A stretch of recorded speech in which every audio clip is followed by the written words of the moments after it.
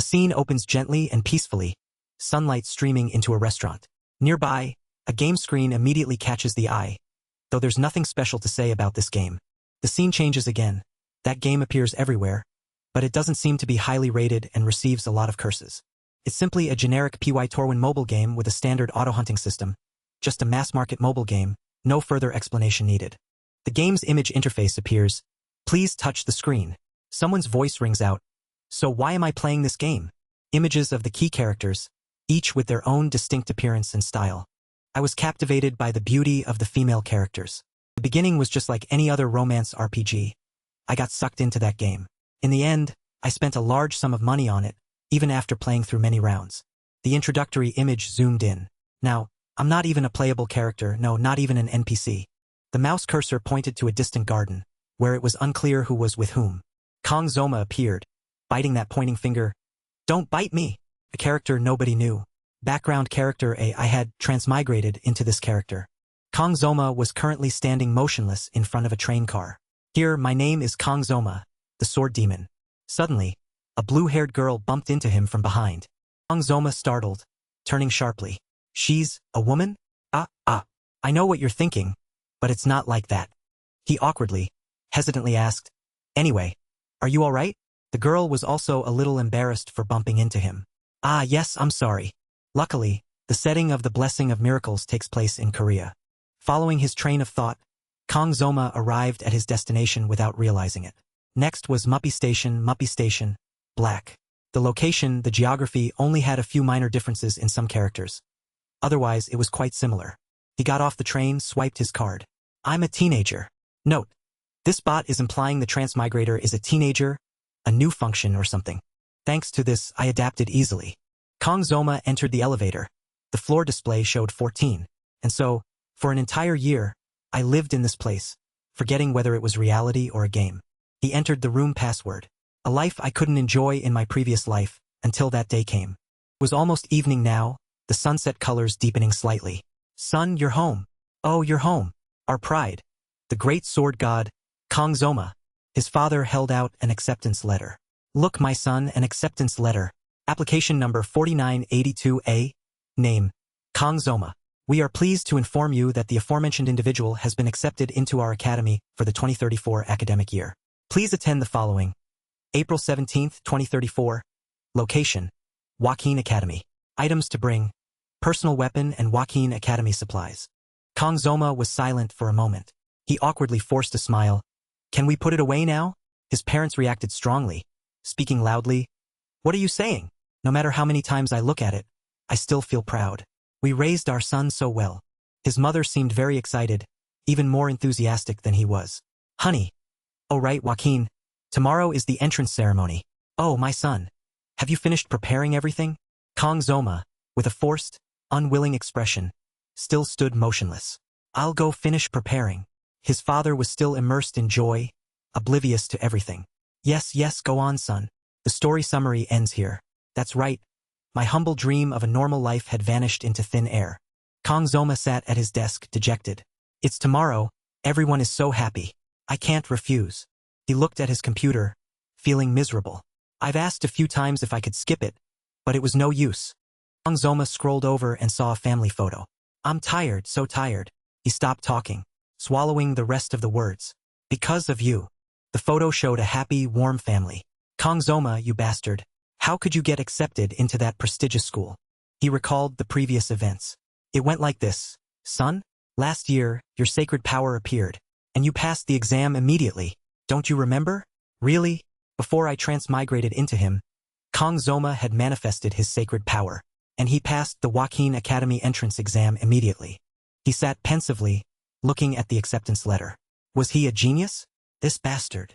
Kong Zoma recalled his understanding of sacred power in this game. For a veteran player, this was all too easy. Sacred power. It's a special ability that humans can use, like a skill in a game. However, not everyone possesses sacred power. Kong Zoma still vividly remembered the notes related to sacred power.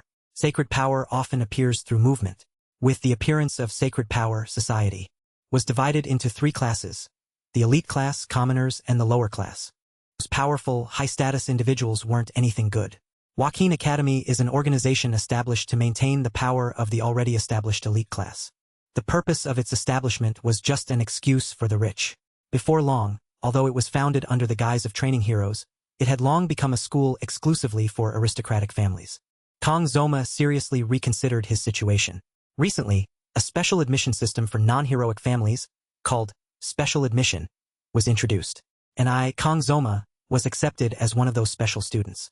A question any transmigrator would surely ask, but why are heroes needed recently? The reason is too obvious. The basic setup is like in movies or numerous other games. Because of the demon race. Kang Zoma was still dazed, many thoughts swirling in his head. That's right, once again, this isn't reality. A school that trains heroes to prepare for war. Huh? It's different. It's like if I had to re-enlist. The feeling would probably be similar. He was dejected and melancholic. Hey, sacred power. Suddenly, an information window popped up. Blessing of painlessness. Reduces pain. Activation time, 30 seconds. Cooldown, 12 hours. Even though he wasn't new to this world, he was still startled. The status window still felt unfamiliar. Kang Zoma now seriously examined his own skills. Sacred power. That Kang Zoma awakened. Blessing of painlessness. Blessing of painlessness reduces pain. Activation time, 30 seconds. Cooldown, 12 hours. Painlessness. Damn it. He'd only look on helplessly. Every time I see it, I feel dejected. 30 seconds with a 12-hour cooldown. Worthless. Kang Zoma remembered something. Ah, that's right. This is the sacred power I was granted when I transmigrated into this body. He shouted loudly. Blessing of the Sword God. The information window changed. If you / infinite activation time. No cooldown. Only activates with swords under 30 centimeters long and 5 centimeters wide. Blessing of the Sword God. And my name is Kang Zoma. Are you kidding me? This is a sacred power I've never seen in the game. Kang Zoma seriously analyzed it. The beautiful name contrasts sharply with the overly simple effect. It will cut if you /. It's ridiculous to call such an obvious thing a sacred power. What nonsense. But what stands out more is the activation condition. Kang Zoma felt speechless. A sword 30 centimeters long or shorter, with a width under 5 centimeters. This is... He immediately thought of something. It's clearly the size of a sashimi knife. It's implying I should cut sashimi here. Kang Zoma was troubled. He sighed. I don't know anymore. After all, life doesn't always go as planned. He leaned back. I'm so fed up. Did I pack everything? Kang Zoma remembered something else. Oh, that's right. I forgot my weapon. Now that I think about it, when I played, the character's weapon I used was... Kang Zoma recalled the weapons. Those exorbitantly priced combat gear. Even the lowest E-rank type cost tens of millions of won. An average C-rank item cost hundreds of millions. And S-rank items were true treasures. He sat and pondered. Tuition fees are already a huge amount of money. I don't want to spend money on something I'm being forced into. Kang Zoma focused on finding a loophole. The letter said, equipment required. So if I don't bring anything, I'll make a bad impression on the first day. A second later, he gave up with a long sigh. Let's go to Deso. Kang Zoma walked towards the glowing area. Suddenly, he remembered an old acquaintance. Suddenly, I thought of that old man. I suddenly remembered my first master, who insisted on using a Japanese sashimi knife worth over 100 million won. A true master never blames their equipment. The scene changed. A voice rang out. New student, Kang Zoma. Kang Zoma was wearing the school uniform. He heard someone calling him. Kang Zoma glanced over. In front of him was a large man. Even though he was wearing clothes, his muscles were clearly visible. Is this really your weapon? In front of him was a pile of discounted Deso knives. Yes. Lee Wonbin froze for a long moment. Today was the entrance ceremony. It was Kang Zoma's turn for equipment inspection. The instructor looked at the pile of discounted knives on the table and judged. Every year, these elite students play pranks. I must establish discipline from the start. He thought it, then did it. He shouted loudly, slamming his hand on the table. Do you think this academy is a joke? Do you really think using a kitchen knife like this as a weapon in the class placement test is acceptable? Kang Zoma calmly replied. This is my weapon. Seeing his expression, Lee Wonbin also broke out in a sweat, motionless. He shouted again. Student. Kang Zoma quickly stepped forward and calmly explained. Instructor. I am a special student from a humble family. Tuition alone is a huge burden for my parents. So how can I add the cost of an expensive weapon? Lee Wonbin stared with wide eyes. The color of the name tag, special student. He carefully observed the name tag. Indeed, for students not from the elite class, the academy's tuition is a significant burden. The instructor's expression changed instantly. From a scowl and a shout, he was now incredulous, sweating. It's shocking to think that someone involved with an organization that should encourage equal educational rights would be prejudiced and push away such a sincere and filial child. So, the 30% discount means. Kang Zoma continued speaking. He also added another sentence. Blaming one's equipment is merely the act of amateurs. Lee Wonbin seemed to see a light flash from Kang Zoma. He pondered the boy's words. A true master does not blame their equipment. This was certainly not something a teenager should say. It felt as if he had reached the pinnacle in some field. Now, Kang Zoma's image was like that of a supreme deity, shining brightly. The weight of his eloquent words, this unwavering spirit, was as if he were. Instructor was moved to tears, snot and all. Magnificent, the greatest of all time. Back to reality. Kang Zoma woke him up. Instructor Lee Wonbin, without much thought, quickly approved him. Student Kang Zoma's weapons are approved for use. Kang Zoma put away his knives. Thank you, instructor. Behind him, the privileged students looked angry and scoffed. Oh, a special student. How did someone like him get in here? Ugh. The smell of those special admissions. After his dramatic display, Lee Wonbin was full of vigor. He bellowed, "New students, quiet down. When the evaluation ends, move quickly and orderly." Kang Zoma, standing to the side, flinched. Kang Zoma tried to quickly sneak away. He was already too scared. I just got PTSD from hearing that. PTSD, post-traumatic stress disorder. But behind him, those people were even more enthusiastic, more excited. Your attitudes will determine whether I become an angel or a devil. Understand.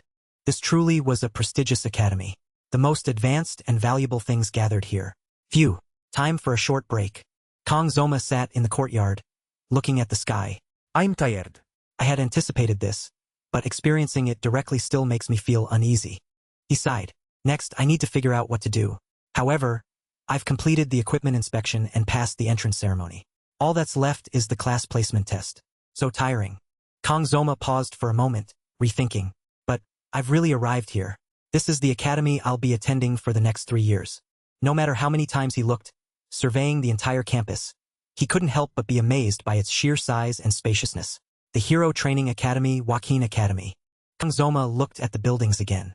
Certainly different from what I saw in the game's graphics. Then he turned to look at the courtyard. If I exaggerate a little, it might be as big as a small town. He couldn't help but exclaim, "How impressive!" Kang Zoma sat on a bench, shaded by leaves from the sun's rays. He was about to begin his academy life here. A myriad of indescribable, strange feelings filled his heart. Attending a school for the elite class, he recalled having to drop out of high school due to family circumstances back on Earth. Felt truly unfamiliar. Suddenly, the loudspeaker blared. The class placement test will commence shortly. All students are required to gather in the training hall before 1 p.m. Kang Zoma looked over attentively. He opened the bag beside him. It's time, isn't it? The entrance ceremony is over, but the class placement test is very important. Kang Zoma held up his Daiso knife, a confident smirk on his face. A test is a test. I'll have to get used to it. Come to think of it, I haven't used a knife since I got here. There was no reason to. He recalled the image of the old man, gripping a knife in his hand. Not a single day should you put down your knife. Even when you sleep, hold it tight. Understand? It seems I've adapted to another one of his habits. 20 years living by the knife. Would a year of rest diminish my skills? Kang Zoma felt the knife, assessing it. He tested the sharpness of the discount blade. Kang Zoma was surprised. He smiled. It's better than I thought. Kang Zoma drew the knife. Let's see. Maybe I'll cut a few leaves. Surge of thunderous power flowed around the knife, enveloping it. Suddenly, an information window popped up. Equipment activation requirements met. Blessing of the Sword God activated. The window, initially green, flickered to red. Your physical level is too low. Kang Zoma flinched. He was also affected. Your weapon level is too low. Use suppression to initiate user synchronization. Not understanding what was happening, Kang Zoma was bewildered and panicked. I just drew the knife. And a silent black screen enveloped him, drifting quietly. A beeping sound echoed from somewhere. May the blessings of the gods be with you. Kang Zoma was tense, afraid. The electric current struck the knife, flowing through him. Lightning flashed violently. Intense stress and powerful emotions were utterly miserable. Ah! Kang Zoma's mouth hung open. He struggled to speak. If this continues, I'll die. His eyes rolled back, now surrounded only by electricity. Boom! En explosion échoued. A blinding flash of light appeared. Kang Zoma was pulled into some red space. Fragments of real-world images peeled away, painting everything. Kang Zoma was tense, surprised, and terrified. Damn it! His hand went limp, his arm strength gone. What the hell is this? The knife fell to the floor. Before Kang Zoma's eyes, space-time shattered. He opened his eyes wide, frozen for a long moment. Kang Zoma couldn't believe his eyes. Sweat streamed down his face. I'm back. The moment I let go of the knife, I returned to normal. Suddenly, his head throbbed agonizingly. But my body, it hurts so much. Kang Zoma struggled to brace himself, his body trembling, his vision darkening. I understand the sacred power activation part. But this world-shattering effect, is it related to the blessing of the sword god? And this reaction causes too much pain. The blessing of painlessness only helps with mild muscle aches after use. Kang Zoma raised his hand to look at it. If every activation is like this, then... He looked at the knife in front of him. I can't use it. The academy loudspeaker announced again. Students, please gather in the training hall immediately. Kang Zoma was still immersed in the aftereffects. He frowned, looking at the knife on the ground. Hesitant, undecided. But this, I think I should pick it up. I can't just leave a sashimi knife on the ground. Yeah. Maybe the pain is only for the first activation. Kang Zoma trembled, trying to reassure himself. I'll be fine, right? He decisively picked up the knife. The past repeated itself. He couldn't escape the electric shock. A piercing scream echoed, drawing everyone's attention. God damn it! The scene shifted to the gathering place, the training hall. Inside the hall, everyone was assembled.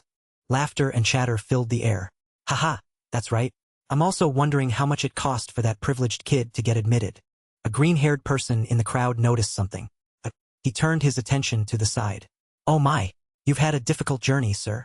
The person who appeared was Klinge Siegfried von Nibelung, sitting majestically above. Sir Klinge, a 7-star hero. Klinge Siegfried von Nibelung. Cheers and murmurs echoed from below. Descendant of Aaron Nibelung, direct disciple of the originating hero, Baylor Joaquin. Klinge didn't pay much attention to it. The green-haired man cautiously looked at him. The strongest man in the world. The white-haired friend beside him finally spoke. Hee. We should return to our seats, shouldn't we? The green-haired man stammered in agreement. Yes, that's right. Klinge sighed, annoyed. Suddenly, a dark shadow appeared beside him. It was Media, a 7-star hero, the sage. Klinge was annoyed. Media. He reminded her. You're not dressed like an academy headmistress at all. It seems turning 70 hasn't changed you much. Media indifferently ignored him, sitting down beside him. Doesn't every woman want to maintain her beauty until death? She glanced over, smiling. Zeke? Just say the word. My blessing can make you look 10 years younger. He still grumbled irritably. Even if you turn 70 tomorrow, you still haven't matured. People should value their inner nature. Media dismissed it all. She covered her mouth, laughing as she changed the subject. Oh, you old man. Why are you still the same as 50 years ago? Klinge could do nothing but sit there, fuming. This old hag. Media smiled, looking at Klinge.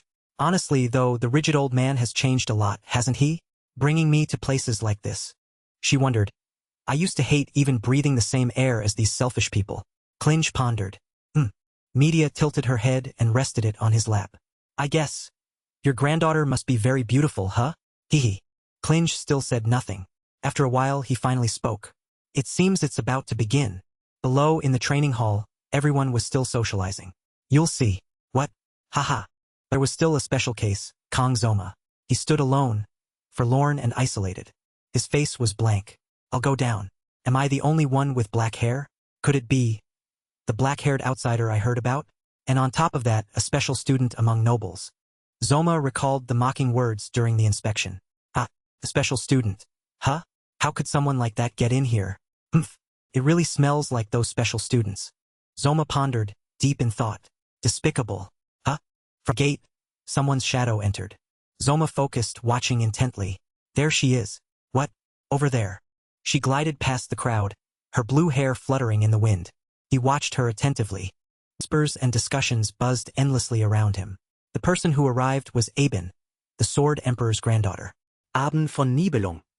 She had very cold and sharp eyes. According to Zoma, this was the main character. The main character of this game. And the only reason I spent my fortune on it. Initially, the subspace, the originating hero, Baylor Joaquin, created this space along with the founding of the academy. This is a reality separate from our own. Injuries and pain experienced here are real, but the subspace in reality does not apply to the real world.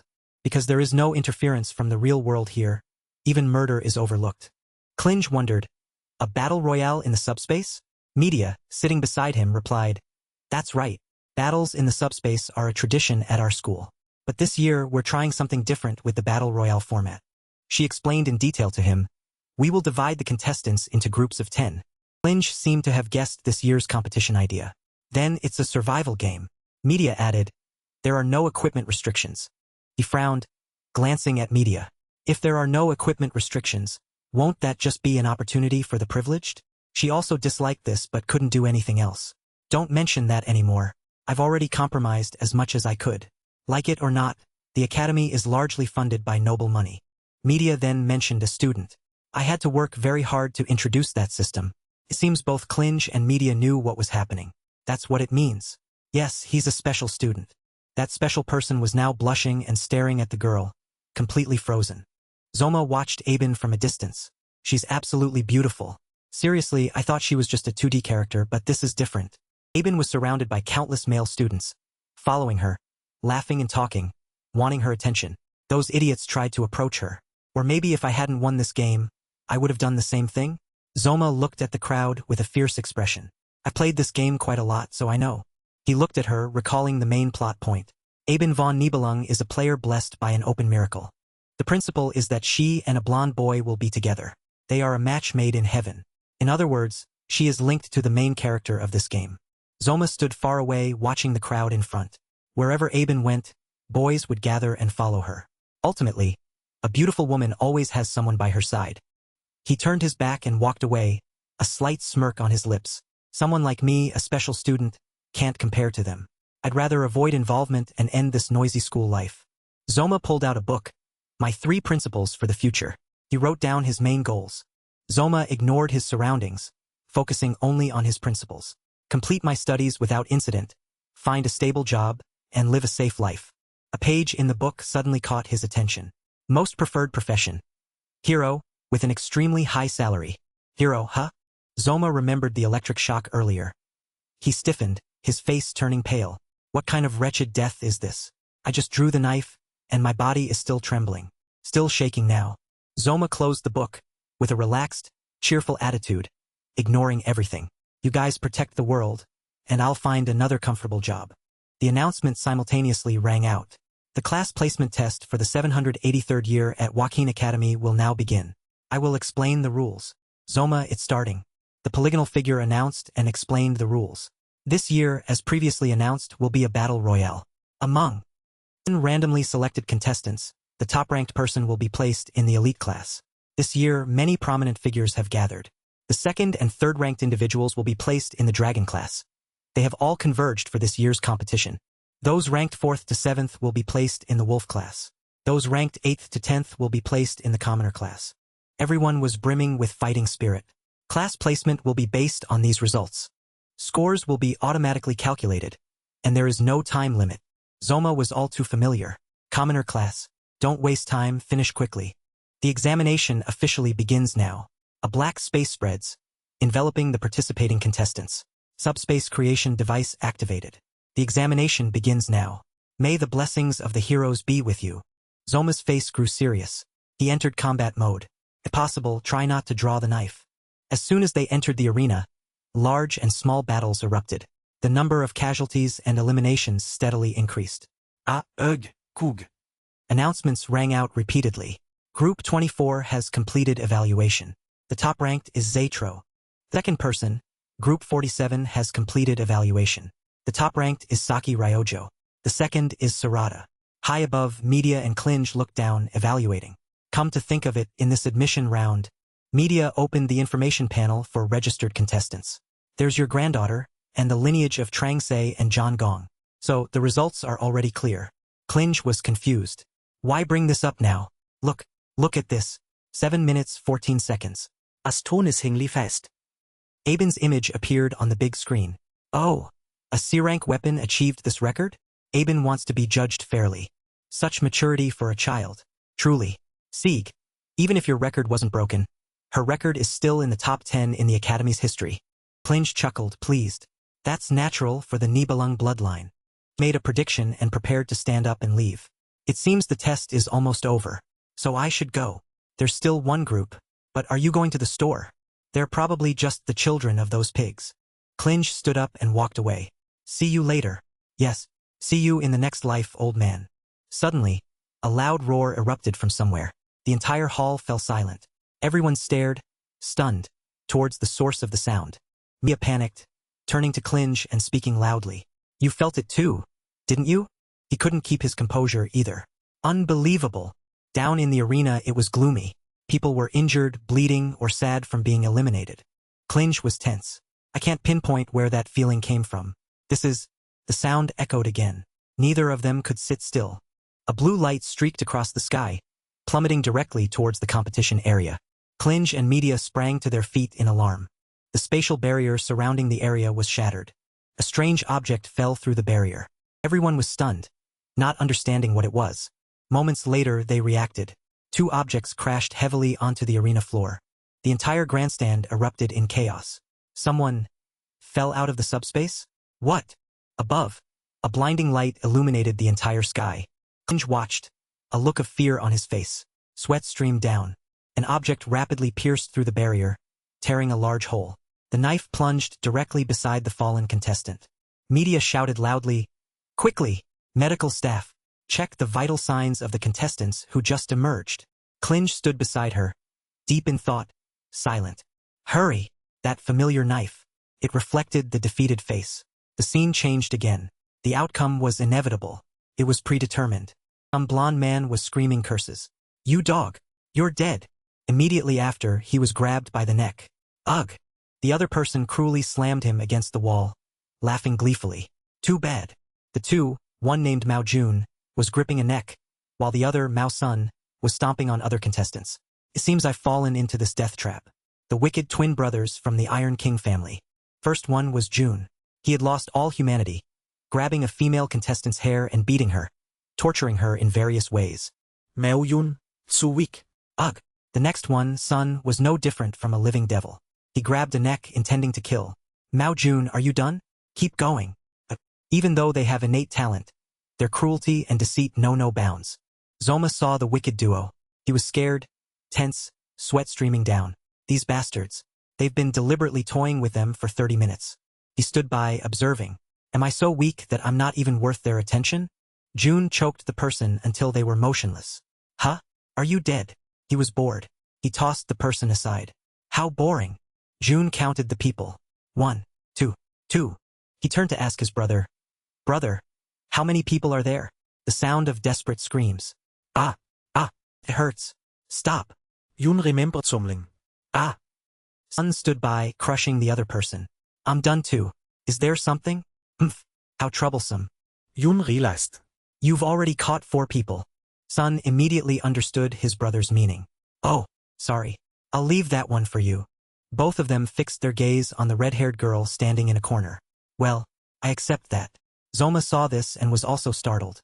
He tried to calm himself down, thinking, the person who had been sitting quietly in the corner seems to have panicked. She's lost her will to fight. Damn it. Jun approached her step by step. He wore an amused expression. Oh, look at this. Jun raised his fist, smiling slyly.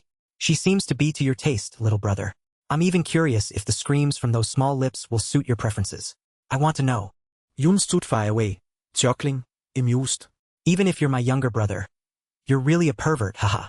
Jun revealed a perverted, lecherous expression, staring intently at the girl. So then, where should I start tearing you apart? At this moment, Zoma ran out from a corner, provoking them. Hey, you fat bastards! Bravely shouted. Even if this is a subspace, why are you going so far? Are you crazy? Damn it, I got involved without realizing it. The two brothers clearly looked annoyed. What's this? Another one. Jun, his name tag. Both of them noticed the green tag on his chest. A special student? A low-class punk. Sun and Jun exchanged lewd glances. Sun approached Zoma. Brother, I'll deal with this guy quickly. After that, blood splattered everywhere. Okay. He raised his fist, looking at Zoma with amusement. Ah, since that guy just insulted us, let's cut out his tongue. All right. Zoma was currently in a dangerous predicament from all directions. He gritted his teeth, trying to find a way out. Damn it. What do I do now? Should I use the blessing of painlessness? Avoiding pain for 30 seconds won't help at all. Sashimi. Suddenly, a light radiated from beside him. Inside the bag, the sashimi knife shone brightly. But Zoma was deep in thought. If I hold the knife, the blessing will definitely activate. The blessing of the sword god. He prepared himself. Normal, peaceful, safe. Not even half a day since I made up my mind. Damn it. Sun seemed to discover something. What's this? What's this? Zoma pulled the knife out of his bag. Both of them were stunned, motionless. Laughter and mockery echoed again. Holy shit. Are you kidding me? Bastard. Sun immediately lunged towards him. Since you're quite interesting, I'll make sure you suffer the least pain. Took a running start, sinking into the floor. I'll smash your head first. Sun jumped high, aiming straight down. Zoma rotated his feet, preparing to dodge. This isn't a situation where I can be picky. Just 30 seconds. After that, everything should be fine. He tensely drew his sword. Blessing of painlessness. The window appeared at the same time. For 30 seconds, all pain will be eliminated by the blessing of the unprotected. Activation time, 30 seconds. Cooldown, 12 hours. He slowly drew the knife. With this blessing, the blessing of the sword god has been activated. It will nullify the pain caused by the blessing of the sword god. Sun advanced directly towards him. He shouted loudly, "What can you do with that dull knife, you bastard? If I don't cut, I'll die." With that sashimi knife. Zoma followed his every movement. He gritted his teeth, glaring at Sunday. This pressure. He was resolute. Not fish, but a person. Images from his past flashed in Zoma's mind. Why do gangsters in movies use sashimi knives? Can master really cut people with a sashimi knife, not just fish? His master had yelled at him a lot and also taught him. Are you stupid? That's just in movies. Even a god couldn't do that, you idiot. If you slash it, it will cut. Zoma was enlightened. He suddenly came to. His eyes sparkled like stars. And the scene appeared. Before Sun could finish his sentence, he was cut and sent flying. Get out. You dog. I hope. He had his arm severed by Zoma. His eyes lit up. Zoma was like a god descended. Kill that evil demon. May the blessings of the gods be with you, boss. Why do gangsters use? The chef was speaking when immediately a flash of light shot across, cutting off his words. That light was a sharp knife plunged into the wall. The chef now trembled, his eyes wide with fear. What? This? Kong Zoma's master narrowed his eyes at the boy and coldly said, I told you to call me master, and why are you curious about that? The narration continued. My first master was a former gangster. To atone for his sins, he cut off one of his wrists. After that, he opened a sashimi restaurant because he wanted to make people happy with his knife skills. His skills were quite impressive. The chef now held up the sharp knife and innocently asked, why do gangsters in movies use sashimi knives? I'm curious if it's like that in real life. His master, wiping his face with his stump, replied, people with good knife skills wouldn't ask that question. Think carefully. If someone stabs you with a large kitchen knife, the knife will immediately get stuck. Can you pull it out? A sashimi knife is small. Therefore, it can stab many times and be easily pulled out. The chef wondered again. Stab? Why not just chop? You can chop fish, but not people. His master heard that and angrily shouted. Because fish are lying down when you chop them. If they were standing, you couldn't even chop bread. You idiot. The chef was speechless. In manga it looks so smooth. Maybe your skills are just bad, master. His master was furious at being mocked. He slapped the boy and scolded. Kid, call me master. Understand. Scene shifted to another setting. A giant iron hand appeared. Mao Sun now had one arm severed. His face was utterly terrified. The person with eyes rolled back, revealing a cruel expression, now also broke out in a cold sweat. Chloe also looked straight ahead in astonishment. Before them was Kong Zoma, holding a small, sharp knife. Mao Sun, in pain, clutched his severed arm and screamed, You bastard! Damn it! His tears, a mix of pain and regret, flowed as he cried, My arm! My arm! Sun continuously clutched his arm, wailing in pain. It hurts so much. Sobi. But now Kong Zoma, his face dark, approached him. He fell to the ground in fear, screaming, Don't come here. I said don't come here. Then he quickly stood up and ran away frantically, shouting, "Help! Help! Help me!" Mao Jun on this side was utterly stunned by the sight. Mao Sun was still desperately running, tears streaming down his face. "Brother! Brother! Save me! That guy! That damn dog!" Mao Jr. At this moment, his face was incredibly ugly with despair. A red streak of light flashed across his face. "Dying!" Before Mao Sun could finish his sentence, Kang Zoma immediately swung a slash across his head. A horrifying, bloody scene appeared before Mao Sun's eyes, leaving him aghast. He now broke out in a cold sweat, his emotions a mix of rage and terror. At Mao Sun's feet was half of his younger brother's head, eyes wide in despair, looking up for help. At this moment, his rage finally erupted, and he screamed, "Son! Son!" Kang Zoma, meanwhile, still stood there holding the small, sharp knife. Chloe was also utterly stunned by this terrifying sight. "Calm down. This is the subspace." Mao Jun gritted his teeth, trying to reassure himself, but sweat poured down him like rain. With a knife like that, son can't die. And so, what's wrong with that bastard? I'm not sure what it is, but for someone who seems to be using a knife for the first time, he was trying to regain his composure and calculate. "My breathing is erratic. And son's death. Was it a coincidence? I'm sure. I must be careful with that knife." His mistake was being too careless. Mao Jun calculated while reaching for his remaining iron hand. If that's the case, he attached the red iron arm to his remaining hand, shouting, "A weapon performs best when used with both hands," and a surge of power began to rise. Blessing of resilience. Defense increased. Blessing of intervention. Power increased by 200%. A large red fist appeared. Blessing of the spirit. Fist strength enhanced. At this moment, Mao Jun, with two large arms, let out a triumphant laugh, activating 3 blessings at once. These are A-rank blessings that ordinary people wouldn't dare dream of. I don't know where you found that knife, but even an S-rank weapon can't cut through this. I'm not like Sunday. On this side, Kang Zoma was trembling, muttering, 23, 22, 21. Mao Jun now threw a blue punch. "You've been standing there like an idiot all this time." Then he threw a red punch, attacking Kang Zoma. "Are you muttering your last words?" At this moment, Zoma was still standing there, holding the knife, his eyes shining brightly. He became even more excited and hopeful, shouting loudly, "I'll smash your head, like this." The attack aimed downwards at Zoma's nape. At the moment, Kang Zoma was still counting the numbers. 7, 6, 5. Mao Jun was now a little confused by his indifference. What the hell? At this moment, Mao Jun fell to the ground, riddled with knives and fresh blood flowing out. His red iron arm was also severed, with a knife plunged into it. His face was now covered in blood. His eyes rolled back as if he were about to die. Kang Zoma's body was still trembling, holding the knife, but he continued to count. 3, 2, 1. At this moment, his eyes opened wide, and his body continued to tremble. Before Mao Jun closed his eyes, he couldn't help but exclaim in his heart, "Ah!" At this moment, Kang Zoma also counted to 0. The system then announced, "The effect of the blessing of painlessness has ended." Screams filled the air. "Aya! Aya! Aya!" Kang Zoma's entire body trembled, raising his hand holding the knife as if enduring some pain. At this moment, Mao Jun finished his last thought and took his final breath.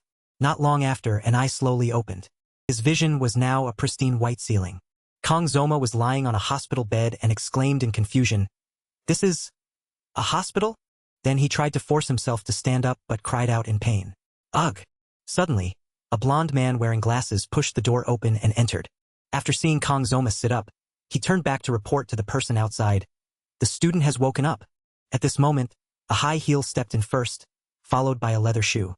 Kang Zoma was still looking up in surprise. He thought to himself, unfamiliar faces, but I recognize one person. 50 years ago, the one who defeated the Demon King's 6th Legion commander. The 2 new arrivals were Klinge Siegfried von Nibelung and the sage Media Poison, 2 of the 7-star heroes. The old man now looked down at him, deep in thought. Kang Zoma was still assessing. The strongest human, Siegfried.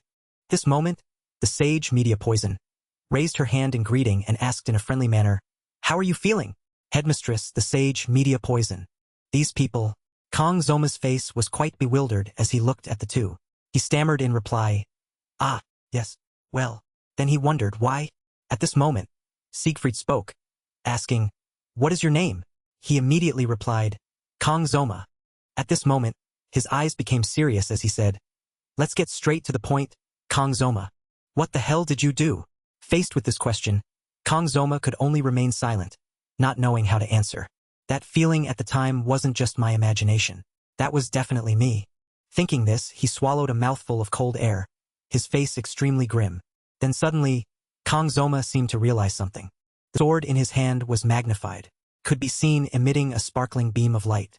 Even the head of Siegfried's staff and the gemstone on his collar emitted a brilliant light. His eyes became sharp. Being noticed by such a terrifying person is not good at all. Then he calmly spoke. Even if it was a subspace, I still believe their actions crossed the line. I think my response was also excessive. I will accept any punishment without complaint. Siegfried was still staring down at him. Kong Zoma, without any fear, stared straight back. At this moment, Media Poison sighed, breaking the cold silence. Ah, you foolish old man. Why would you ask a young man like that? Then she sat down beside him, stroking his chest and said, even if you say that, Siegfried was the one who cleared your blood vessels while you were unconscious. They say the younger they are, the more stubborn they are, right? At least leave some for me. As she spoke, sparkling love hearts emanated from Media Poison. Siegfried, hearing her, said awkwardly, I told you not to mention that. Media Poison now drooled, leaning closer to Kong Zoma, teasing, look, the old man is embarrassed. At this moment, Media Poison was caressing his shoulder, exclaiming, oh, look at these shoulders. Kong Zoma, still confused, wondered, no wonder my body feels as light as a feather. Otherwise it would be heavy like wet fur. At this moment, Media Poison returned to normal and cut off his train of thought. Zoma, when you were unconscious, we extracted what happened and reviewed it with the professors. The sight of you sacrificing yourself to protect a pitiful female student. Truly, the prince I've dreamed of. As she spoke, she raised her hands in excitement, making Siegfried frown in anger. After her excitement, she wiped away her drool and winked at him, saying, no, you are the prince.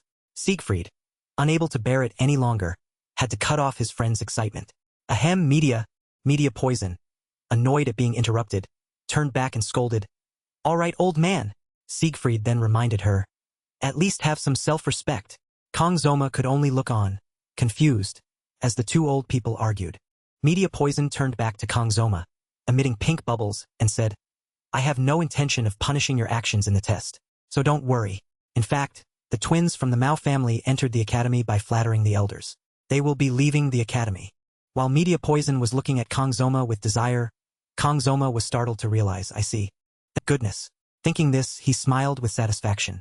It seems I won't have to deal with them in the academy anymore. At this moment, Siegfried added a sentence.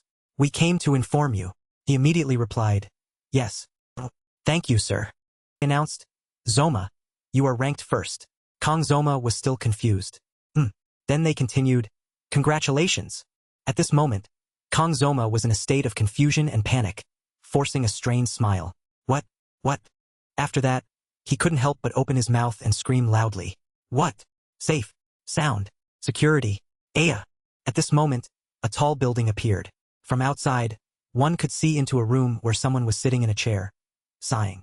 Media Poison was holding a teacup, saying exasperatedly, I've been headmistress for almost 20 years. This is the first time something like this has happened.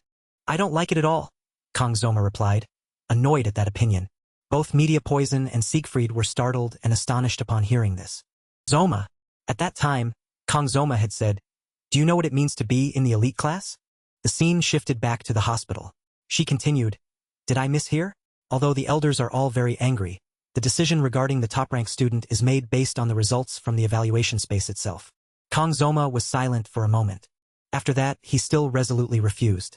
But I still don't like it. This left the two old people very confused.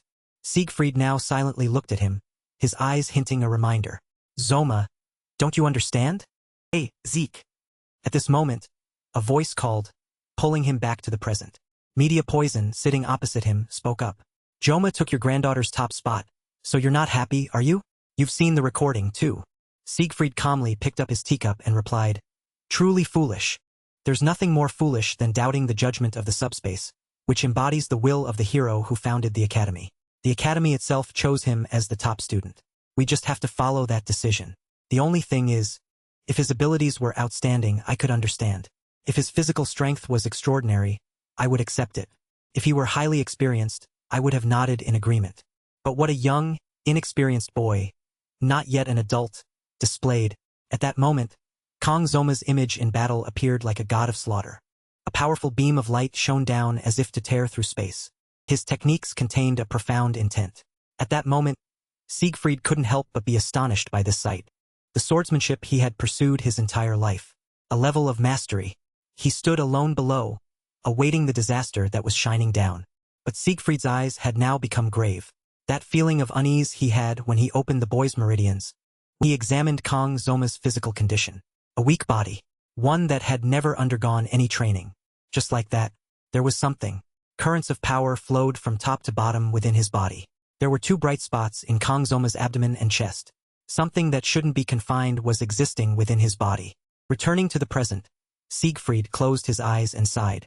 At his age, setting his teacup down, he thought again. And yet, he still had the spirit to compete like this. Especially against a boy the same age as his granddaughter. Suddenly, Media Poison's words cut off his thoughts. Ah, his face is truly handsome. Plus, the way he defeated his enemies to rescue the maiden in distress. If I were only 10 years younger. Ah, no. I might still be able to now, actually. Hey old man, what do you think? She smiled, looking at Siegfried, leaving him speechless. Then he spoke up. Do you know what students these days call a woman like you? Media Poison looked puzzled. Then she put on a nonchalant expression. Just say what you want to say directly. What do they call someone like me? A teacup was placed on the table with a clink. Media Poison frowned in confusion. Faced with Media Poison's confusion, Siegfried uttered word by word. Shameless woman. Hearing that, a wave of fury erupted from Media Poison. That oppressive aura made the teacup on the table vibrate, causing the water inside to splash out. The scene shifted elsewhere. Kang Zoma was now standing in front of a door. A sign on the door read Wolf Class. This made him exasperated. I've compromised as much as I can. At that time, a discussion echoed in the hospital. Send him to a higher class. Headmistress, I want to go to the Tiger class. The top student cannot go to the Tiger class. Isn't our academy's motto equality? Why can't I go there? No. No matter what, the Tiger class is too low. After some discussion with the stubborn student, Media Poison was sweating profusely and put her hand to her mouth to promise. Instead, I will help you keep it a secret. Then, an uneasy thought radiated from her. If I let him join the Tiger class, the elders will make an even bigger fuss. Meanwhile, Kang Zoma looked at her with extreme confusion. Returning to the present, my plan is to quietly complete my studies in a low-ranked class, not to get caught up in the struggles of the higher classes. As he thought, he slowly pushed the door open. Kang Zoma couldn't help but sigh.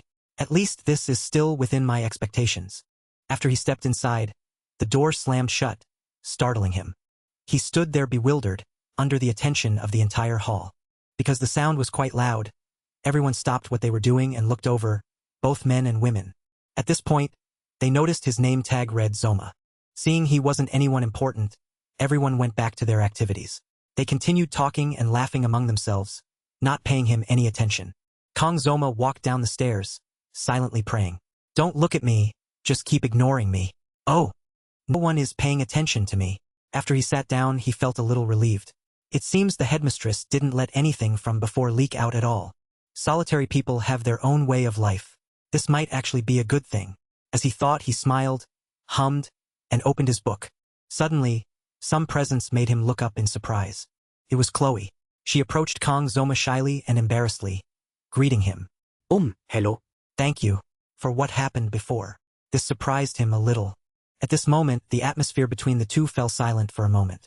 Chloe blushed and continued. During that test, Kang Zoma then remembered. Ah, that time. He secretly assessed. We're the same age. Why is she speaking so timidly? Then he smiled brightly and said, You don't need to thank me. Anyone would have done the same in that situation. It seems like I saved her. But Chloe still stood there, timidly trying to say, No, it's not like that. Kang Zoma thought again. I just wanted to survive. I'm such a hypocrite. Hearing her, Kang Zoma cheerfully changed the subject. Now that I think about it, I don't think we've introduced ourselves yet. I'm Kang Zoma. Chloe now managed to smile and replied, My name is Chloe. He friendly said, Nice to meet you, Chloe. I can't believe we're in the same class. Chloe brightly added, I'm very happy to meet you too. After getting acquainted, he tilted his head, confused, and wondered, Chloe? Who is she? I've played almost the entire game, but I don't know this character's name. As I recall, the main storyline in the latter half focuses on the war with the demon race. For a new character to appear now is quite unexpected. Ah, she's just a side character like me. Kongzoma said, oh right, can you keep what happened during the test a secret? Chloe immediately replied, huh? Oh of course. At this moment, she seemed about to say something. If you don't mind, could you perhaps? Then, someone immediately walked in and loudly interrupted her. Everyone, sit down. Kongzoma looked at Chloe and said, we'll talk later then. She could only reply regretfully, okay. At this moment, a stack of documents was slammed onto the table, accompanied by a loud voice. First, congratulations to all of you on your admission. The instructor stood on the podium, speaking with a proud expression. All of you here have been chosen to carry on the will of the Academy's founding hero, Baylor Joaquin. Be proud of that. My name is Lee Wonbin. I am the head instructor of the Wolf class. This person's name was Lee Wonbin. Wonbin continued, today is the first day, so we will do some simple physical exercises. Please change your clothes and gather at the training ground within 30 minutes. At this moment, a student wearing glasses raised his hand to speak. Instructor, what kind of exercises are those? Instructor Lee Wonbin immediately replied, it's simple, just 100 push-ups, 100 sit-ups, and 100 squats. After that, just run 10 laps around the training ground, and you're done. The students below murmured. Lee Wonbin then asked loudly, if there are no more questions, please go change and gather at the training ground. Class dismissed. Yes, sir. At this moment, everyone was heading outside, leaving Kongzoma sitting there, eyes wide, thinking helplessly. Are these exercises meant to turn students into bald soldiers? At this moment, he approached the podium and called out, ah, instructor. Lee Wonbin asked, what is it, student Kongzoma? He was surprised. How does he know my name? But that doesn't matter. The problem now is, then he had to make an excuse to avoid training. I'm sick. I have to find a way to escape this boring training. Instructor Lee Wonbin pondered. Then he said, all right, for the top student, this training schedule won't help you improve much anyway. He recalled the instructions he'd been given. Remember to keep it a secret. Lee Wonbin continued, how about you train with the elite class on the first day? The headmistress has allowed you to attend all classes. Kongzoma froze for 5 seconds upon hearing that. That damn old woman. What secret? What kind of secret is it when more people know about it? He recalled media's promises, and the corner of his mouth twitched. Then Kongzoma quickly regained his composure, scratched his head, and replied to the instructor with a bright smile. No need, instructor. I think I just need to go to the restroom for a bit. I'm feeling a little sore. It's really good that you're having us stretch our muscles like this. Ha ha ha. You are truly wise. Lee Wonbin then said, you truly are the top student. Very straightforward. I'll see you at the training ground later. Yes, yes. The scene shifted to the outdoor training ground. Kongzoma was now sweating profusely from training, panting. Ah! His heavy footsteps pounded on the ground. Just light exercises. Everyone, hurry up. Begin. At this moment, the entire class ran ahead, leaving Kongzoma still struggling to catch up. Kongzoma, out of breath, tried to reply. Damn it. Yes, sir. He ran, tiredly thinking. I'm going to die. The instructor's urging voice still echoed. 1, 2, faster. Chloe ran closer, asking worriedly, is this training too hard? You don't look very well. Kongzoma looked over in surprise. Though he was exhausted to the point of fainting, he still managed to smile and replied, ha, I'm fine. Chloe looked at his somewhat off expression but still asked, Zoma, how many laps have you run? Kongzoma immediately replied, probably 5 laps. What about you, Chloe? It seems you've been left far behind.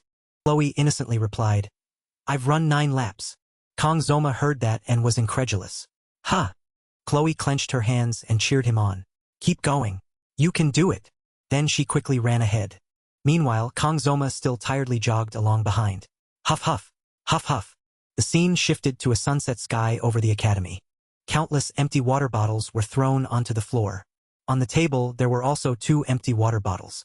Someone slammed a water bottle onto the table. Kongzoma now lay sprawled on his bed, sighing. Damn it, I'm so hungry. A week after starting the academy's arduous life, I found myself caught in an unexpected lie. At this moment, in the academy's dining hall, students were gathered, eating after their strenuous training. Kong Zoma couldn't hold back any longer and urgently spoke, to everyone's confusion. I'm hungry. So hungry. Pork belly, please. 1 pork belly. I'm so hungry, he urged. The chef glanced over with sharp eyes. Kong Zoma paused, looking at a ticket box. He wondered, so it's not free after all. Then Kong Zoma said, I'll go get a ticket right now. 1 bowl of pork belly rice, pre-ordered. But suddenly, he froze for 5 seconds when he saw something. On the menu board was pork belly rice for 50,000 won. Kong Zoma stood before the expensive menu, incredulously exclaiming, 50,000 won? For just pork belly? At this moment he stood there dumbfounded, muttering, 50,000, 50,000 won. Ugh! At this moment, the last drops of water were falling. Returning to the present, Kong Zoma was tipping an empty water bottle upside down to drink the last drops. Then he angrily threw the bottle away, cursing, damn it! The price of 50,000 won for pork belly rice is truly outrageous. His eyes glowed fiercely, as if he wanted to kill someone. I'm hungry. What a crazy price. My living expenses are running out too. Kong Zoma recalled his father giving him money. Son, take some pocket money. Oh, no need, Dad. He had smiled brightly, refusing without hesitation. Returning to the present, he looked down at the empty bottle on the floor. Then Kong Zoma rolled himself in the blanket. He buried himself in the blanket, regretting, I should have seized the opportunity right away. I'm such an idiot. Surviving day by day on the cheapest water from the school store. While he was curled in the blanket, the screen appeared. Blessing of the Sword Saint. If you slice something, it will be easier to cut. Physical stats increased to 12. Because your physical stats have been enhanced, weapon requirements have been loosened. The blessing is only activated on swords 30 plus or minus 2 centimeters or shorter in length, and less than 5 plus or minus 1 centimeter in width. At this moment, he thought to himself, just thinking about it makes the blessing window automatically appear. A moment later, Kong Zoma smiled. Well. He stood up in front of the mirror. He lifted his tank top, revealing a six-pack. He said with satisfaction. It wasn't a complete waste of time. And Kong Zoma looked down at his hands in surprise. Has the blessing of the Sword Saint cleared my blood vessels? To this extent, it's almost like an evolution. The blessing of the Sword Saint has not yet been fully unleashed. The blessing is only activated on swords 30 plus or minus 2 centimeters or shorter in length and less than 5 plus or minus 1 centimeter in width. If I diligently improve step by step, I might be able to wield a short sword. At this moment, Kong Zoma noticed the 2 sharp knives on the table. He smiled again. I was even scared just holding a sword during the opening ceremony. Now, if I don't hold a sword, my hands will feel itchy. Is it due to the influence of the blessing? Then Kong Zoma scratched his head helplessly. Why do I feel so proud? Suddenly, there was a knock on the door, startling him. Who is it? As he opened the door, Kong Zoma was about to ask, who? At this moment, the person outside was Chloe. She was still as timid as ever, but her expression was a little worried. Yeah. Sorry. Did I disturb your rest? Chloe, why is she here? Kong Zoma wondered. Then he cheerfully replied, not really, I just lay down. So, is something wrong? Chloe lowered her face and carefully explained, it's just that I haven't seen you in the school cafeteria all week. I was worried you weren't feeling well. Outwardly, Kong Zoma smiled and said, well, I don't have a habit of eating food cooked by others. Ha ha ha. But inwardly he was drooling furiously. I absolutely love eating food cooked by others. Hearing that, Chloe said, I understand. Don't worry, he reassured her. Suddenly, Chloe hesitated a little as she made a suggestion. If possible, Zoma, I was thinking of buying some ingredients from the school store so we could cook together. Before she could finish her sentence, Kong Zoma, already wearing his jacket as if he had been waiting for a long time, smiled brightly and said, then let's go. What? Didn't you want to invite me to dinner? Chloe couldn't quite process his words and actions. Yes. What? Kong Zoma walked down the hallway, humming cheerfully. I'm a great cook, so leave everything to me. Seeing this, Chloe happily ran after him. Yes. Zoma. Kong Zoma continued. Chloe's dorm is across the street, right? Let's go there then. By this time, it was dark outside. Bright, twinkling stars appeared in the sky. In the building below, a few windows were still lit. Inside Chloe's room, she ate and praised, it's so delicious. Kong Zoma replied, I'm glad you like it. Chloe continued to praise him. You don't just throw everything together, do you? And you cook so fast. He was silent for a moment. He looked down at the sparkling clean plate and said, I only know how to boil fish. I didn't know I'd have the opportunity to enjoy cooking of this caliber. I'll go check the refrigerator. Okay. Kong Zoma looked into the refrigerator filled with fish boxes and exclaimed in surprise, But you really like fish, don't you? Chloe replied, I was born in a coastal area. He immediately said, That's great, because my specialty is fish. Really? Good. Anyway, my hands and feet are itching. Kong Zoma was secretly pleased. Then he enthusiastically cooked. Cleanse myself after a long time by slicing sashimi. But the problem is the blessing of the sword saint. Kong Zoma looked down at the knife block, finding it a bit hard to choose. Kitchen knives are. He turned and asked, Do you have a longer knife? Chloe asked back, Longer?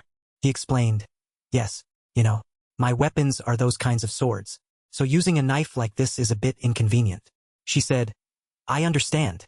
A moment later, while Kong Zoma was busy in the kitchen, a voice called out, Zoma! Chloe happily presented her sword and said, Is this good enough? This left him speechless. He said helplessly, No, I'll just use a kitchen knife. Even outside Japan, it's useless. Finish this within 30 seconds. At this moment, he picked up a sharp knife and began to process the fish. Blessing activated. Kong Zoma's eyes lit up. Chloe, seeing this, was extremely surprised. Known as the best swordsman in the country, I can do this. He encouraged himself. The blessing of the sword god. The blessing of the sword saint. A streak of light in the darkness flashed, incredibly sharp. Returning to the present, he looked down at the clean plate. 21 seconds is the time it took me to scale the fish, debone it, remove the entrails and fillet the meat. Kong Zoma smiled with satisfaction at his achievement. Chloe, sitting opposite him, happily ate and praised, Delicious, feels amazing, it's like a masterpiece. After Chloe finished eating, she exclaimed, Zoma, how can you cook so well? He replied, I used to work part-time at a Japanese restaurant. Chloe was surprised. Part-time job. A part-time job. Kong Zoma was a little helpless, then asked back, Don't you know what a part-time job is? I'm sorry. She was a little embarrassed. Kong Zoma smiled and said, You don't need to apologize. Then he thought, just as I thought, the difference in social class. Anyway, I'm glad you liked the meal. She nodded excitedly and continuously. Then she volunteered for a task. Since you prepared the meal, I'll take care of the dishes. Thank you. Then, I'll leave it all to you. At this moment, a harmonious scene unfolded. Kong Zoma sat there gazing at the moon, while Chloe stood washing dishes after eating the food he cooked. I'm satisfied and full, he thought to himself. The moon is also very beautiful today. As he gazed, Kong Zoma hummed. It makes me hum. Before he could enjoy it for long, a clang sound rang out, accompanied by a clumsy voice. I'm sorry. Kong Zoma broke out in a cold sweat. You startled me. Then there were continuous clang sounds. Chloe frantically fumbled. I'm sorry. Kong Zoma looked at her back with a bit of amusement, thinking, Haha, I wonder if she's ever washed dishes before, right? At that age, I did the same. While he was gazing at the moon, something fell from the cabinet. It was a book. The wind flipped it open, revealing its contents. Kong Zoma looked down in surprise. It was a diary. A page inside revealed the content. Someone helped me in today's class placement test. I must definitely repay them later. He only sighed. Round handwriting and cute stickers. He picked up the notebook and smiled, thinking, I should put it back. Chloe is truly just like girls her age. Suddenly, the wind blew, flipping to other pages. It flipped over. Kong Zoma looked down in surprise at the content of this page.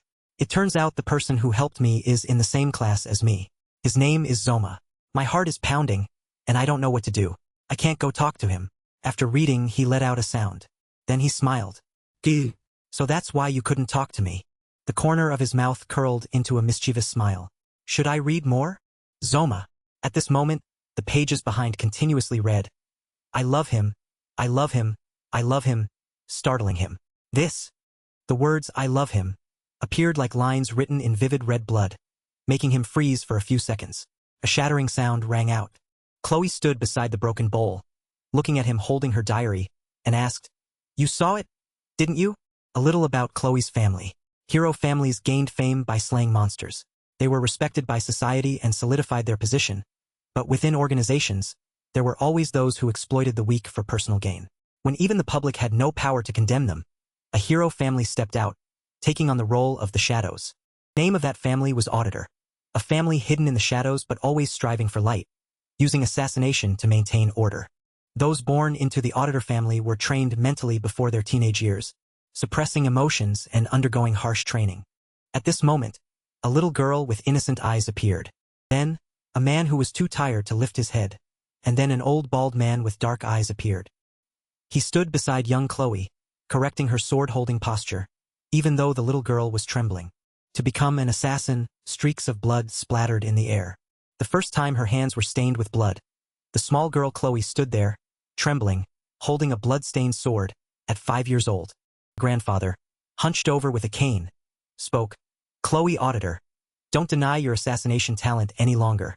That was what she had heard since before she came of age. Chloe had accepted this. The continuous training had warped her spirit, creating a shadow deep in her heart. And so, by the time self-awareness had worn thin and only traces of emotion remained, Chloe had reached the age to join the academy. This is Joaquin Academy, where classes are divided based on each student's skill.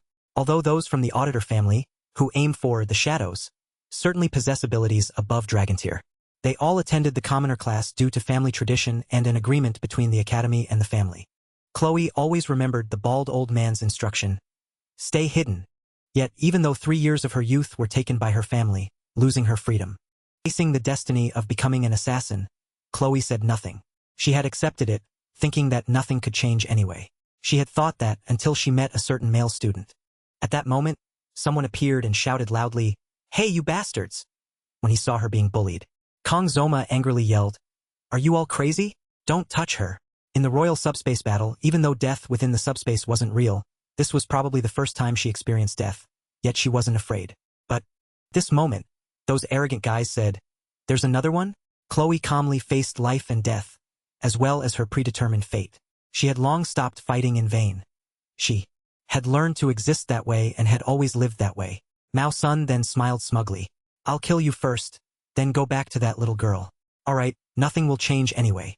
Fate seemed incredibly clear, or it once was, as streams of blood appeared before Chloe's eyes. It felt as if the sun had broken through the dark clouds, holding back the storm. Something burning coiled within her. The sword was wielded according to her will. The sword was wielded to protect others. The image of Kong Zoma cleaving Mao Sun's head in half appeared before her eyes. She was the reason that male student picked up a knife. Throughout her childhood, she still remembered the fairy tale she had read and secretly hidden under her pillow. Little Chloe used to secretly read fairy tales at night. About a princess imprisoned in a castle, she smiled happily. Kong Zoma appeared like a prince rescuing Princess Chloe. The princess's love, according to Princess Love, was about a prince who appeared to save someone. Her face flushed red and her chest felt tight. A vague, inexplicable feeling surged within her. Chloe had only one thought. She stood there, covering her face with both hands. This is love, it's love. Chloe now felt a change in her emotions. Damn it! Returning to the present, Kong Zoma looked over in a panic. Chloe stood there, looking at him with glowing eyes, like a completely different person. Kong Zoma now tried to scratch his head and force a smile. Haha! Then everything fell into a tense silence again. Damn it! At this moment he was so worried that he broke out in a cold sweat. It's ruined. I'm done for. It's the first time I've seen this girl's innocence. Or was it when I blindly followed her just for a meal? Kong Zoma scratched his head again and said, "Chloe, the night is beautiful, isn't it?" But Chloe still stood there, eyes glowing, silent. He forced a smile and waved his hand. "Thanks to you. It's been a long time since I had such a delicious dinner. Well, I'm leaving now. See you tomorrow." But at this moment, Chloe spoke up. "Did you see it?" Kong Zoma jumped. "Huh? What?" Chloe said. "That." Kong Zoma noticed the notebook on the table. Then he forced a smile. "Ah, you mean this book? Haha, you must have studied diligently." Chloe interrupted him very tensely. "My diary." Kong Zoma pressed his lips together in bewilderment. "Do you have eyes in the back of your head or something? How did you see through me?" And the formal speech I made her change. It feels like she's become a completely different person. After an argument began. "I didn't read it." "You didn't read it?" "I didn't see anything." "Don't lie anymore." Finally, Kong Zoma had to admit, Actually, I did read it." Everything fell silent again. Suddenly, something flashed, startling him. Chloe, without him knowing, had already picked up a sword and was preparing to draw it. Kang Zoma's face turned pale at this action. Huh? Why suddenly? No. No! He swallowed hard, looking down. Fourth floor, edge of the roof. If I jump from here, I'll be shattered. Then his gaze turned towards the door. There's only one escape route. This is too hard. Outside, everything was peaceful and quiet. But Kang Zoma was in trouble inside Chloe's room. I'm trapped. Suddenly, there was a sound that made him turn his head in surprise. Sword was dragged across the floor, sending out sparks. Chloe advanced with the sharp sword, her eyes lifeless. He panicked inwardly. What is she doing? No way, is she even conscious? I figured it out. Motionless person, lifeless red eyes. It must be Yandere. A conclusion descended like a meteor. Furthermore, Chloe's cheerful image appeared. Zoma. Enthusiastic attitudes can change in an instant. No way. He incredulously drew another conclusion. Multiple personalities. Yandere is already enough, and now she has multiple personalities too. I can't believe opening her diary triggered this personality change. Dangerous. She'll probably pursue me until I die. I need to establish my position to ensure my safety later. Her killing intent is even stronger than the Mao brothers. Damn it. Academy life is truly tough. Isn't it? He complained to the heavens. First, I have to escape this situation. Think. He was engulfed by that killing intent.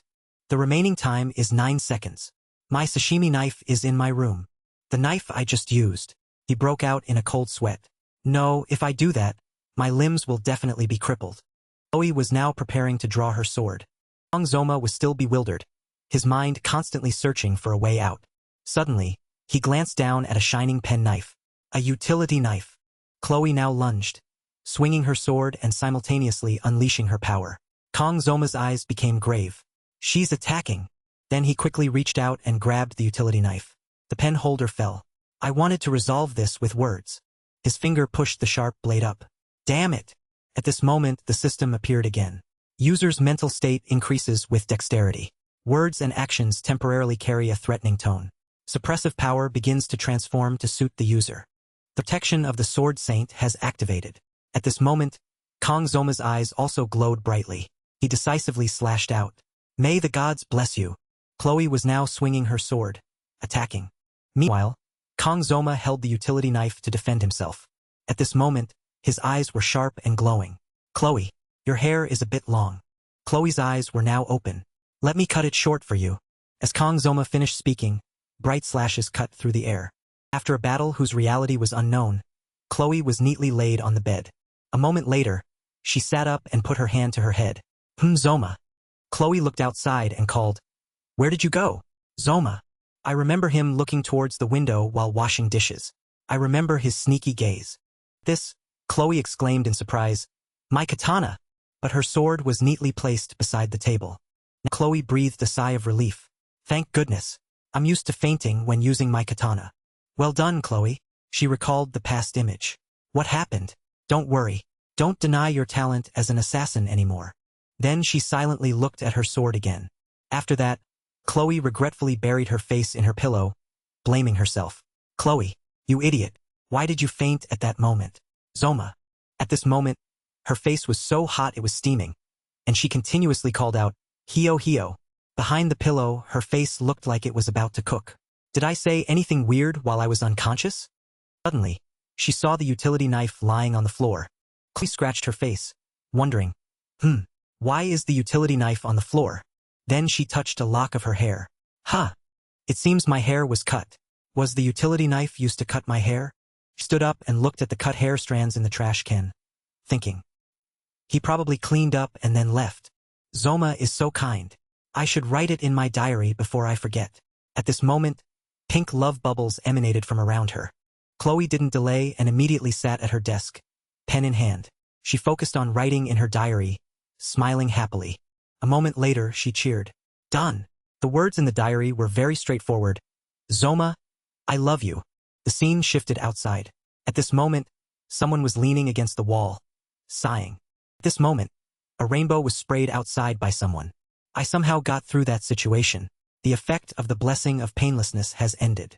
That person was none other than Kang Zoma. He wiped his mouth, panting. Phew. I survived 5 seconds within the 9-second limit. And this is the consequence. A second later, nausea surged again. He clamped his mouth shut. Ugh, again. I'm going to throw up my entire dinner. A moment later, Kang Zoma, looking haggard, slumped onto a public bench, leaning back against the seat. Sigh. My entire dinner has been thrown up. I'm so hungry, he complained again. Chloe. At this moment, he tilted his head back, looking at the full, bright moon in the distance. What is it? Normally, the goal of swordsmanship is to take the enemy's life in one blow, or to destroy them. However, the sword Chloe used only aimed at lethal points. It specialized in assassination. If I were assassinated, my head would definitely fly off. Feeling my life was in danger, I aimed for the back of her neck. Fortunately, because the knife was a bit short, so I only cut her hair. Thinking back, Kang Zoma still shivered. Sigh. I cleaned up a bit, so there shouldn't be anything left behind. Everything seems fine. Stability, safety and security. Not easy to die. They say becoming ordinary is the hardest. But this is even more than that. At first, I was thrown into this hateful game. I wasn't lacking ambition. For someone like me, who stood at the pinnacle with a sashimi knife. To abandon a man's romance is not an easy choice. However, everyone has their own role. Blessing of miracles. Streams of light continuously shone down, and there were even soft feathers gently floating. It's the name of the game and the unique blessing of this world's main character. The one I haven't met yet. Along with the blessing of courage. Baylor Joaquin. I remember there were only 2 legendary tier blessings in the game. The contents of the blessings are very clear. Protect the world from the Demon King. The main character is chosen by both the Holy Sword and the Demon Sword. Blessed. Conversely, I can only use a sashimi knife. Do I need to explain further? Kang Zoma quickly put both hands to his face, reassuring himself. Focus. Furthermore, since joining the academy, it made me forget my goal. I stopped for a few reasons. Now I remember. Is there no normal person in this world? I understand a little of the importance of the characters in the game, but my understanding of this world is still lacking. It's been over a week since I joined the academy. According to the storyline, it's time. Main character's blessing has activated, and they are now completing the enrollment process. Meaning the game story is now officially beginning. I know the main storyline, but I don't know the ending. I can't believe I regretted not reading it all. Of course, knowing the main storyline is clearly an advantage. No matter what happens, just follow the main path.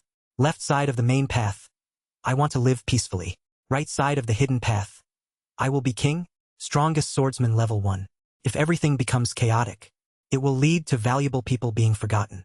If I remember correctly, the story will turn darker starting from the 2nd semester of the 3rd year. Sensing the birth of a hero, the demon race will unite their forces under the leadership of the Demon King and threaten the academy. The scale will grow larger and larger. Gradually, between the demon race and humanity, a battle will break out. Furthermore, the game story will follow a typical fantasy plot. What's happening? Why is the plot suddenly changing? I, the one who wasted his youth, never experienced his teenage years. Why did they all die? There was no prospect at all. I was too familiar with the characters. With that thought, I deleted the game. What could be more relaxing than that terrible battle happening in this world? Va. Will I die in battle? No. Kang Zoma quickly regained his composure. There are still about 3 years left. Now I need a more practical goal. Not someone who likes to run away. I can't die so easily. I have to become stronger and survive. Most game stories have happy endings. It seems this world will also be saved by the main character. Therefore, I must train to survive without attracting too much attention. If I stand out too much, there's a risk I'll be conscripted and fight against the demon army. That's what I must avoid. I also have to be careful when using the blessing of painlessness. Since there's no other way, I picked up the sashimi knife. But the burden on my body is too great. At this moment, the system panel appeared. Blessing of painlessness. If you do so, you will suffer consequences. Physical strength. 2. Sword requirements are not strict. Mental strength. 3. Creates a terrifying aura while working and acting. Weapon rank. 1. Kang Zoma read it and assessed. Quite impressive stats. But there's quite a lot of new information. He raised his hand to calculate. Physical. Mental. Weapon. If you do so, you will suffer consequences. Physical strength. 2. Sword requirements are not strict. Physical strength. 2. Sword requirements are not strict. Mental strength. 3. Creates a terrifying aura while working and acting. Weapon rank. 1. Not yet eligible for unlock. Synchronization. 1.5%. What is this? This is.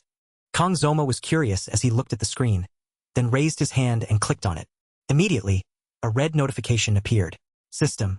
Access restricted due to insufficient conditions. What? Kong Zoma was surprised.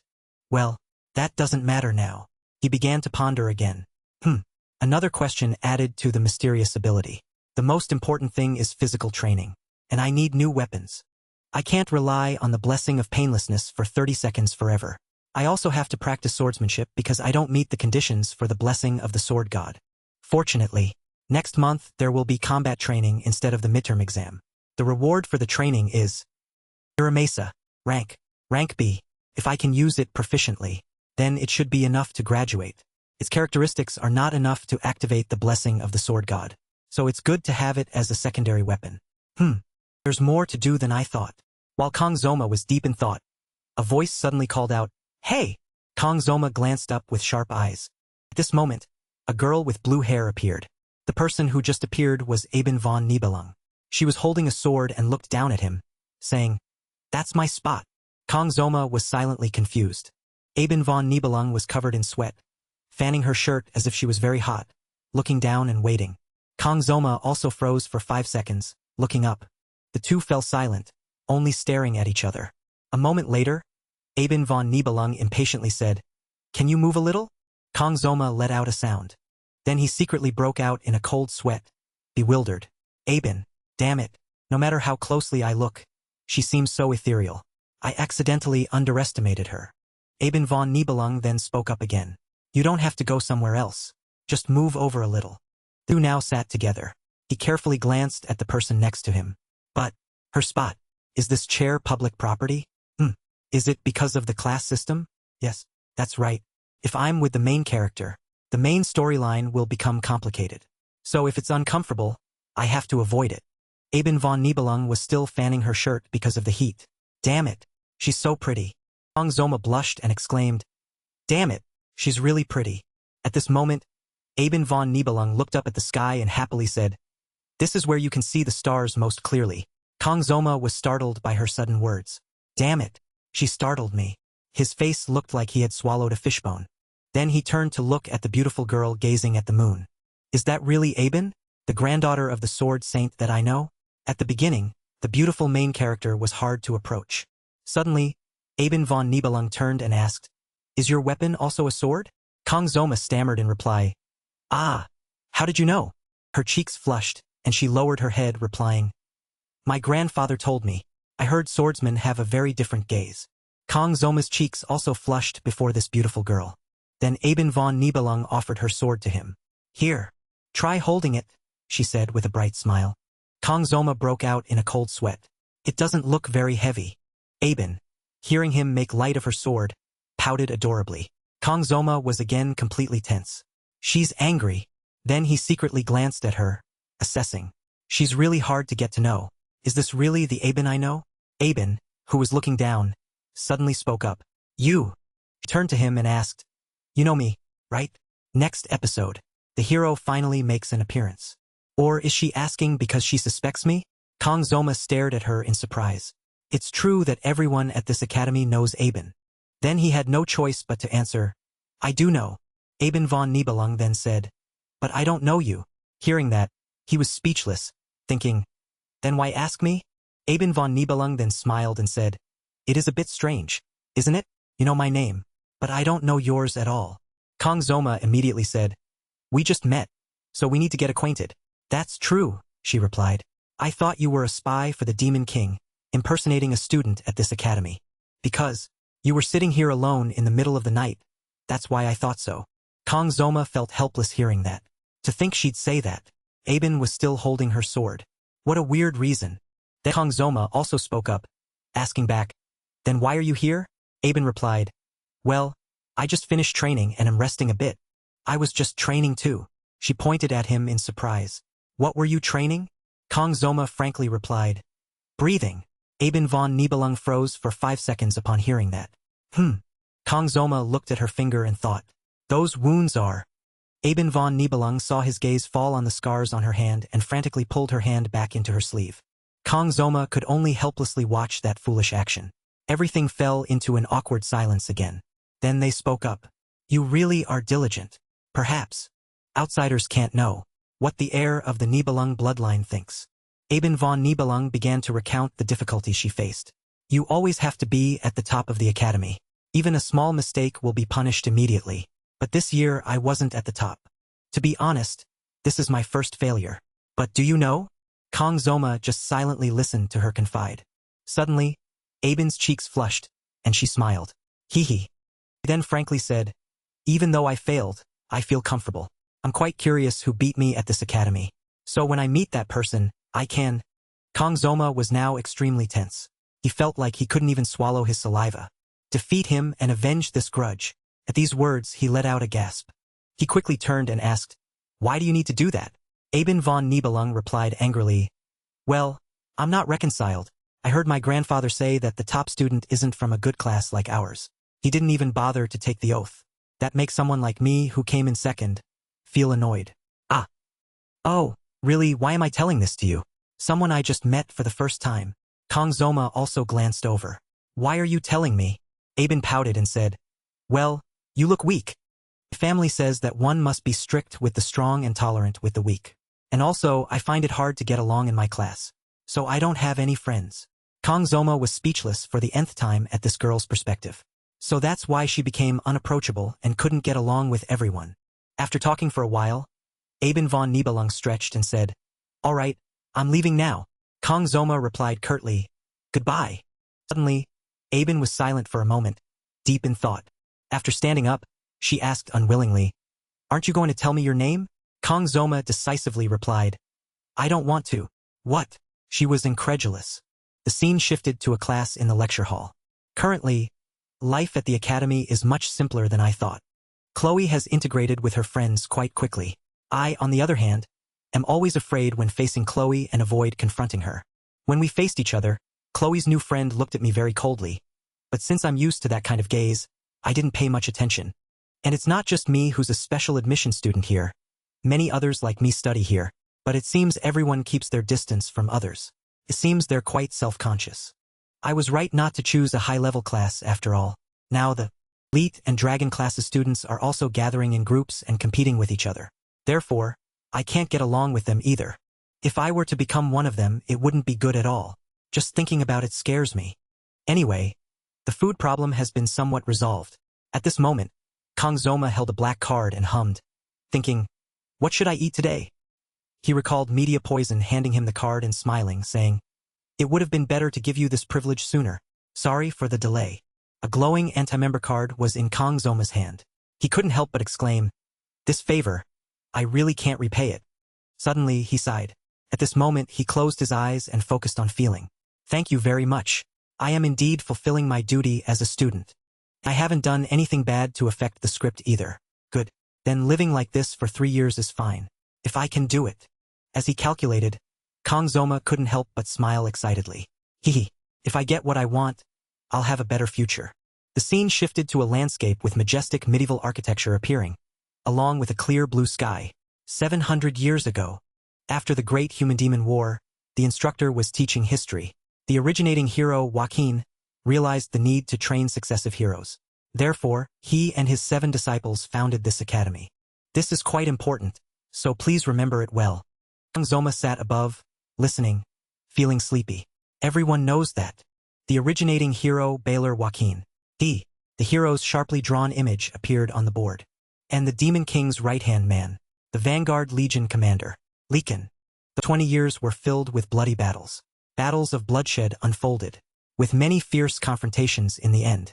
2 streams of power were clashing against each other and he achieved victory. An explosion erupted in the air, obscuring all vision. However, he also lost an arm. He could no longer fight. Bloody battles raged across the lands, but neither side could gain a decisive victory in this human-demon war. Fortunately, however, the Human-Demon Alliance signed a truce, which was a blessing for both races. After that, hero Baylor Joaquin founded this academy to train the next generation of heroes. The instructor continued at this moment. The first great human-demon war ended with a truce. That is why we have had peace for 700 years now. At this moment, a group of people whispered to each other. But will war recur? It might be difficult because both sides already know each other's strength, making major conflicts unlikely. So it has been 700 years of peace. Kang Zoma thought to himself. Only I know that the conflict between the two sides will occur. What will happen when everyone is too accustomed to this peace? I also want to reveal this to media, but if I do, it will lead to many unforeseen and incalculable consequences. Even though she always says she wants to leave the headmistress position, she has done everything well so far. He recalled the image of the headmistress joking with him. How about we leave here together and live peacefully, media? With her ability, the blessing of the poet. She has the ability to perceive the differences in his story. And in the war, she was the first one to step forward and protect the students. Even though I haven't reached that scene yet. But one day when I went to the forum page, at that time, an image of media poison, covered in injuries, appeared. It showed her as the first of the 7-star heroes to sacrifice herself at the hands of the Demon King's Legion. Someone was clicking the computer mouse, looking at that heartbreaking news. That person was utterly shocked and exclaimed, "So she's gone." Returning to the present, Kang Zoma became solemn. The image of a cheerful and vibrant media poison appeared. He thought, if only I didn't know that. At this moment, the instructor also finished the lesson. The lesson stops here.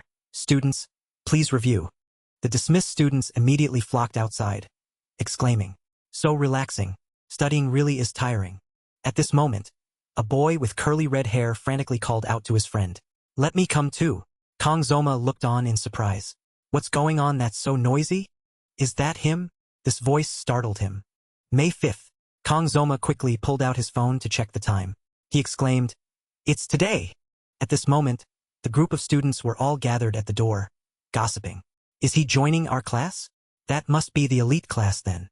Kang Zoma also walked out and stood behind the crowd, thinking, if I remember correctly, this May 5th is his enrollment day. His face clearly showed his confusion. The main character, the master of this world. A blonde guy walked in like a celebrity at this moment. Blonde hair, blue eyes. With a cold demeanor, it was Leon van Reinhardt. And the 700 years of human demon peace. A crack had appeared from here. A crack had now appeared on the once solid wall. That damn guy, he looks exactly like those main characters. What's more, he even has a crowd of girls surrounding him. If this were an R-rated game, Kang Zoma surely thought with a look on his face. Just thinking about it is tiring. He would have died from exhaustion before even fighting the Demon King. What's more, the female characters clinging to him. Rachel Zamura, granddaughter of the Spear Saint. Saki Ryuzo, daughter of the Bow God. In von Nibelung, granddaughter of the Sword Emperor. Abend von Nibelung. All these main heroines are skilled. Although looking at him makes me a bit annoyed. I have to admit that guy has the main character's blessing, the blessing of miracles. But soon, in another 3 years, he will be conscripted into the army. Conscripted sounds nice, but Kang Zoma gritted his teeth at this moment. There's no avoiding it. He'll officially be forced into military service. But speaking of that, I just remembered hearing that even Baylor Joaquin could only fight against a Demon King's Legion commander. I wonder how powerful the Demon King himself is. No way. Game over. Will the main character in this game have to suffer defeat? Leon van Reinhardt was still happily interacting with his little fangirls. Then he suddenly turned and looked straight towards the burning gaze that was watching him. Kang Zoma panicked, unable to avoid his own staring gaze in time. But the guy flashed a friendly smile that had a hint of cunning. Seeing that, he felt speechless. And perhaps the blessing of miracles. The students at this moment, like fans, chased after Leon van Reinhardt. Kang Zoma still stood there observing. He's the main character, so he'll achieve miracles. Then he started to wonder.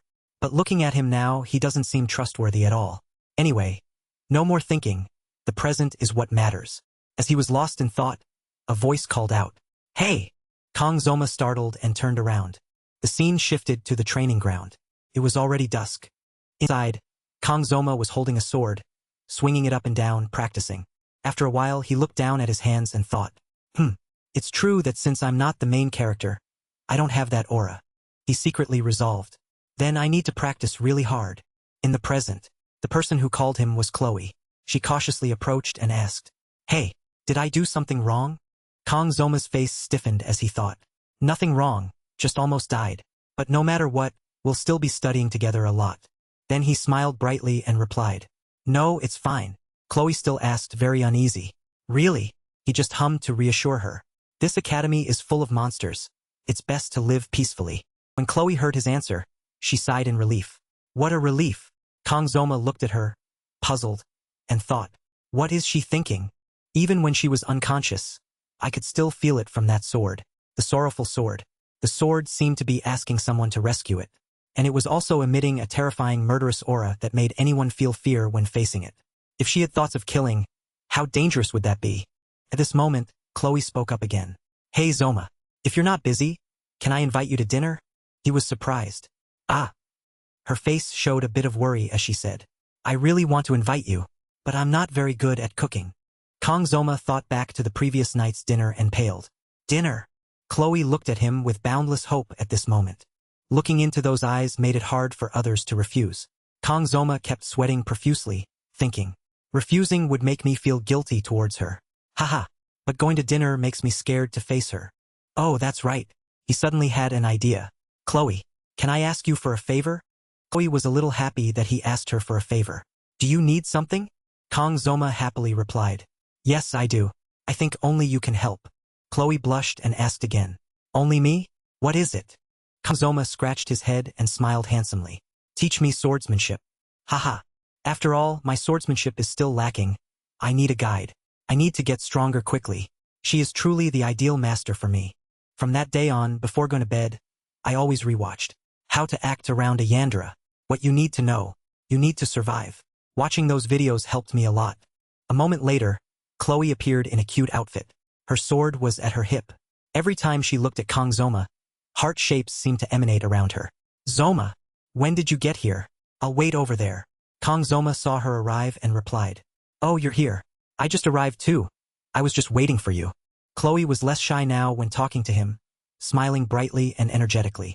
All right, let's get ready to start. He then asked, what time is it, by the way? She replied, it's almost 7 o'clock. Kang Zoma heard that and said, oh, but we agreed to start at 8 o'clock. Chloe just scratched her head and chuckled cutely. He focused on observing her for a moment. Seeing that, Chloe shyly looked down at her outfit and asked, do I look weird? He immediately said, not at all. In his heart, he had already evaluated her long ago. Her outfit is a bit strange, but looking at it, her body is indeed firm. She must have trained a lot to be as strong as she is now.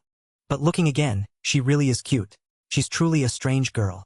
Then Kang Zoma held out a wooden sword and said, take this wooden sword. Chloe took the sword and was surprised. Huh, not using a real sword? He sighed internally. Using a real sword would be no different from a life or death battle, right? How foolish. Then he explained to her, his face pale. It's just practice. Using a wooden sword is safer, understand? Chloe scratched her head and chuckled foolishly again. Oh, I see. Suddenly, her smile exuded a dangerous aura that startled him. You're really kind. Then Chloe began to examine the wooden sword. She just swung it once, and immediately a gust of wind swept down, kicking up dust on the floor. Kang Zoma's face was covered in sweat as he thought. This isn't good. A wooden sword is too dangerous for me with her. I need to be careful or I'll be finished. He thought of the watermelon smashed by the wooden sword and reassured himself. I hope I'll be safe. At this moment, the system panel appeared. Blessing of the Sword God. If the target is hit, it will cause extremely powerful damage. The deployment level will be higher if strength and agility increase, allowing the use of various swords depending on proficiency. The higher the spirit, the more accurate the sword strikes. Skill level will increase with practice time. Swordsmanship proficiency rate 2%. The blessing will be stronger if a desired sword is found. After reading, he felt a little relieved. Alright, it seems fine. Confirm. So the sword is fine and my body is at its most stable. The blessing really does come with many conditions. Depending on proficiency, many more effects can be upgraded. There are also many accompanying factors. I need to meet those conditions. Satisfying and upgrading these skills is not simple.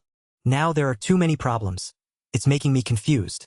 Seeing Kang Zoma standing still and motionless, Chloe called out. She asked with a bit of worry. Is something wrong? He immediately replied. Oh, nothing. In his heart, he thought.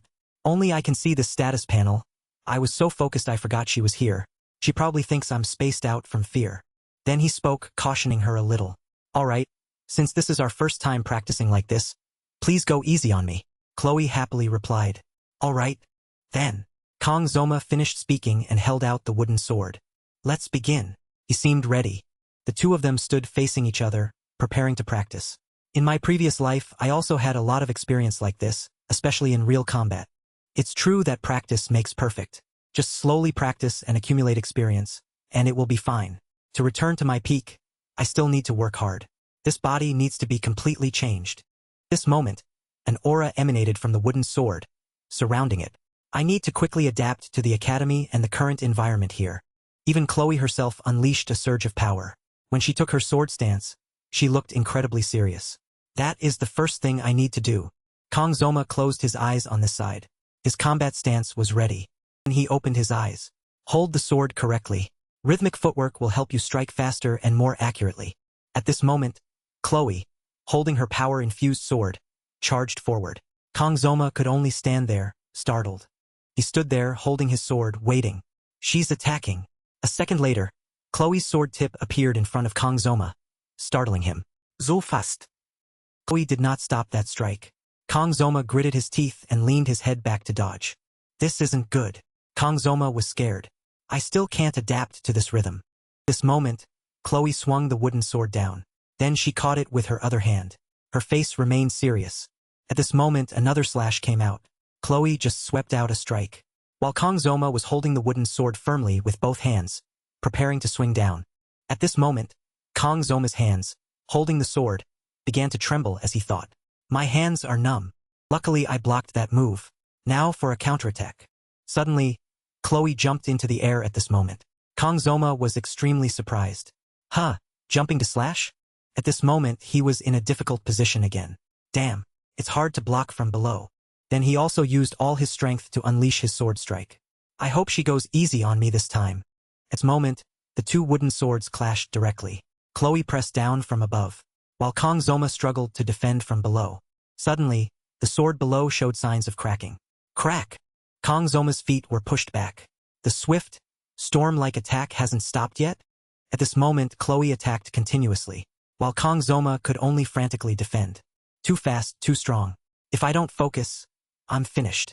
At this moment, he was truly exhausted as he was continuously pushed back.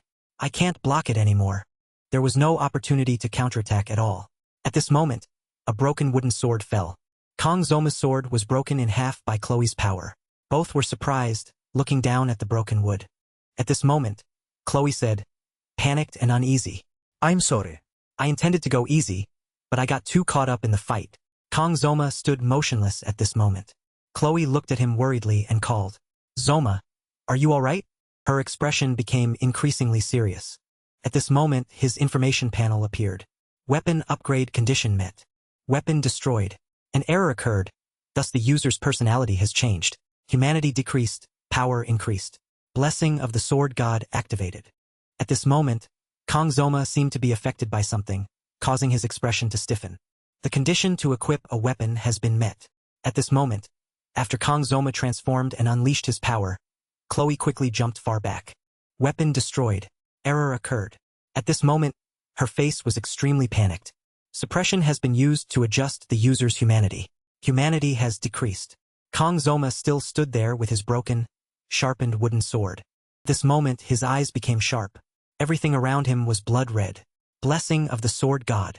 Another image appeared. At this moment, a person was standing in a beam of light. Kim, where is this? A kitchen? Am I dreaming? Before his eyes was a neat and clean kitchen. That's right. I'm preparing fish. All right, let's just work. A fish was already placed on the cutting board. A set of 3 knives appeared. It's been a long time since I used this knife set. Let's see. When he picked up the large knife, the word error appeared. What's wrong? Can't choose? When he picked up the long, sword-like knife, the word error also appeared, making him confused. Then I'll use this small knife? That's not working either. What's wrong? Keep choosing. So only this small sashimi knife is left. At this moment, the knife showed the text. Iya, ayo pakai pisau niya. But holding this knife feels a bit awkward. How is it now? I feel completely comfortable. It's like I've been familiar with this knife for a long time. That's right. Get to work. Cut precisely. At this moment, the chef was controlled by 2 mysterious hands like a puppet. We will create a masterpiece together. Returning to the present, Kang Zoma's killing intent erupted. He seemed to be controlled by that thing in reality. Chloe on this side was still panicked and worried, calling, Kong Zoma, are you alright? Kong Zoma. But at this moment he seemed not to hear, just walking through the black smoke. Then he turned back, making Chloe confused. Suddenly, a surge of power erupted at this moment. Flash! That surge of power shot forward like an electric current. This moment, Kong Zoma had completely lost consciousness, his eyes glowing brightly as he charged to attack Chloe. Chloe, caught off guard, was still frantically defending. She was trying to wake him up. Hey! Say something, wait, what are you doing? Wait a minute. Her foot was knocked off the ground and pushed backward. Kong Zoma once again shot forward, creating a powerful flash of light. At this moment, Kong Zoma knelt on one knee, unleashing his power, pushing Chloe backward. Chloe's entire body couldn't stand firm anymore and crashed into the wall. At this moment, the powerful impact made her cough up blood.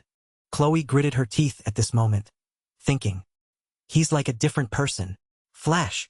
At this moment, Kong Zoma did not stop, attacking once again. Chloe had landed on the ground, standing firm, waiting to defend. Kong Zoma's eyes still glowed like a god of death as he charged. She propped a wooden sword tip on the ground and thought, I was pushed back because I couldn't block that last attack. At this moment, Chloe's entire body trembled as she clutched her chest in pain, thinking, now that I'm injured, it's hard to move. What's wrong with him? I don't understand. This duel must stop. At this moment, she spoke up again, calling, Zoma, hey, stop here. But at this moment, Kong Zoma heard nothing, jumping up and reaching out. Chloe stood there helplessly at this moment, thinking, I can't avoid this move anymore. Zoma. She tried to call his name. Stop it. Kong Zoma. Wake up. That powerful slash was still brought down by Kong Zoma. Chloe could no longer dodge at this moment. Kong Zoma. Suddenly, in that space, Kong Zoma opened his eyes and asked himself, why is this happening? Why does this fish keep dodging? How strange that it can still dodge. At this moment, manipulated by that string, he also had to sober up due to confusion. Quickly butcher it. But it sounds like this fish can talk. Is it a hallucination? The fish on the cutting board was uttering some words at this moment. At this moment, his eyes narrowed as he exclaimed, Kong Zoma, wake up. On the sharp blade, he saw his own face in reality. That's right, it's me. So where is this? Kong Zoma's name was called out once again. At this moment, the manipulating red strings were cut. He was wearing a uniform, holding a sashimi knife, standing before the fish. His eyes became serious as he looked down. The image of a struggling Chloe appeared before his eyes. She continuously called, Zoma, wake up, Chloe. That image gradually faded. At this moment, a wooden sword was deeply embedded in the wall, looking extremely dangerous. Kong Zoma had managed to throw his weapon elsewhere in time. Chloe, injured in many places, fearfully raised her hands to cover her face. Tears also streamed down. Chloe cautiously opened her eyes and looked up at this moment. She was extremely surprised to see Kong Zoma's exhausted face supporting her waist. He said, that's enough training for today. At this moment, she felt a little relieved. So he has woken up. Kong Zoma forced a smile at this moment and waved his hand. Thanks for helping me practice swordsmanship. She just stood there, staring blankly at his retreating back.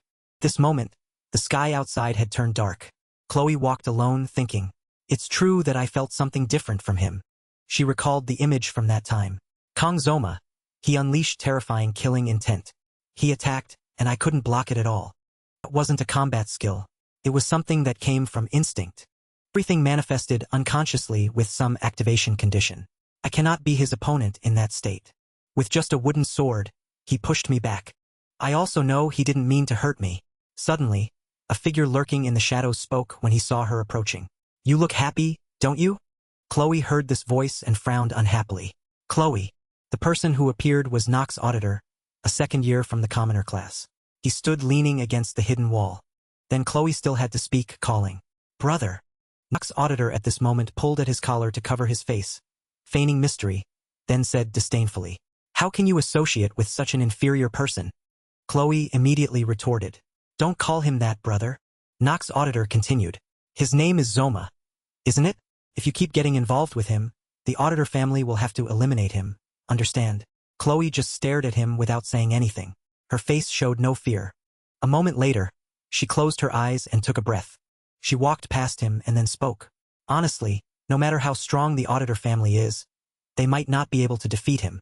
After speaking, she had already disappeared, leaving Nock's auditor standing there, watching her. He started to get curious. Is there something special about that guy? Returning to Kong Zoma. At this moment, he was still pondering. There's something I need to clarify. Is the power I unleashed a blessing from the gods? Or is it a curse that makes me lose my sanity and become a berserker? No longer depend on the god's blessing. I need to find a new weapon that feels more natural in my hand. But that power I gained, it seems to want to control my body. There's no discomfort or constraint. Only a comfortable revelation of ambition and savagery. An incessant desire to kill when I enter an unconscious state. That curse controls me like a puppet. Whispers always echo in my soul, urging me to strike down every obstacle. Stronger, kill more, destroy everything. I cannot let that curse control me. When I was about to strike, Chloe's scream awakened the humanity within me. At that moment, I suddenly realized my actions had gone too far. Kong Zoma, the name Kong Zoma, its resonance connected my being, with a soul that was almost shattered, into a unified whole. Everything seemed to be connected. The sword in my hand grew stronger. At that time, if I had continued to madly kill in unconsciousness, I could have entered the demonic path, losing my true self. She was the one who brought me back to reality. Chloe, the one who gave me faith and brought back my benevolent human consciousness. Initially, she was the one who broke the wooden sword, leading to the manifestation of my demonic nature. It's frustrating to think about that situation, but I'm also grateful to her for waking me up. Therefore, I only want to thank her in the most sincere way. Of course, I still can't control my body's state. I don't know when the demonic nature will erupt again. So I need to return to my room to reflect and find a way to deal with this situation. Who will wake me up next time? The blessing of the sword god. Powerful skill, but in return, it costs the user's lifespan. In this different world, everything still operates according to such laws. This is a skill I possess, I cannot get rid of it. Therefore, I must adapt to it in the future. I cannot simply ignore it and not think about it. In this place, I only want to live a peaceful and stable life, but it seems not simple at all. All the incidents so far are still minor, but I still haven't been able to resolve them completely. At this moment, Kong Zoma slowly walked up the stairs. He looked up at the sky, his face distraught. Only now can I vaguely realize that there's something in my body. It seems to be gradually devouring my reason, leading me onto the demonic path, turning me into a berserker. This is not a blessing from the gods, but a curse that only wants to possess this body. Although it's a powerful technique, I need to be careful when using it. Time shifted to 3 days later. At this moment in the classroom, the students were seated neatly at their desks. His purple-haired deskmate turned and smiled at Chloe. You should watch it again. Yesterday was really good. Chloe replied. All right, I will watch it again. She glanced at the desk next to her and thought to herself. After that day, Kong Zoma hadn't appeared for 3 consecutive days. Chloe remained silent for a long time. She thought to herself. But now I don't even know how to contact him. How foolish. Why didn't I ask before? She recalled when she went to look for Zoma. I went to the dormitory to find him, but I only heard faint groans of pain. At that time, when Chloe peeked through the crack in the door, she only saw objects scattered on the floor. She remembered. I wanted to push the door open, but I was afraid he would get angry, so I chose to leave. Chloe sadly looked at Zoma's seat. She recalled his image and thought. I like seeing his thoughtful expression when he's deep in thought. I wonder how many times I secretly watched him before. I was afraid he would call me annoying, so I was hesitant to talk to him. Her initial memories flooded back. At first, I thought I was attracted to him because he rushed out to protect me. But perhaps that wasn't the reason. Chloe unconsciously exclaimed. I want to see him. A day passed just like that. The next day at the academy, Lee Wonbin entered the classroom and shouted loudly. Silence! Quiet down! Lee Wonbin yelled angrily. How can students in such a prestigious school be so loud with each other? Since it's raining today, we'll have self-study in the room. He looked down intently and thought to himself. Today, Zoma still hasn't arrived. If he's doing this, there must be a reason. Trusting and waiting for my student is what a teacher should do.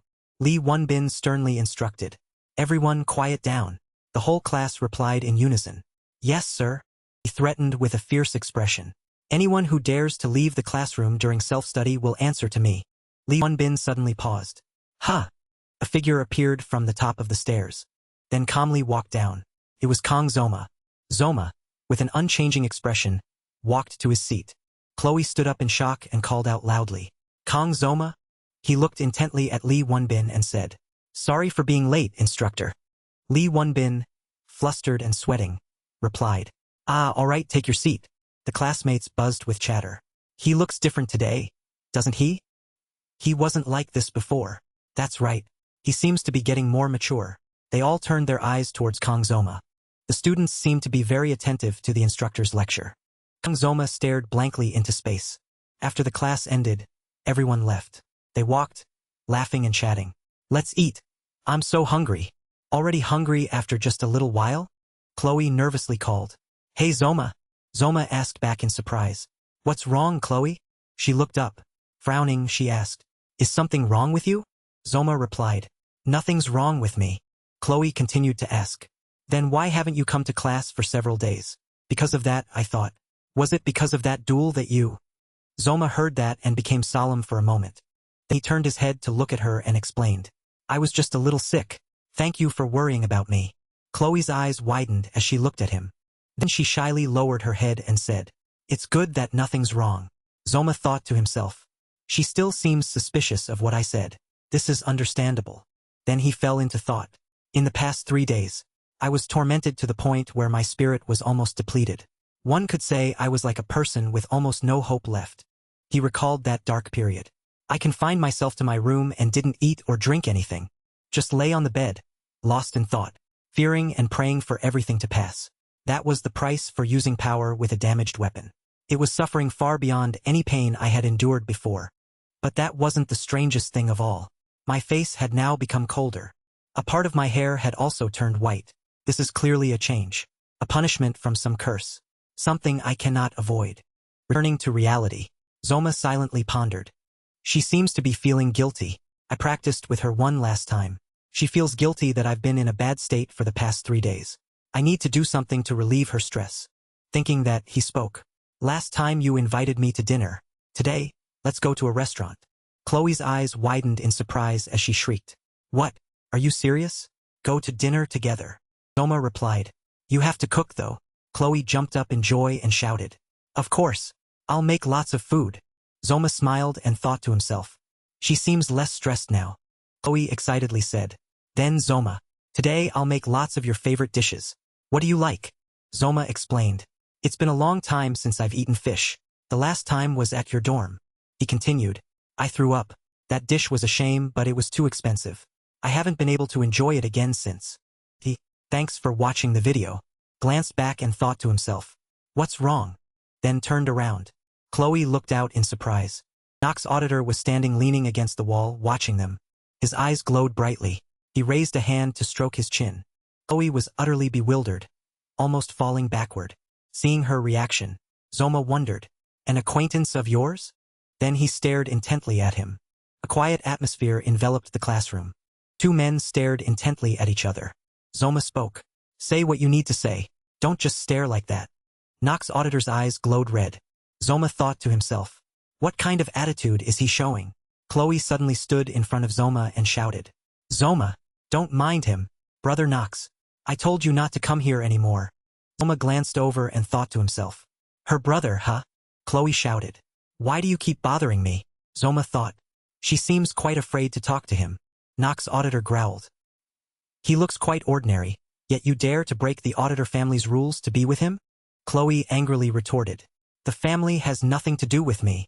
Nox stared at her and replied. Once a part of the family, it cannot be denied. Blood-stained hands cannot be washed clean.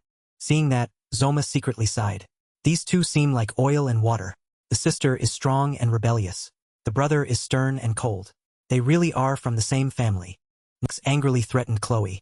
Leave this weak, pathetic guy and return to the family. He shouted loudly. Do you understand? Chloe was trembling with anger at this moment. She angrily yelled. Don't talk about Zoma like that, which surprised both Zoma and Nox greatly. Zoma looked around and thought to himself. The killing intent is too strong. Luckily, everyone else has left. He thought. I'm quite used to this situation, but the auditor family, I remember them now, specialized in assassination. He recalled. They were the group that often took on dark missions in the game. They appeared around the mid-game. Their direct combat ability was a bit weak, but for them, the darkness was their backing. Children in the family were trained as assassins from a young age. Growing up, they all possessed incredible strength and agility. So she belongs to the auditor family. In that case, Zoma propped his chin, deep in thought about the auditor siblings. He secretly sighed. It's no wonder she has such a strange personality, and she truly is an assassin who can easily take a life. And her brother looks like a true assassin. There seems to be quite fierce competition within the auditor family. He glanced at Chloe, who was trembling beside him, and thought, therefore, I'm not surprised that family members treat each other like this. He looked down at the corner of her mouth, which was bleeding, and thought to himself, Chloe, perhaps she came here to study because she wants to separate herself from the family. She wants to live like a normal person. But just like the burden of the blessing, or rather, the curse I'm carrying, born into an assassin family, she can't simply do whatever she wants. Her life was predetermined to be an emotionless killing machine. How cruel. I'm not a hero or anything. I have no intention of becoming one. But, after a moment of thought, he spoke. What are you doing? He told himself. I can't save the whole world, but I can save this friend. Zoma reached out to Chloe and said, let me talk to him. He thought to himself. I think this is something I can do for her. This is what I want. The screen displayed a notification. The blessings of the gods will always be with you. Zoma secretly sighed. A curse as well as a blessing. Something I must bear. I hope it will manifest when I need it most. Zoma spoke, asking, is your name Nox? Seeing no movement from Nox, he thought to himself, even if I try to escape, I can't escape these bonds. The blessing of the sword god is still what I need. Heaven or hell, I must go through it. No matter how painful it is, I will not give up. He walked towards Nox, thinking, if I can't run away, then the only way is to move forward and face it. I'm Kong Zoma. Kong as in sword, and Zoma as in demon. He walked past Nox and said, follow me, let's talk as swordsmen. At this moment in the instructor's office, Lee Wonbin was sitting silently, deep in thought. He thought to himself, it seems something has happened to Kong Zoma. That face showed something very unusual. A female instructor opened the door and entered, asking excitedly, Senior, what's wrong today that you look so worried? You've lost a lot of hair. This interrupted Lee Wonbin's train of thought. Lee Wonbin, his face wrinkled like a monkey's bottom, exclaimed, don't touch my head. The other instructor replied fearfully, sorry, sir. Lee Wonbin turned to answer the phone. Instructor Lee Wonbin of the Wolf class speaking. Is something urgent? The female instructor stared at him and thought to herself. So it's a wig, but he looks cuter like that. Lee Wonbin suddenly panicked and shouted loudly. What? A subspace? What happened? A student registered for combat? Who is it? The other end of the line replied. It's student Kong Zoma. His opponent is Nox Auditor. Lee Wonbin was surprised. What? At this moment, Zoma, holding two knives in his hands, stood tall in the arena. The door slowly opened. Hundreds of colorful numbers, 761, were floating. A countdown timer. Kong Zoma sat in the room. Deep in thought, he thought. So in 15 minutes, it'll be time to practice in the subspace. I thought the procedure would be complicated. But everything turned out to be quite simple. He recalled the words of Sage Media Poison. Zoma, if you're determined to do it, then be careful. He secretly sighed. Even though there are no real injuries here, it will definitely have some impact on my spirit. He exclaimed. However, as long as I win and don't get hurt, it'll be fine. Zoma looked up at the window and thought. The sound of combat still echoes all the way to this waiting room. It's true that watching others fight teaches a lot. But I didn't think these battles would be so fierce. Not long ago at the academy, I was still trying not to draw any attention. Thinking back, that was truly ridiculous and useless. Chloe, beside him, cried continuously, calling, Zoma. Zoma thought to himself. It seems she thinks it's her fault. A battle with her brother is impossible. Then he smiled to reassure her. It's not your fault, Chloe. He pointed at his shining knife and said confidently, I already have the weapon you gave me, so don't worry. Then both fell silent. Chloe said worriedly, My brother is very strong.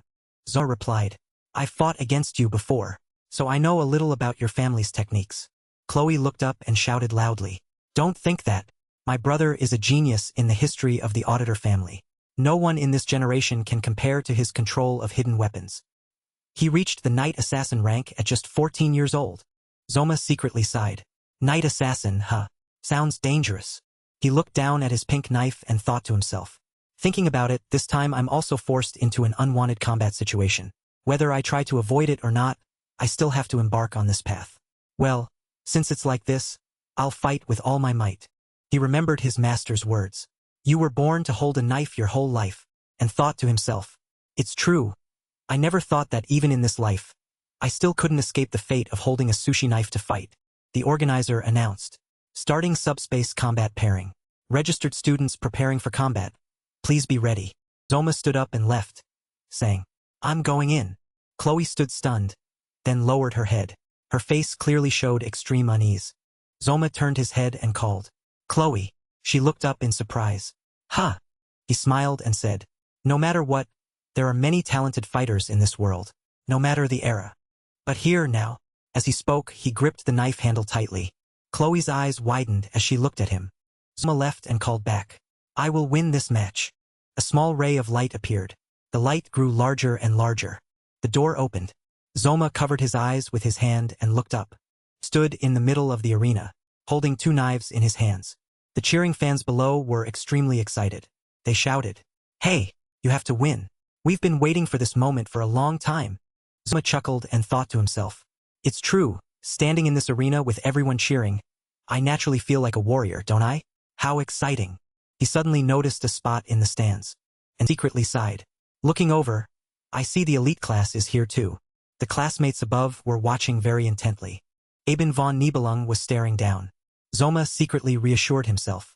It's true that I'm a bit excited and anxious, but I'll do well. Nox appeared. He furiously shouted, You bastard! Are you mocking me? Zoma glanced over in surprise. Nox yelled loudly, There are no words left to describe your arrogance. If you dare to use that kitchen knife to fight me, you're dead for sure. A powerful murderous aura rushed towards Zoma. He secretly sighed. That crazy murderous aura makes it hard for me to breathe. Zoma said with amusement to Nox, Do you think a master like me needs to use a legendary weapon? Just this kitchen knife is enough. Nox trembled with anger and shouted, You bastard! He closed his eyes tightly and threatened, I'll chop your head in half. Let's see if you can still talk back then. Nox stroked his sword as he spoke. Just wait a moment. Indeed, an S-rank weapon from a wealthy family is different. Looking at the pair of crimson slashing swords in Nox's hands, Zoma thought to himself, What's more, they're twin swords. In addition, he also carries a special assassin's aura, a secret technique of the assassin family. This is one of the quite powerful secret techniques in the game. It's called Dark Fang. Zoma silently pondered. The killing intent is quite strong. I need to be wary of his sudden moves. That S-rank weapon's damage must be immeasurable, coupled with his extremely fast attack speed. Therefore, it seems I'll have difficulty dodging his moves. The announcer excitedly shouted, All right, both combatants are ready. From now on, the subspace. Zoma stared intently at Nox. He also looked at Zoma with murderous eyes. The announcer continued, We'll deploy defensive magic. In the stands above, everyone is extremely nervous. The announcer sincerely said, May the blessings of the gods. Two streams of light flew rapidly forward. The announcer continued, Be with both fighters. Zoma and Nox charged into a direct confrontation. The system continuously announced, Blessing of the war god activated. Blessing of the sword god activated. The blessings of the gods will accompany you in this battle. Zoma, with a determined expression, shot towards Nox like a rocket. In the stands, the brown-haired guy exclaimed in shock, What kind of fighting style is that? I can't see clearly. The classmates buzzed with chatter. Is this how two students fight? Why is it so fast? What kind of speed is that? Too fast to keep up. How can a commoner class student have such speed? Zoma and Nox were fighting extremely intensely. Nox frowned and charged towards Zoma. Rachel Zamura propped her chin and sighed. Those two moved too fast. Eben von Nibelung thought to herself. I didn't think that weak guy could fight at such a high level. Zoma and Nox, like two evenly matched opponents, attacked each other relentlessly. Nox's slashes were powerful and decisive. He swung his sword, then slashed powerfully. Nox just slashed wildly from all directions. Cracks appeared on the ground. Nox thought to himself, All right, you're good too, but let's see if you can dodge this secret technique of mine. A beam of light shot straight forward. Nox unleashed his triple dark bird technique. Zoma stood stunned. The ground where he stood exploded. Nox thought smugly, It seems it's over. Zoma's image gradually faded. Nox's eyes widened in panic. Before Nox's eyes was Zoma, perfectly intact without a scratch. He was surprised. He dodged that move too? Zoma glanced back. In the stands, the pink-haired guy excitedly exclaimed. Looking at it, the second-year student truly has more overwhelming combat skills. The first-year kid with that kitchen knife can only dodge and run away. The orange-haired guy chimed in. It's true that the second-year skill level is clearly superior to the first year's. No one can deny that. Nibelung silently thought. On the surface, it seems that way, but looking closely, it's not entirely true. It's true that the second-year student with his assassin skills is attacking quite overwhelmingly. But that first-year kid is also confidently dodging the techniques quite skillfully. It seems he's waiting for an opportunity to counterattack when his opponent makes a mistake. Nox was both panicked and furious. He thought, now I admit it, just as Chloe said. This guy is indeed not ordinary. Damn it. I've already used the Dark Fang's divine protection to increase my speed and movement. Yet he can still dodge so simply? Watching Zoma calmly walk towards him, Nox thought to himself, it seems that although my attacks are fast, my speed isn't quite there yet. I need to carefully observe his dodging movements and predict his path. Then unleash an effective combat technique. Just one precise move. Then he'll be finished. The more I look, the angrier I get. With that kitchen knife, he can block my 2 S-rank speed swords. Zoma suddenly dropped a knife to the ground. Nox exclaimed in shock. He's dropping his weapon? What's he planning? Then he opened his mouth and asked, what are you trying to do? Zoma gripped the other knife with both hands. He pointed the knife tip towards Nox. The space became suffocating and filled with killing intent. Zoma stared intently at Nox. Nox frowned in panic, thinking, that stance, is he trying to provoke me? Then he shouted, a wretched bastard like you dares to provoke me in this battle? You truly wish to die early. Nox spread his arms. Black energy streams appeared. The space glowed red in extreme fear. He thought to himself, with this shadow kill technique, you will die. Thinking that, he shouted triumphantly, this battle will end quickly. Anyone who stands before the crimson slashing swords will not escape the fate of losing their life. Blue lightning bolts appeared on the ground. Zoma shouted, you just wait. Nox's eyes widened in shock. A blinding light flared up. Zoma fell into thought. I only wish to live a truly normal life. But unwanted battles always drag me into trouble. Now, in this battle with his overwhelming momentum, I have found an effective way to fight. All curses or blessings from the gods are a privilege to me. To control my body as I wish and apply my secret techniques skillfully, I need to be calm. Even if deep within my soul, there are always curses that want me to go mad and lose control. But no, I will control my temperament. If I must put myself in a situation where I cannot escape the blessing of the gods, then there is only one way, to fight with all my might for my own survival. Nox's arm was severed. He stared down in shock, and secretly sighed. Too fast. I couldn't even see his shadow. Zoma, swift as a flash of lightning, had cut off Nox's arm. The classmates in the stands were all extremely surprised. Leon van Reinhardt intently observed the battle. Zoma and Nox seemed frozen. Zoma stared straight ahead and thought to himself, whether it's a blessing or a curse, the value these things bring me is useful in the present. With this battle, my peaceful future might be shattered. But the storm has only just begun. Nox stood frozen, looking down at his bleeding arm on the ground. The swift, cutting knife strokes created streaks of light. Nox Auditor was utterly terrified. His pupils constricted, streaked with blood vessels. In an instant, the blade severed Nox Auditor's neck, and his head fell off. Immediately, the arena activated its spatial protection barrier. Dust and smoke billowed. The students in the stands were silent, unable to believe what had just happened. Nox Auditor was now kneeling on the floor, while Kong Zoma calmly sheathed his knife. As he put the knife into its sheath, it emitted an incredibly mystical blue light. Rachel Zamura and Aben von Nibelung, sitting in the stands, couldn't help but be surprised by the scene before them. Kong Zoma stood there, looking incredibly imposing. An announcement echoed. The battle in the simulated space had ended. He scratched his neck, worried, thinking everyone seemed surprised. But this reaction was understandable. Now that he had revealed his true strength, things wouldn't be like before. He looked thoughtfully at the knife in his hand, even though it was just a fish filleting knife. But it had helped him win. Although it was a victory, using a knife to cut someone like that still made him uncomfortable. Glancing at Nox Auditor, who was trembling in fear on the floor, he thought to himself, it's a good thing this all happened in the simulated space. Although different from reality, the experience was quite perfect. Nox and June were utterly pale, drenched in sweat, their eyes wide with extreme fear from the recent scene. Luckily, it was only a simulation. He glanced at Nox Auditor, thinking to himself that the guy was indeed as strong as Chloe had said. His combat experience truly seemed impossible to gauge. He changed his gaze, continuing to think, however, in battle he revealed too much killing intent. This allowed him to grasp his actions. It was also partly thanks to his divine blessing that he was able to win this match. The program's voice announced again. The winner of this match is a first-year Wolf class student. The winner board displayed Kang Zoma with a time of 26 seconds. The entire stadium immediately erupted with Kang Zoma. A first-year student defeated a second-year student? Kang Zoma stood there, listening to everyone's surprised comments. He closed his eyes in satisfaction, thinking, "Indeed, after this match, I'll be very famous." Then he said with feigned arrogance, "But if you step out to fight, this is the only outcome." After that, he slowly walked out of the arena, thinking as he went, "This is the path I've chosen after all. Just keep moving forward.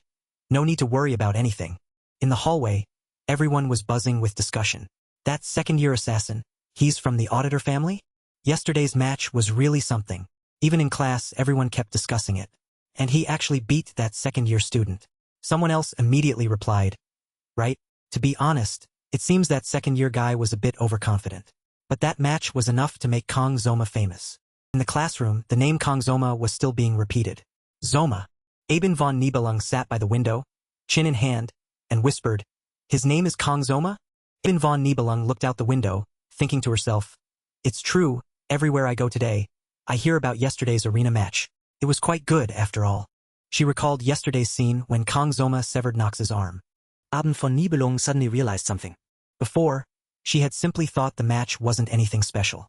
Aben von Nibelung reflected, but when she observed the two fighting, she saw their movement speed and attack deployment were incredibly fast. Aben von Nibelung suddenly realized she couldn't keep up with the speed of their attacks. And Kang Zoma, that guy had some quite special skills. With just 2 kitchen knives, he had surprised her immensely. Aben von Nibelung silently pondered. "I am the granddaughter of the Sword Emperor. Before, I was always confident in my swordsmanship. But today, my eyes have truly been opened. With just those 2 knives, Kang Zoma accomplished things that seemed impossible." An electric current seemed to shoot through Aben's brain as she thought, "Huh."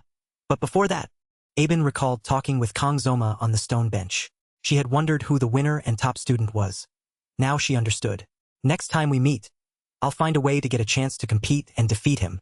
Recalling that conversation, Aben had said, "You look quite weak. How did you get to study here? My family's rules are very strict, you know. Compassion can't always be shown. It depends on the person and the situation." "Top student? I don't know who that is either." Aben von Nibelung was shocked, thinking, "So he was the top student?"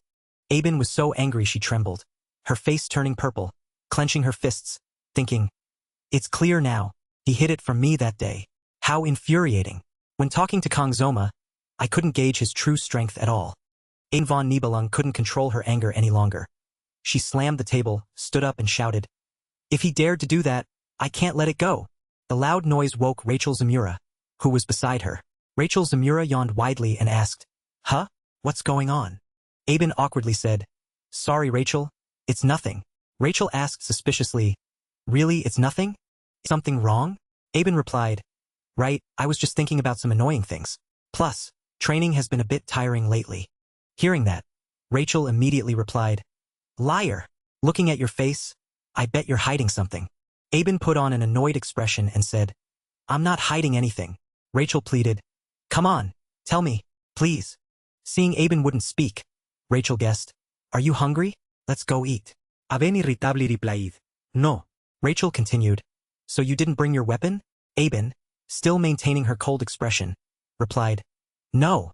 Rachel then asked, "Or are you annoyed because you have a stomach ache and need to use the restroom?" Aben gradually lost patience and irritably replied, "No, I'm not." Rachel then delivered her final guess. "Ah, so you must have a boyfriend, right?" Aben, hearing that, reacted as if she'd been electrocuted, because it hit a nerve.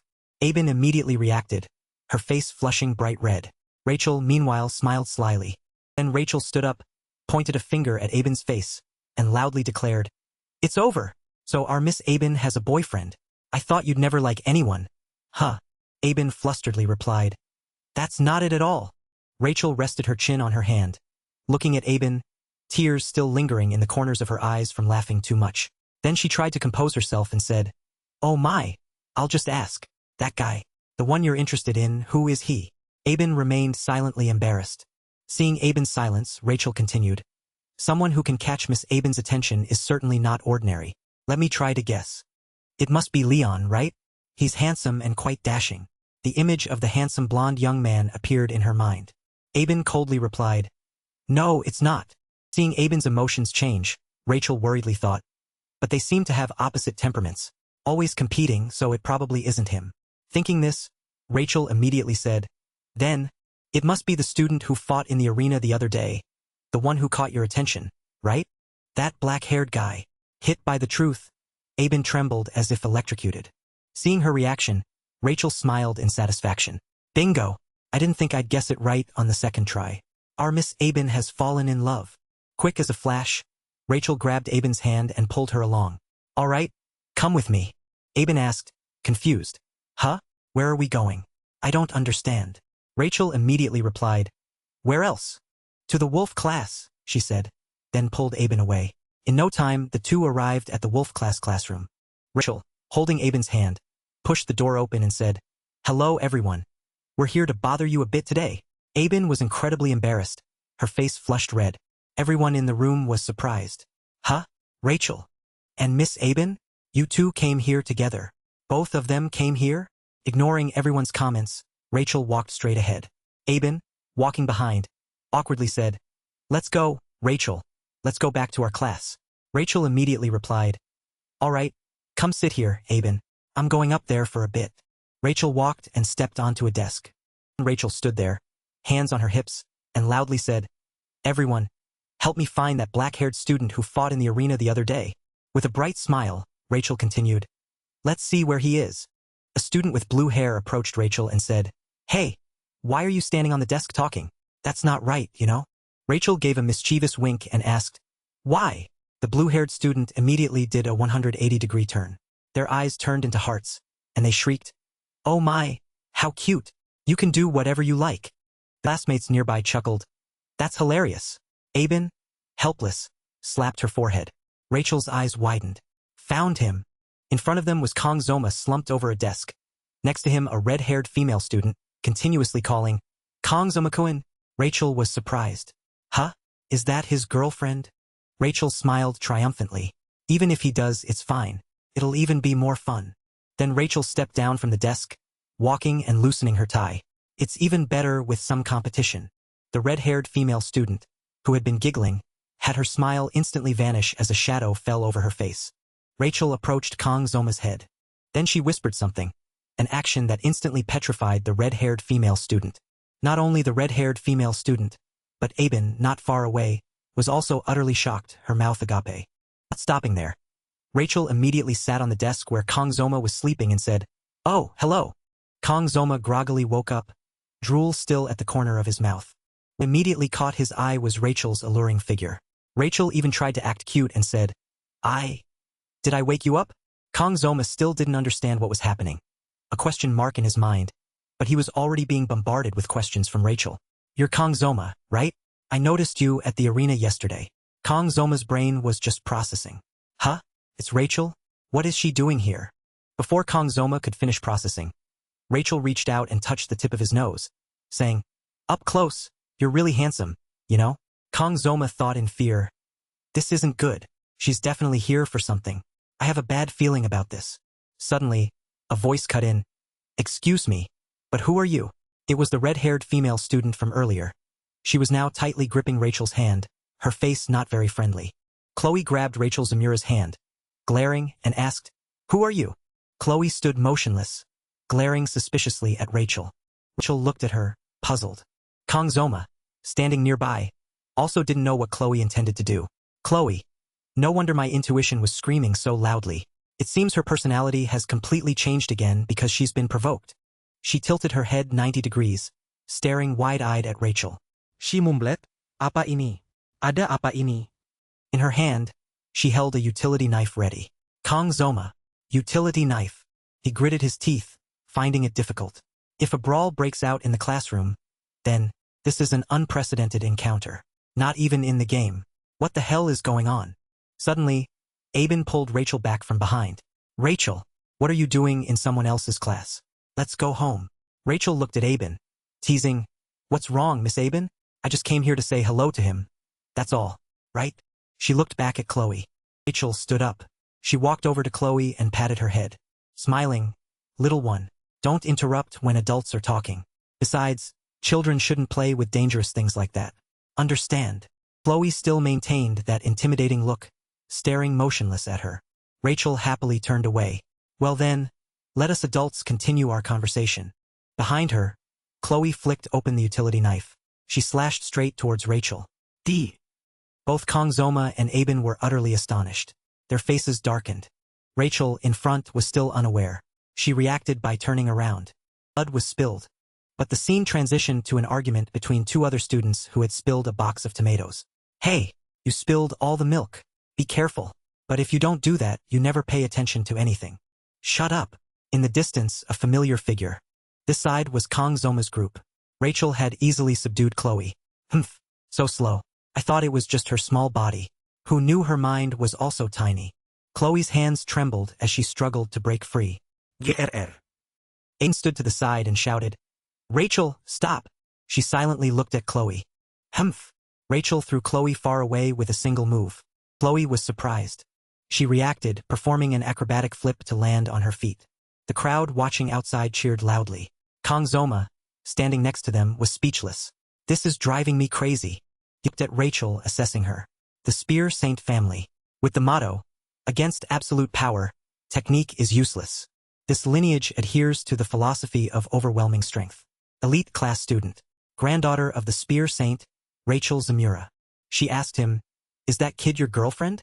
Kongzoma replied with a gloomy face. No, she's really cold. Anyway, it's truly troublesome. He corrected himself. Just my friend. Rachel huffed. Kongzoma only now realized something was wrong. What the hell is going on? He looked at Aben. She was looking at Rachel with fear and worry. Ah, that's right. Aben is here too. I was so flustered I forgot. He looked at Rachel with sharp eyes. What do you two want with me? After a moment of silence, Rachel said, I heard Miss Aben was interested in you, so I came to check you out. Aben, behind her, flushed bright red. She waved her hands repeatedly. No. When did I say that? Huh? Isn't that why? Rachel, you dragged me here on your own. I thought Miss Aben obediently followed because she wanted to come. In froze. She wanted to retort but didn't know how. That. Many people gathered around to watch. What's going on? A fight? I don't get it. Let's watch. Aben put on a cold expression. Well then, it seems there's been a misunderstanding. I never said I wanted to come here. Kongzoma thought in exasperation. Then just go home. He rubbed his head. If there's nothing else, you two should go back to your class. The two looked at each other, stunned. Unbelievable. Rachel approached, wrapping her arm around his. You're really interesting. I like interesting guys like you. Kongzoma still paid no attention. His face was cold as he tried to dismiss her. Then that's too bad. My personality is quite boring. Rachel still tried to charm and entice him. Oh, come on. Why are you like that? Hey, after class, want to come to my room and watch a movie? Chloe on the other side couldn't take it anymore and shrieked. Stay away from Kongzoma. Rachel, what is it now? She laughed triumphantly, looking at Chloe. My dear Kongzoma, look, ha ha ha ha, that's truly hilarious. Miss Aben, did you hear that just now? Kongzoma, beside them, looked on tiredly. More trouble. Aben, behind her, glared at Rachel, her eyes burning. Grr. Rachel. Finally, she stood up. What a shame. It was really fun meeting you, Kongzoma. Haha, I'm going back to class now. See you later, Kongzoma. Don't come again. How cruel. Even as she walked away, Rachel didn't forget to flirt with him. I'm leaving now. Kongzoma looked annoyed. Hurry up and go. With that resolved, he rolled over and went back to sleep. Aben walked a short distance, then turned back. She secretly watched him. Aben stood watching Kongzoma for a while. A moment later, she blushed and turned away. Turning away, Aben also shed her usual cold demeanor. She walked out. Kongzoma, meanwhile, didn't care. He just wanted to sleep. Rachel and Aben were walking back to class. Rachel walked, thinking, I can't believe it came to this. His cold attitude is one thing. She recalled his appearance. A rare beauty, but those deep black eyes. Something flashed within them. It made me feel like I'd just been cut by a sharp knife. Rachel touched her neck. That's truly terrifying. She seemed to have developed a sense of caution towards him. Completely different from the other classmates who only have superficial looks. I just intended to tease him a bit. Who knew I'd gain quite a bit of information. The Spear Saint family has always allied with outstanding warriors. So, from that perspective, Rachel dangerously licked her lips. He's a talent worth keeping an eye on. Indeed worthy of. Aben was behind her. Rachel happily twirled around, smiling brightly at Aben. Miss Aben. I'm sorry. Aben rubbed her forehead, a headache coming on. She sighed. Humph. If it's about the commotion just now, you should apologize to the Wolf class students instead. Rachel interrupted her. No, it's not about that. Aben was surprised. What? Rachel confidently shone. She declared, Kang Zoma. I'm not giving him up to you. Aben's eyes widened as she stared at her. The scene shifted elsewhere. A wheelchair was rolling. Nox Auditor was trembling with rage. Kill, kill, kill, kill that bastard. He thought back, seething. In this life, I've never tasted defeat. I am a genius of the Auditor family. Nox Auditor walked quickly down the hospital corridor. If it were night like this, perhaps the battle would have been different. As an assassin, I would have had an advantage. Should I ambush and kill him tonight? Nox Auditor then remembered that cold, terrifying look. He pushed the patient in front of him aside. Get out. Nox Auditor walked down the dark corridor, thinking, mobilize the entire Auditor family. With the strength of the whole family, I can take that bastard's head. Nox Auditor remembered his younger sister. Kill him, then bring Chloe back. Chloe's potential is equal to, or even surpasses, mine. He reached the door. Yes, act now. The combined strength of the family, along with my Dark Fong secret technique. Nox Auditor was determined. He pushed the door ajar. I'll show you what it means to be. Nox Auditor froze. He was stunned. The person on the other side was munching on an apple. And that was Kang Zoma, sitting by the bed, waiting for him. You're here. Sitting in the classroom, Chloe bit her nails, staring intently into the distance. Kang Zoma glanced at her and thought, she looks angry. But she was the one who drew her knife first. On this side, Chloe gripped the utility knife tightly in her hand and mumbled, do you like him that much? Even Kang Zoma. Suddenly, a voice called, Chloe, making her pause for a beat. Really? Really? Huh? She turned, smiling brightly, and asked Kang Zoma, what's wrong? Is something the matter, Kang Zoma? Kang Zoma broke out in a cold sweat, thinking, put the knife down. He awkwardly touched his hand and asked, how's Nox? Chloe looked at him, confused with wide, round eyes. She looked down with a sad expression. Then she replied to Kang Zoma, my brother is in the Academy Hospital. Kang Zoma exclaimed in surprise. Hospitalized? Why? Chloe explained. He wasn't injured during the simulated space battle. To be honest, I'm still not very clear about it. He looked up and, feigning nonchalance, continued. I only heard he was taken to the hospital, even though he has no injuries, so everything will be fine. You don't need to worry, Kang Zoma. Kang Zoma pondered deeply. Even though I cut him in half, he shouldn't be so weak as to suffer a mental breakdown. He thought suspiciously, that bastard, is he perhaps planning something else? Thinking this, he called out, Chloe. He approached, patted her head, and said, can you tell me Nox's room number? The first way to deal with a Yandere. Pat their head. Chloe's cheeks flushed, and she exclaimed, oh! The scene shifted to the hospital. Nox was both bewildered and furious, drenched in sweat, shouting, you! Kang Zoma bowed his head slightly and glared at him. He took a bite of the apple and asked, can I eat this? Nox thought to himself, you've already eaten it, haven't you? Kang Zoma sat leisurely on the chair and said, the Auditor family must be very rich, huh? Private room for one person? No kidding. Nox gritted his teeth and shouted, what? How did you get in here? He thought in panic. No. Is he here to finish me off? As he watched Kang Zoma reach down for the knife on the table. Kang Zoma picked up the gleaming knife, and he used his peak knife skills to peel the apple. The apple he peeled was clean and perfectly white. Nox secretly marveled. What? How is he so good at cutting? After peeling the apple, Kang Zoma neatly placed it on a plate. He stood up, walked past Nox and said, if you're tired of rice, have some fruit. Nox thought angrily, that bastard, daring to pity me like this? From Nox's sleeve, a knife appeared. He turned his head, glanced at Kang Zoma, and thought, I'll kill you. Kang Zoma suddenly stopped and exclaimed, ah, he said, also, if you're planning to get revenge on me. Nox looked out from his room. Kang Zoma glanced back and continued, I will destroy the Auditor family. Nox's eyes lit up. Then he slammed the door shut. Suddenly, red light rays appeared around the apple on the table. Nox panicked and slumped to the ground when he saw the apple cut into perfectly even slices. Kang Zoma calmly walked down the street. He walked, thinking, no matter what, the enemy's presence is like a thorn.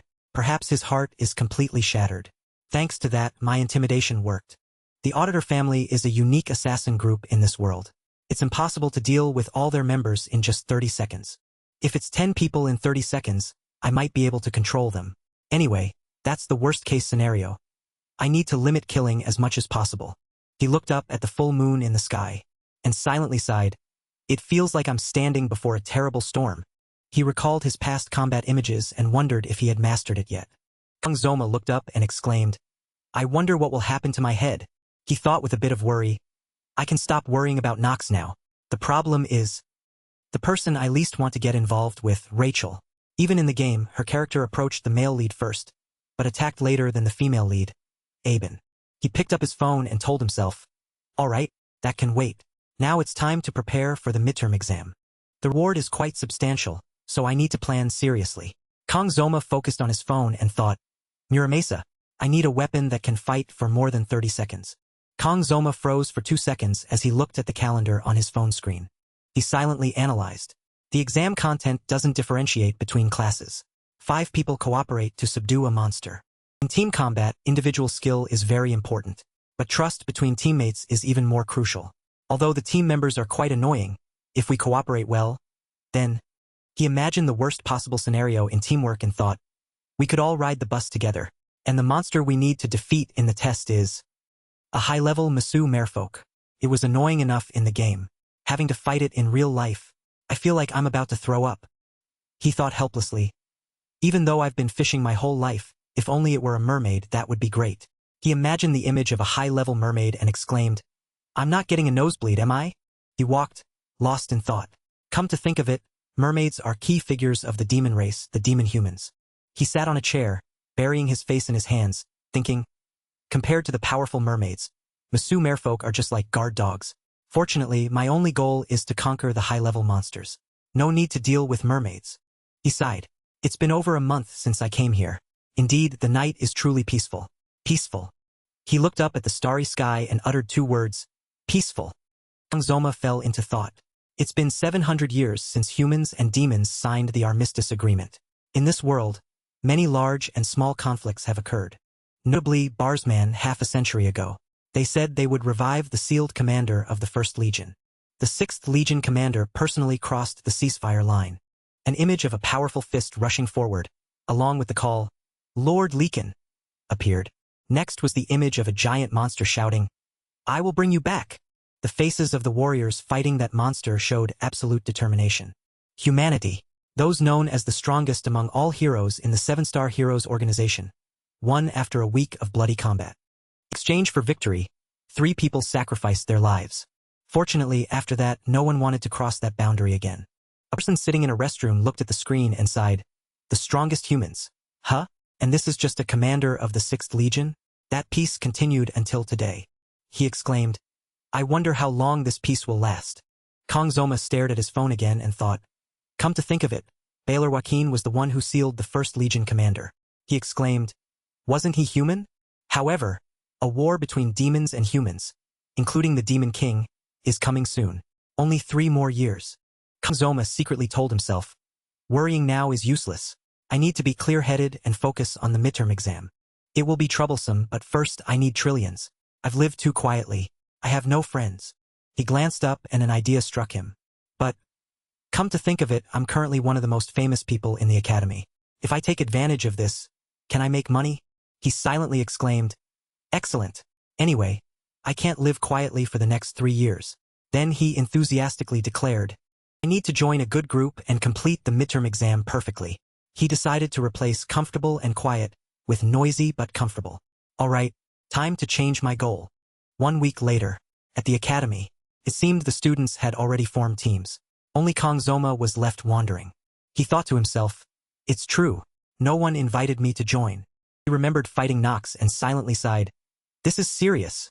He helplessly rubbed his face and thought, I'm the type who doesn't know moderation. Are people afraid of me? He suddenly glanced over. He looked at Chloe and thought, is she the same? Since that day, Chloe has also been shunned. He walked over to Chloe and called out, Chloe. She looked up and replied, Kang Zoma. Kang Zoma asked. Has no one invited you to a group yet? Chloe answered. That's right. Still no one.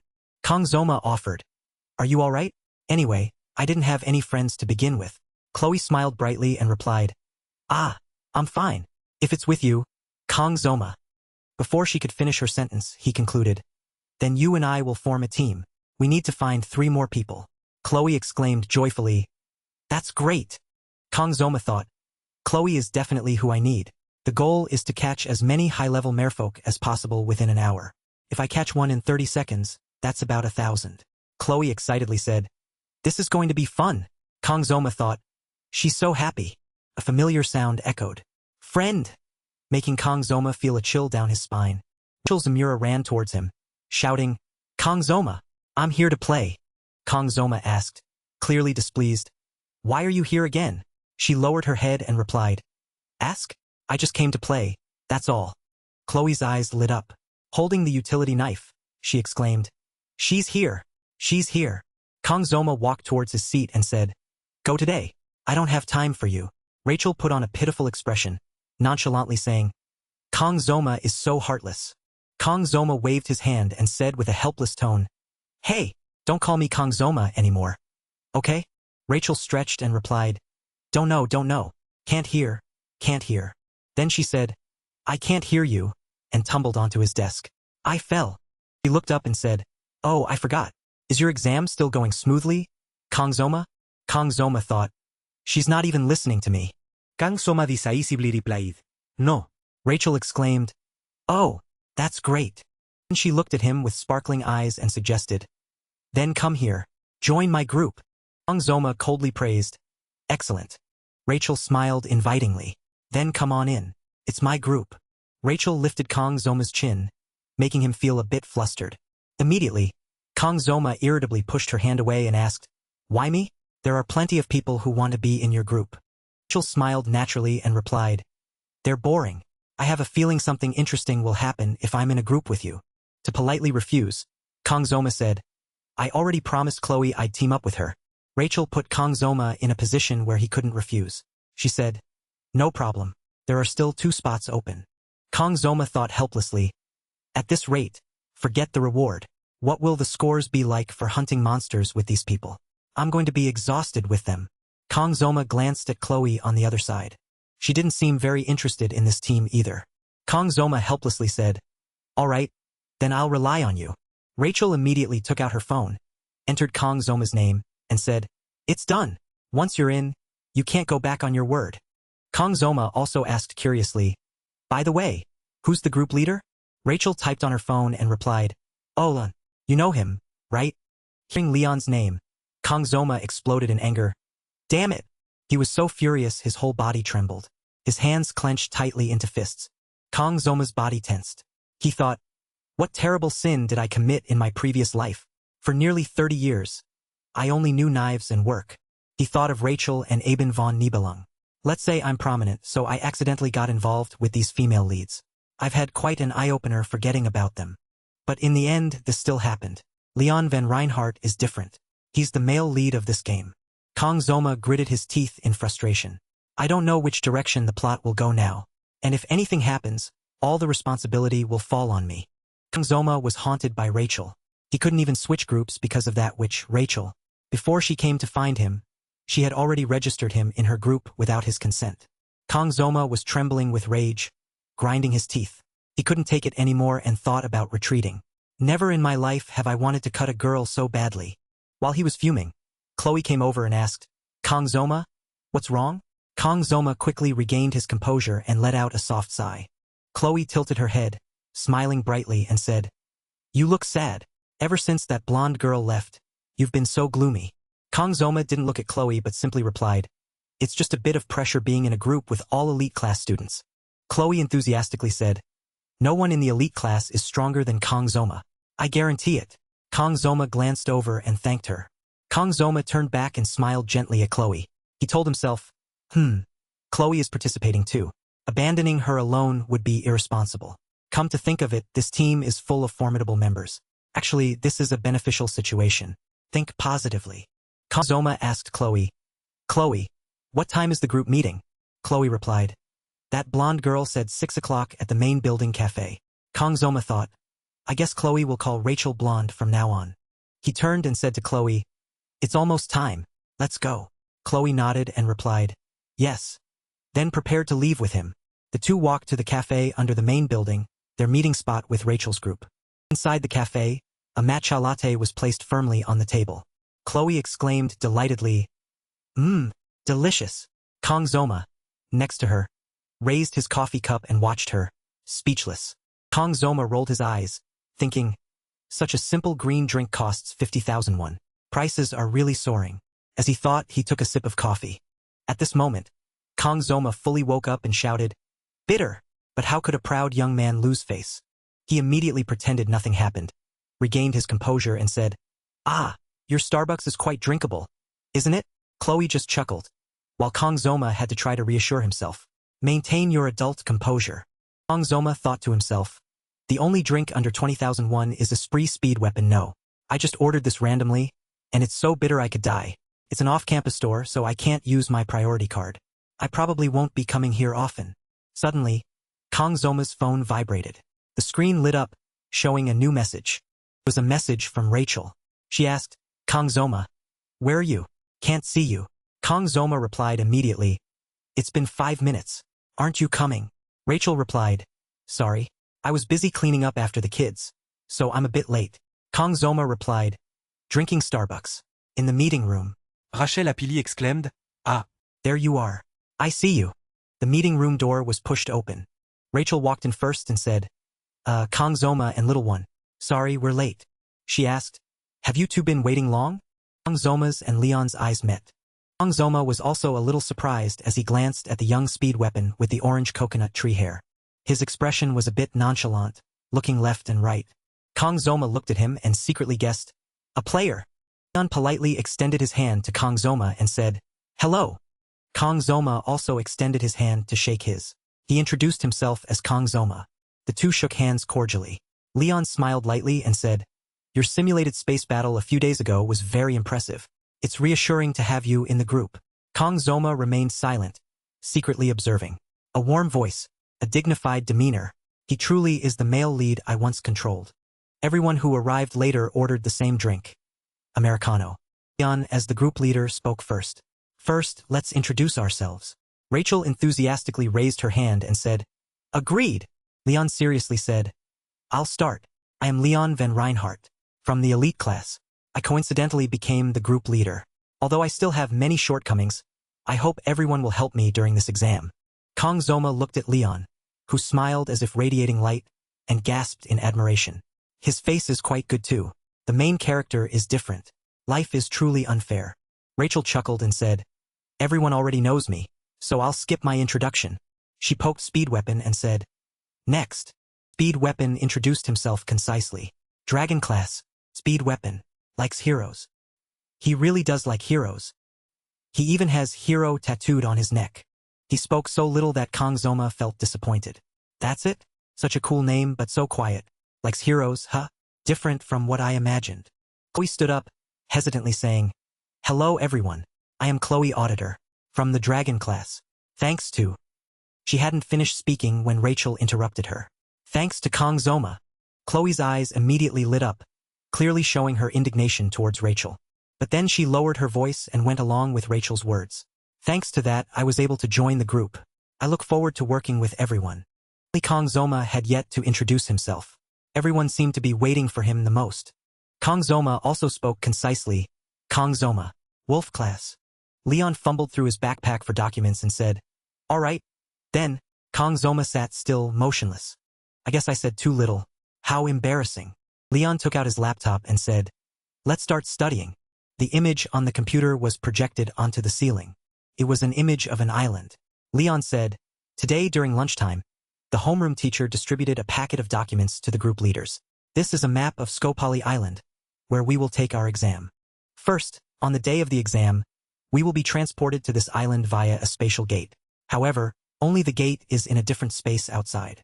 This island is in real space, so you can be injured by monsters. Everyone, please keep this in mind. Leon operated the computer for a bit.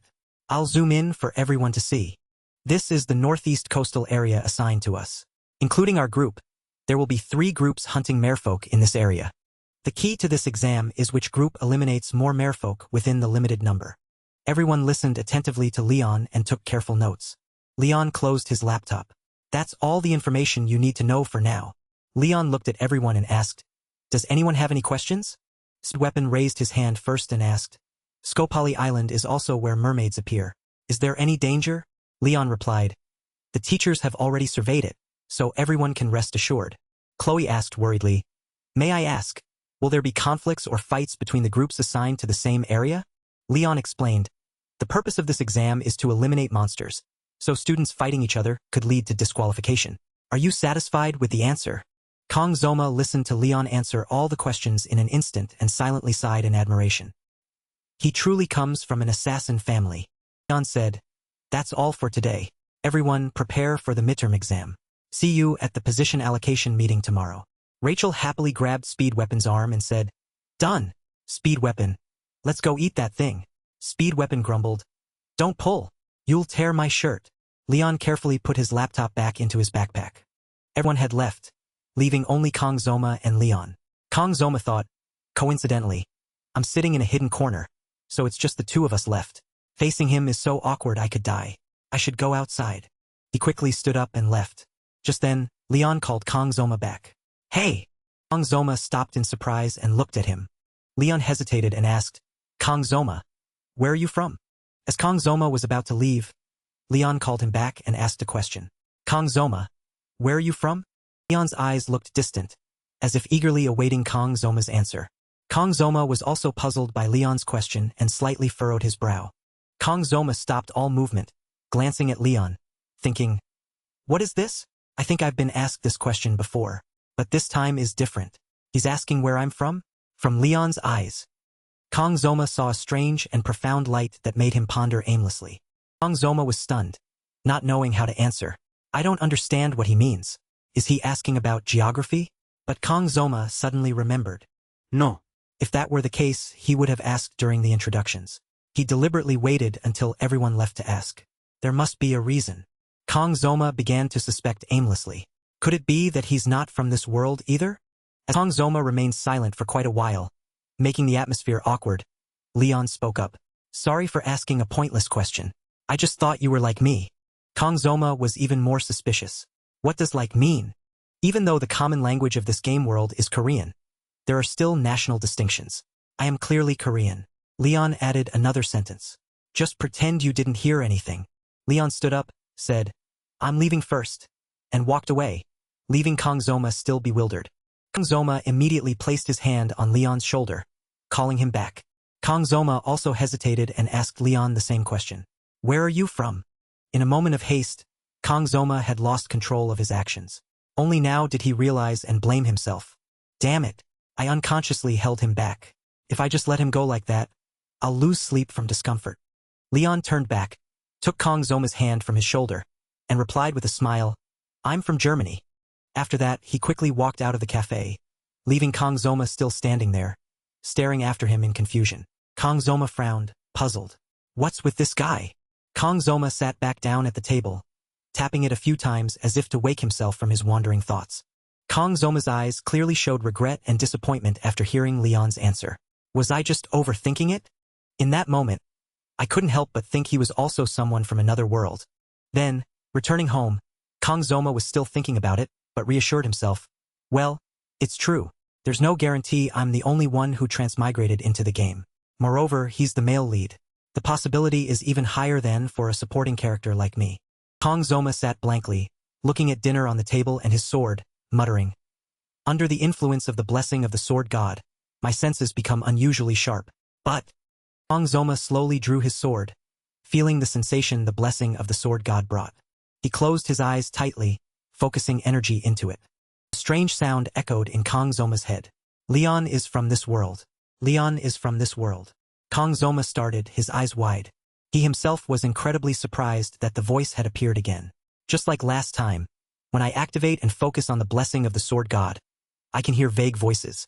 Kong Zoma was drenched in sweat. He clutched one side of his head, which was aching intensely. The more he tried to think, the more his head hurt. Even the blessing of painlessness couldn't alleviate it. Anyway, the Leon I met today is the Leon I once controlled in the game. Even if I hired an actor, they couldn't portray it so perfectly. Or did he really just ask about nationality? Kang Zoma tried to regain his composure but still felt something was off. But if he was just asking about nationality, then what about his phrase, "You're like me"? Kang Zoma took out his phone and searched for Leon van Reinhardt's name, but the results showed no articles found. There are no articles about Leon in this world. At this moment, Kang Zoma blamed himself. How dare I read the wiki? I didn't care about the male character. Kang Zoma then clicked his tongue, looked up at the ceiling, and sighed. Oh well, I'll probably only meet him this one time. If anything else happens, I'll ask media for help. Thinking of media, her voice echoed in Kang Zoma's memory. You haven't visited me lately. When are we running away together? Can we do it right now? Kang Zoma rubbed his chin and told himself, don't overthink it. It's strange, even though I'm in a situation I don't want, I'm still calm. It must be thanks to the blessing. Thinking of the blessing, Kang Zoma checked his status window. He silently exclaimed, it's developing smoothly. Physical level 57. Range of acquisition expanded. Mental level 3. Increased gravitas in speech and actions. Weapon level 1. Unlock conditions not yet met. Synchronization 2.56, corresponding to 6.8%. Mental and weapon levels are still the same, but my physical level has increased a bit thanks to diligent training. Weapon. I probably need Muramasa to increase that. In the status window, there was a line that kept Kang Zoma wondering. What the hell is this synchronization? Only this is increasing rapidly. On the notification board, synchronization 2.5, equivalent to 6.8%. Reach 7% synchronization to meet unlock conditions. Almost at unlock conditions. Kang Zoma pondered, thinking of Chloe Auditor and Nox Auditor.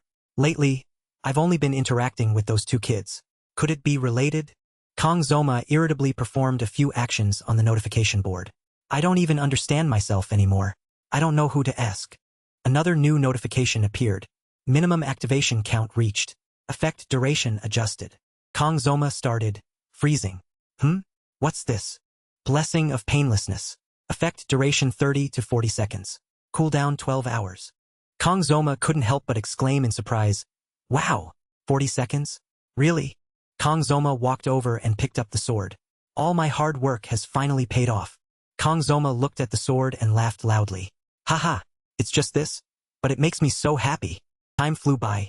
Only 5 days remained until the final exam. Every day, Kang Zoma diligently trained until he was drenched in sweat.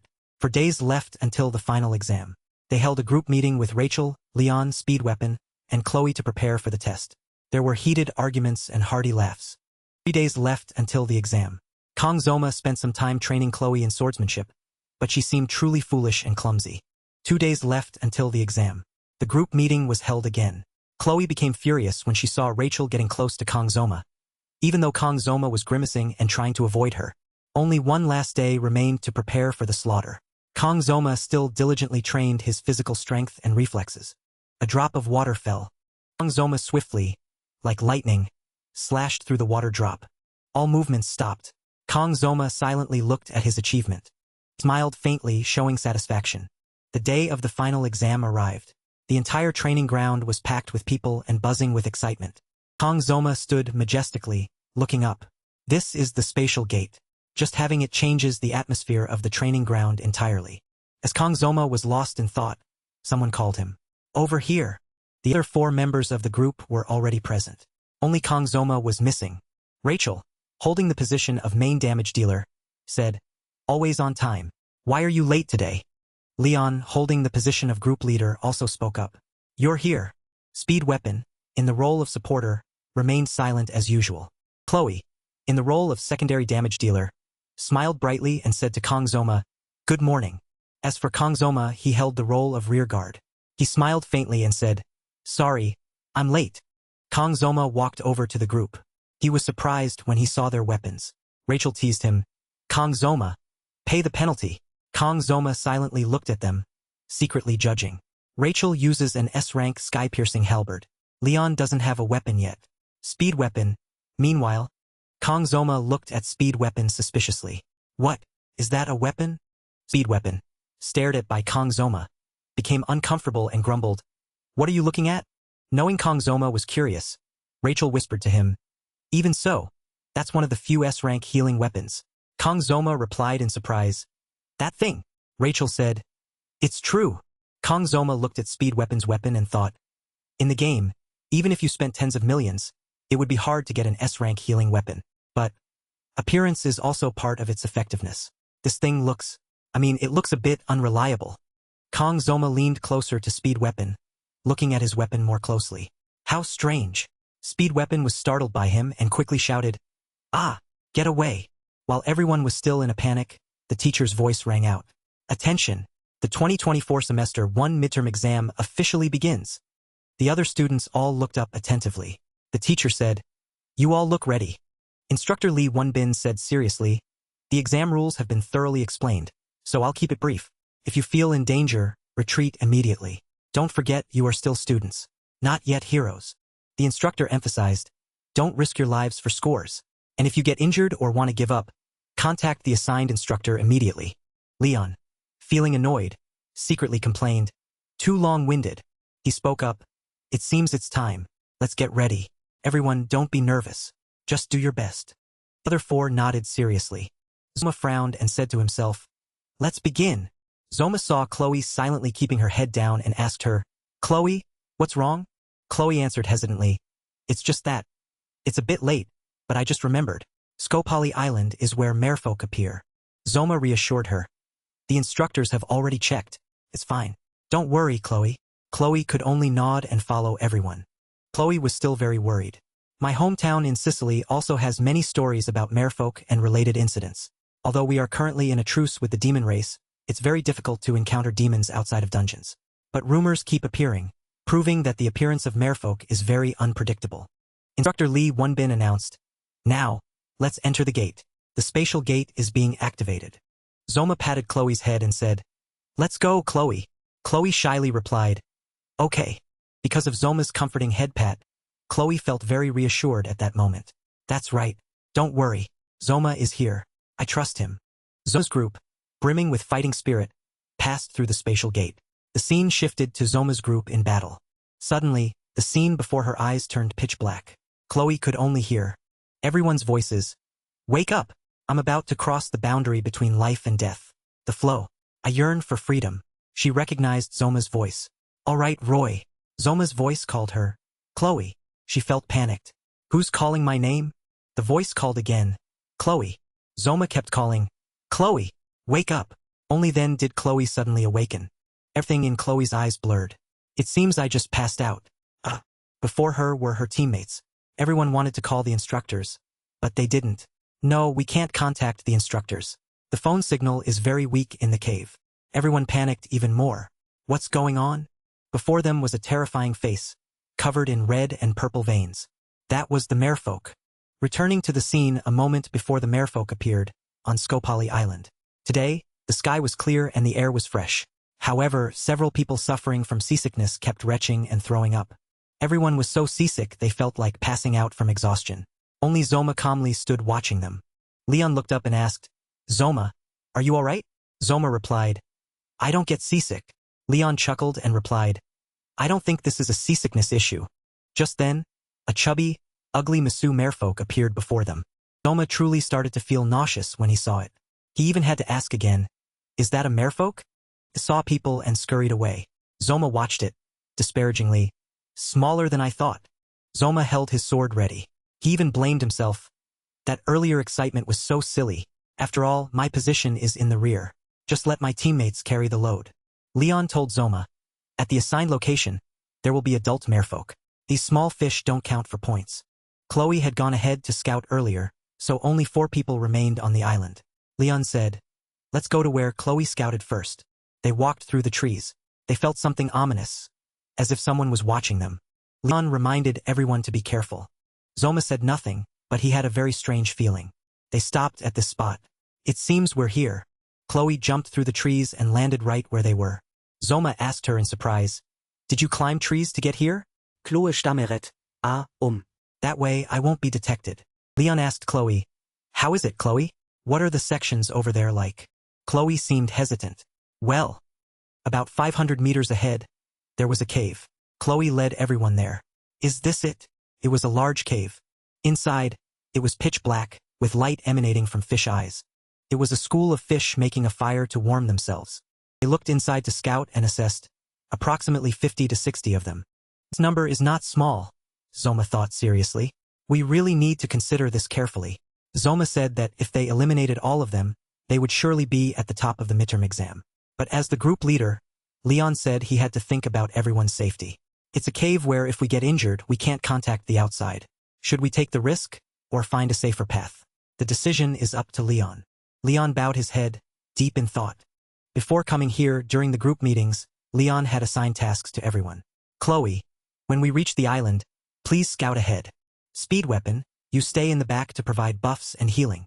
At the time, Zoma even teased Speed Weapon. It's still strange that you're a healer. Speed Weapon angrily retorted. What? The essence of a hero is to help others. Don't you know? Leon bowed his head, looking awkward as he assigned a task to Zoma.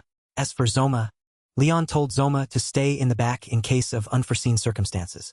Zoma was delighted to hear this. Great, so relaxing. As for Leon's task, I will be in the middle, commanding everyone. Do not charge in recklessly. Of course, depending on the situation, I will also participate in the attack. Rachel eagerly asked, What about me? Leon looked at Zoma with a strange expression, as if contemplating something. Rachel, what about you? Everyone was waiting to hear about Zoma's task. I've decided. Returning to the present, while fighting the merfolk, Leon called Zoma's name. She was immediately ready to unleash her move. Rachel used her S-rank sky-piercing halberd to deliver a powerful, decisive slash towards the merfolk. The powerful throw pierced through tens of meters and flew straight into the cave. A dazzling explosion occurred inside the cave. The merfolk were all stunned and couldn't react in time. Rachel leaped up again, preparing for another combo attack. The merfolk were also gaping in astonishment. Rachel swooped down like a gust of wind, still gripping her sky-piercing halberd tightly. Rachel continuously slashed her weapon at the weak fish. These pathetic fish were all cut in half, their heads severed from their bodies. It turned out that during the group meeting to assign tasks, Leon had given Rachel this important responsibility. You destroy everything. Can you do it? With her S-rank sky-piercing halberd in hand, Rachel accepted the task without hesitation. Of course. Speed Weapon also picked up his flute, preparing to play it to buff Rachel. The melody of blessing resonated, creating a sound that was normal to humans, but truly grating to these fish.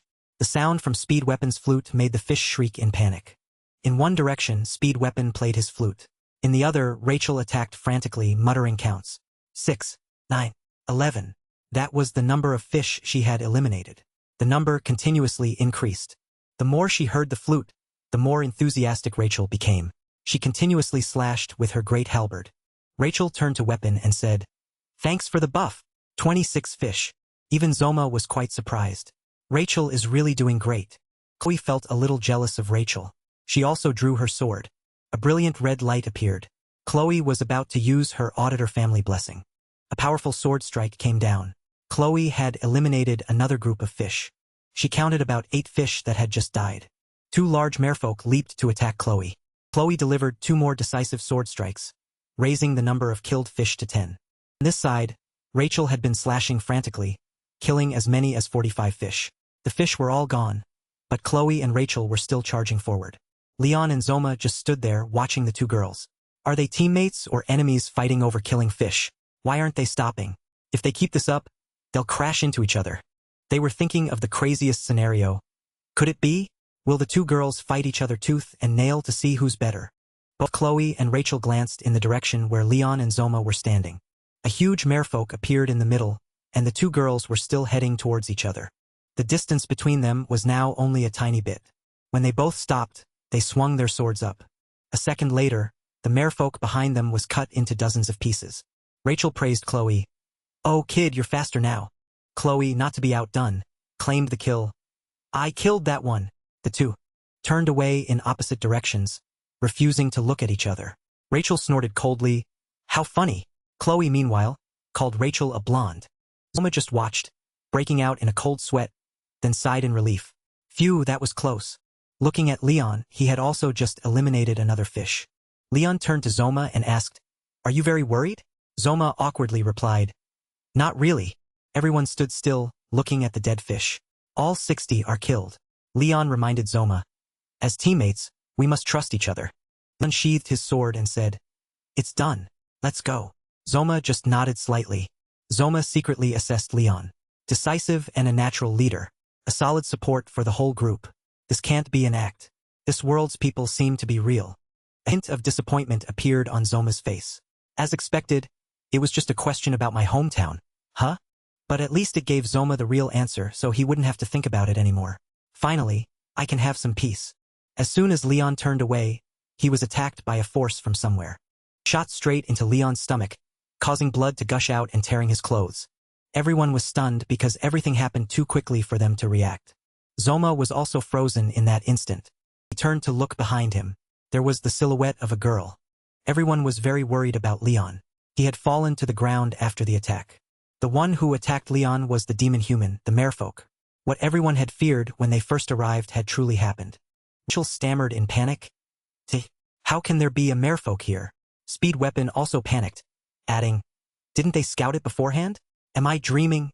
Zoma also thought worriedly, "Damn it, I thought everything would go smoothly. Who knew? Looking at this situation, should we run or fight? If we try to run with an injured Leon, the whole group will be wiped out." So then, Rachel quickly told Speed Weapon, "Contact the instructors. Report the merfolk. There are more fish." Speed Weapon replied frantically, "I can't. No contact. No signal." Zoma was the opposite of everyone else.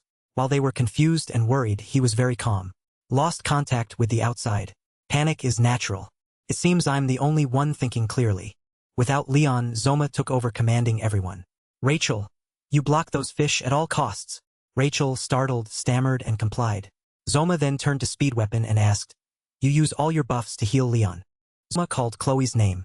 She immediately trembled and responded. Zoma held Chloe's shoulders and told her, "You get out of here. Find other students nearby and take them to safety. Then call the instructors." Chloe asked worriedly, "What about Zoma?"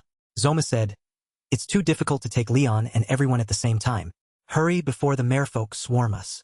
Chloe was scared and didn't want to leave, but she could only follow Zoma's words. Chloe quickly jumped out of the cave. Rachel turned back and asked Zoma, "Zoma, what do we do now? Is there a way? What are you doing?" Speed Weapon said in a panic, "Hey, you, this guy's crazy. Where are you going?" Zoma turned his back to them and said, "Rachel Weapon, leave the small fish to me." Speed Weapon and Rachel asked in alarm, "What are you going to do, you idiot?" Zoma closed his eyes, feeling the power from his blessing of the sword god. "Until now, I've never liked these small fish. Not satisfying." Zoma only told Rachel and Speed Weapon, "This is my specialty, big fish." Zoma was now facing the merfolk. Now I have to face the boss designed for a group fight alone. A terrible situation that I can't even curse about. Kong Zoma's eyes were serious. "Anyway, I've already crossed the bridge with no turning back." Looking at the merfolk smiling in satisfaction. For Chloe to return, there's only one way. Kong Zoma calculated. Within 40 seconds, I must cut this fish down. Picking up the sashimi knife, the feeling of unease subsided. The unique power of the demon race, similar to that of humans, increases the majesty in words and actions. Beginning to adjust to suit the user. Blessing of the sword god activated. Kong Zoma smirked. "It's been a long time since I've had a proper sashimi dance. May the moon god bless me." Rachel was fighting on this side. The merfolk were also very fierce. Rachel used her weapon to block a merfolk's mouth. Humph. Rachel pushed away 3 giant merfolk at once. Power appeared in Rachel's hand. "Over there." Rachel attacked powerfully. "Get lost." Rachel wiped the sweat from her face. Weapon watched Rachel fight the merfolk. "I want to buff her, but..." Leon grimaced. "Now I can only focus on healing Leon." Weapon reached out to heal Leon's wound. The wound is quite deep, but thankfully, it's slowly recovering. Weapon thought, "I know Zoma is very strong from the subspace battle. But..." Weapon looked at the merfolk with boundless power, facing Kong Zoma. "He's crazy." Weapon was startled and worried. "Just looking at it sends chills down my spine. Should I stop him?" A voice called, "Kong Zoma." The merfolk raised its hand and smiled. Then it unleashed a move. Kong Zoma quickly flew and dodged. Kong Zoma assessed that merfolk mainly uses long-range water magic. Kong Zoma looked at the merfolk. Even if it's magic, that monster is still a creature of flesh and blood. Kong Zoma flew up, drew his knife, and charged in. Kong Zoma's eyes were full of power. Slash! The merfolk's body was slashed but then disappeared. Then the merfolk targeted weapon again. Weapon froze. The merfolk smiled and charged. The merfolk opened its mouth wide. Kong Zoma quickly slashed the merfolk just in time. Kong Zoma stopped and looked at the merfolk. Looking back at the slash. Damn it, too shallow. Kong Zoma leaped up again. Kong Zoma unleashed another strike. The surface of the lake was affected by the power, sending water splashing up. Kong Zoma landed on the ground. It's truly a merfolk. Its movements in the water are hard to predict. Kong Zoma thought, it's targeting the injured person, huh? Anyway, I have to be fast. Hey! Kong Zoma looked at weapon, then looked down at Leon. Kong Zoma asked, are you alright? Seed weapon was bewildered. Huh? I'm fine. Kong Zoma flew away. Then I'll continue to rely on you, hero. Weapon watched Kong Zoma continue to fight the merfolk. Weapon's eyes widened at the two words, hero. Weapon recalled. Weapon once praised, truly noble, righteous, brave, sacrificing for others, turning despair into hope. Weapon thought, but even after entering the world's top hero academy, I haven't seen anyone with those qualities. In that class, huh? At that moment, Kong Zoma thought, are you going to confess if you find one? Weapon looked at Rachel. That's why I asked Rachel to join this group. Then Weapon looked at Leon. Leon, he will definitely be the hero I've always dreamed of. Kong Zoma also agreed internally at that time. That's right. Weapon smiled. But why? Sorry, but you don't look like a hero at all. Although strong, but... Kong Zoma scoffed. I'll pass on that kind of thing. Is hero something that can be given? Weapon was now very stunned. That Kong Zoma. The merfolk continuously unleashed wicked moves. Terrifying powerful blows were unleashed. The merfolk continuously attacked. Kong Zoma skillfully dodged. Kong Zoma thought, this slow pace. Kong Zoma guessed, it's luring me.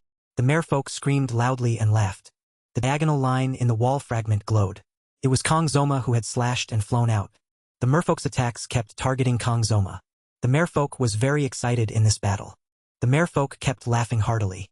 Ah! I'll continue to unleash moves. Rachel shouted, weapon! Weapon, who was healing, looked up. The merfolk had extended its giant hand. Could that demon human have been targeting you all this time? Weapon was startled. Kong Zoma arrived just in time to save Weapon. This slash was like before. Kong Zoma was annoyed. Too shallow again. Kong Zoma cursed internally. Are you trying to collect hands? Kong Zoma? Focus.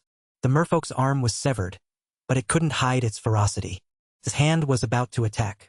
That hand was severed. Huge force erupted. It burst out of the island. The merfolk was struggling. The attacks rebounded, hitting the merfolk.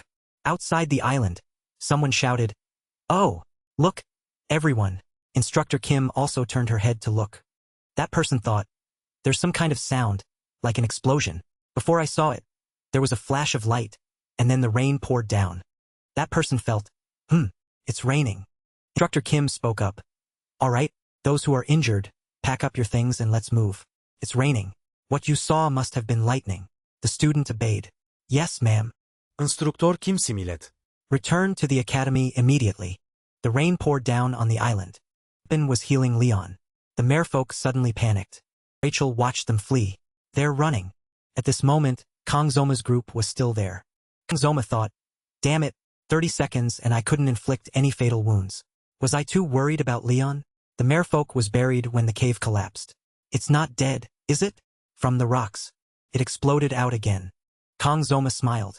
As expected, it wouldn't die so easily. The merfolk charged out again. Kong Zoma took off his outer jacket. Kong Zoma called out, Rachel, the small fish are almost all dealt with. Please take care of Weapon and Leon. Rachel agreed.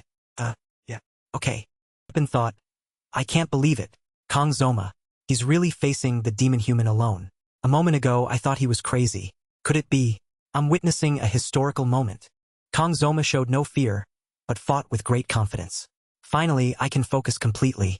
10 seconds of extra time, starting now. The merfolk seemed very angry, veins bulging on its face. The merfolk charged straight ahead. Kong Zoma also called out, come here. Kong Zoma closed his eyes, then opened his eyes, holding 2 knives in his hands. I will cut you down. Chloe tried to run like the wind. Chloe continuously encouraged herself. Faster, even faster. In the middle of the forest, Chloe shouted, Don't stop. Chloe exerted all her strength trying to run. Chloe gritted her teeth. My legs feel like they're about to break. Just run. Just to get help. Chloe thought. And it already hurts this much. What about Zoma? Chloe remembered Kong Zoma's back. Chloe, go call the instructors. Zoma is stronger than anyone I've ever met. Chloe thought. But he's always hesitant to fight. He always tries to avoid it and only draws his knife when it's absolutely unavoidable. Chloe's eyes were extremely determined. I trusted his judgment and left as he instructed. But the merfolk, if only I were stronger. An explosion erupted from the cave. Chloe looked back. The explosion. Chloe pressed her lips together. Could it be Zoma? Please, survive. Chloe tripped over a rope on the path. Chloe seemed to stumble and fall. But Chloe quickly regained her footing. Chloe ran frantically through the rain.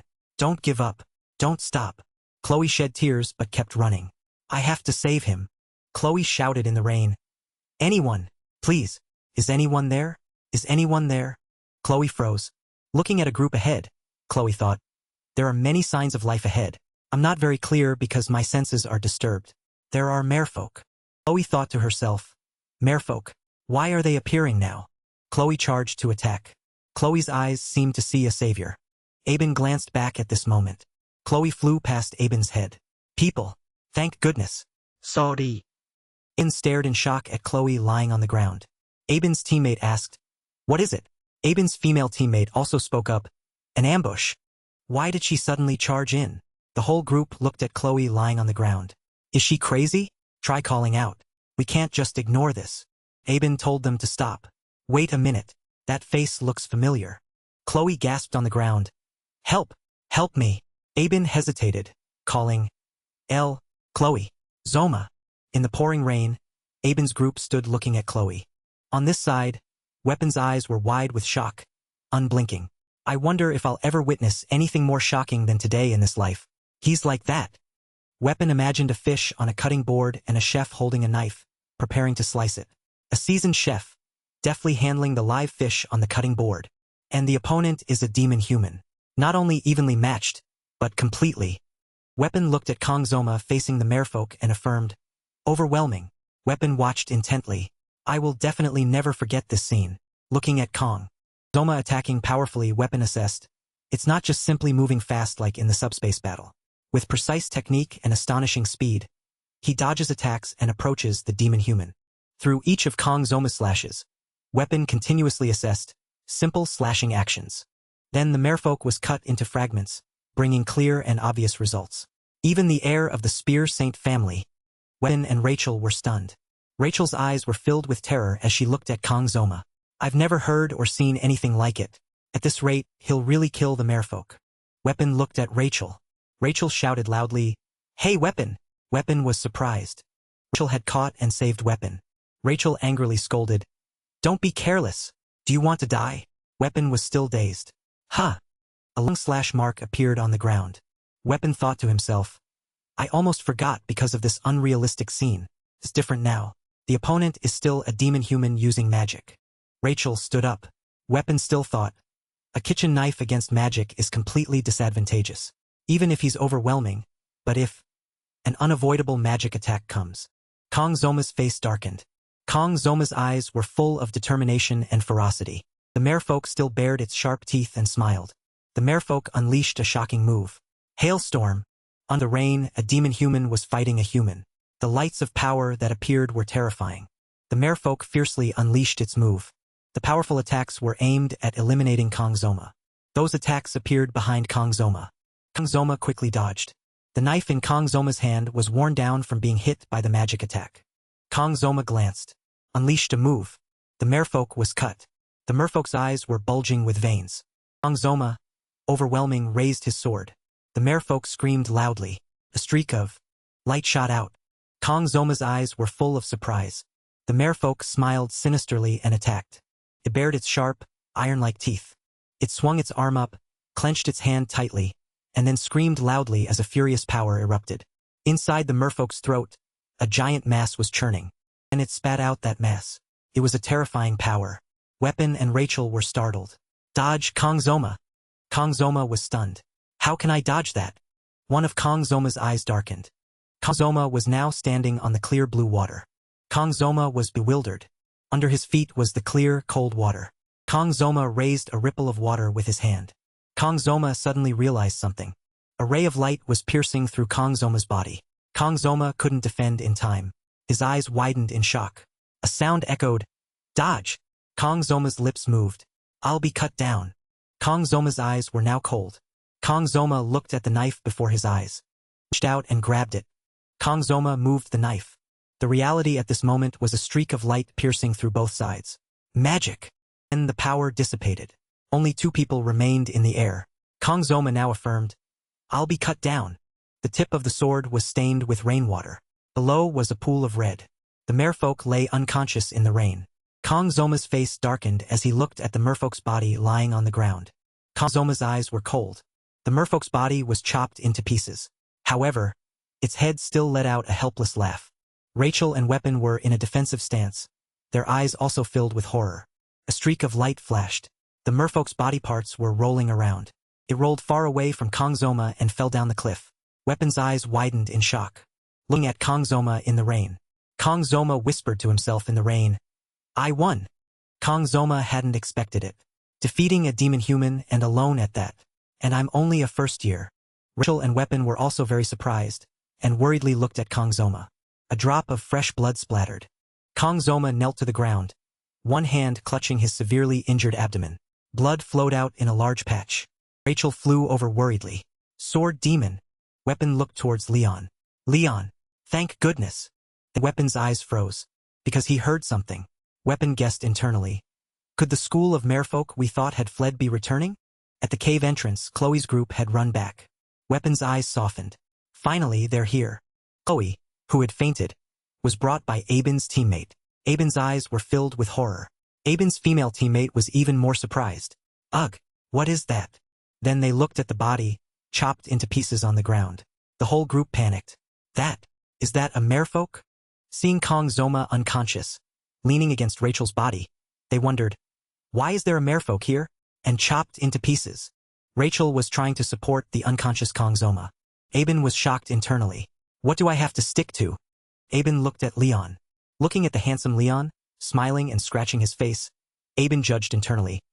"My teammate is dying, yet the team leader is only concerned with maintaining his image."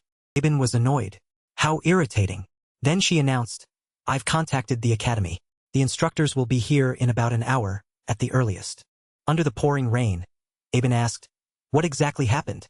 Weapon spoke up, "Instructors. Those bastards said they had surveyed this island. So why did merfolk appear?" Aben replied, "All right, then, explain." Weapon retorted, "Are you ordering me?" Aben was annoyed. "Why are you so ill-tempered? I'm asking you." Asking. Weapon sighed. "You wouldn't believe it even if I told you. Just say it." Weapon spoke, "I'm good at this. Explain." The rain still hadn't stopped. Hearing Weapon recount the events, Aben spoke up, "So?" Aben summarized, "You mean the merfolk suddenly appeared, and the sword demon dealt with it alone?" Weapon admitted, "Yes, something like that." Aben thought to herself, a first-year academy student single-handedly eliminated a demon human that appeared without warning. Aben recalled when her grandfather told her stories. "It sounds even more outlandish than the fairy tales my grandfather told me when I was a child. No matter how unbelievable, based on the current situation, it seems to be true." Aben looked at the scene before her, affirming internally, "There's no reason for them to lie." Aben's eyes were still lost in thought. A story too heroic. The descendant of the originating hero, Baylor Joaquin, and his disciple Aaron Nibelung. That glorious foundation made me special from birth. Aben's eyes were extremely serious. What is called bloodline? Aben was still lost in thought. Even so, I didn't want to be overshadowed by that background. So I cultivated my talent myself and achieved this position. And Aben thought, but, Kongzoma, I never expected such a disparity. A chaotic feeling of fear, trembling, and awe. Aben looked up at the high sky. Perhaps I'm just an ordinary person. Aben spoke up, "Hey, can I have some healing magic?" Her teammate agreed. "Sure." Rachel was supporting Kongzoma. Aben used healing magic on Kongzoma. Aben continued her train of thought. Even though he's near death, battered and bruised, Kongzoma, at my age, single-handedly defeated a demon human. Aben sighed in relief. "Phew." When asked, "Hey, You said you contacted the academy earlier, right? Aben replied, yes, I did.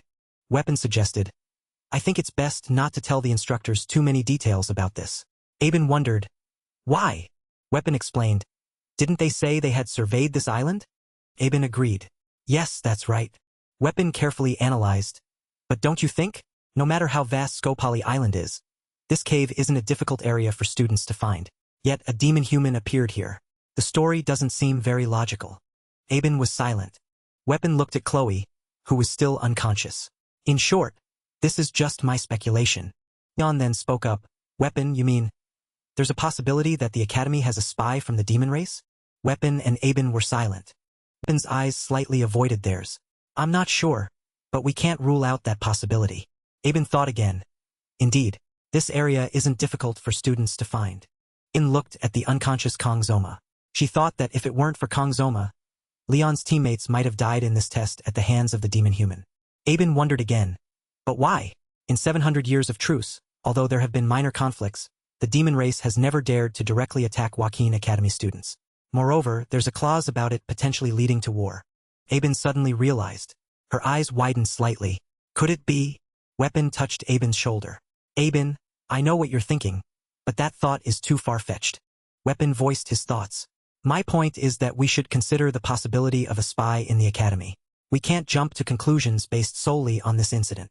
Leon suggested, therefore we need to coordinate our statements. If the academy has a spy, and they find out that Zoma eliminated the demon-human alone, then he could become a target. Weapon agreed. Yes, that's right, but we can't stay silent. Weapon looked at the unconscious Chloe and then at Leon. Regarding how you helped us, so then. Rachel, who was supporting Kong Zoma, had a question mark above her head. Aben suggested, why don't we ask my grandfather for his opinion? The whole group was surprised. The Sword Emperor? At the academy. Wind blew through the window, making the curtains flutter. Sunlight shone in. Kong Zoma slowly opened his eyes. Kong Zoma seemed to guess. The hospital, huh? Kong Zoma raised his hand into the air. Looking at his hand, Kong Zoma chuckled. Ah, still alive. Kong Zoma recalled that memory. The merfolk's shot before it died was an unavoidable attack. Kong Zoma remembered the image of a streak of light piercing through. But I saw it clearly. Kong Zoma had dodged, but seemed to have been hit. The blade flashed past that line, and the magic shattered like a water bubble. That must have been. Kong Zoma looked back then and thought, water. Kong Zoma sat leaning against the wall. What was that feeling? Ever since awakening the blessing of the sword god, I've been experiencing indescribable feelings. Blessing. The system appeared. Blessing of the sword god. What is cut will be severed. Physical level. 7. Loosens weapon restrictions. Mental level. 34. Words and actions exude intimidation. Weapon speed 1. Unlock condition not met. Synchronization. 6.782%. New. Unlock condition met. Kong Zoma noticed. My mental level has increased by 4. That must be why I wasn't afraid when facing the demon human. It's really effective. Kong Zoma pressed his hand. And finally, the screen displayed synchronization. 7.2%. Read one line of the anonymous. Reach 15% synchronization to unlock the next condition. Kong Zoma thought to himself, don't tell me the merfolk's magic was unlocked at that moment? I was so focused that I didn't even notice someone at the door. Media ran over and hugged Kong Zoma. Sword demon. Media gushed. We were so worried about you. Those damn instructors. I'll deal with all of them. Kong Zoma struggled to speak. Thank goodness. Headmistress. Wait. Media reached into her bag for something. Humph. I'm too happy. Oh right, this first. Where is it? I put it right here. Kong Zoma looked at the bag in Media's hand and guessed. Is that a spatial pouch? Media happily said. Found it. Take it. Media held a sword in her hand. Your midterm reward, Miramesa. Kong Zoma's eyes were extremely surprised. The numbers 50,632 continuously appeared before Kong Zoma's eyes. The sword stat screen appeared. Boundless power. Media looked at Kong Zoma, who was sitting on the hospital bed, his eyes shining as he looked at the sword in her hand. I hope you like it. I should have presented it to you officially, but given the situation, I apologize. Someone was peeking through the hospital room door. Media pulled the person standing at the door. Hey old man, what are you shy about? Gomein. Siegfried cleared his throat. Media, how many times have I told you? Don't call me that. Media glared at Siegfried. A 70-year-old man acting like a young girl. Kang Zoma felt a strange sensation. Then he asked, Sword Emperor, why are you here? Media replied, I've heard everything from your group, Zoma. On behalf of Joaquin Academy.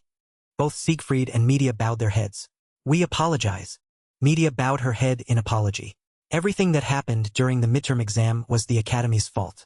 Because of that, you and your group, no, almost everyone present there was in danger. Kang Zoma was slightly stunned by what was happening.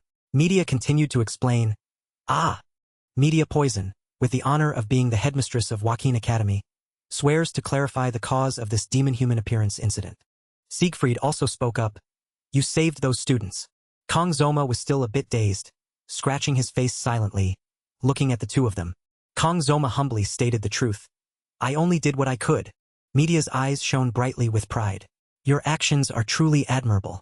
But perhaps this incident needs to be kept secret until the investigation is clear. Although it's a bit funny for a headmistress like me to say this. Media explained. But it seems this is an internal matter of the Academy. I'm truly sorry, Zoma. I should have paid more attention to you. Kang Zoma smiled. It's no problem at all. Media also felt a little relieved. All right then. Thank you for everything. After that, the three of them were in a room. Warm sunlight shone down, accompanied by laughter of happiness and understanding. Siegfried and Media bid farewell to Kang Zoma and walked down the hallway. Media walked ahead, while Siegfried followed behind. Suddenly, Media stopped. Media looked out the large window. Sieg, do you still remember? Siegfried didn't answer, looking at Media with a question mark as she continued. The first day we entered the academy, you were sprawled on the chair. I told you to move, and you immediately drew your sword. You told me not to order you around, didn't you? That arrogant soldier. Siegfried also looked with Media at the academy scene through the window pane. Siegfried bluntly replied, No. Media looked at Siegfried with an expression that said, I've put up with you for too long. But Media continued to reminisce. It's already been 60 years. Time really flies. Media expressed her thoughts. And yet, it's not even 1/10 of Joaquin Academy's history. How funny. When we entered here, the academy had already existed for a very long time. A long history. Siegfried didn't answer, just stood listening to Media speak. Although there have been major and minor events, the academy has trained and protected its students for the past 700 years. Then Media's eyes darkened. And yet, Media's body exuded an aura. The glass door shattered. Shards of glass flew everywhere. Media created a shield for herself and Siegfried to protect them from the flying glass shards. Media's expression at this moment was very annoyed and angry. Media recalled that time. Before the midterm exam, I received reports from the instructors that they had completed multiple field surveys. Because Skopali Island is an area where merfolk can appear, we were very careful. And yet, Siegfried just watched, not replying.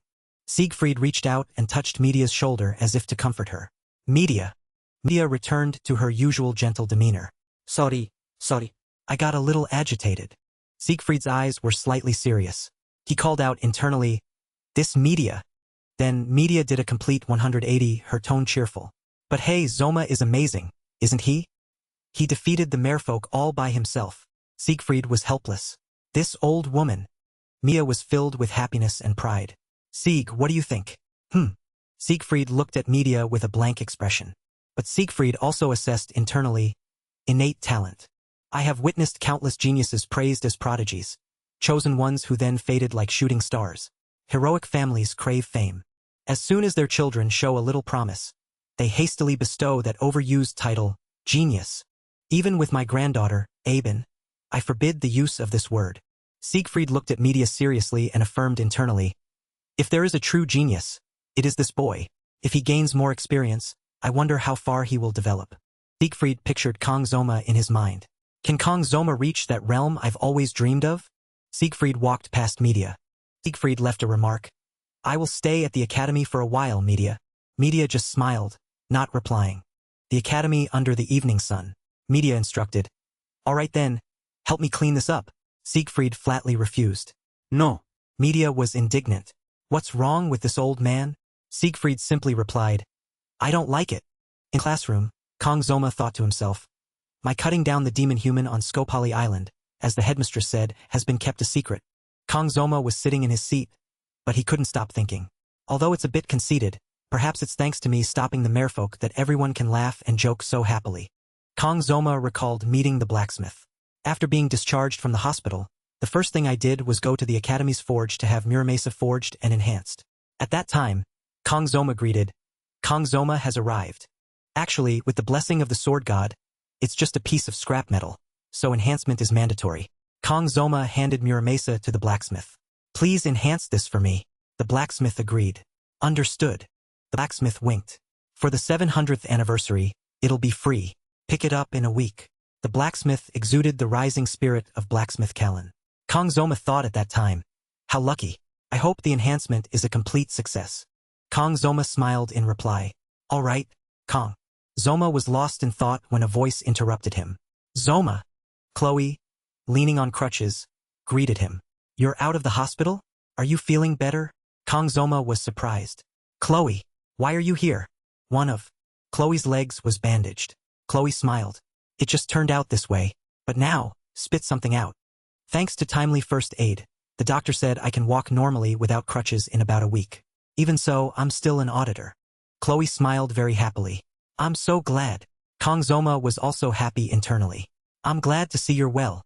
Kong Zoma suddenly remembered. That's right. It wasn't just my effort. It's true that I defeated the demon-human merfolk, but that was thanks to everyone's cooperation. Kong Zoma asked, but nothing else happened, right? Chloe replied, I heard the headmistress and the elder council are in conflict. Kong Zoma pictured Chloe drawing her sword and running. Chloe went to get help. The image of Rachel powerfully slashing. Rachel fought alone against the whole group. And there was Speed Weapon trying to play his flute to heal. And Speed Weapon's healing buffs too. Then a big question mark appeared in Kong Zoma's head. Leon's image appeared. Kong Zoma wondered, what did Leon do? Command? Kong Zoma rested his chin on his hand, thinking, just commanding, and he defeated the Demon King?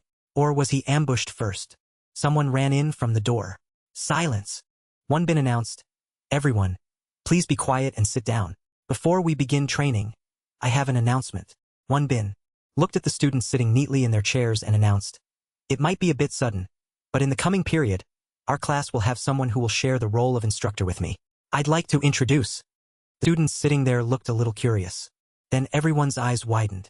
Siegfried appeared. Siegfried stepped in. All the students watched Siegfried enter, their mouths agape in surprise. Siegfried walked in with a very imposing and experienced demeanor, like a truly powerful person. One bin bowed to Siegfried, who was standing on the podium. The students, meanwhile, couldn't stop murmuring. The sword emperor, isn't it? Really? So cool. Siegfried looked at the students with a serious expression. Kong Zoma was still stunned. What's wrong with him? In another place, a dark spot. An old man was beaten and slammed against the wall. Blood poured from his mouth. Trembling. Please. I'm sorry. Then that person was hit again with a slap to the face. That person trembled even more. Please. I'm sorry, Instructor Kim. Instruktor Kim Siket. Elder lady. Instructor Kim's eyes glowed. Power surged from her hands. Her aura was truly chilling. Legion Commander 5. She was very angry. The instructor picked up a worm-shaped gummy candy and slowly put it in her mouth. Why weren't you more careful then? Are you best at annoying others? Someone's frightened voice spoke up. Sorry. Before he could finish speaking, a blow like a thunderbolt struck his face.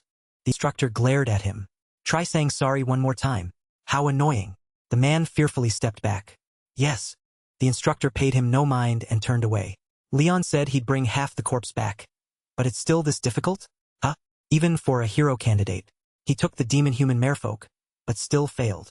Then she said sternly, because of the elder's mistake, the Sword Emperor has already arrived at the academy. The frightened man kept apologizing, but realizing his mistake, he quickly covered his mouth. Sure enough, this angered the instructor. She casually kicked him in the face, making his injury even worse. Do you take my words as mere wind? Although angry, she couldn't show it, only fuming internally. Damn it, a familiar teacher dares to. After delivering the kick, the instructor bent down to brush off her shoe. She grumbled. My shoe is really stained with blood. It's disgustingly dirty. She almost chuckled as she said it. She turned her head, her voice dripping with sarcasm.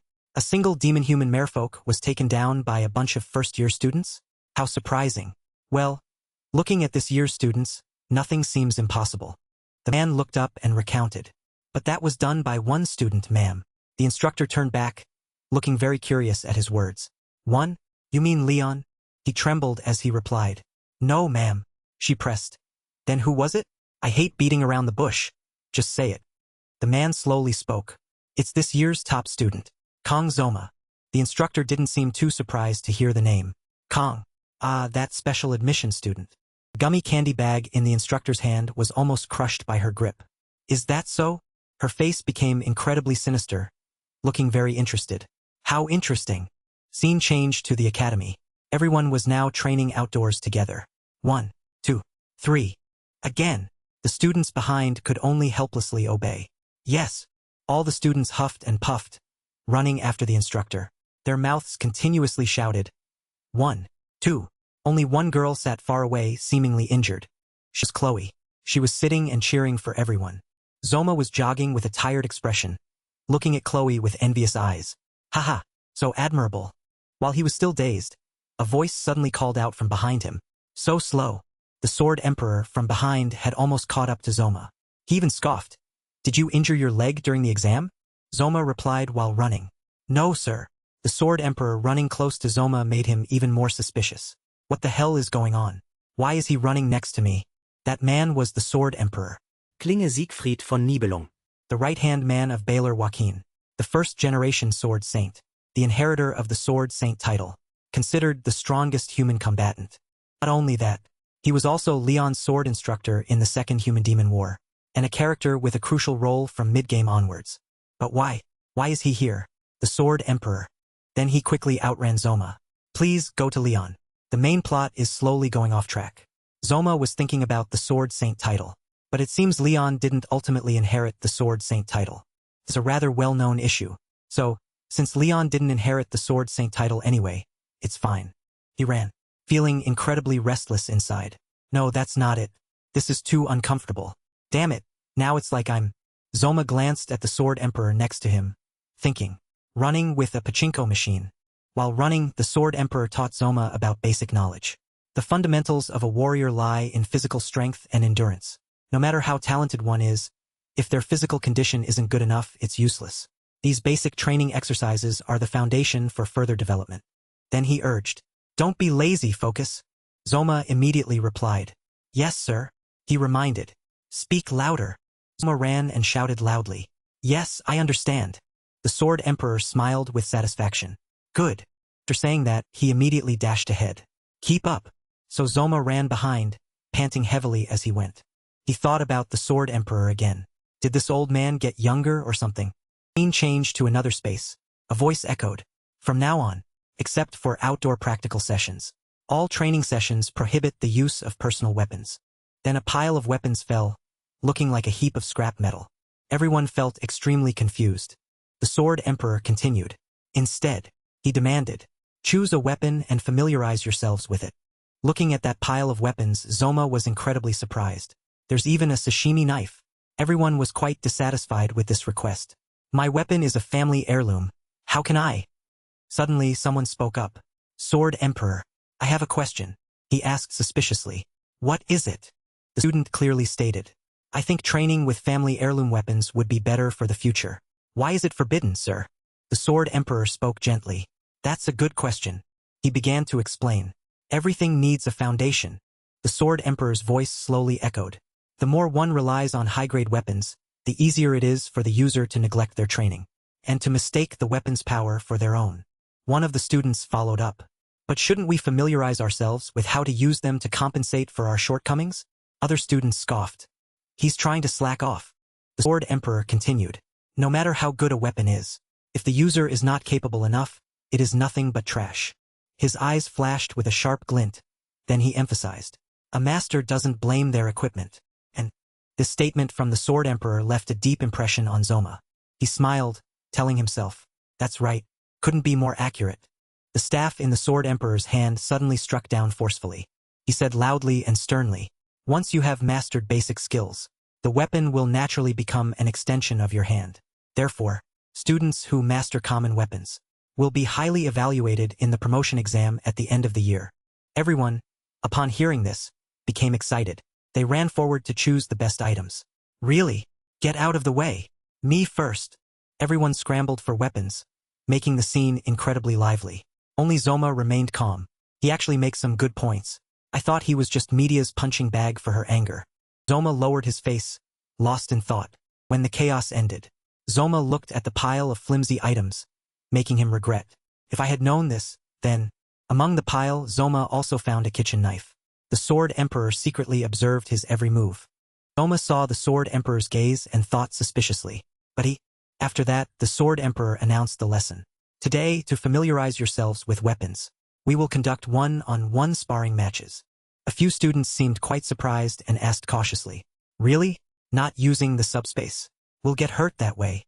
He clearly continued, "You entered this academy to inherit the legacy of the founding heroes, to become true warriors. A warrior can only grow through dangerous practical training." The Sword Emperor took out a sharp sword and told everyone, "However, if you just point swords at each other, both will die. Therefore, before sparring, I will demonstrate a match." The students, hearing that the Sword Emperor would demonstrate for them, became incredibly excited and exclaimed, "Amazing! We get to see the Sword Emperor fight." Instructor, the blonde one, seeing this, reminded them, "Silence, no talking during class." Having to spar made the blonde instructor extremely flustered and anxious, thinking, "I am Lee Won-bin, a top academy educator in the world. Never in my career, never in my entire life, have I ever been in such a dangerous situation. Even if it's just a demonstration, my opponent is the Sword Emperor. Mom, I'm sorry, I guess this is as far as I go." Before Won-bin could compose himself, the Sword Emperor waved his hand, surprising him greatly. "Sword Emperor." The Sword Emperor's eyes became resolute, and he called out in a deep voice, "Student, Kang Zoma." Everyone's gaze immediately focused on him, making Zoma, whose name was called, utterly bewildered. He repeated once more, "Step forward." Zoma, seeing this, suddenly felt afraid. Klinge Siegfried held his sword, his voice ringing out, "Student Kang Zoma, step forward." The students, seeing his demeanor, couldn't stop exclaiming, "So cool. Even scrap metal shines. Compared to mine, it's truly..." And to witness the Sword Emperor's demonstration firsthand. But they all suddenly paused and exclaimed in unison, "But why did he call that guy?" Kang Zoma on this side heard everything they said. He cursed under his breath, "Keep your voices down, you bastards." Klinge Siegfried sternly asked him, "Are your joints stable now, boy?" Kang Zoma replied with some hesitation, "Yes, they're stable, sir." Klinge Siegfried raised the sharp sword in his hand and said, "Then, take up your sword." His gleaming blade pointed directly at him, ready for a match. Kang Zoma couldn't help but feel tense, thinking, "Even for sparring, this is a bit much. Thanks to the air mattress, my body is in its best condition. But my opponent is the Sword Emperor Siegfried. A fight with the Sword Emperor can't end lightly. At least one of us will lose an arm. If unlucky, lose our life. But for some reason, the blessing is having this effect. My instincts tell me to fight to the death. But I've already strayed too far from the plot. If I think about the consequences later..." Weighing the pros and cons, Kang Zoma directly stated, "I am no match for the Sword Emperor. Please retract your sword." As soon as he finished speaking, the people around him burst into laughter, mocking him. "Of course, haha. Just get beaten to a pulp. Coward." Despite hearing those words, Kang Zoma's eyes still held unwavering determination. However, Klinge Siegfried directly challenged him.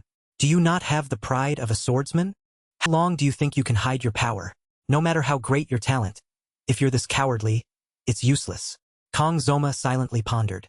Self-respect. Ever since I received the title of the greatest swordsman under heaven, I've always engraved those two words in my heart. That's why I never gave up my blades. The Sword Emperor is provoking me. Everyone is waiting for my miserable defeat. Meanwhile, Lee Won-bin and Chloe both showed concern for him. Kang Zoma considered, "If I accept the provocation in this situation, I will definitely regret it." He gripped the knife in his hand, unwilling, but, feeling something was wrong, Lee Won-bin ran over and shouted loudly, "Wait, wait, student Kang Zoma." Klinge Siegfried said nothing, only raising his hand to stop him. Klinge Siegfried's eyes remained stern. He thought to himself, "Seems you have made up your mind." Lee Won-bin and everyone else called out to him anxiously, "Student Kang Zoma." In the end, Kang Zoma decided not to back down anymore. He pointed his weapon at his opponent, activated the blessing of the sword god and said, "I look forward to your guidance." The space suddenly became silent, entering a private, pure white space. Only Klinge Siegfried and Kang Zoma remained here. The two stood facing each other, no longer caring what was happening outside. Kang Zoma resolutely swung his knife, his demeanor firm, stubborn. Seeing this stance from him, Klinge Siegfried couldn't help but recall the past. Indeed, even at 70 years old, that moment is still etched in my mind. Enlightenment through the sword. Klinge Siegfried began practicing swordsmanship at a young age. In his tender years, a memory of a wandering knight's arm. That person appeared, took the sword from his hand. That day, in young Klinge Siegfried's eyes, there was only interest and surprise. The sword technique that knight displayed. Witnessing that person perform beautiful and decisive sword strokes, Klinge Siegfried assessed. Clearly, he had reached that realm. At that time, he felt completely captivated by this magnificent swordsmanship. Klinge Siegfried held his sword tightly forward, facing that swordsman. Just like now, he held his sword pointed directly at Kang Zoma. He told himself, the boy I noticed from the class placement test. Kang Zoma, that boy might be the clue to lead me to that realm. Thinking this, Klinge Siegfried immediately swung his sword, with a conviction in his mind. It will come true. And Kang Zoma, incredibly agile, immediately rushed towards Klinge Siegfried, easily slipping behind him. Klinge Siegfried quickly swung his sword backward. But Zoma's speed was not ordinary. He immediately avoided the sword. For a moment he was astonished. Kang Zoma, with extraordinary agility, turned and lunged. He gripped the knife tightly in his hand, rushing straight at Klinge Siegfried. Klinge Siegfried didn't let him act unopposed, immediately raising his sword. A knife and a sword clashed, creating a powerful sound. Neither was willing to be outdone. Klinge Siegfried secretly assessed. He doesn't dodge, but charges straight in. His sword movements are as strange as a swallow's. After parrying his sword, the knife in Kang Zoma's hand left him. Very quickly he gracefully caught it, and continued to attack Klinge Siegfried directly. He commented, his physical ability also cannot compare to that time. Easily pushed back like this. Klinge Siegfried gripped the sword in his hand with fury. My sword! Kang Zoma immediately recognized his opponent's action. Klinge Siegfried's eyes widened, thinking resolutely. It's not light at all. Then he slashed down decisively. Student 16 in the crowd observed, finally realizing the difference. Unbelievable. Wasn't the first subspace just luck for him? Because his class was weak? At most, he's just a special admission student with a bit of talent. But why is the Sword Emperor so interested in that special admission student? Felt strong animosity towards Kang Zoma. If only he would teach him a proper lesson. It would be great to see him cry miserably. Although the battle was fierce, outside, everyone only saw the two standing silently. This student 16 was truly shallow and incomprehensible. He asked himself, but why are those two standing still? Wonbin was utterly astonished. They're not standing still. I had doubted the Sword Emperor's words. Kang Zoma, I never thought you would actually reach this level. Before the match took place, Li Wonbin had asked Klinge Siegfried, Sword Emperor, if the headmistress knew about this, the surrounding students could also be implicated. Klinge Siegfried only asked him one question. Instructor Li Wonbin, do you think I would truly duel that boy? He assured him. Don't worry, if I guess correctly, Kang Zoma can enter that place. Li Wonbin asked again. You mean that place? Klinge Siegfried replied concisely. The mindscape. Kang Zoma not only entered but also blocked that blow. Truly unbelievable. Fighting in the mindscape is a battle of wits. Just a clash of swords can lead to understanding each other. That boy, even in that brief moment less than a minute, has been growing. Kang Zoma showed no sign of backing down, pointing the sharp knife at his opponent. He secretly praised. Excellent. Klinge Siegfried, with surging sword energy, said to himself. Then try to block this blow. He activated the blessing of the sword spirit. A swirling current of energy emanated from his body. The aura continuously expanded, gradually enveloping Kang Zoma's entire body. At this moment outside, all the students saw the powerful aura from Klinge Siegfried. Li Wonbin couldn't help but be horrified. That's aura. The students suddenly felt tense. Li Wonbin exclaimed internally. Did it just leave the mindscape? Klinge Siegfried's eyes seemed to regain their spirit. In the real world, he raised the sword in his hand. And Kang Zoma seemed unable to let go of his weapon anymore. Li Wonbin considered the potential dangers. He worriedly told himself, this is different now. Sword Emperor, I must stop him. If this continues, there will be bloodshed. Li Wonbin shouted loudly. It had no effect at all. Klinge Siegfried and Kang Zoma had moved from their positions, agitated.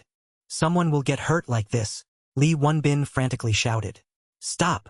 At that moment, media appeared to intervene, so urgently that the ground shattered. She was angry, her eyes wide and bloodshot. She yelled, What are you doing to a student? Are you senile, old man? After everything that happened, Klinge Siegfried returned to Media's room. His clear voice spoke. I apologize. Media was still incredibly annoyed. Unable to think of anything else, she just asked. Huh? Klinge Siegfried quickly defended himself. It's nothing. Before this old man, Media felt furious. She couldn't help but run over and grab Klinge Siegfried by the collar. She furiously yelled. Are you still sane? If you're senile, then stay home. Do you want to die? Regarding what happened in the arena, Media thought back and couldn't keep calm. Klinge Siegfried was so agitated that he used aura on a student. Media looked at the students, feeling uneasy. After being stopped, Klinge Siegfried seemed to have calmed down and said to her, I didn't mean to. Media replied irritably. Nonsense. Klinge Siegfried looked towards Kang Zoma. He only saw the young man calmly walking away. After the recent match, he was truly a bit tense. I also lost control. Used all my strength to the point of even using aura. Media questioned. Hey, old man, are you listening to me? Klinge Siegfried slowly spoke. Media. Standing in front of her, Klinge Siegfried said clearly. I apologize. This one word made Media exclaim in surprise. Returning to reality, Media plopped down on the chair, calmly crossing her legs. She couldn't help but think in astonishment. For over 50 years, this is the first time I've heard an apology. And twice in one day, she confirmed again. So what was that just now? You even used the blessing of the sword spirit on a student. If I hadn't been there, who knows what would have happened? To Media's question, Klinge Siegfried calmly replied. If I didn't use the blessing, I couldn't gain an advantage. This statement made Media exclaim. Huh? She asked herself in shock. Couldn't gain an advantage? What did I just hear? Did that come from the arrogant Siegfried's mouth? I know Kang Zoma's innate talent well, but more than anyone I understand Sieg's power. Klinge Siegfried seriously stated. That kid's power has reached an unimaginable state. Mia sprang up in shock. What? What has reached it? Didn't it take you almost 30 years to do that? And a 17-year-old kid did it. Is that believable? Klinge Siegfried's voice spoke. I don't know either. It's just that. He slowly stared at the teacup on the table and continued. If there is something that can compensate for experience. Media, utterly exhausted, covered her face and exclaimed. Oh my God, this world. Calmly recalled that student. Zoma. After stopping Klinge Siegfried, Media only thought of the student. She rushed over to Kang Zoma to ask. Are you okay? Before she could finish speaking, she saw a colossal pressure emanating from Kang Zoma's body, to the point where Media had to stop. She thought. At that moment, the dignity of a 7-star hero or an educator had vanished. At that moment, the emotion I felt from Zoma was fear, like the first time facing Legion Commander 6, Baxman. Or is it because his name contains demon? Then Media looked towards Klinge Siegfried. She secretly assessed his demeanor. It seems he's not lying. Media seriously asked. Did you lose? At this, Klinge Siegfried became extremely agitated. How could that be? No matter how talented Kang Zoma is, he still can't compare to me. Moreover, I wasn't fully equipped at that time. Media asked. What? Why are you suddenly getting angry? And you usually always say a master doesn't blame their equipment. Media knew Kang Zoma was truly a formidable opponent for this old man now.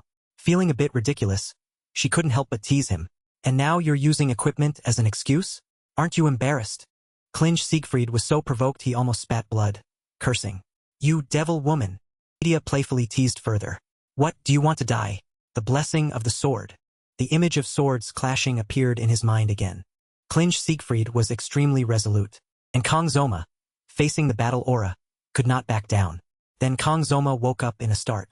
The battle truly still echoed in his mind, making him dream about it even in his sleep. Kang Zoma thought to himself. Though it ended a bit hastily, thinking about the match, he commented.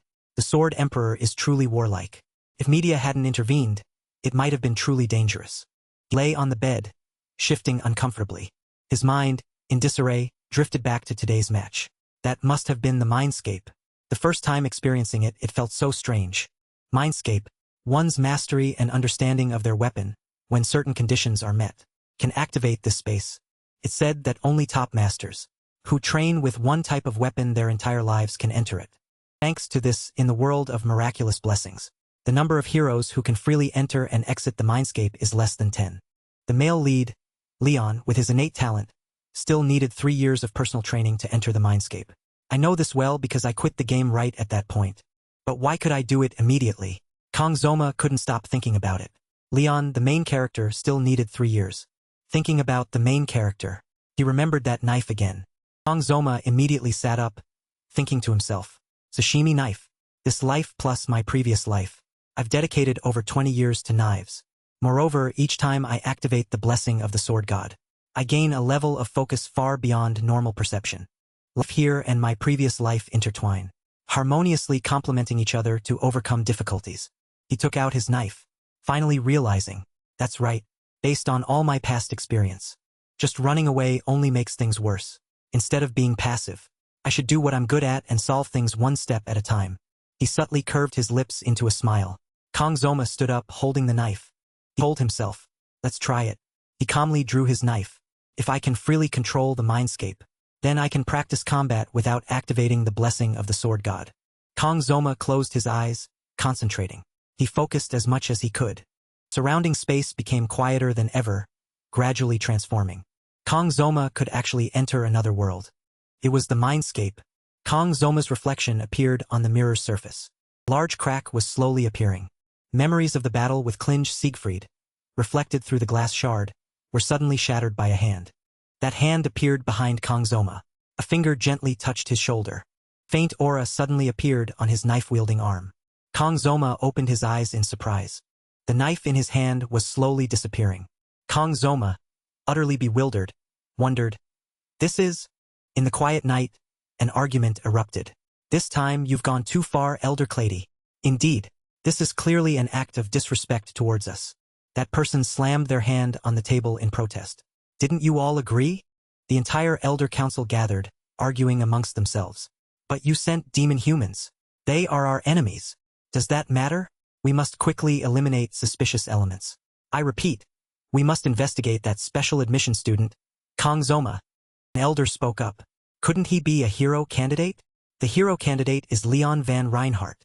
Klee subtly wiped sweat from her brow and replied, that one can't even activate his blessing yet. He's just trash. And have you all forgotten? He tried to remind them. During the class test, he killed the twin geniuses. Furthermore, media blocked information, citing the protection of a special admission student. This whole matter has been suspicious from start to finish. The one-eyed elder rested his chin on his hand and offered his opinion. In any case, eliminating heroes is unavoidable. Clady agreed. Indeed, we're already troubled by the 7 stars. We must eliminate these seeds early. The one-eyed elder said to him. This time, they even brought the Sword Emperor into the academy. Clady protested. Exactly. This cannot be allowed. He began to consider the benefits. Ever since 7-Star Media took office as director, how much has the standing of our Elder Council weakened? After Bassman was eliminated, people only revered the 7 stars, while we are regarded as a bunch of useless fakes. It is our Elder Council that guides the masses and maintains balance. Now, if heroes appear, our very existence will be threatened. Considering the common good, another elder spoke up. Everyone agreed. Indeed, heroes who threaten the Demon King must be eliminated. He mused. I am also one of the Academy's elders. I am not trying to persuade the Elder Council just because of one woman. Legion Commander 5 is enraged. If we do nothing, begging for death would be more pleasant. The elder in the robe sat there, deep in thought, and said, I understand. Give the order. He sternly instructed. To the auditor family. Scene change. Suddenly, a hammer slammed onto the floor. No one knew what had happened. Kong Zoma was incredibly furious, his eyes bloodshot. His body trembled uncontrollably. A fearful voice came through. Muramasa, Sashimi version. The old blacksmith, terrified by Kong Zoma's appearance, fell backward onto the floor. In his hand was his beloved knife, but it was no longer intact. The blade had to be tightly bound to the handle with string. Kong Zoma cursed under his breath. Damn it, it's broken. He stood silently before the blacksmith, unsure what to do. The Muramasa blade, 35 centimeters in size. Power C. Range E, hardness E, potential A. This sword, dubbed Moonfrost, was reborn as a carbon steel kitchen knife through the blacksmith's secret technique. Though small, its power depended on the user. Seeing that information, Zoma's face was filled with displeasure. Seeing his expression, the old blacksmith spoke up. Even after nearly 30 years of forging, this is the first time I've encountered such a case. In other words, it refused to be forged. So I had to melt it down and reforge it. Luckily, it still retained its shape. Anyway, if it were any other blacksmith, it would probably be a pile of scrap metal by now. Don't just stand there silently, the old blacksmith shouted. Just one swing of the hammer and it's done. Really? Hearing his words, his eyes showed a hint of doubt. He thought to himself, with 20 years of knife experience, I can tell it's very well made, and its size is perfectly suited for the blessing. It's just a bit lacking in hardness. The blacksmith's face was tense.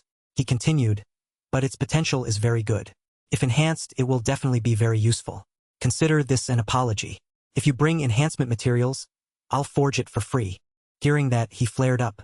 He glared angrily at the old man and shouted, "What if it breaks again?" The old man waved his hand dismissively and replied, "Even if it's only E rank.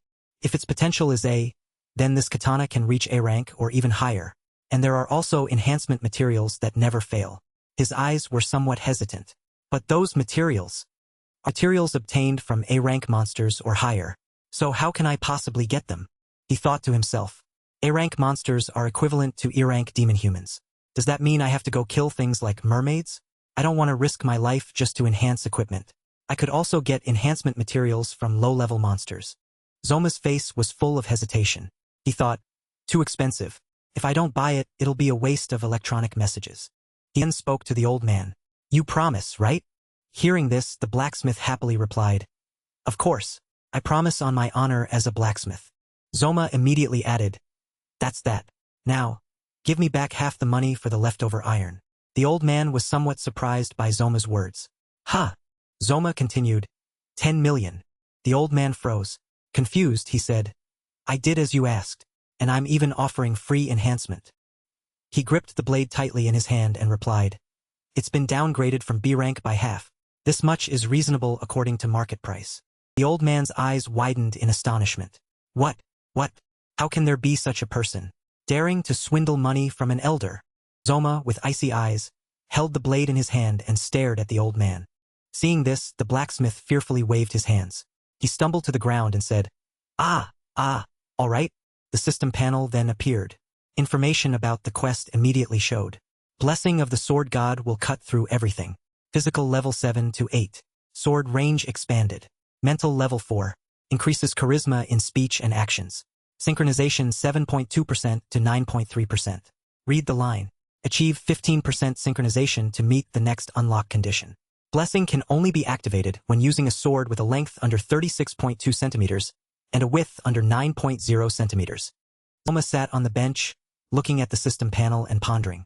After getting a new weapon, my equipment level has increased and I have additional options. He ate and vaguely thought to himself. The biggest reason I was reluctant to use the blessing of the sword god was the terrible pain. But it's actually lessened?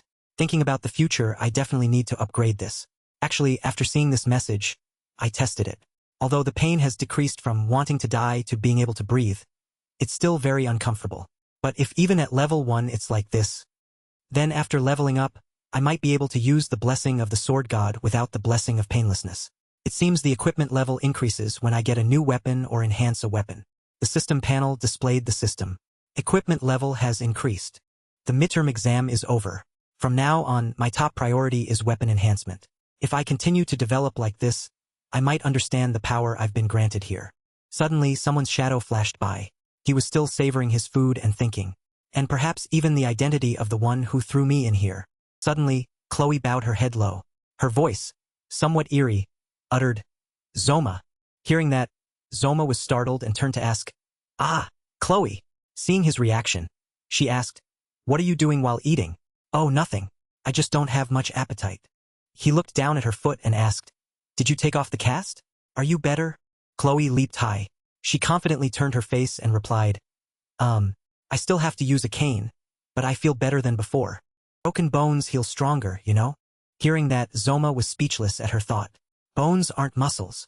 Suddenly, Zoma leaned close to her and gently said, Wait. He picked something off her lip. Stared at it. Seeing Zoma's action, Chloe's heart felt like it was melting. She slowly slid down. She fell and cried out, Seeing this, he reached out his hand. He asked kindly, Are you all right? I'm fine. Chloe looked at the ice block and asked, Is that? Chloe held it in her hand. Her face full of excitement, she exclaimed, Wow! Is this Zomakuin's first weapon?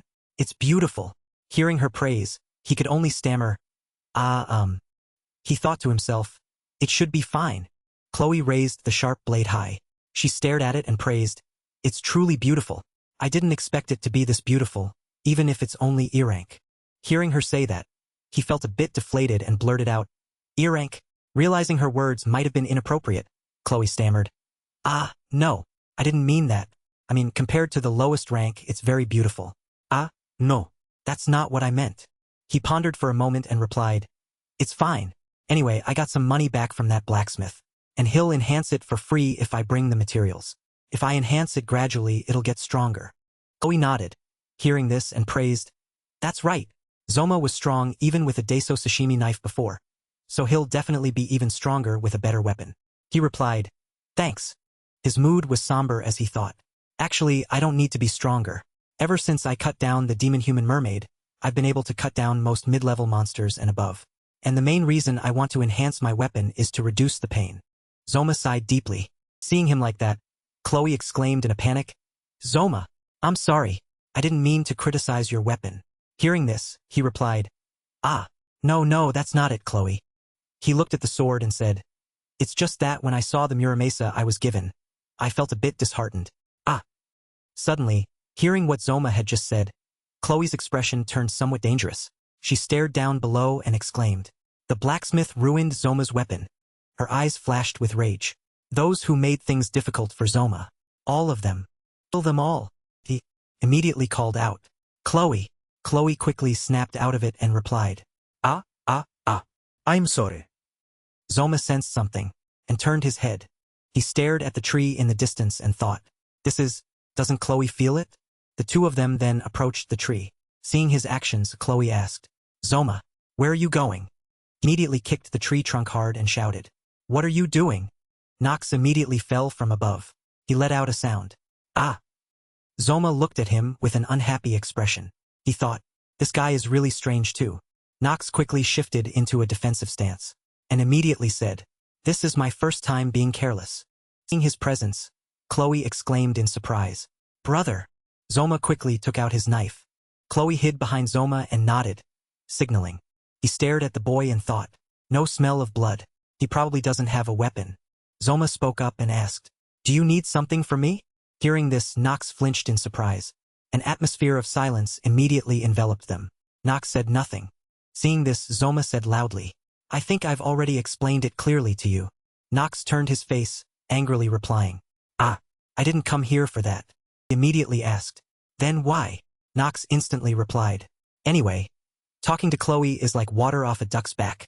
So it's best to tell both of you. He pulled down his face covering and continued, this also concerns Kong Zoma. His feet stepped closer to the two of them. Nox's voice then spoke, the Academy's Elder Council. They have ordered your elimination. Kong Zoma.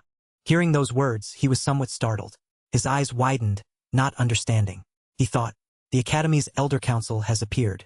Those guys want to eliminate me. Chloe, hearing this, immediately stood up and shouted, did you come to find Zoma for that reason?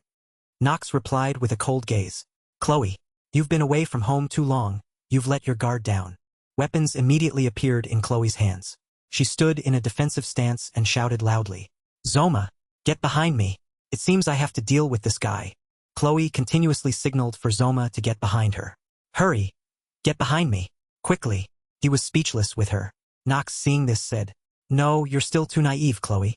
He stared at him and said, Kong Zoma, I don't care what you're doing, but the Elder Council is obsessed with you. Images of those people appeared. Not just me, but even the auditor family internally finds it strange and wants to postpone the mission.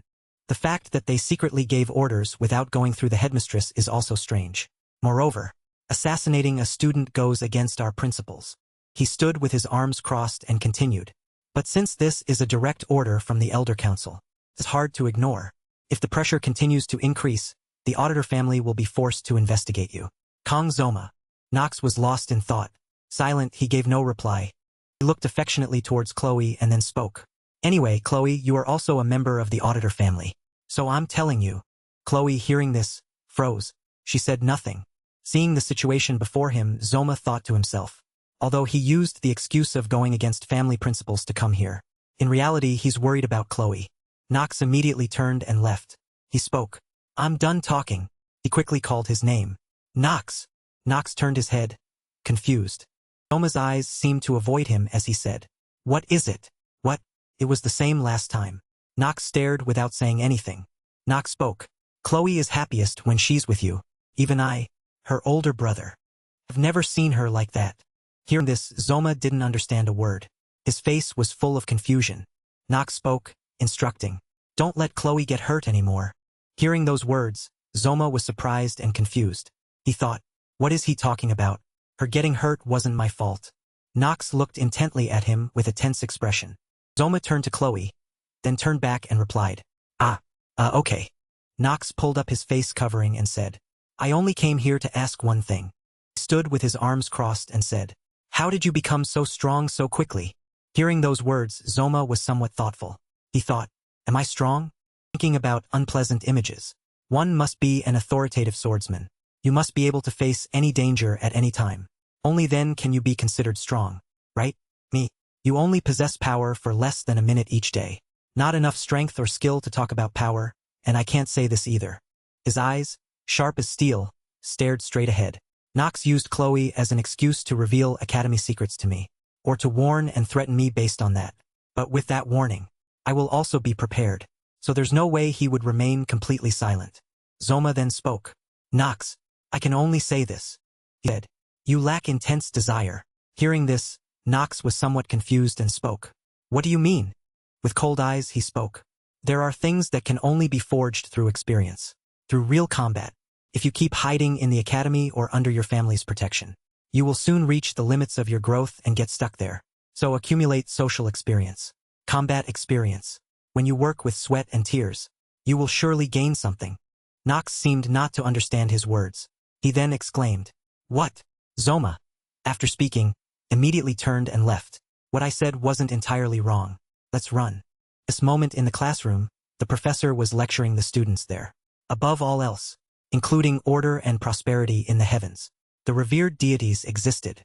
But now, Zoma's thoughts kept surging. He held his pen, thinking, the Academy's Elder Council is targeting me. He immediately wrote down information on his notebook. Zoma's thoughts raced.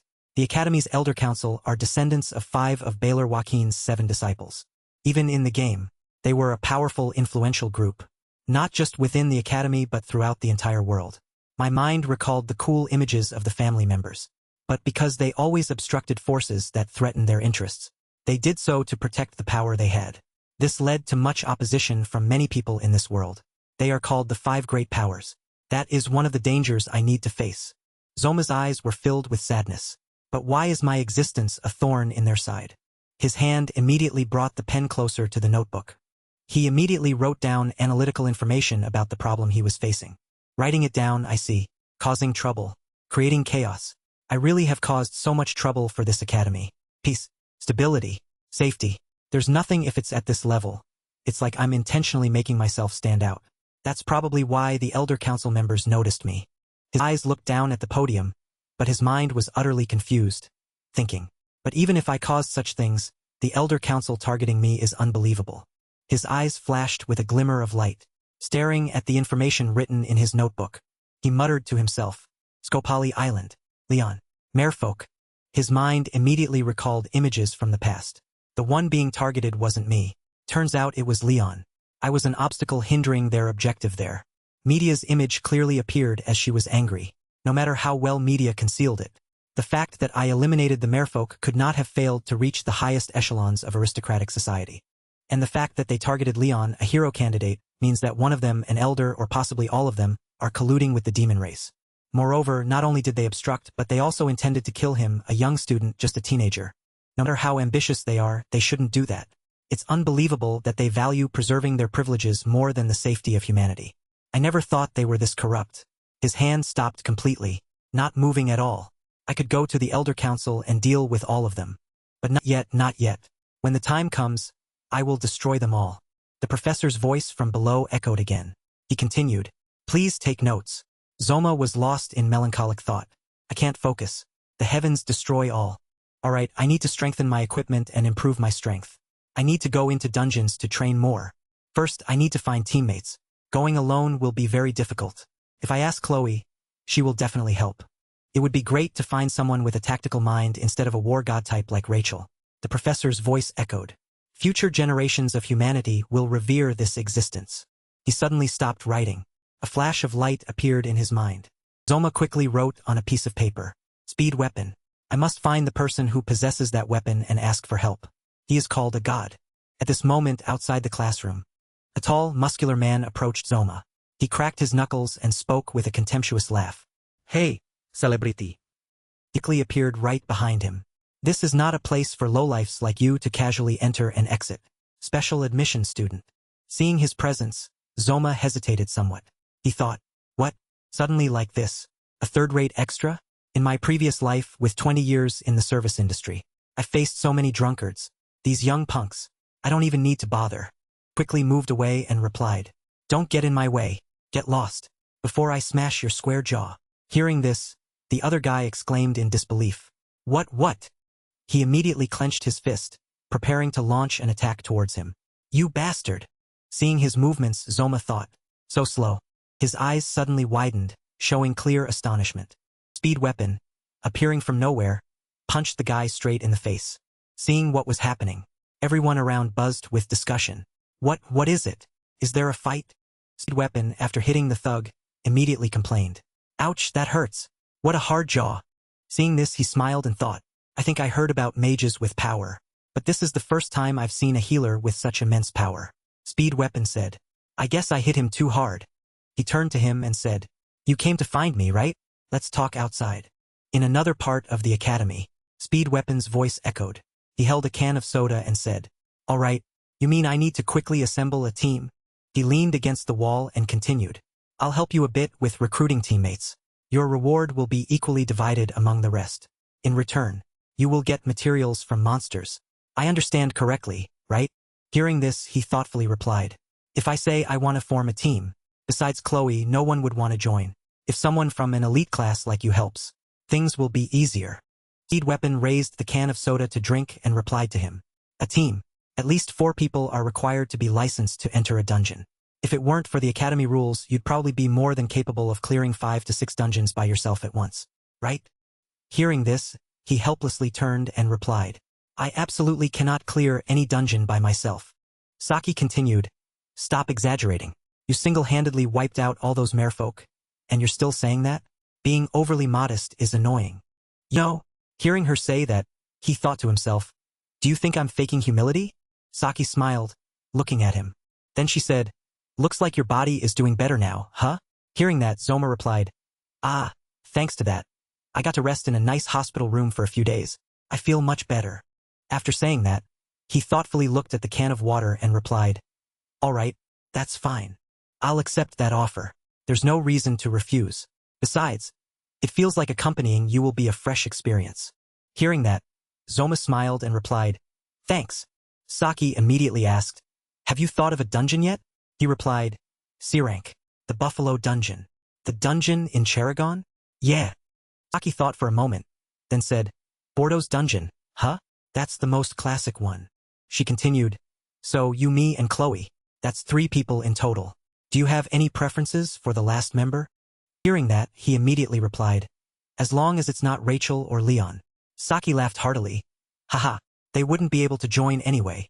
She recalled Rachel and said, Rachel has been training frantically in the academy's training area since you enrolled.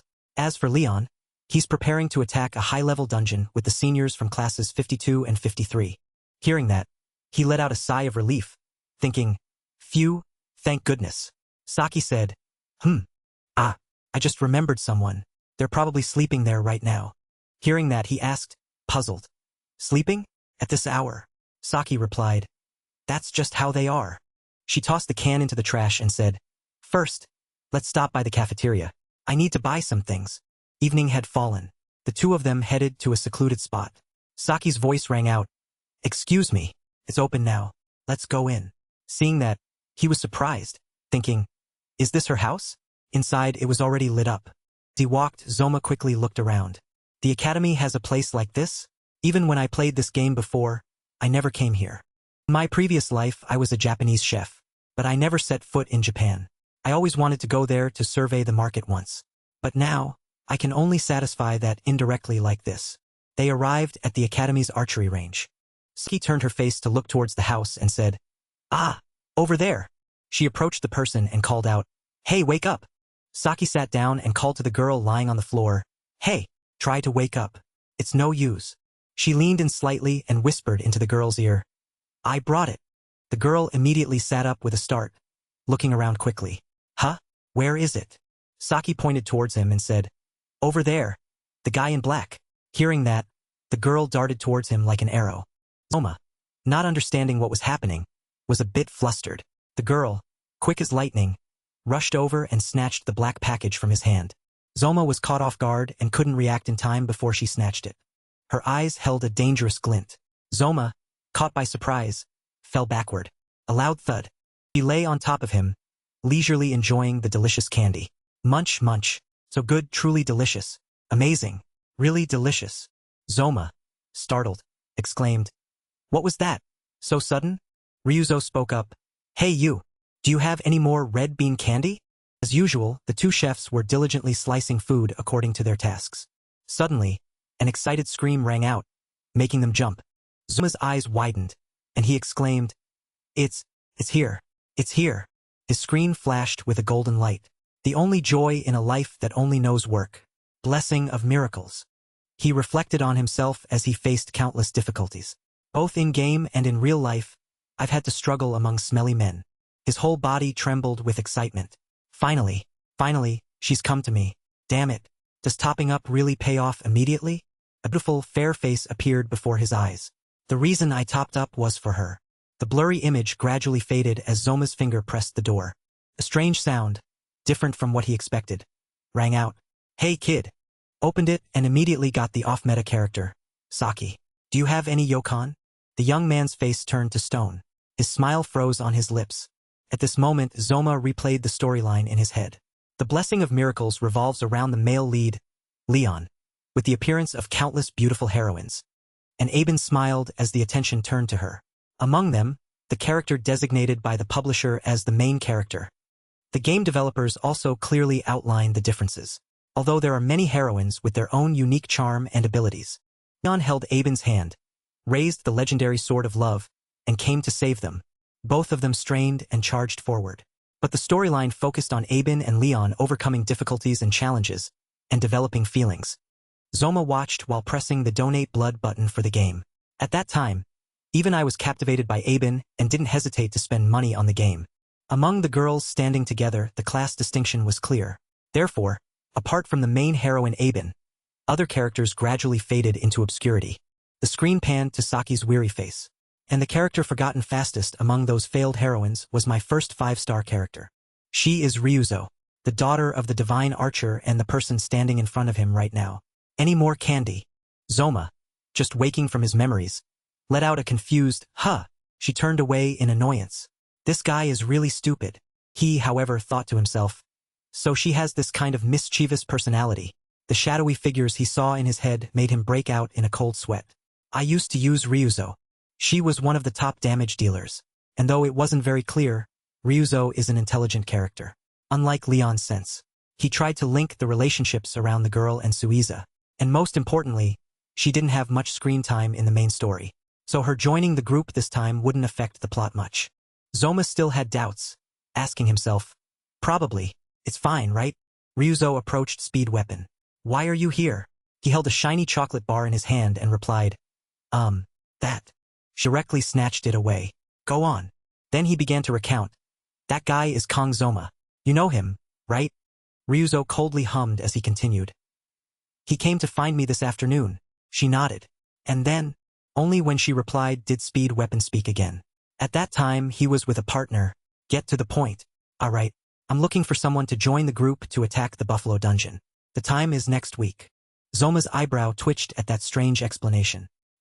He really is only suited for a support role. Speed Weapon even discussed the loot. "We'll share the buffalo horns.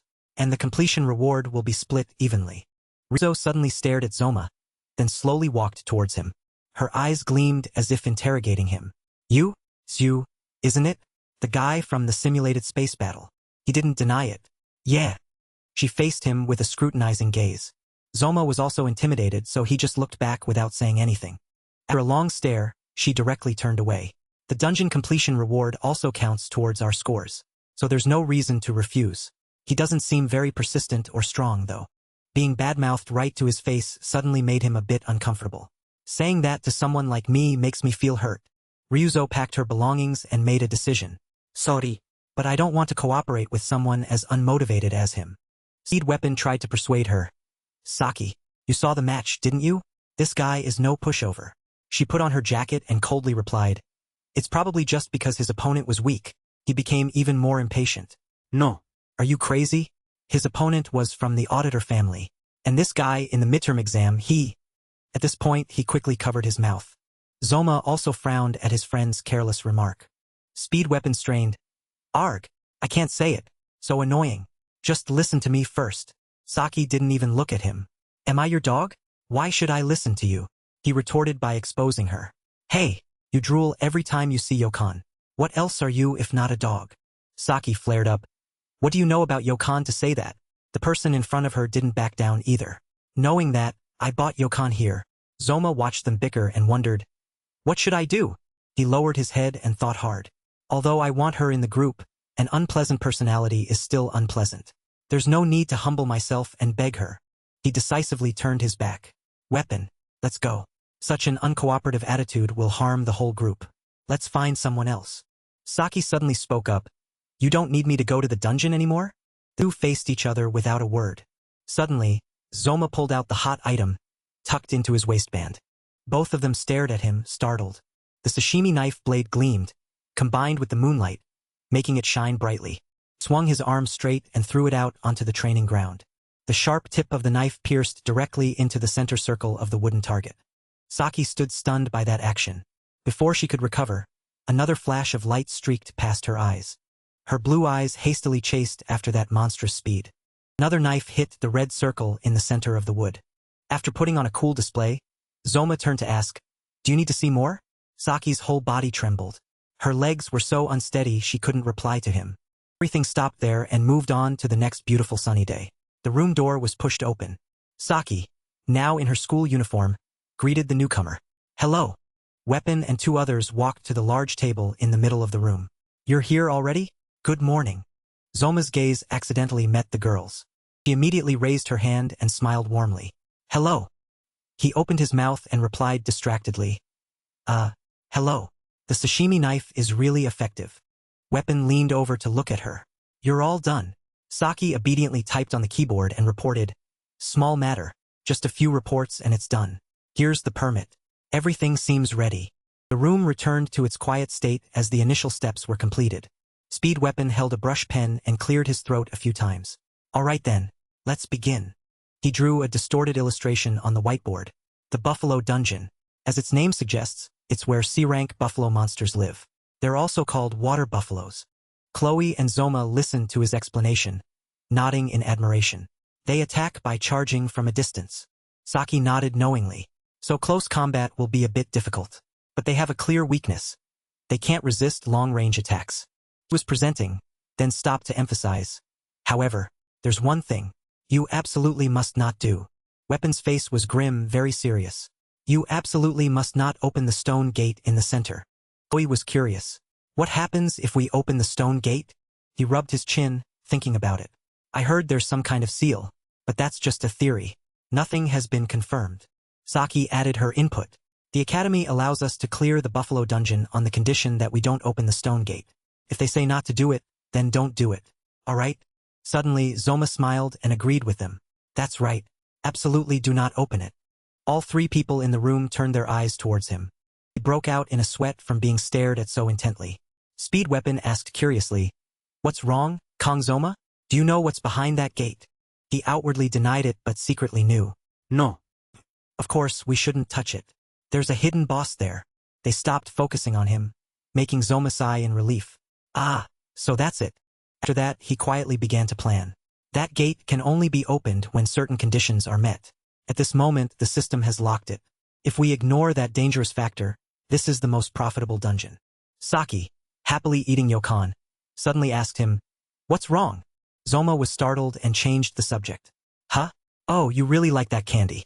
She immediately replied, It's essential for people who have to think a lot like me. You who think little wouldn't understand. He was speechless, looking at her, while a strange key energy was emanating near him. I have nothing more to say. Then Zoma soon realized something unusual was happening. He glanced around the room. Chloe already held her weapon with an angry expression. Their private cafe had countless students passing by. Are we being watched? Then he turned to look at Chloe, making her quickly retract her killing intent. What's wrong, Zoma? He put himself on high alert. Just wait and see. The person will have to show up eventually. The gentle sunlight shone down on the steep mountain pass. The car drove steadily on the deserted road. Zoma sat on his bus, deep in thought. It's Charagon.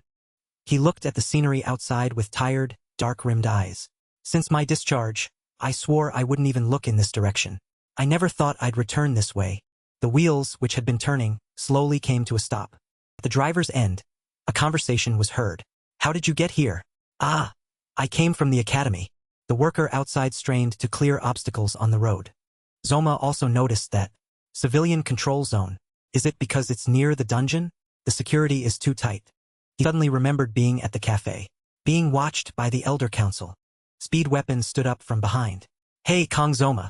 He looked over in surprise. Huh. He held out a rather large egg. Want an egg?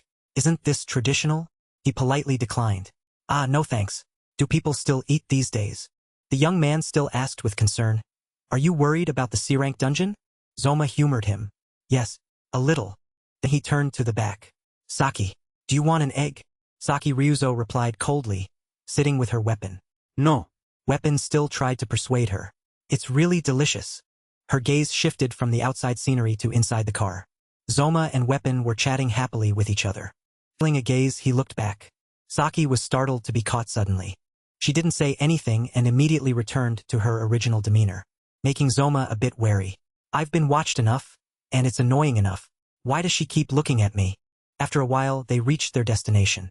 Chloe was the first to step out. The girl was excited. We're here. The weather is wonderful. Isn't it? He carried his bag and looked around the place. From ancient times, this place was filled with monsters. Yet now, it's just a dungeon for grinding levels. Speed Weapon showed concern for his bag. Why did you bring so much luggage?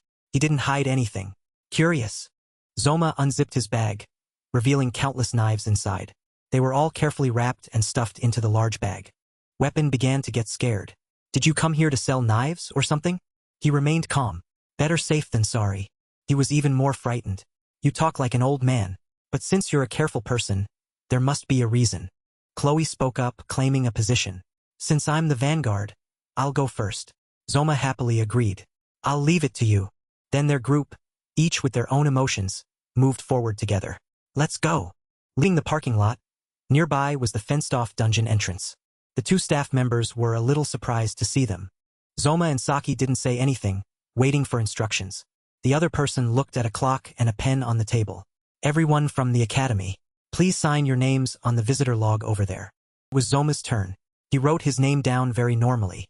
Suddenly, the strange look from the guide made him frown suspiciously. Speed Weapon, still oblivious, urged him. Kong Zoma, what are you doing? Hurry up. He replied. The automatic door opened, letting the outside light into the dungeon. Ugh, that smell. Weapon carefully reminded everyone. Watch your step. Zoma still had a lingering doubt. His eyes, they wavered just now. He kept his eyes on the door even as it slowly closed. It'll probably be fine. The stone-paved path became increasingly rugged and was illuminated by faint light. On the stone surface, there were even names carved by previous students. A dungeon isn't a tourist spot. Nobles, really? Suddenly, a small hand grabbed the corner of his shirt. Saki crouched down, breathing heavily. I'm so tired. Zoma was a bit awkward. I see. She was still tired and asked him. Something sweet would help me feel better. Do you have any? He had no choice but to rummage through his bag, making her smile slyly. Then Zoma pulled out a glowing candy. Here. Saki didn't seem to like it much. I don't like candy. Do you have Yokon? Zoma asked her, puzzled. Am I your supplier for that? Why didn't you bring your own? Saki, however, was very cheerful and explained. I'm saving it for later. But then she tried the candy she received from him and seemed surprised. Oh. Meanwhile, he reminded himself. Focus a bit. We're in a dungeon. Chloe used her ability to sense movement through the ground and reported. 3. No, for monsters. They're approaching from about 200 meters. Speed Weapon cautiously looked at the two girls. Did you hear that? Follow the plan. They won't cause any trouble if we do it right. Chloe. One with a crossbow and one with a sword remained unfazed. Saki. I'll make sure to buff and heal both of you properly. I'm counting on you too. Saki immediately took out her brand name bow and arrow. All right. Soma recognized that weapon immediately. This is an S-rank weapon. Red bow, white arrow. With this, clearing the dungeon won't be difficult. But the person in front of him was a little clumsy as she restrung it. It's been a while. Now I'm bringing it out to fight again. He doubted inwardly. I can trust her, right? As the team prepared for battle, Saki suddenly blurted out, "Ah, wait." The girl took out a piece of yokon and bit into it. Happiness was clearly visible on Saki Ryuzo's face. I can really fight now. Zoma became even more apprehensive. I'm asking if I can trust you in this battle. Strong gust of wind rushed out from inside the dungeon entrance, making them vigilant. They're coming. Get ready. The clattering sound of buffalo hooves echoed. Speed Weapon quickly blew his flute, empowering the two main attackers. The water buffalo, with their muscular bodies, charged out wildly. Chloe, holding her crossbow, rushed forward first. The petite girl leaped off the ground. Chloe held two crossbows in her hands to increase accuracy when firing arrows. The first arrow struck one of the water buffalo's eyes, making it roar in pain. It fell backward, cracking the ground. The remaining ones followed suit and continued to surge forward. Chloe landed and clicked her tongue. She quickly grabbed the hilt of the sword strapped to her back. I'll slow them down, Speed Weapon shouted. Chloe, lead them to the ambush spot. Suddenly, a flash of blue hair shot out in front of the girl before she could act. Leave it to me. Saki swiftly fired 3 light arrows. The enhanced red bow made them even more powerful. Chloe was still stunned and didn't notice 3 water buffalo charging at her. A second later, the arrows pierced through their upper bodies and tore them apart completely. Saki licked her lips with satisfaction. Hey, they exploded. Delicious. Thanks to her favorite snack, Saki was in a very good mood. How do I look? Zoma didn't say it aloud, but kept these words in his heart. Why did she blow them all up? How are we supposed to collect items then? But he was also satisfied. However, with such strong long-range damage, she carried the fight. People often say long-range archers are unstoppable. She's truly impressive. Because of that, they had to keep moving. The materials that could have been obtained were also destroyed by her. Shall we go deeper?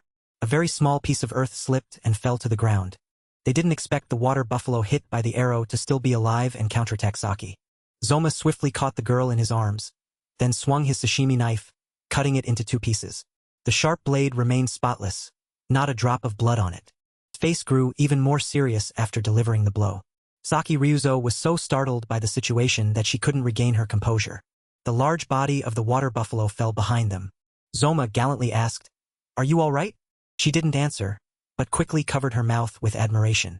Outside the dungeon, a phone vibrated, receiving a call. The guard outside the dungeon entrance immediately answered. He listened for a moment, then replied, "Yes, instructor, I understand."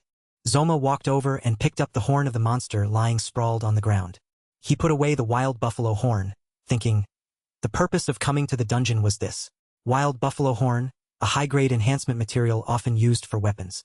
It also has many other uses. Zoma thought to himself, let's take everything we can carry. Hey, Saki Ryuzo, he called out to Zoma. Saki Ryuzo walked over. Thanks for earlier, Zoma Ryuzo. She handed him a yellow bag. This is my thanks. Zoma looked at Saki with an unreadable expression. What's wrong? Then he turned and called, Chloe. Yes. Chloe instinctively replied, startled. Zoma leaned close to Chloe's ear and whispered, about the staff member checking the gate earlier. Ah, yes, I understand. On this side, Speed Weapon looked at Zoma and Chloe whispering and wondered, are you two dating? No guander. Chloe blushed and blurted out, oh my heart is racing. Zoma chuckled softly and said, just looking at people's relationships that way is prejudiced, you know? His blunt words made Chloe's eyes widen in surprise. Speed Weapon was incredulous. Really? Because you two are always together. So I thought. Zoma was confused by Chloe's dumbfounded expression. What's wrong with you? At this moment, Chloe looked around and asked, but is the number of monsters usually this small? Zoma's group looked deep inside the dungeon. Speed Weapon turned to Saki Ryuzo and said, no matter how famous a dungeon is, it's impossible for almost all the monsters to disappear like this. Saki, what do you think? Saki Ryuzo covered her nose and replied, I've been thinking. But the monsters earlier were strange, weren't they? Speed Weapon wondered. Strange? In what way? I'm not sure, but they seem to be fleeing from something. Based on wild buffalo behavior, that makes no sense at all. Saki Ryuzo's eyes were cold as she recalled the ferocity of that buffalo herd. After Saki Ryuzo answered his question, Speed Weapon understood. You're right. Monsters are generally quite docile. And in the Charagon region, they're even used as transportation. As Zoma listened to their conversation, he imagined people and wild buffalo working harmoniously and thought, they use those buffalo as tools? The people here are truly strange. After finishing their discussion, he reassured them. It does seem suspicious, but it's nothing serious. Anyway, there are signal soldiers here, so it should be fine. Zoma suddenly wondered and asked, by the way, how do you two know each other? Eager to show off her achievements, Saki Ryuzo held up 3 fingers and loudly boasted, I'm the top student in theory. This weapon kid is the second best. He heard about it somewhere and came here. How could he slash with such bloodlust? Speed, hearing himself mentioned, jumped and shouted, Ah! Why are you telling them that? The more Saki Ryuzo spoke, the more enthusiastically she boasted. Speaking of which, in the class placement test, I ranked 3rd. Hearing this, Zoma wondered, second best in theory? I thought he was just a pure magic researcher. He looks completely different now. Magic class? Ah, so he's my relative. A bit distant. Speed, hearing a familiar name, immediately replied. Zoma couldn't help but be surprised, as this was the first time he'd learned about it. Relatives? As a player, I didn't know weapon existed. Someone connected to important characters. So that's the reason. Continuing his explanation, Speed Weapon said seriously, my family belongs to the Vecho family. In other words, a branch of the royal family. That's why. Alright, what's the point of talking about all this? Speed Weapon suddenly stopped his story, leaving Zoma's face bewildered and still recovering. When he saw Zoma staring at him motionless, Speed Weapon approached him and shouted, Don't make that face, kid. On the contrary, I think this situation is great, and I truly think you're better than me. If things get dangerous later, don't leave me behind. His expression softened as he assured, That won't happen. Don't worry. Speed Weapon walked behind him, teasing, Who knows? Maybe you'll become one of the 7-star heroes later? Yes, if it's Zoma, it's entirely possible. Suddenly, Saki Ryuzo walked quickly ahead, leaving the 3 small, pretty people behind with question marks in their heads. After a distance, Saki Ryuzo said, As for me, I hate the 7-star heroes, she said, turning back with a serious expression to look at the 3 bewildered people behind her. All 3 of them looked dumbfounded. Only Speed Weapon asked in confusion, What is it? She. To break the awkward atmosphere, Speed Weapon spoke first. Let's go. Let's finish the dungeon mission quickly and return. We need to catch 20 to complete the mission, right? On the wall were claw marks, still faintly purple from magic stones. It seemed like a tough challenge for him. He saw the traces of some fierce monster left on the wall. Speed Weapon saw him standing there, turned back, and urged, What are you doing? Let's go. Ah yes, this purple is beautiful, but it must be very strong. But it's fine, right? He's our protagonist. Outside the dungeon, a small conversation was taking place. Someone asked, Did you prepare everything as I told you? And a very suspicious person respectfully and cautiously replied, Yes, of course. By now, they must have encountered the wild buffalo enhanced by magic stones. You don't need to worry. The other end of the line replied, All right, though I don't quite believe it. Is there anything else prepared? This mysterious person confidently replied quickly, Ah, yes, I followed the instructions exactly. In my personal opinion, the enhanced wild buffalo will take care of them. The person on the other end, an instructor, covered her mouth with a sly smile and interrupted him. Hey, don't be so certain, all right? If the plan fails, will you take responsibility? The voice on the other end continued steadily. Come on, just trust me. When you have results, report them to me immediately. Good job. The mysterious person replied, Yes, I understand. He looked into the gap of the door and muttered, Dying this way or that way, it's all the same. The door was emitting a gloomy, dark, and desolate aura before his eyes. As he looked at the door, he thought, I've already opened the door in case of an emergency. The chances of them surviving the dungeon are 0. Suddenly, his thoughts stopped at Zoma's eyes. But that guy's eyes seemed to see through everything. After hesitating, he took a step and said, Let's go in and check. Inside the dungeon, darkness enveloped the path ahead. They didn't know what they would face. Zoma, Chloe called him. She announced, I sense monsters approaching from behind. Good. How many? Chloe spoke while sensing, reporting. From what I can tell, about 50 monsters. Hearing the tremor, everyone wondered. What's happening? The whole group looked behind them. All sorts of sounds were rushing towards them. Tremor caused by the large number of approaching monsters filled them with doubt. What is that? Zoma had already taken a defensive stance, staring intently at the source of the sound. A line of wild buffalo monsters charged towards his group, scattering dust and rocks everywhere. Speed Weapon cried out in alarm. What the hell? Why are there so many? The wild buffalo, mangacaps, charged forward ferociously. Following that, the entire herd rushed forward at an even faster speed, chasing after them. After clearly seeing the scene before him, Speed Weapon turned pale and asked, "Are those really wild buffalo?" At this moment, the monsters surged forward. The tremor made Zoma lose his footing. At this moment, he was looking for suitable methods and weapons to deal with them. Sashimi, every knife has its own use. Past memories flooded his mind. But a chicken knife cannot butcher a cow. A sashimi knife is only used for raw fish. Understand? At this moment Zoma, still in his old world, stammered, "Hey, but what's raw sashimi? Isn't that using a sashimi knife to butcher a cow?" After that powerful swing, Zoma could only close his eyes tightly, covering his face, and say, "I'm sorry." Feeling no pain, he cautiously opened his eyes and stammered, "Master." Covering his face, he peeked through his fingers to observe the situation.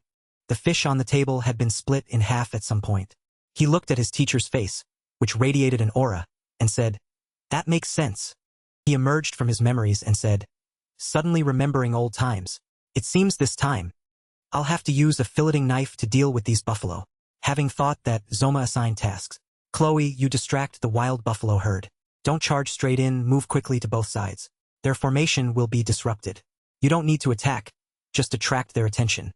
She thought for a moment, then replied, "Yes. Next is, Weapon, you know what to do, right?" Speed Weapon understood and replied, "Of course." On this side, Saki Ryuzo thought, 50 wild buffalo? What? How can he be so calm? Saki. Finally, it was her turn. Then Zoma also entrusted her. "You block those that come within close range. Take them down." After a while, Saki Ryuzo asked, "Who is he? How can he be so calm? Don't be surprised, all right?" "What?" Saki Ryuzo frowned as if scrutinizing something. Zoma thought for a moment. "A herd of wild buffalo? Sashimi? Don't overthink it. That's why I'm ready. And whatever appears before my eyes, I will cut it all down." The blessing of the sword god activated. In his hand now was a filleting knife. The wild buffalo was furiously growling and advancing. He swiftly glided forward, tearing through the wind and dust, rushing ahead. The battle between him and the buffalo herd had officially begun with a shocking impact. On the side, Saki still couldn't recover from what was happening. Saki just stood there, frozen in place, unable to do anything. Astonishment enveloped their entire group. Zoma's back showed he was very serious about these wild buffalo. The knife was gleaming. It seemed this would be a satisfying battle. Behind him, Saki looked at him in a daze. Zoma's barely concealed killing intent must have frightened her somewhat. Time is but a moment. Chloe was rushing forward quickly. Mieux vu. Her technique created 2 more clones for her. Wild buffalo herd was furiously charging mangacaps, growling. Chloe's Myovu was still performing its role well. Chloe had successfully disrupted the buffalo herd's formation and landed coolly. The 2 buffalo behind Chloe had sustained many slashes. Blood splattered everywhere. After Chloe's awesome display, it was now Zoma's turn. He took a running start from afar, jumped high, and charged straight towards the wild buffalo monsters. "Next, we have 3 buffalo to sell." And then Zoma powerfully and decisively used each filleting stroke, defeating most of the monsters in front of him. Currently, facing him was a buffalo with a bit more intelligence, as it knew how to counterattack using the rocky terrain. Zoma used his hand to shield his handsome face, protecting its endless beauty from the rocks the buffalo flung at him. Behind him, Saki and Speed were astonished by what had happened and was still happening before their eyes. The buffalo herd was gathering around Zoma. It seemed they had recognized the danger from Zoma and decided to gang up on him. Then 6. The number was steadily increasing over time. By now, Zoma was buried in that mass of big, black buffalo. Saki Ryuzo drew her bow and arrow, thinking, "Too many monsters." Suddenly, Saki's eyes widened in astonishment. It turned out that Zoma had sent the entire wild buffalo herd flying, scattering them everywhere. With eyes colder than ice, he coolly sent the tons-heavy buffalo herd flying. Oh my god! Saki couldn't help but freeze at this terrifying sight. He stood alone amidst the pile of monster corpses, his hands still in a ready combat stance. Saki was still horrified by the scene she had just witnessed. Zoma's lips curled into a slight smile of victory. Zoma smiled and said, "This is enough," and without another word, he continued to pick up buffalo horns and put them in his bag.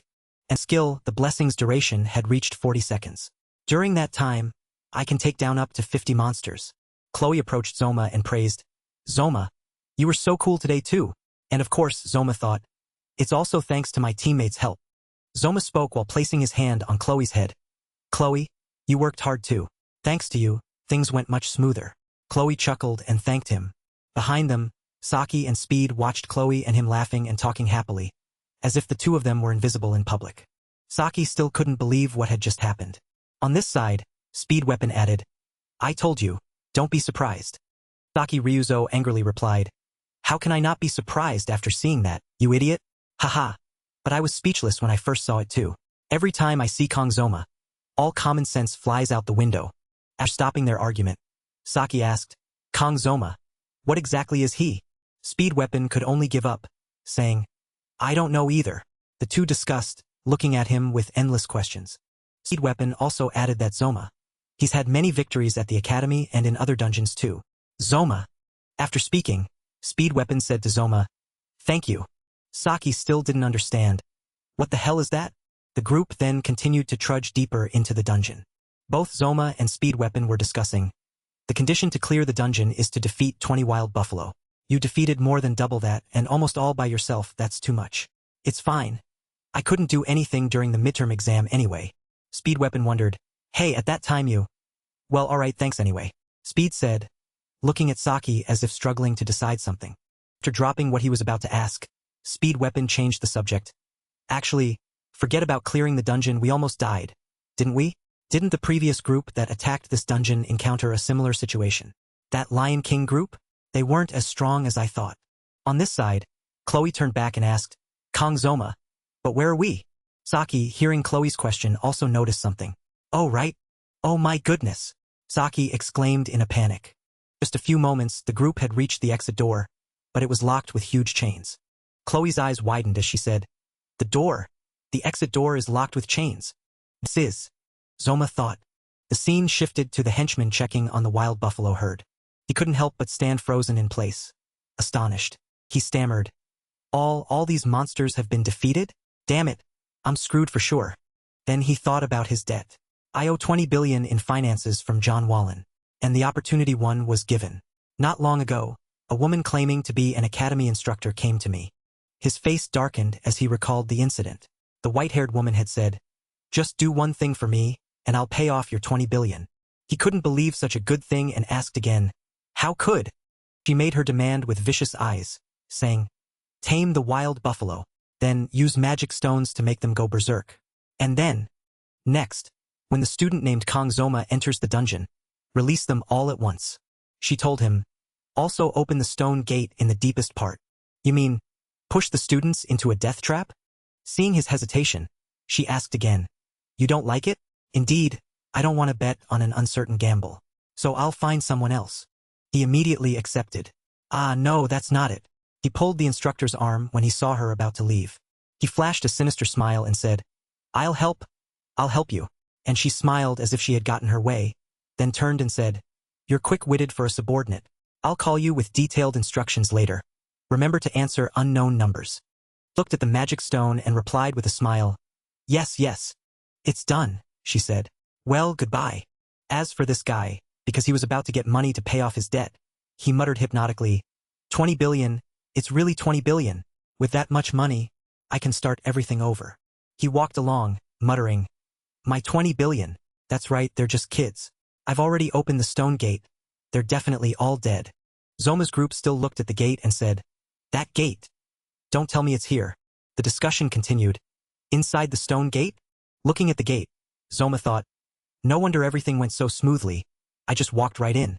He recalled, "That suspicious look made me a bit uneasy. But just as I thought, this stone gate can only be opened with Gigan's magic stone. The item that drops when you defeat the worm in Gigan Dungeon, the reward for a mid-game quest. Those fragments earlier were Gigan's magic stone fragments. I didn't expect them to open the gate. He thought, if it's like the game, then surely the reward for clearing this place is. But now is not the time to be greedy for rewards. He thought, if it's like the game, then surely the reward for clearing this place is. But now is not the time to be greedy for rewards.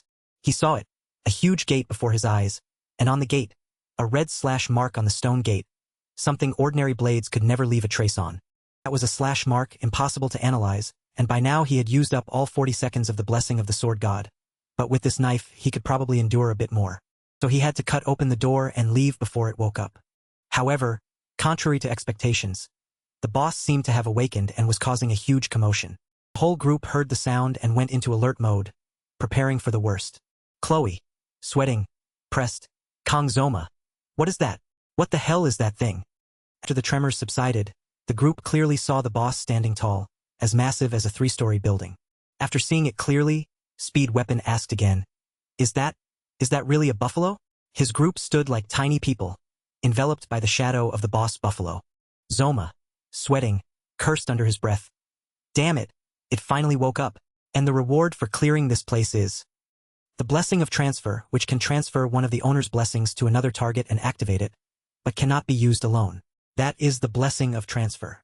It's a type of A-rank monster, Minotaur rose. Before he could finish his thought, he was faced with the boss buffalo's huge axe flying towards him. Subscribe to La School channel so you don't miss exciting videos. See you in the next videos. Subscribe to La School channel so you don't miss exciting videos. The surrounding space was a bit gloomy, but a small beam of light shone down from above, and the wind blew gently in gusts.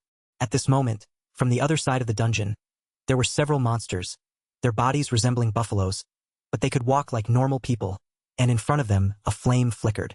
Suddenly, an abrupt gust of wind blew, making the flame burn even brighter. The monster suddenly heard a sound from somewhere and turned its head to look in that direction. There were 3 monsters in total, 2 buffalo-bodied ones standing on either side, and one of unclear form holding a giant axe in the middle. It seemed to resemble the leader of these monsters. Facing the monsters were 4 people, who looked quite imposing from a distance. At this moment, Kongzoma said with a slight shock, "Those 2 as well." Chloe and Saki Ryuzo also showed similar alarm. Seeing the situation was a bit complicated, his face became thoughtful. Even if I shatter the gate and run outside, with that thing awake, no one can escape alive. He seemed a little hesitant before its power. Suddenly, a flash of an idea lit up in his head, but this time it was different from the midterm exam. I don't know anything about mermaids, but I've fought minotaurs in the game. If I'm at full strength, I could handle all 3 by myself, but I've used up all 40 seconds of the blessing of painlessness. He had already fought 2 terrifying monsters before this. After a moment of thought, he finally decided to act in the way with the highest chance of success. While he was still contemplating, Chloe seemed to have discovered something, and she looked utterly astonished. Tucked inside his jacket was something that looked quite like a knife. He carefully gripped it tightly. At this moment, he turned to ask Weapon, "Weapon, can you buff me with pain reduction?" Hearing Kongzoma ask, he stammered a little but still replied, yes. Hearing that, Zoma continued, "For how long?" Weapon quickly replied, "I can do 2 minutes." Hearing that, he said with some satisfaction, "That's enough. While I'm fighting it, keep buffing me continuously." After saying that, he turned, a few drops of sweat still on his forehead, and continued, "If I lose focus for even a second, I'll—" He suddenly stopped speaking. He seemed to understand what Zoma meant, and with a slight unease he said, I know, Kongzoma. I'm only doing this because you said so." After instructing Weapon, he turned to Saki and Chloe. "Saki and Chloe, you 2 handle those foot soldiers." Hearing him speak with such certainty, Saki was a bit bewildered. She wanted to say something but didn't. Continued, "That big one is very dangerous. Don't get close." Saki, hearing this, was filled with worry. Her anxiety seemed to show clearly on her face. After speaking, he turned to look at the big one and said to Chloe, "Just do what you did before." Suddenly, a terrifying monster charged forward, its fangs incredibly sharp. It had red skin and yellow horns on its head. Its dark white eyes made anyone who saw them tremble with fear. It opened its mouth, drooling profusely, looking both terrifying and disgusting. Zoma slowly drew his sword, a blue light emanating from him. As he drew the sword, he chanted something. The blessing of the sword god is activated. Around him, gusts of wind blew fiercely. After chanting, his entire body glowed with a miraculous blue light. The light originated from the center of his chest and spread everywhere. Suddenly, he spat out a mouthful of fresh blood. His expression was not much better. His hand, holding the sword, trembled incessantly. At this moment, Weapon tried to play his flute to buff him with pain reduction. He glanced at Weapon and thought, I can still move. Thanks to the blessing of the sword god and the support buff, I can endure this. Thinking that, he spoke up, Move! Come on! He tried his best to move. The giant monster was charging towards him at a very high speed, while he stood motionless in front of it.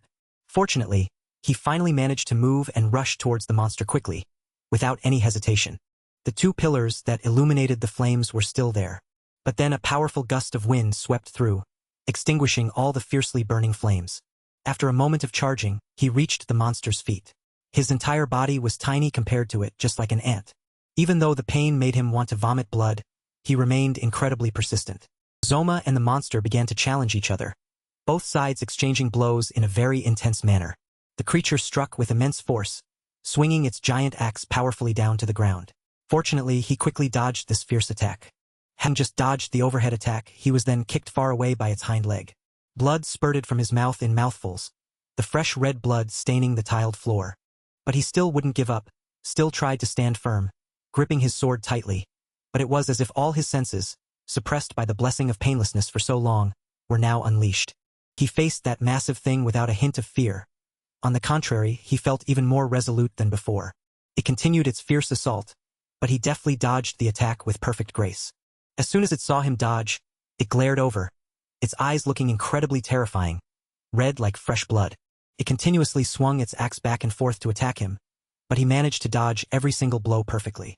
Just then, his head was almost touching the axe, yet his eyes didn't waver in the slightest. With a whoosh, the axe had just swung past, and he seized the opportunity to duck down and quickly dash past, his coat fluttering in the wind. Wherever the monster swung, he could effortlessly evade it.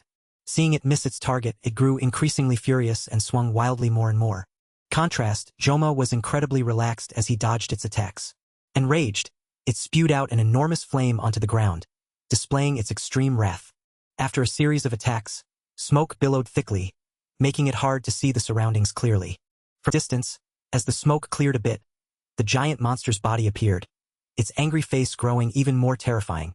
At this moment, it bared its fangs and growled irritably. Its eyes also turned bloodshot. He was half sitting, half kneeling on the ground, looking at it with resolute eyes. Saki, hearing the loud noise, turned to look. As she turned, she was utterly astonished and exclaimed, "Is that guy crazy? How can a person move like that?" No sooner had she spoken than the buffalo-shaped monster charged to attack her, but she quickly managed to dodge its attack.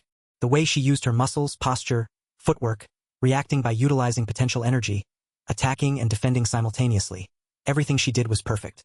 Her combat senses could unbalance an opponent with minimal movement. At this moment, she picked up her red bow and aimed straight at the monster to shoot, but that was just theory. Reality was different. Hit by her arrow, the monster screamed in pain, and blood continuously flowed from its head. Facing it, she once again raised her bow high to fight it, but that was just theory. Reality was different looking at him like that. She resolutely raised her bow and shot, when suddenly a voice exclaimed, "It's blocked! I can't see anything." Suddenly, a spear pierced through the monster's head, making it fall backward. The force of that spear throw was immense. At this moment, Saki seemed to realize something. "Sword Emperor Siegfried?" she murmured. Could it be? Saki suspected something, but perhaps she wasn't certain herself, so she only dared to guess. "I heard the Sword Emperor used his aura on a special admission student." The monster's eyes grew redder and redder. In its eyes, Joma's image was now reflected. This moment, his entire body seemed to be surrounded by something strange, a mysterious blue light. He held a rather long knife, and its blade also emitted a strange light. The monster's eyes were still bloodshot. It raised its fist and prepared to punch him. Kong Joma gently held the knife in his hand and lightly glided past the monster, his steps resolute, his gaze unwavering. All highlighted his exceptionally graceful appearance. Kong Joma gently turned his head, his blood still on his mouth, and his sharp, ice-cold eyes made those who looked at him tremble slightly. With just a light touch, one of the monster's legs fell to the ground, blood splattering all over the tiled floor. The monster screamed loudly in pain. He continued to jump high and attack it, while Weapon below continued to play his flute to reduce his pain. As he played, he trembled non-stop. On the other side, Chloe also tried her best to kill the monster. She used her sword to powerfully stab the monster. Finally, the monster died, covered in blood, and the strong smell of blood permeated the air. After killing it, she calmly wiped the blood from her mouth, sighed and said, "Still too green when facing demonic beasts." Suddenly, she thought of something. The more human-like a demonic beast is, the more dangerous it is. Each individual has a different level, but a demonic beast acting so human-like. Hearing a sound, she turned back and saw him still confronting the giant monster. Its body began to tremble, while Joma still stood firm like a statue. At this moment, it angrily screamed, and the surrounding space also trembled slightly from its scream. It gripped the axe tightly in its hand, its muscles bulging, and its face became cunning as it laughed sinisterly. It raised the axe high, each movement causing the surroundings to shake.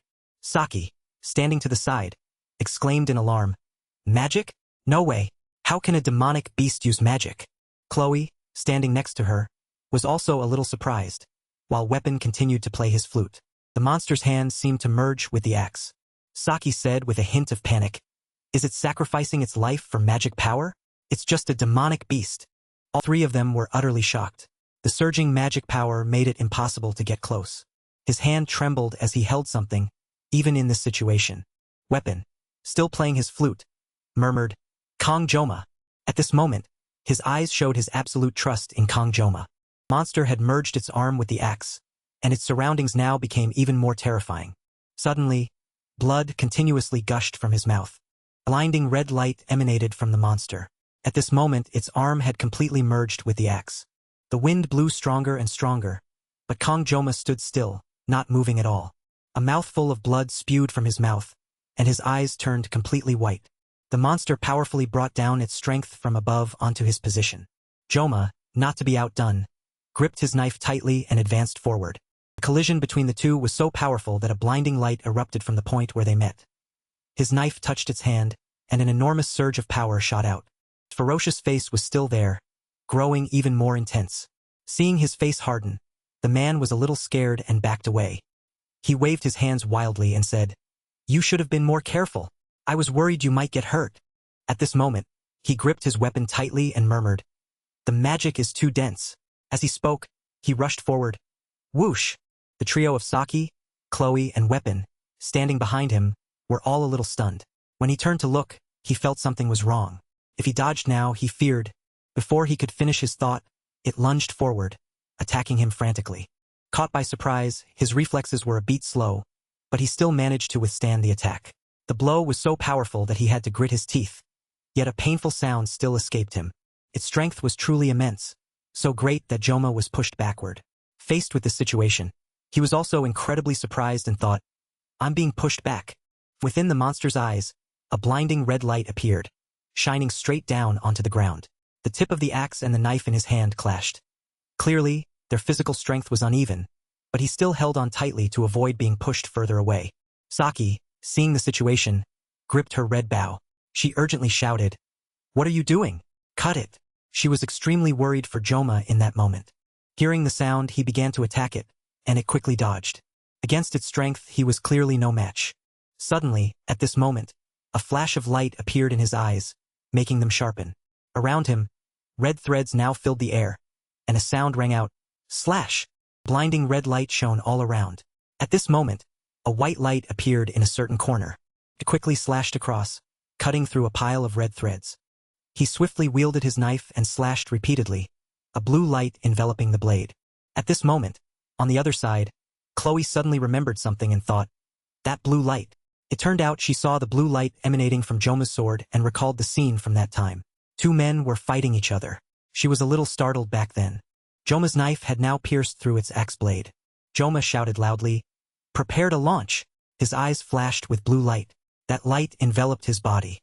It was utterly surprised by the situation, not understanding how he could reverse the tide like that. Under the blinding blue light, he slashed at it repeatedly without stopping. The monster screamed to the heavens in pain. Joma continuously slashed towards it. The blue light appeared more and more frequently. Joma just kept slashing repeatedly like that. The trio of Saki, Chloe, and Weapon all showed expressions of astonishment. They never expected him to become so powerful. Still, they didn't forget the task he had given them. Weapon continued to play his flute to reduce his pain. After a series of attacks, he finally stopped. The smoke around grew thicker after that fierce attack. He slowly raised his head, taking a long, heavy breath. A little blood still clung to the corner of his mouth. At this moment, a beam of light shone from the other side. He followed it with his gaze. Attack! A sound rang out. Saki stood to the side, her beautiful blue eyes holding a hint of sadness. At this moment, the screen showed 9:03, then 12:07. After the battle, Weapon collapsed onto the ground, exhausted. He panted and said, Kong Joma, every time I see you, you break all common sense. He looked towards him and murmured, a blue light so brilliant it could illuminate the darkest cave. At my age, he can already emit such an aura. Just who is that Kong Joma? He was suddenly cut off. Saki came from behind, patted his shoulder, and said, hey, breathe, breathe, startled by her voice. After a moment, he regained his composure and asked her, what is it? She stood there looking at him, then hummed something. The soft, humming sound was somewhat pleasant to the ear. She slowly sat down and continued, what you said earlier. I think I understand. Hearing her, he asked again, huh? What did I say earlier? She happily replied, that previous dungeon conquest. Hearing her say that, he relaxed a little and said, ah, that time, huh? At this moment, she looked forward and said, also, I understand why you keep following that guy now. Hearing this, he was a little flustered and denied it. What? I don't.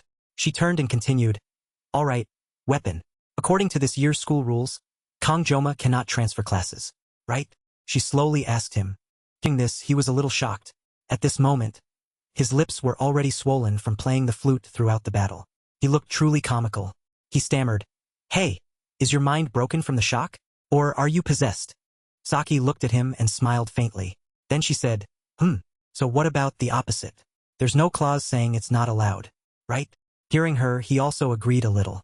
Well, that's true. But her eyes held something quite mysterious yet determined. She continued, yes, I don't know why.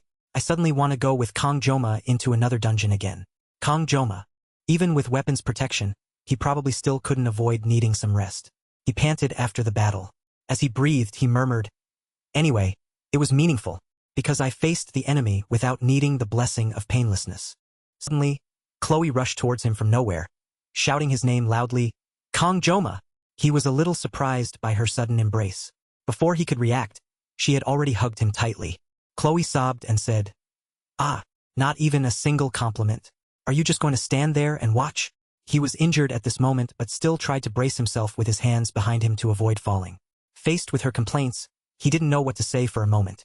But seeing her cry like that, he finally spoke, cough, Chloe, you seem to be injured. Wait a moment. Hearing him say that, she shyly sat up, covered her eyes with her hand, and said, ha, sorry. He sat on the ground, looking up, and murmured, just kill me already. As he looked up, he seemed to discover something. A large screen appeared with the words, congratulations, you have received a new blessing. He was a little surprised after reading it. This blessing was originally meant for the protagonist, Leon. Moreover, its rank was among the rarest in this world. Spirit rank. When combined with other blessings, it could unleash its full power. The screen displayed, Blessing of Transfer, allows you to transfer an owned blessing to another creature or object. However, to activate, the caster's body must touch the target. This is an almost mandatory blessing to control Ban Mung, the sword that harmonizes both yin and yang. He slowly lowered his head and murmured, well, I'll just think positively about it. Suddenly, a ray of light shone from a distant crack. He sat there with his eyes closed and said to her, Chloe, the thing I asked you to do just now. He suddenly stopped speaking. Chloe asked curiously, what? At this moment, a man in a hat walked in and spoke, what? This man's eyes suddenly flashed as if he had discovered something. Chloe lunged from nowhere. She held her sword and stabbed the man's body. The sword plunged straight into his thigh. As the pain began to spread, he screamed loudly and miserably. She stood there, her face cold as ice, and said, stay there, he cried, looking at the sword plunged into his thigh. Weapon, hearing the noise from the side, asked, what is it? What happened? Saki also looked on curiously. Hearing him ask, Joma calmly replied, just now, I asked Chloe to do something. He was stabbed so painfully that his whole body trembled non-stop, but he still managed to say, you brats, why are you doing this to me? What did I do? He slowly spoke, that's what we need to find out now. Hearing Joma say that, the group buzzed. What? So the buffalo going crazy and the stone gate opening were all because of him? Saki put her hand to her head and said, It's true. Something's unnatural. There are no surveillance cameras inside the dungeon. Yet this staff member appeared as if he was waiting. Weapon asked in confusion, But why did he target us? She calmly said to him, You idiot. We still need to find out the rest. At this moment, someone spoke towards him. Hey, staff member. A small fry like you certainly couldn't have done this alone, right? Saki continued to ask, Who is behind you? Hearing this, his face darkened. He stammered, Say that. It seems you don't intend to speak. Let me help you say it then, Joma said, watching silently from the side. He then spoke, If you don't confess who's behind this. Before he could finish, the man trembled non-stop. Finally, he spoke. I'll tell you. Not long ago, an instructor from Joaquin Academy came to me. He said he would help me pay off my gambling debts. Weapon heard this and immediately shouted, You did this terrible thing for gambling debts? Saki also showed surprise. Wow. He continued, You betrayed students for a bit of money? His trembling body trembled even more. Not a bit of money. It was 20 million won. I initially refused firmly. Not letting him say more, Weapon angrily shouted, Shut up. You're a scumbag. As he shouted, he tried to lunge forward but was stopped by Saki. Enough. What did that instructor look like? She gently asked. He recalled and said, She was a female instructor with long hair and purple eyes. She was quite tall. The image he remembered of her was a white-haired person, dressed in purple with bright, shining eyes. Hearing this, Saki put her hand to her chin and said, She seems to be our class's assistant instructor. I never forget what I've seen. Her eyes were very striking, so I remember clearly. Joma heard this and calmly replied, Is that so? Wen continued to ask him, Wait, so what happened during the midterm exam was also arranged by that person? Why? What happened then? He glanced slightly to the side and said, During the midterm exam, we encountered a demon-human merfolk. Hearing this, Saki seemed shocked and shouted loudly, What? So Leon was hospitalized because he fought a demon-human? Weapon also exclaimed in alarm. Finally, the disclosure ban is lifted. That merfolk was handled entirely by Kong Joma alone. She heard this and was a little surprised. Huh? He stood to the side, holding his phone and said, So, we've extracted all the necessary information. His phone had been recording. The screen showed the number, 13 minutes 5 seconds. Saki and Weapon were both utterly astonished. Whoa, Suddenly, the sword was pulled out. Blood splattered everywhere. Because the sword was pulled out abruptly, bone-piercing pain shot through him. He screamed in agony. All four of them stood near the dungeon entrance. He spoke. Just then, a dungeon that shouldn't have opened. This situation is enough to make someone disappear as if they never existed. Hearing this, the man stammered, What do you mean? He looked at her and said, Chloe, I'm entrusting this to you, as an assassin. Hearing this, she immediately accepted the order. Yes, Joma. Then she drew her sword with a fierce expression.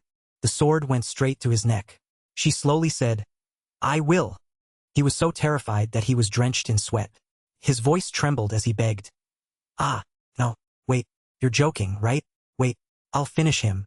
After those words, blood splattered everywhere on the floor.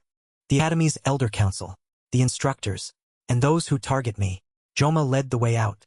As he walked, he silently affirmed, Come at me. I'll cut you all down. At this moment, a sound rang out.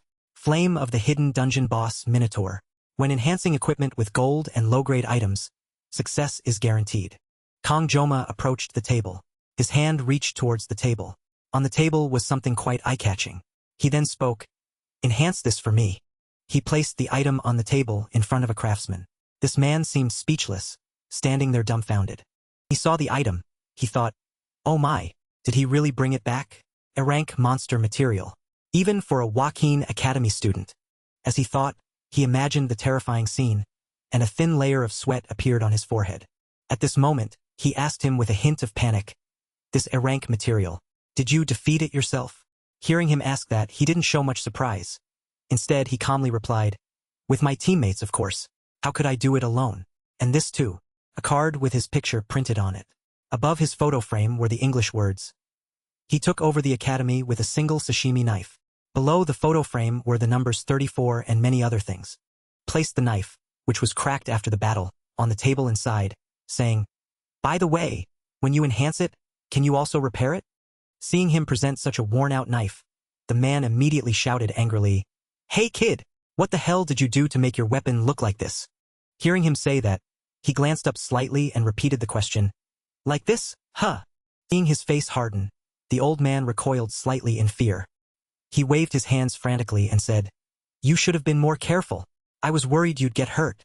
After hearing him speak, Joma turned to leave. After a few steps, he turned his head and said, "Well then, I'm leaving. As promised, you'll handle everything, right?" Hearing this, the man could only agree, muttering, "Why am I in this situation? That damn kid. This time, I'll make it shorter for you." He clearly heard those words but pretended not to and walked away. Suddenly, he stopped and spoke. This action utterly terrified the man. He hadn't completely left, but turned halfway around. He raised 2 fingers and said to the man, "Sell the leftover materials and buy some drinks. See ya." Hearing these words, the man was so scared his legs gave out, and he slumped to the ground. He let out a long sigh.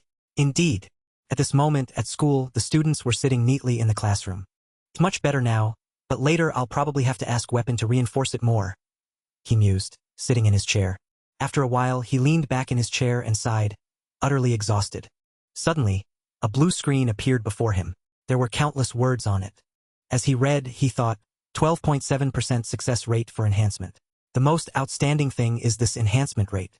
Unlike other stats, it skyrockets after just one event.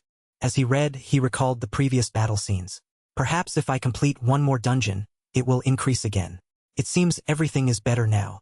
In contrast to the skyrocketing stats, the white hair no longer appeared as much since that day. He remembered before, he would hold his head in his hands, trembling all over. Of course, the gradual increase in white hair is inevitable. After all the pain turns my hair white, will it all fall out? That's a necessary thought because now there are forces targeting me. So I must prepare thoroughly. I've come this far. I can't just passively wait anymore. He sat there, lost in thought.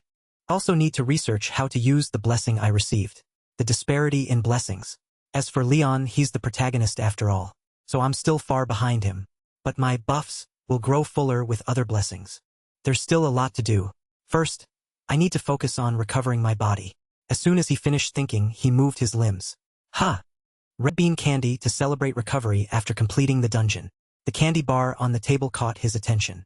This is the first time I've formed my own team and completed a dungeon. Now, being targeted for my life has become commonplace. But it's not entirely unfortunate. At least I have 2 friends I can call teammates.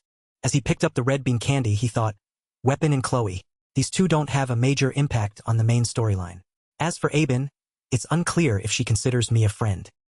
He continued to muse. I heard Chloe was hospitalized due to exhaustion after returning from the dungeon. I should visit her sometime. Suddenly, a boisterous group entered from outside the door. Return to your seats. He looked out with a hint of surprise. Then he turned his face away and murmured, When will the ban expire? He held his phone and looked at something that seemed quite surprising. Turned out someone had sent a message.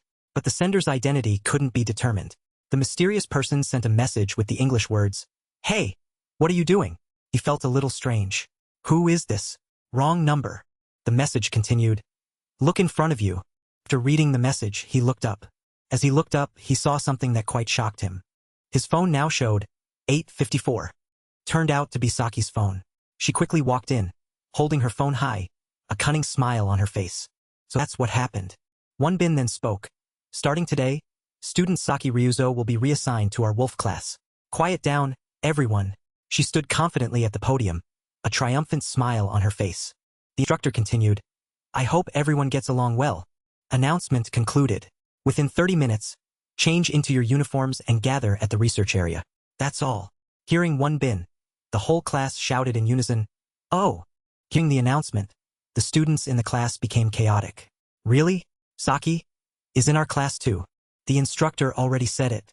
She voluntarily transferred classes. She walked step by step towards a certain direction amidst everyone's chatter. Saki-sama. Is it true you've been assigned to our class? Saki-sama. What kind of men do you like? She paid no attention to the questions from the crowd. Joma, who was sitting, suddenly thought, Don't tell me she's going to sit near me. The one called a prodigy of this generation. One of the 4 key students this year. First place, second place, third place, and fourth place altogether. Possessing outstanding intellect, topping the theoretical exam, and strength that is no less. Truly a person of both scholarly and martial arts. Moreover, she is the daughter of the divine archer Saki Kazuma, one of the 7-star heroes. According to the setting, Saki Kazuma is not only the divine archer but also the Prime Minister of Japan. If compared, she could be considered a Japanese princess. In this world, Japan is also a superpower. The attitude of the other students is like they're meeting a celebrity. He continued to think, so, don't come here. 100% trouble isn't enough. It's more like 200%. Saki walked forward step by step, ignoring the questions around her. Her hair fluttered past their faces. He walked, she hummed a melody, and Joma sat in his chair, trembling and thinking, please, please, please. At this moment, a voice rang out, if you're not eating this, I'm taking it. He was surprised but didn't reply. She continued, but this time she called his name, Kong Joma. He looked up in surprise. She slowly asked, can I sit next to you? Then she showed him her phone screen with the words, save my number right now. Why is my bad premonition never wrong? At this moment, there was a place cordoned off, preventing entry or exit. Inside, a voice spoke. So, what did you say before entering the dungeon? The man in the black hat, sitting on a chair, began to speak. He said he was worried about the students, so he wanted to go in and check himself. The other person continued to ask, was there anything unusual? The man in the black hat said, now that I think about it, I remember his complexion wasn't very good at the time. His voice trembled as he spoke. The other person continued, I understand. We need to check the environment one last time. You may leave now. Thank you for your cooperation. Outside it was already dark. There was a sigh next to him. Ah. The investigator stood outside, smoking and said, deaths in dungeons are quite common, yes, but even if it's just a simple accident, there should still be a body. But in this case, he still felt a bit suspicious, unable to fully accept it. When the search team entered the dungeon, they couldn't help but be horrified. Before them was a disgusting pile of flesh, a mountain of dried corpses, drenched in blood. The students of Joaquin Academy were found, but this absolutely could not have been done by ordinary students. Those students had returned safely, but the body of the staff member who had gone in, worried about them, was nowhere to be found. Stepping out of the dungeon, the investigator asked him, is it possible the body is stuck inside the stone gate? He replied, that possibility cannot be completely ruled out, but the probability is very low. The stone gate has never been opened before. We can't interrogate Joaquin Academy students just for this. That's right. This is a prestigious academy attended by nobles. Would Watson dare to order an interrogation? The investigator asked him. Then he added, I'll go take care of something and be right back. He stood there smoking and said, ha, truly insane. At this moment, something caught his attention, making him turn his head to look. Someone had fallen to the ground. At this moment, a girl wearing high boots approached. He stammered in astonishment. Magic! What? Is it a demon human? She happily spoke. Hello. At this moment, he thought in surprise, a human. Suddenly, something flashed past him. She used only a single thread to sever his head from his body. As she finished, she simply said, goodbye. The human had made a contract with a demon. His head was now flying in midair. She continued, working diligently is good. But, her eyes now glowed purple. You people are too careless. Saki held a red bean candy and ate it with relish. As she ate it, the delicious flavor made her feel utterly comfortable. Those around her were also captivated by her appearance. Only Joma felt nothing good about it. He felt displeased and spoke. Hey! She turned and said, why aren't you eating this? I already shared some with you. He replied, Chloe sometimes sits there. Hearing him say that, she didn't feel annoyed or anything, but instead said, is that so? She turned and continued, but where are your and my seats?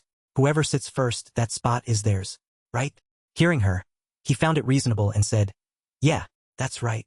She finished the red bean candy and said, wow, so delicious. He looked at her, speechless. Continued, but Saki, why are you in the ranked class? No sooner had he asked than a shout rang out, assemble 5 minutes early. Everyone had gone to assemble. Only the two of them were still sitting there. He continued to ask her, every ranked class has training. Aren't you going? She calmly replied, I'm resting my mind. Good luck. With that, she quickly took out her eye mask and fell soundly asleep. At this moment, he murmured, unbelievable. She wasn't fully asleep yet. Saki pulled up her eye mask and said, oh, and one more thing. From now on, don't call me Saki. Call me Ryuzo. Hearing that, He was a little surprised and asked again. What? She slowly said. In my country, close friends call each other by their first names, not their last names. He asked again. Your weapon is also named Saki, isn't it? She replied cheerfully. What does that have to do with anything? Anyway, I'm going to train. With that, she fell asleep soundly. There's still a whole day left. In another scene, Rachel stretched back and said, It's noisy, isn't it? Aben, sitting next to her, looked away. Aben replied, looking tired. Yeah, is that so?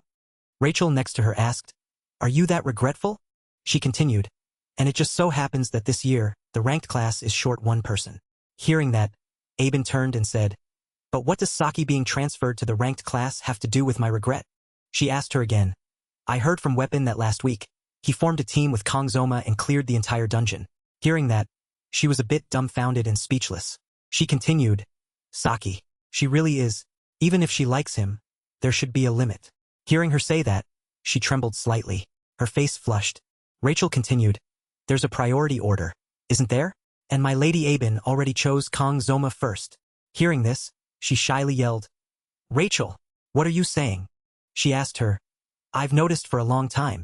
Every time you hear the sword demon's name, Lady Aben reacts immediately. You know? Aben now replied, Kong Zoma and I only spoke a few words. There's absolutely no relationship. Hearing her say that, she immediately responded, Humph, humph, humph, as if she didn't believe her words. Rachel continued to ask, You said that up until now there's nothing, but who knows about the future?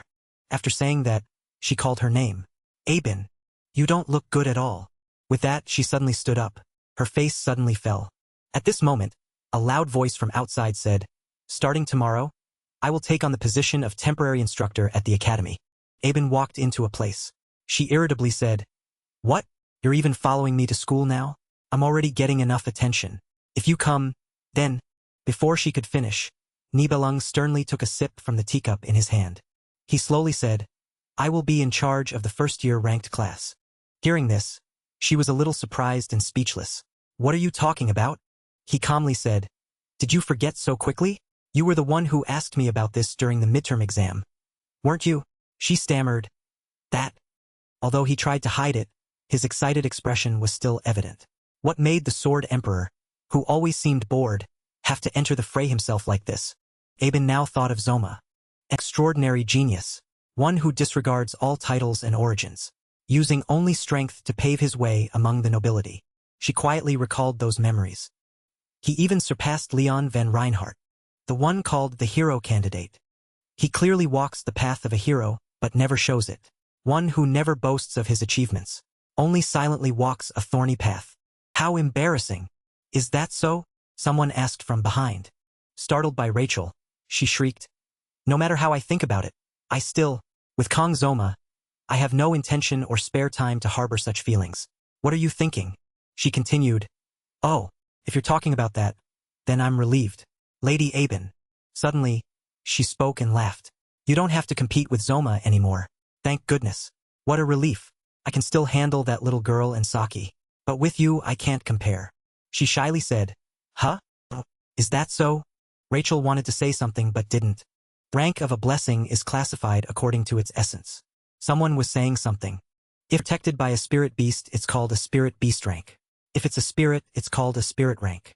Saki, at this moment, lay on the table with her face down and said, Lately, every time I dream, my deceased grandfather appears. Suddenly, someone called out, Student Yodamet, ancestors only help with weightlifting during physical training. They don't possess you to bestow blessings. Zoma looked at Saki, a little helpless.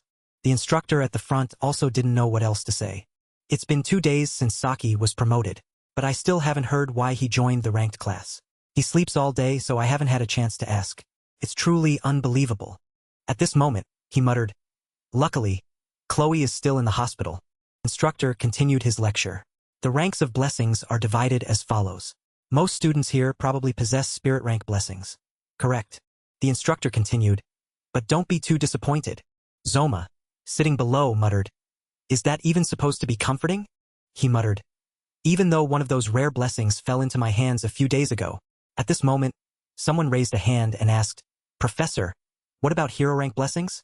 Professor happily replied, Hero rank blessings. also known as heroic blessings. Although I am a professor of blessings, I must say that this rank practically only exists in legends.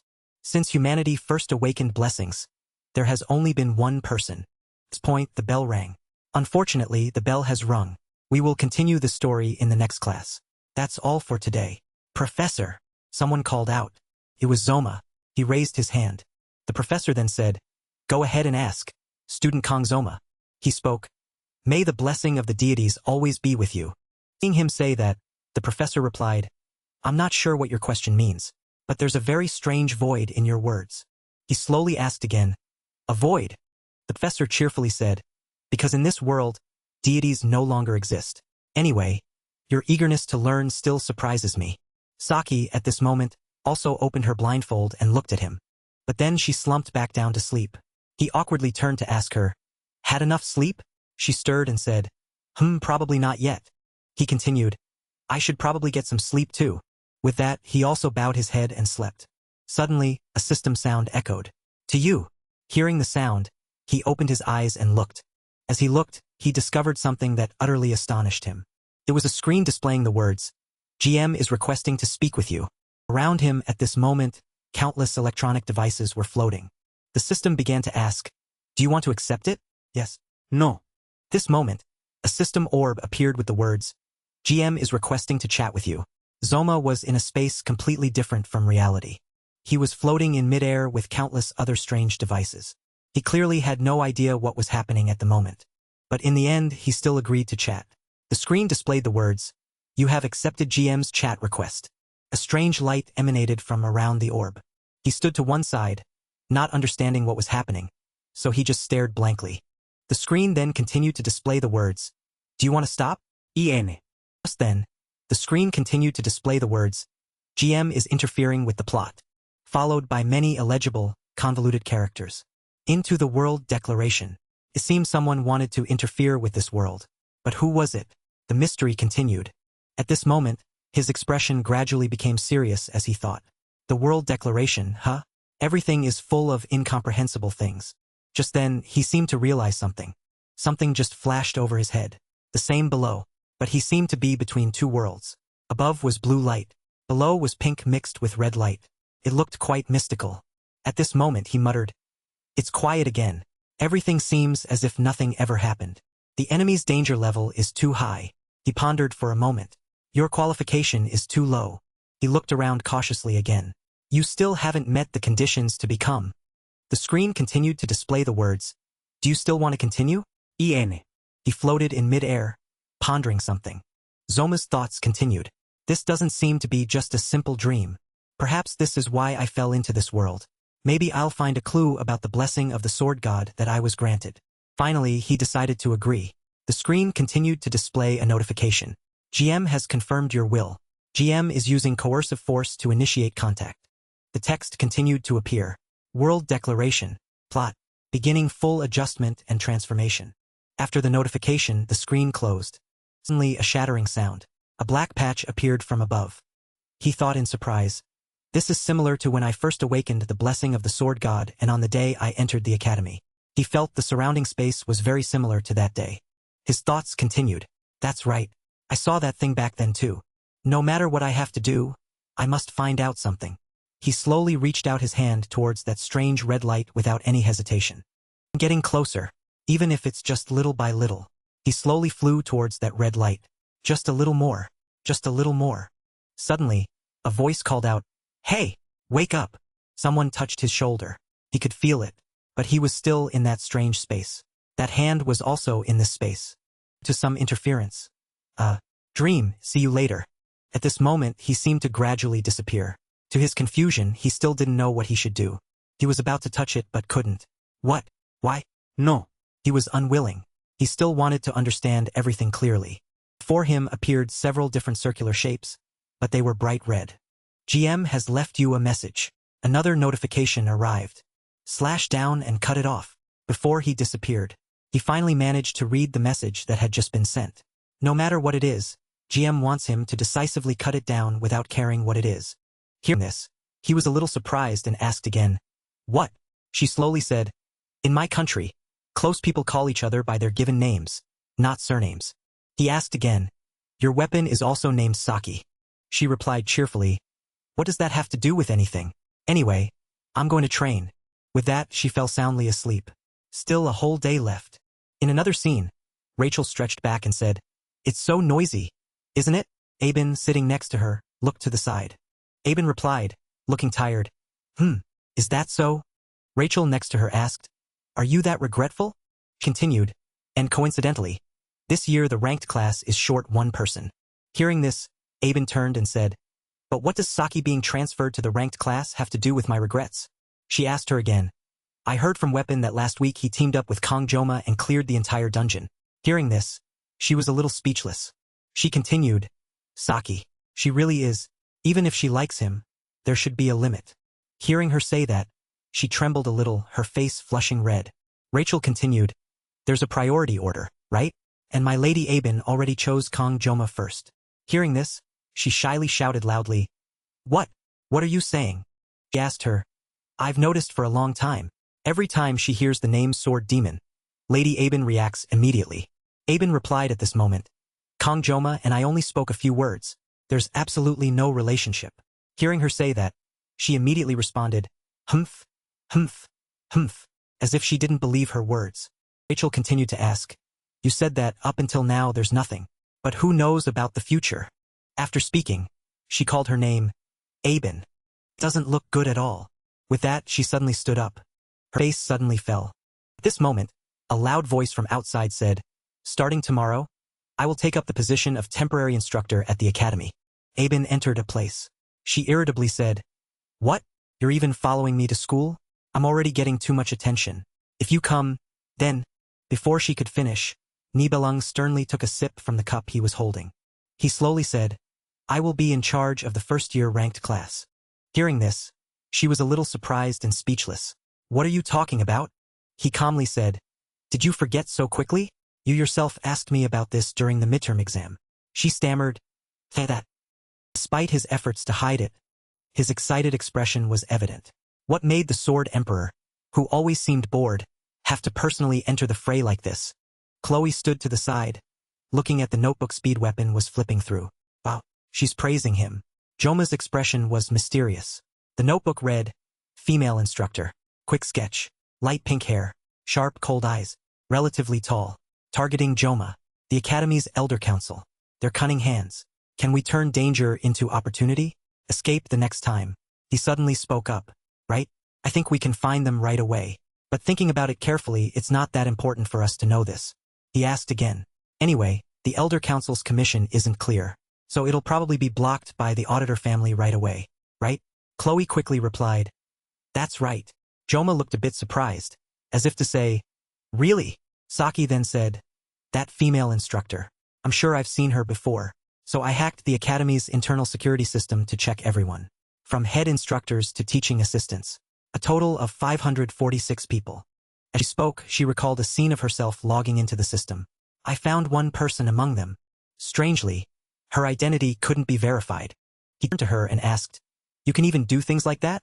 She happily turned to reply, In this era of widespread 4.0 technology, a few techniques like that are nothing strange. She continued, Even so, the security system here is among the best in the world.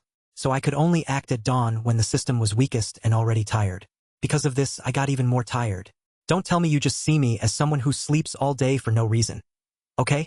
At this moment, he thought to himself, She's truly a demon. He recalled the morning when classes first started. Even his phone number, which I'd never given her. Did she find that herself too? Speed Weapon then spoke up from the side. So, nothing has been clarified yet, and we can't just break into the Elder Council's place and threaten them for information. He continued, Well, if it were you, Joma, maybe you could. But it wouldn't solve anything and would only make things worse. Saki chimed in, Yeah, I agree with that too. Joma remained silent. Chloe also agreed. I think so too. Speed Weapon continued to offer his idea. So we thought of something, forming our own club. As he spoke, he exuded an enthusiastic aura. After hearing that, he said with a hint of surprise, A club? A club?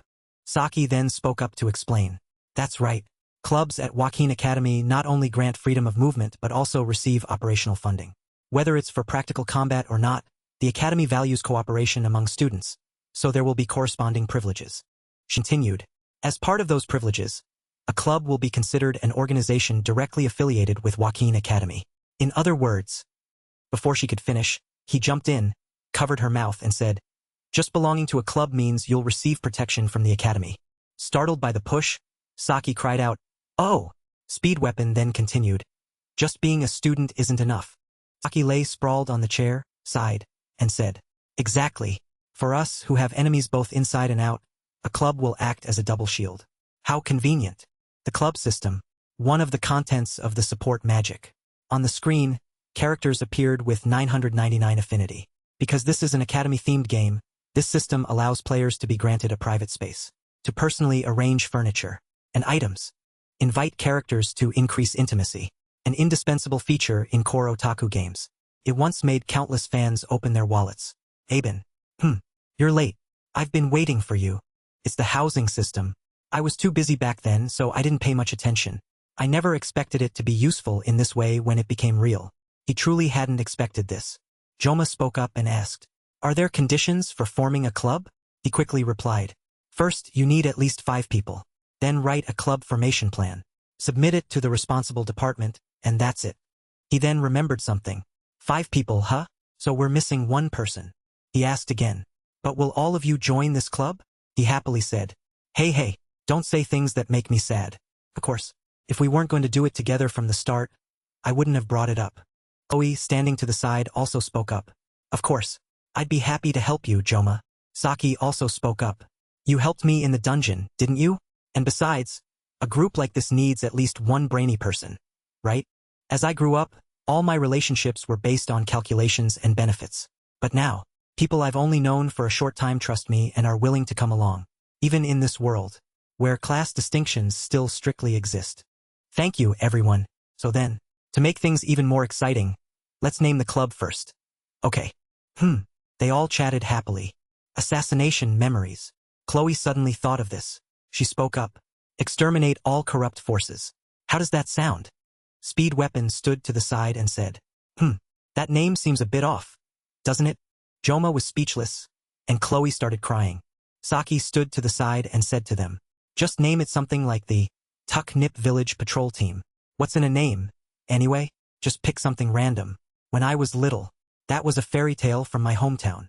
He spoke up. Saki, be quiet for a bit. You quiet too, okay? Or how about Fight Club? Assassination Memories. Assassination. With all those names, Joma felt speechless. Joma suddenly asked, how about a travel club? We can conquer dungeons and explore outside too. He said this but didn't hear anyone object, so he asked, is it not good? Everyone heard him and thought it made sense, so they said, I agree. I think it's fine too. Then it's decided. Saki spoke up first. Now we need to find an advisor professor for the club. There's a written exam next week, so it's a good time to prepare. At this moment, he secretly wondered, is a travel club really okay? He also chimed in. Oh right, without an advisor professor, we can't form a club. She continued. Actually, this is the biggest problem. A club advisor must be a professor or higher ranked. This time, they're facing a bit of difficulty. Chloe also began to speak. He's very busy. I don't think it'll work. That's true. No one is more suitable than him. He truly contradicted himself. He initially disagreed but eventually agreed with her suggestion. Saki sat on the chair and continued. Out of over 500 staff members, only about 30 are professors. And if you count those in charge of the first-year block, there are only about 10 left. They say they encourage club activities, but the system is full of contradictions. It's not easy at all. She turned to ask for his opinion. What about you, Joma? Have you thought of anyone? At this moment, he turned to look at her. Instead of answering immediately, he asked, it just needs to be someone with the rank of professor or higher, right? She quickly replied, that's right. But in the academy, there are almost no people above professor rank. He held his phone in his hand, gently said, it's not that there aren't any. Hearing him say that, everyone was extremely surprised. At this moment, he held up his phone in front of everyone. Their surprise grew even more. Really? A voice still echoed. The formation of a club must be registered directly with the school by the club leader. The voice still echoed. The establishment of a club must be registered directly with the school by the club leader. Joma then spoke up. I am the club leader. Hearing that, the manager there seemed to disbelieve him and said, You? He was speechless and just stared straight ahead. The manager saw this and spoke up. Oh dear. He was thinking something at this moment. Just because of my status, the education department staff are acting so casually? At this moment he muttered, "This is really annoying." Then he said to the manager, "As long as the procedures are correct, it can be established. So please accept my application." Suddenly, a voice echoed, "Hey!" The girl was much taller than him. She leaned towards him and said, "First-year student, huh? To register a club, you need an advisor professor to support it. It looks like no one wants to advise you, does it?" He still maintained a calm expression. He looked up at her and said, "What do you mean?" She slowly asked him back. "You don't understand what I'm saying?" She continued, "I don't think any professor in the academy would want to advise and sponsor a club formed by a special admission student like you." After saying that, she plopped down onto a chair. She turned away and continued, "Given your background, you should know your place, shouldn't you?" He stood to the side and thought to himself, "Just as I expected. If things continue like this, the academy will disappear without anyone to succeed it." Continued to think, "I wanted to talk to her politely to get things done, but nothing is going my way. Before, when I worked in the food service industry, I met quite a few people, didn't I? There was no shortage of people more annoying than this. So now, keeping silent is best. I understand that clearly. But deep down, I want to punch her." He was clearly very annoyed but tried to hold it in. He stood there, holding his phone and answering, "Yes, I'm listening." She was a bit surprised and eavesdropped. He continued, "I'm at the club registration office." She then panicked and said, "Who are you calling there?" He ignored her and continued, "Ah, so if you're nearby, it's okay if you come here for me for a bit. Haven't you had enough yet? Alright, I'll see you later." Seeing Joma finish his call, she angrily slammed her hands on the table and said, "That's it. I can't take it anymore. Where do you think this is, to just make calls so casually?" He calmly replied, "Just do your job. Someone will be here to assist me shortly." Hearing that, she exclaimed in surprise, "What?"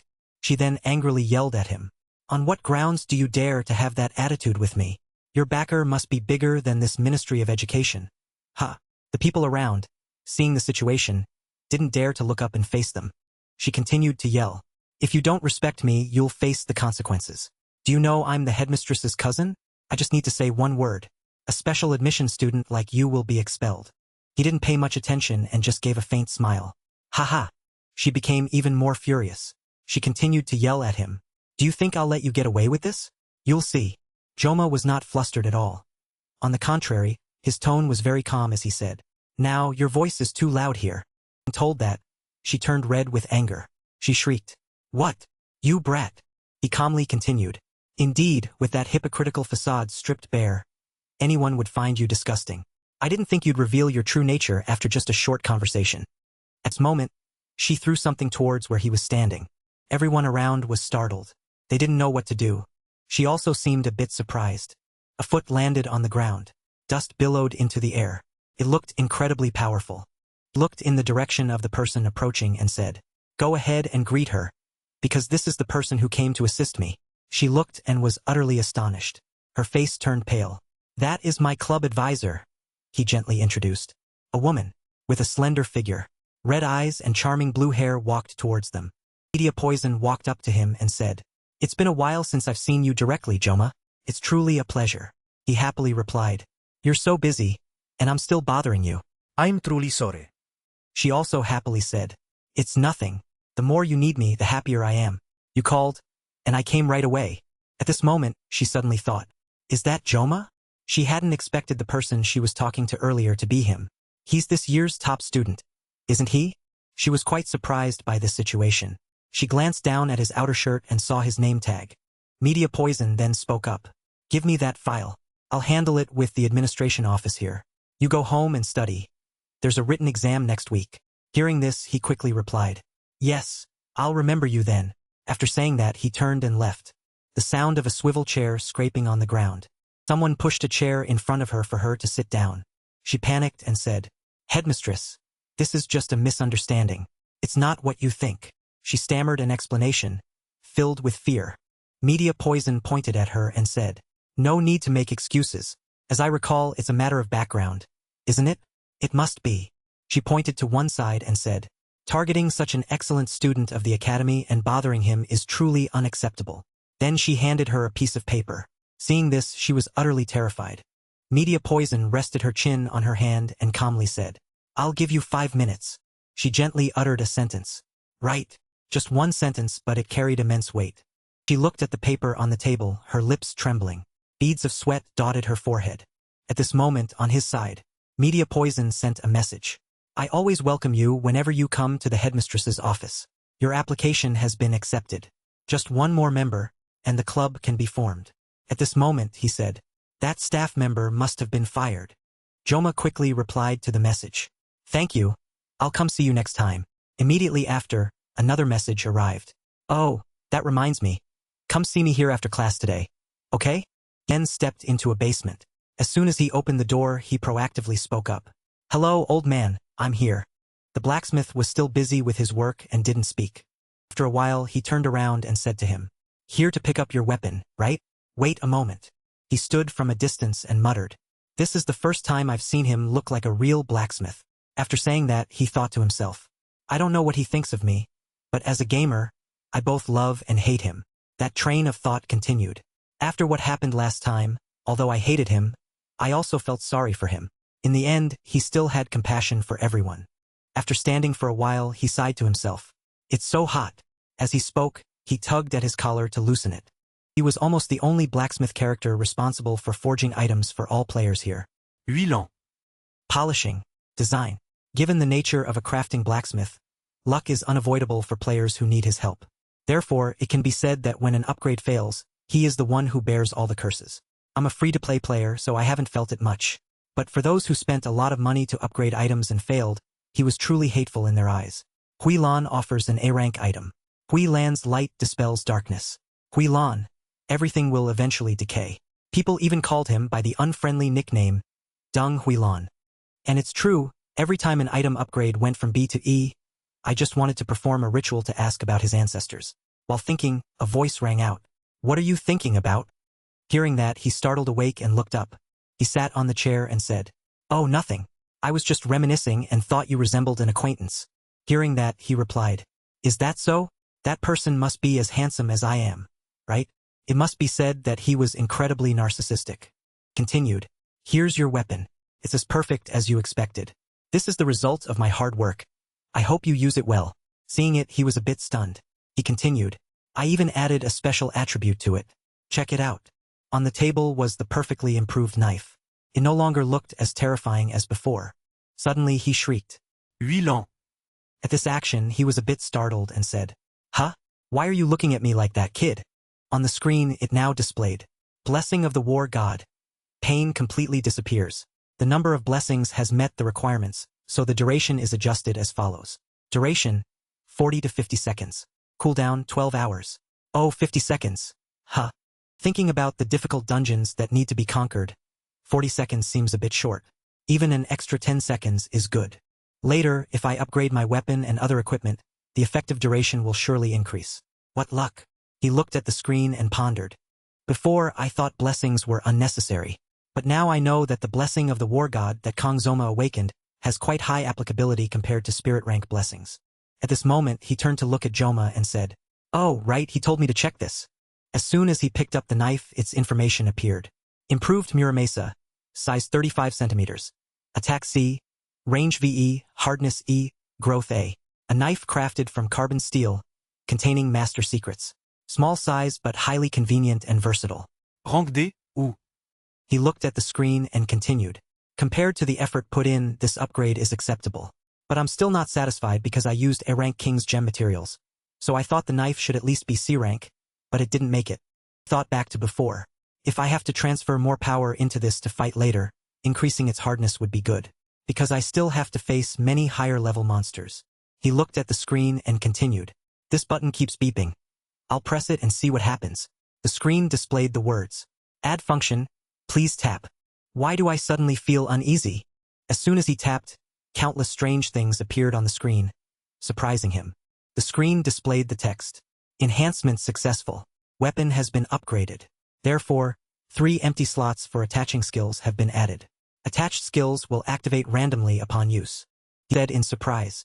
So, I need more high-grade magic stones? As he looked at the screen, he panicked. It's quite difficult to find suitable skills here. I'll think about it later. At this moment, in another place, a glass of water was thrown.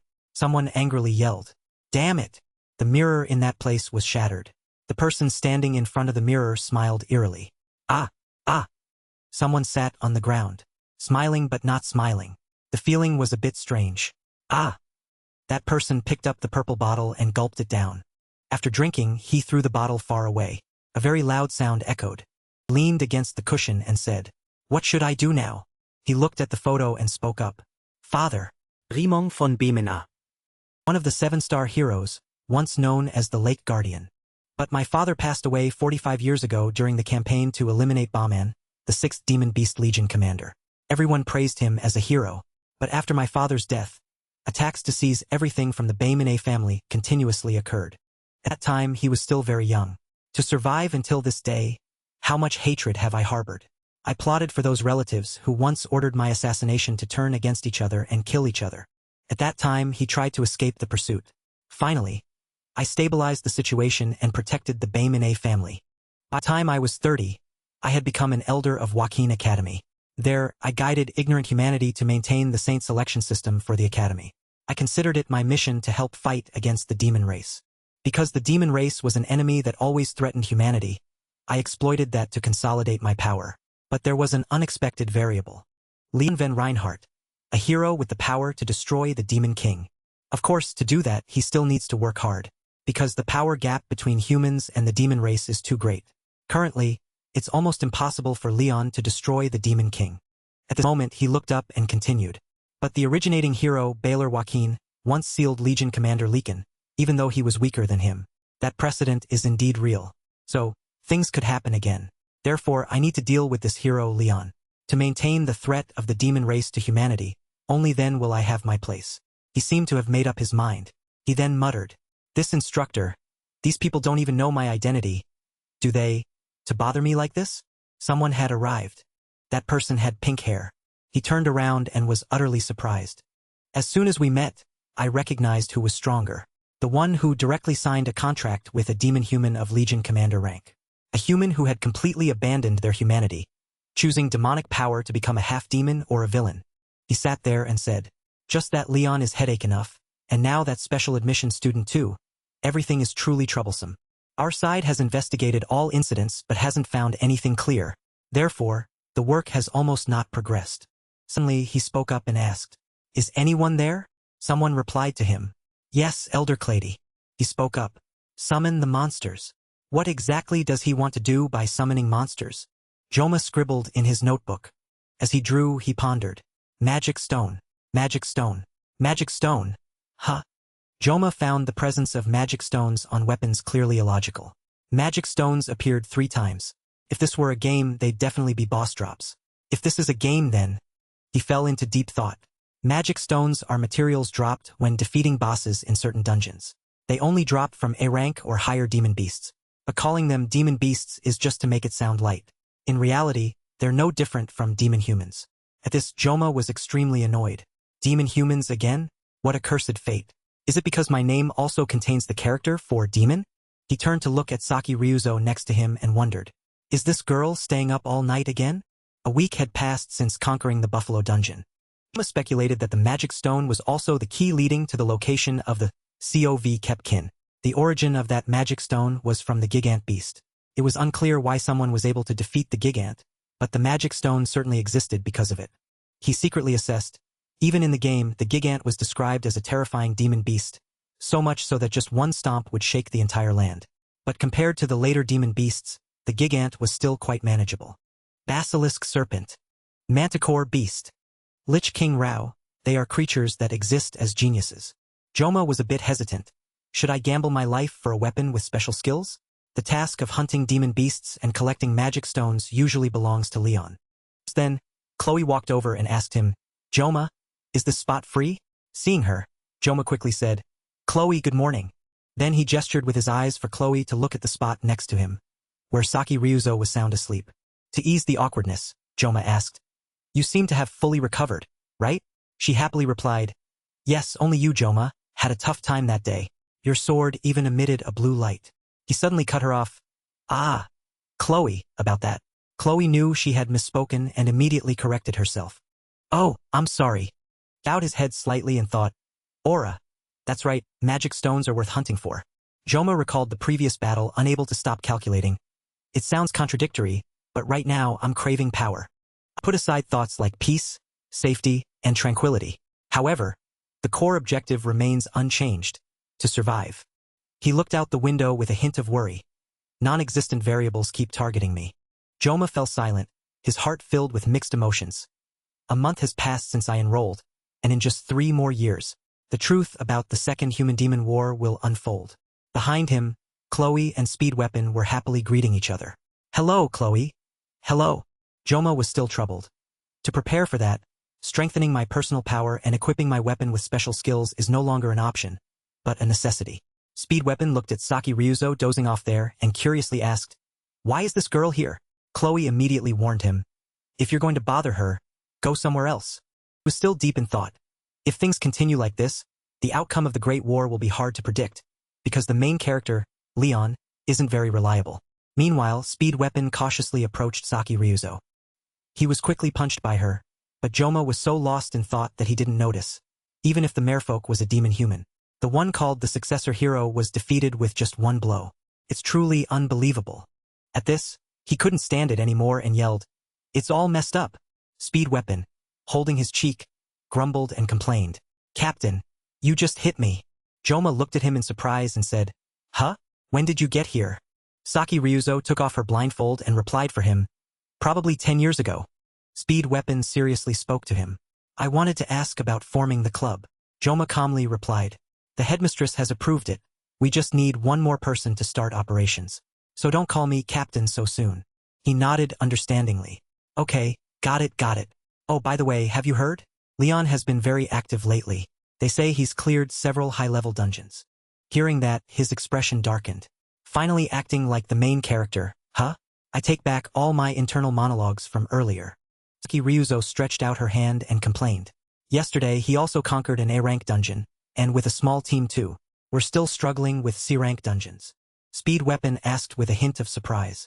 You know even more than I do? Are you following Leon? What's that about? Not denying it means it's true. Are you also interested in Leon? Saki Ryuzo immediately turned to look at Joma. Finally, she grumbled unhappily. No, I don't care. Now, what's going on? Joma continued his internal monologue. Leon is growing. At this rate, he'll probably receive the knowledge gate during the upcoming wilderness survival training on the island. Honestly, for a sashimi chef like me with no skills to have survived until now is already a miracle. In the end, he sighed wearily. It's just a hypothesis. But what if I'm the scapegoat for the main character, bearing all the dangers for Leon? Thinking that made him feel no joy at all.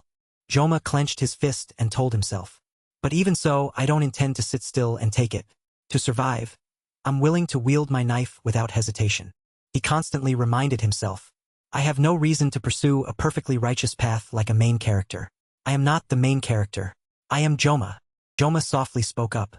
Whatever it is, just cut it, and it's done. Hearing these words, Saki Ryuzo curiously asked him, Do you like anime? Joma quickly denied. No, it's not that. She continued to question. Then what's that line from? A game. Meanwhile, the maid was leading a group of people through the academy. Barrack excitedly called out to Layson. Hey, Captain. We're really being put to good use, aren't we? We even got called in by the Elder Council of Joaquin Academy themselves. How about we take this opportunity, Captain, to step into the light? She coldly warned. If you don't want to lose the rest of your tongue, shut up. Hearing that, he blurted out a tease. Oh my, Captain. Why are you always so cautious? Taepeng quickly reminded. You're new so you don't know. But the captain inherently hates his superiors. Barrack asked a little confused. What? So why did you agree this time? He replied as if it were obvious. We couldn't refuse such a large sum of money. He then laughed loudly in agreement. That's true. Just for work, the deposit alone is 100 million won per person. And the reward is double if we succeed. Just then, Layson spoke up. You too. Silence. They obediently replied. Yes. The maid stood before the large door and called in. Sir Clady, I have brought them. The person inside spoke deeply. Bring them in. The Undertaker League of Assassins includes Predator Villain Captain Layson, Villain, Vice Captain Zhang Taepeng, Villain Team Member Barrack. They quickly entered the room. Seeing them, Clady spoke deeply. It must have been difficult to get here. Layson maintained her cold demeanor. She did not reply at all. He quickly ordered his subordinate. Give them that. She held a file in her hand. Joma's photo was attached to it. Eric looked at him and grumbled unhappily. What? He looks like some kid who hasn't even grown all his hair yet. He looks like a spoiled rich boy, doesn't he? I'm even more handsome. Clady then made a request. Next week is the wilderness survival training on the deserted island. Deal with him there. As discussed, the advance payment is 100 million won per person. The reward will be transferred separately. Layson suddenly asked, what about after we deal with him? Clady lightly replied, throw him away. Clady cruelly said, the island is surrounded by sea, isn't it? Just make him bait for the fish. Or throw him to the sharks, that works too. On the day of the written exam, Joma munched on a piece of bread and muttered. The blessing of the saint was first discovered in 694. He looked at a few lines of text in his notebook and continued. After the heroic revolution in France, Joma fell into deep thought again. Even though I achieved good results in the midterm exam, but I heard the rankings will be publicly posted. He unconsciously thought of his two friends, Saki Ryuzo and Speed Weapon. If it weren't for that, I would have just done a mediocre job. 2 members of the club are the top and second top students. Joma told himself. As the club president, I can't let myself be looked down upon. I don't know the answer. His phone on the table suddenly rang, making him very confused. Who is it? Calling so early in the morning. Joma vaguely guessed. Is it Mom? Saki Ryuzo asked him. You have a written exam today, right? Have you eaten breakfast yet? Joma quickly replied. Yes, I had a sandwich. Then she meticulously instructed him on many things. You need to get enough sugar before the exam. Otherwise, your brain won't function well. Have you seen the effects of Yanggang? It helps boost metabolism. Good for weight loss. Anti-aging. Beautifies the skin. Cleanses the blood. It even has anti-cancer effects. The other side continued to boast. How about that? That's why I always carry Yanggang with me. After reading, he could only helplessly sigh. Oh my goodness. It's only early morning, and she's already saying crazy things. Joma replied to the message. In my country, there's a traditional sweet people often eat before exams. Saki Ryuzo was very happy to see that. You replied so fast. She curiously asked. Really? What dish is it? He immediately suggested. Eat taffy. Saki Ryuzo read it and immediately scolded angrily. You eat it yourself. Hey, Joma. Ignoring her continuous spam calls. Kong Joma. He decisively put down his phone. Joma told himself. I have to do well on the exam. I can't lose to this Yanggang-addicted idiot. Soon, the 4 friends gathered and sat together. Joma panicked and muttered to himself. It's over. The idiot failed the exam. Facing him, Speed Weapon continuously questioned Saki Ryuzo. How could you write the first question like that? That question. Who would explain God is dead like that? Chloe suddenly leaned over and asked Joma. Joma, did you do well on the exam? He timidly replied. Question 3. I just guessed. She heard that and let out a loud, huh. It was an essay question. How can you just guess? Chloe gave an awkward laugh. Are you teasing me? In reality, Joma was very distressed. I racked my brain to recall my game knowledge to answer. But I must have done better than Chloe, right? As if remembering something, he turned to probe her. Chloe, have you heard anything from Nox? It's been quite a while since I've heard any news. Chloe started in surprise. Actually. She scratched her cheek, feeling guilty. Yesterday, Nox called me once. But I went to bed early, so I didn't answer. Joma continued to wonder. What time did he call? Chloe lied, avoiding his gaze. Around 7 p.m. I've been staying up late studying lately, so... He, of course, didn't believe that. You're a night owl. 100% you intentionally didn't answer. Joma silently pondered. The phone numbers of auditor family members are top secret. So if Nox doesn't come to meet me directly, I can only get news from Chloe. Maybe they have their own reasons. But it seems the 2 of them are still quite awkward. They are siblings, after all. I hope they'll get along a bit better. Speed Weapon suddenly clutched his head and yelled loudly. Why? I stayed up for several nights studying. Saki Ryuzo pointed to her head and mocked him. Now you just have to accept it. It's just a difference in intelligence. That's all. Joma sighed tiredly. It's fine. He's a little surprised when she clicked her tongue and sat down next to him. Saki Ryuzo lowered her voice and gently asked. What were you 2 talking about that was so fun? Are you 2 really dating? Joma sighed in annoyance, muttering to himself. Is it because they're still teenagers that they only think about things like that? However, Chloe behind him was very happy. Dating. Dating. Joma and I are dating. Joma immediately denied it. Non. I've said it countless times. It's not what you think. Saki Ryuzo still wouldn't let it go. Is that so? She leaned in and questioned him. Then why do you always ignore my messages? Joma calmly replied. What do you mean always? I only didn't reply once. Chloe suddenly called out in a low voice. Joma turned his head in a panic. He only saw her entire body radiating an immense flame of resentment. Contact. Chloe glared furiously at Saki Ryuzo. You too. Contact. Hearing them say that, Joma wondered in surprise. What's going on? When they were just sitting next to each other, they didn't say anything. But now, just because of contact, it's like this. Speed Weapon was also stunned. Chloe, what is this? Saki Ryuzo added fuel to the fire. Huh? What's wrong? Chloe? What's wrong with her? Joma irritably told her. Step back a bit. Saki Ryuzo continued to tease. Why? You've known Chloe for a long time. Kong Joma. You know why she's like this. He muttered unhappily. What the hell is this girl thinking?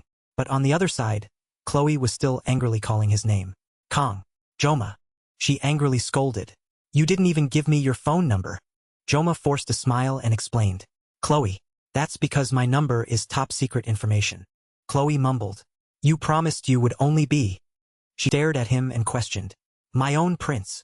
Saki Ryuzo grabbed his arm and exclaimed. What? What's wrong with her? Joma timidly asked. Ryuzo, do you know what Yandere is? She burst out laughing as if amused. Niang. Niang Dre, is that English? What does it mean? I'm not very familiar with English. Saki Ryuzo tried to tease him further. What is that? Speed Weapon quickly stepped forward to stop her.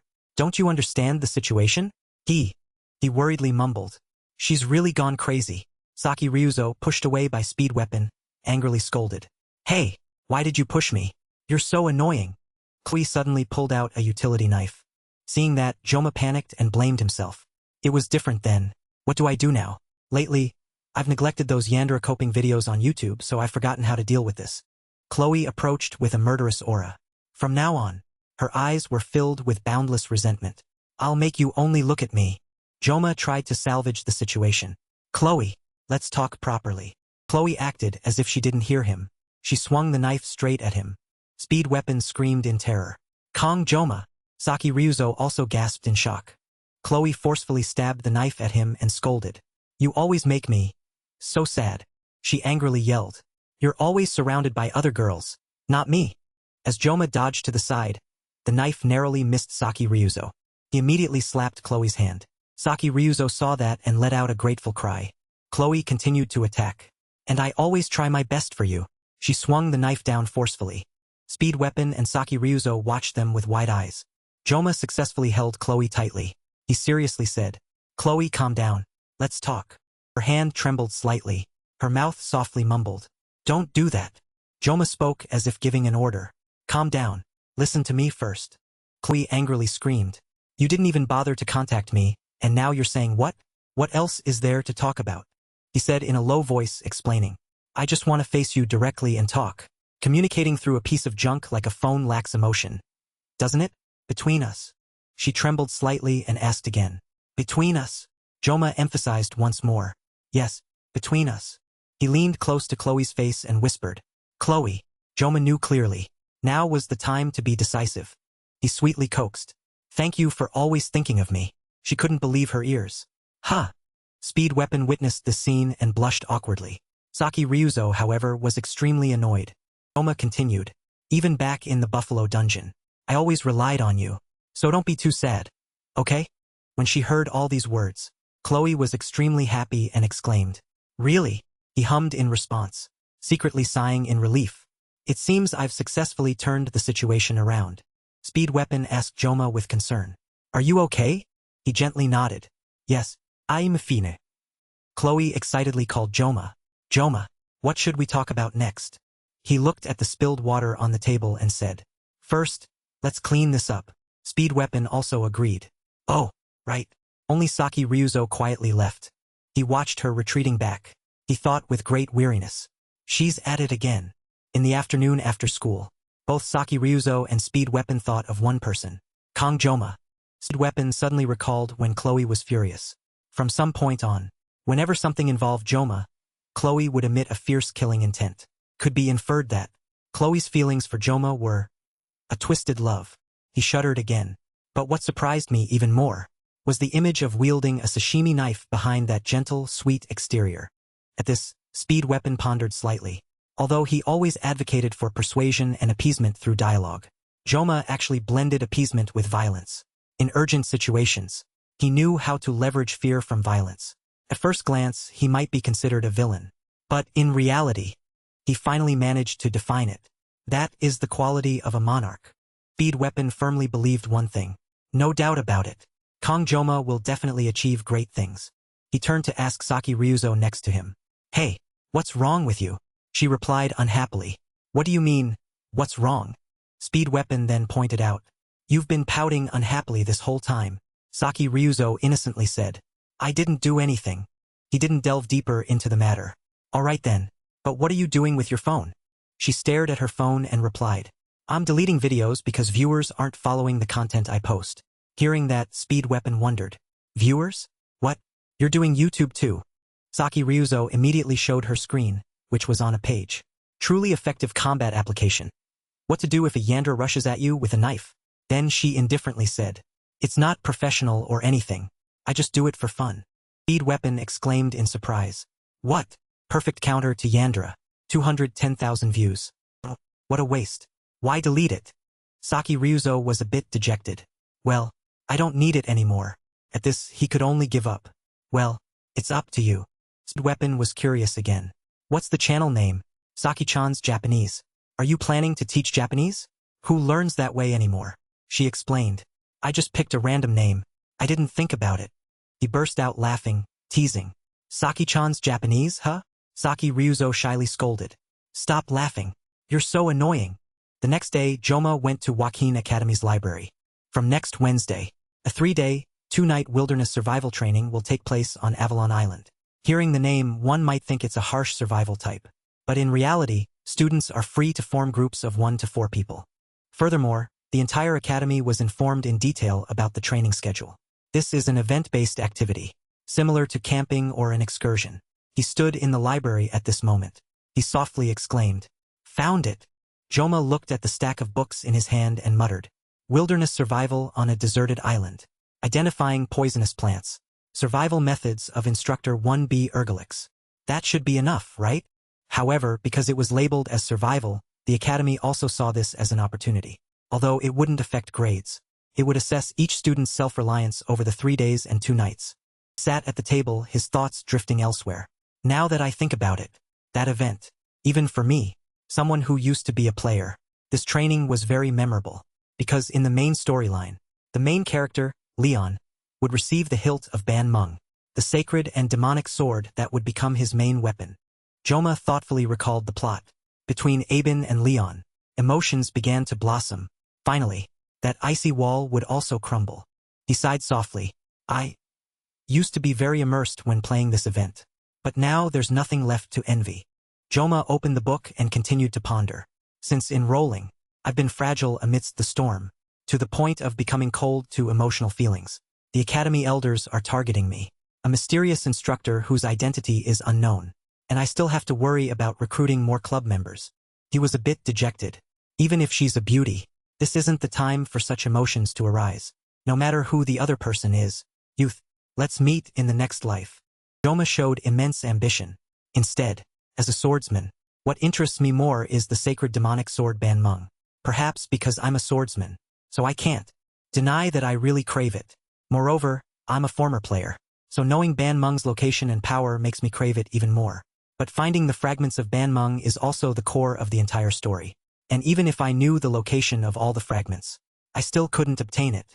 Players would be incredibly excited when it appeared. But the condition to possess Ban Mung, the sword that chooses its wielder, is... At that moment, the system immediately appeared and asked, O bearer of light, can you prove your worth? When activating the blessing of miracles, it will display the request. Please save the world from the Demon King. Thinking this, Joma was disappointed again. A weapon destined only for the main character. I can only crave it, while I carry a sashimi knife bought from Deso. The comparison is truly terrible. He could only comfort himself. So don't fixate on what you can't have. It's best to review the necessary survival skills for the 3-day, 2-night trip. Avalon Island is a deserted island with no monsters appearing. I just hope there won't be any unexpected situations like the last dungeon incident. Joma carefully calculated. I heard that this time, by special order of the headmistress, the monitoring team will also include a high-ranking temporary instructor, and the Sword Emperor will also participate. That's reassuring. He felt a bit of anticipation. One of humanity's strongest heroes will lead first-year students on a camping trip. Huh? Although it has deviated a lot from the main story. Thanks to this, perhaps I'll be able to achieve my goal safely. Joma searched for books and wondered, I wonder if it's written in this book. He continued his internal monologue. Even though I'm living in an era where the internet is flooded with all kinds of information, I didn't come to the library just to learn simple survival knowledge. Old information must be in these ancient books, because I also have something I need on Avalon Island. Joma quickly returned to the table. He flipped through the pages and muttered, Avalon is an island located in the distant Western Sea, a mysterious place where the terrain constantly changes every moment. In the center of the island is an ancient lake called the Queen's Lake, and to some indigenous tribes, this place is also called the Land of Origin or Paradise. Currently, it is a deserted island, uninhabited. After reading for a while, Joma exclaimed in disappointment, It's all information I already know. He helplessly rubbed his head. No, do I have to search the entire library to find it? Where is it? Just then, an unfamiliar voice rang out. You're here too. Leon patted Joma's shoulder and politely said, It's been a while. Two female students looked at Leon's hand resting on Kong Joma's shoulder, surprised and blushing. Huh, really? Leon spoke up to greet him. Long time no see. Kong Joma looked at the red-covered book in Leon's hand, feeling puzzled. Introduction to Magic, huh? Kong Joma suddenly recalled the previous battle with Leon, even if he said he wanted to use the midterm exam as a learning experience. Leon, main character, now is not the time to be studying magic in the library. Kong Joma looked at Leon's smiling face in front of him and thought to himself, how could that not make people suspicious? Leon walked to face Kong Joma and asked, What book are you reading? Kong Joma didn't hide it. Just some things related to Avalon Island, where the training will be held next week. Just looking up a few things. Leon walked opposite Kong Joma and asked, What book are you reading? Kong Joma didn't hide it. Just some things related to Avalon Island, where next week's training will be held. Just researching a few things. Receiving this answer, Leon suddenly fell silent. Kong Joma looked up at him with a puzzled expression. After a moment of silence, Leon suddenly spoke. You're serious, Joma? Kong Joma opened his mouth as if to say something, but then stopped. He lowered his head, recalling his diligent days of study, and thought to himself, it's hard to deny it. Physical training, dungeon exploration, monster research. Life is truly busy. Because I know what will happen in 3 years, I have to prepare as much as possible for myself. Thinking so, Kong Joma appeared nonchalant. Taking care of oneself is what one should do. In the brightly lit library, Leon van Reinhardt's voice, as if deep in thought, echoed, Taking care of oneself, huh? You're truly different from me, and I'm also different from you.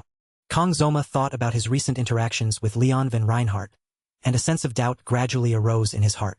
Where exactly did he come from?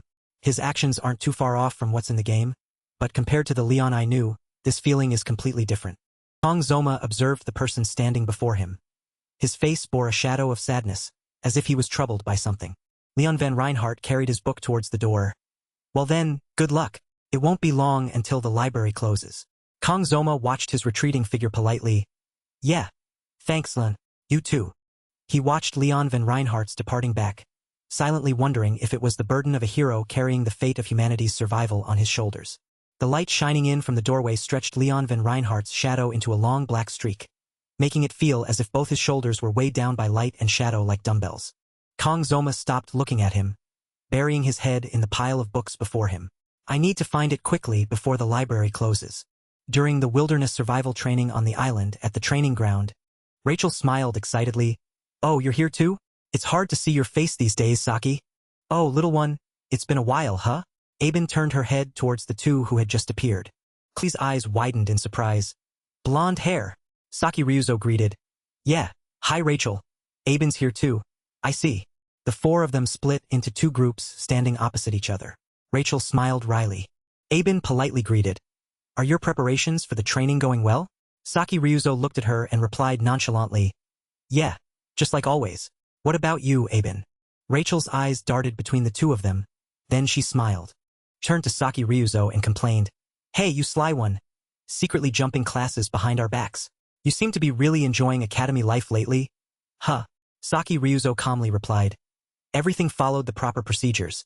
There was no need to inform you all." Rachel glanced at Aben and said suggestively, "Ha! So I just have to watch Joma get snatched away like this?" Aben's lips trembled as she quietly said, "Rachel." Rachel thought about Saki Ryuzo getting close to Kongzoma and felt enraged. She roared, cutting off Aben's words. "What? That Saki girl not only went with him to the Buffalo Dungeon last time, but she's also in the same club, and now she'll be by his side again for this 2-night, 3-day training?" Hearing her say that, Saki Ryuzo spoke up. "Oh, but this time he said he wanted to participate alone, I think." Chloe, standing behind her, immediately chimed in. "That's right. Joma said there were a few things he wanted to try by himself, so he decided to act alone during this training session." Aben, standing opposite, mouthed something, seemingly wanting to speak but then stopping. Rachel, however, became excited. "Oh, really? Really?" Excitedly laughed and asked, "Does that mean for this 2-night, 3-day survival training, none of us are assigned to go with Joma, right?" Saki Ryuzo stared at her. What is she going to say now? Aben finally couldn't hold back and asked, "Rachel, what are you thinking?" Rachel's eyes sparkled brightly. "Joma only said he wanted to go alone. He didn't say we couldn't follow him." Saki Ryuzo was a bit speechless. What a miraculous argument. Rachel smiled cunningly. "I think all 4 of us here, though unspoken, are thinking the same thing, right? Therefore, I propose a fair game, temporarily called Rachel's Game." Saki Ryuzo was not very convinced. Fair? Aben hesitated. Rachel, a game? Rachel thought about everyone dropping onto the island from the spatial gate, and she became excited. Everyone knows this, right? Because the terrain and environment on Avalon Island constantly change. Even if we use a spatial gate to teleport, we'll still arrive at different random locations. Rachel raised her hand and continued, "Just gathering in one spot is a big challenge, and that's also the main appeal of this training session." Saki Ryuzo was a bit impatient. "Get straight to the point." Rachel continued, "So." She thought of Kongzoma's figure and blushed. Throughout this 2-night, 3-day survival training, whoever finds him first, the other 3 must yield the right to accompany him and monopolize Joma. Hearing Rachel's words, the other 3 were all stunned in surprise. Saki Ryuzo couldn't help but ask again, "What?" Rachel replied with a delighted laugh. "Once you meet him, you can do anything you want, talk, confess, whatever, as long as you don't interfere with others." Chloe said confidently, "But that sounds interesting. I'll win this time." Saki Ryuzo also seemed excited. "Sounds fun. So, the evidence will be sending a photo, right?" Rachel paused for a moment, then immediately agreed. "All right, little one. Let's see how much you've grown." In's face flushed crimson, and her whole body trembled. In her mind, Rachel's words from earlier repeated, "Find him first, monopolize Joma." Aben thought of herself as 2 parallel lines with Kongzoma. She clenched her fists, his name now clear in her mind. Kongzoma. Rachel turned to look at her and asked with a smile, "Aben, you agree too, right?" But Aben refused. "Sorry, Rachel." She lowered her head, her eyes dim and hesitant. "I." As if having made up her mind, Aben turned her head, looked at everyone and said decisively, "I don't have time for such petty games.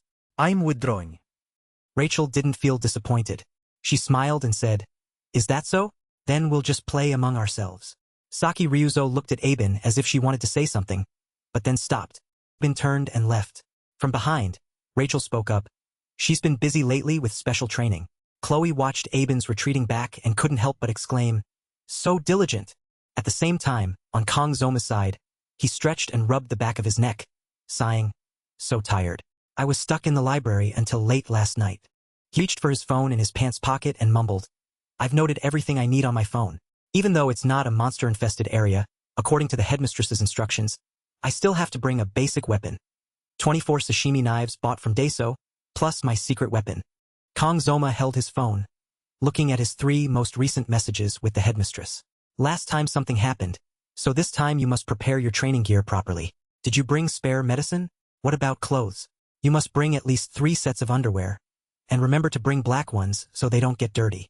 Kongzoma politely messaged back, "Yes, headmistress, I have prepared everything. Thank you." He looked at the message, speechless. "Just like my mom. Haha, even underwear. No, it's more like my grandma." Kongzoma put his phone away. It seems it's almost time to depart. In his line of sight, a female instructor appeared, instructing the students. Are all your preparations complete? The student opposite her replied firmly. Yes. Kong Zoma suddenly remembered what the man in the baseball cap had said.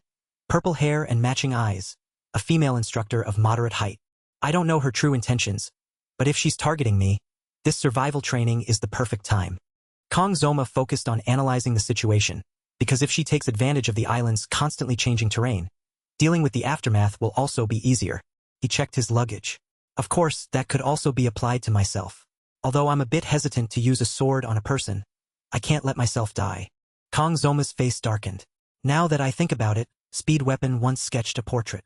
He thought of the unsightly drawing. Speed Weapon's portrait of the female instructor. Wheat-colored hair, very distinctive eyes, quite moderate height. Kong Zoma looked around at the crowd and cursed inwardly. That damn kid.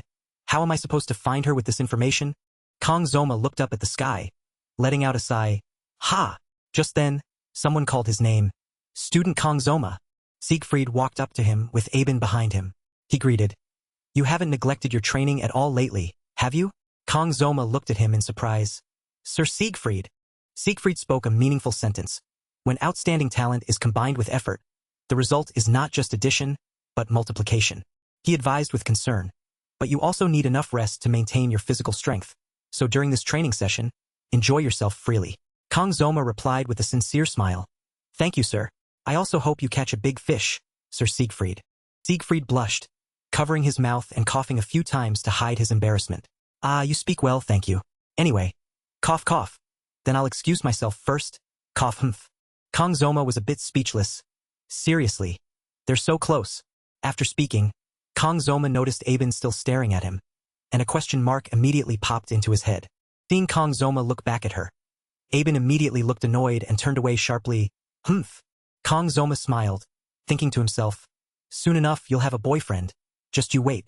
Smile, Aben. At the same time, Saki Ryuzo was secretly approaching him. Kong Zoma suddenly raised his hand, curling his thumb and middle finger together. Immediately after, he unceremoniously flicked Saki Ryuzo hard on the forehead, making her see stars and groan. Saki Ryuzo was caught off guard. She was so angry her face turned red and tears welled up. Ah, hey, just because I teased you a little to relieve boredom. You hit me? Kong Zoma replied with a forced laugh. Haha, I felt your ki energy, so I reacted instinctively. Sorry. Saki Ryuzo revealed her swollen red forehead and said loudly, my forehead isn't a target. You know, honestly, I just came to say. Suddenly, she stopped, her face dejected, and turned to leave. Never mind, I'm leaving. Kong Zoma watched her retreating back, thinking to himself, Saki Ryuzo, I really don't understand what kind of person she is. He remembered her figure these past few days. Lately, she hasn't been sleeping much, always hovering around me. If I don't react, she gets even more annoyed, pacing back and forth, driving me crazy. Kong Zoma felt a bit helpless. I don't know what part of me she's interested in, but Ryuzo is a true main heroine, after all. He remembered when Speed Weapon couldn't help but ask, are you interested in Leon? Saki Ryuzo rested her head on the table and replied, not anymore. Kong Zoma thought sadly, I don't want to build an overly close relationship. Returning to the present, a spatial gate gradually appeared in the sky, accompanied by a resounding announcement. The spatial gate leading to Avalon Island is being activated. Please be safe and have a good time. Kong Zoma looked up at the sky. This time, I hope I can just focus on my goal and quietly get through everything without any trouble. Kong Zoma's face was serious, his eyes resolute. The voice from the loudspeaker echoed again. May the hero's blessing always be with you. As soon as the sound vanished, Kong Zoma's entire body was enveloped in a layer of purple light. In the blink of an eye, Kong Zoma appeared in another place. Kong Zoma slowly walked forward, looking at the vibrant purple sky before him. It's been a year since I fell into this world. Now, I finally truly feel like I'm living in a fantasy world. Before Kong Zoma appeared a huge tree, with dazzling purple light radiating from its crown, spreading all around. This place is the sacred land of Avalon. Kong Zoma looked at the giant tree before him in astonishment. This is the originating forbidden fruit tree Jireso, he mumbled. Well, sightseeing can wait. Rachel and Saki Ryuzo also appeared in this land, both smiling confidently. Aben's face was serious, carrying a determined look that she must explore this place. Chloe clenched her fists resolutely. Speed Weapon's mouth hung open in astonishment. Leon van Reinhardt looked towards the source of the purple light. The wilderness survival training on the island began. Kong Zoma smiled confidently. Let's try to find it. A new blessing. Kong Zoma opened his phone and looked at it. The map of Avalon Island I photographed at the library. This is a map marking the locations where the blessing of rebirth can be felt on Avalon Island. Kong Zoma recalled his memories from his previous life playing the game and thought to himself, based on my memory from playing the game and comparing it with the map locations. He mumbled, I remember it was near some rock. The blessing's location is near the lake in the center of the island. Kong Zoma silently analyzed the terrain in his head. In other words, to reach the rocky area where the blessing is, I have to head towards the lake where the world tree is and cross the forest. Kong Zoma mumbled, all right, I still have 3 days. He associated this island with blocks. Also, at the academy, besides letting us play, they also assigned us the task of finding orbs scattered across the island. To put it bluntly, it's like a treasure hunt during an outing. The more you find, the more achievement points you get. Plus, they can be used as enhancement materials, so I plan to collect them along the way. Kong Zoma rummaged through the luggage he had prepared. Now, first, according to Bear Grylls' book, he pulled out a long knife. I should prepare some survival tools. That knife was his secret weapon, a 50 centimeters machete. A luminous tool for cutting grass and trees, bought from the climbing gear stall at the supermarket. Kong Zoma raised the knife and looked at it. I gritted my teeth and bought this machete just for this training session. I have to conserve my 50-second blessing of painlessness, so I need to get used to it first. With that, Kong Zoma swung the knife down. Hop! He looked at the handle of the knife and mumbled. The grip feels pretty good, but it's still a bit awkward. Kong Zoma pondered. In an emergency, just use it like a sashimi knife. Just then, a rabbit appeared in front of him, peeked out from behind a bush, secretly watching him. Kong Zoma's eyes lit up as he looked at it. Oh, I'm starting to get the hang of it. Next is... Suddenly, his pupils contracted. He was a bit stunned. He struggled to finish the last few words. Food supply. The rabbit behind the bush finally stood up. It revealed its entire body, several times larger than Kong Zoma. A huge question mark appeared in Kong Zoma's mind. This is clearly not a normal rabbit. But very quickly, Kong Zoma reacted. He smiled confidently and said, if I can even defeat a two-horned beast, what are these rabbits? Fantasy. It's truly fantasy. Just cooking ingredients. Don't blame me. With that, Kong Zoma immediately vanished from the spot. The sword god won't work here. He raised the knife in his hand and charged forward, preparing a finishing blow. The rabbit's form grew increasingly exaggerated in Kong Zoma's eyes. In another place, Aben's figure was clearly reflected in the rabbit's dark eyes. Aben was stunned. A huge question mark appeared in her mind. Ha! She sat down and reached out to pet the small rabbit in front of her. Hello there. Rabbit. Aben smiled sweetly. So cute. I can't bear to hurt it at all. Thinking so, she spoke up. Why are you walking alone like this? Where's your mother? The soft rabbit in front of Aben suddenly went wild and bit her hand hard. She cried out in pain, startled. Ouch! Immediately after, the small rabbit turned its back and hopped away. Aben froze. That was... She drew her sword and quickly chased after it. Hey, come back here. I was going to spare you because you looked cute. Aben smiled excitedly. But sometimes that's better. It's a good opportunity to test the results of my special training. It's just a rabbit. The entire body of the rabbit in front of Aben turned red. It rapidly increased its speed, surprising Aben. Immediately after, the small rabbit turned its head to look at Aben as if mocking her. Aben couldn't help but think in surprise. It can go even faster? It's pretending to hide its strength. Just like that guy. A blue light appeared beneath Aben's feet. But no matter how fast it is, before a Nibelung's sword, Aben accelerated. She caught up to it and smiled confidently. Got you! The rabbit suddenly leaped high into the air. Aben thought proudly. I am the granddaughter of Sword Emperor Klinge Siegfried. Then, Aben suddenly noticed something unusual. She froze. Aben lost her balance and fell downwards. A look of surprise was clearly visible on her face. Why did the terrain suddenly? With a splash, a heavy object fell into the water. The surface of the water violently shook, sending water splashing everywhere. Aben slowly sank to the bottom of the river. She was stunned, unable to react in time. Abend von Nibelung. Aben's eyes widened. She looked as if she couldn't believe her eyes. That is. The rabbit's figure was clearly reflected on the water's surface, turning its head to look at her. Suddenly, Aben's vision blurred. She seemed to see Kong Zoma's face with his cold eyes. Aben slowly closed her eyes and sank completely. On the island, birds, startled by the sound, flapped their wings and flew high into the sky. Kong Zoma desperately chased closely behind the giant rabbit. He gritted his teeth, panting heavily. I've trained my stamina extremely diligently, but without the blessing of stamina. He couldn't quite believe it. Compared to my previous life, I was quite confident in this body, yet.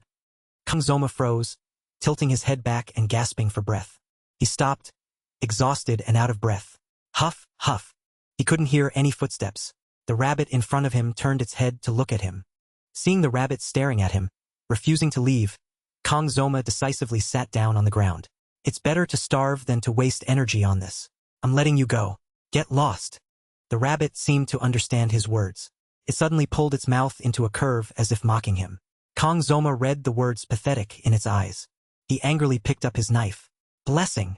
The knife in Kong Zoma's hand flashed with silver light. His eyes were filled with killing intent. Sword God, activate. Through the dense foliage, the sunlight shone dazzlingly. Rachel Zamura leaped high with her spear. Ha! She smiled confidently. The sunlight cast a golden glow upon her. Rachel Zamura landed forcefully on the ground. The passionate momentum emanating from her remained unchanged. Rachel Zamura looked at the trees in front of her.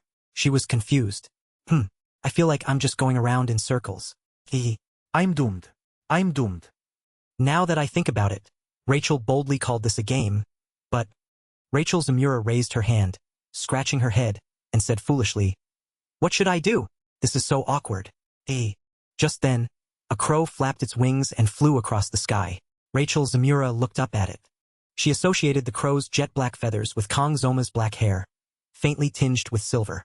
Wow! Rachel Zamura watched the black crow fly away and mumbled, "I remember black crows usually like shiny things. If I just follow that direction, I'll meet Joma." Rachel Zamura crouched down, gathering momentum. Thinking only wastes time. It's better to act quickly than to think. With that, she leaped up from below, soaring high. "I'm coming to see you, Joma."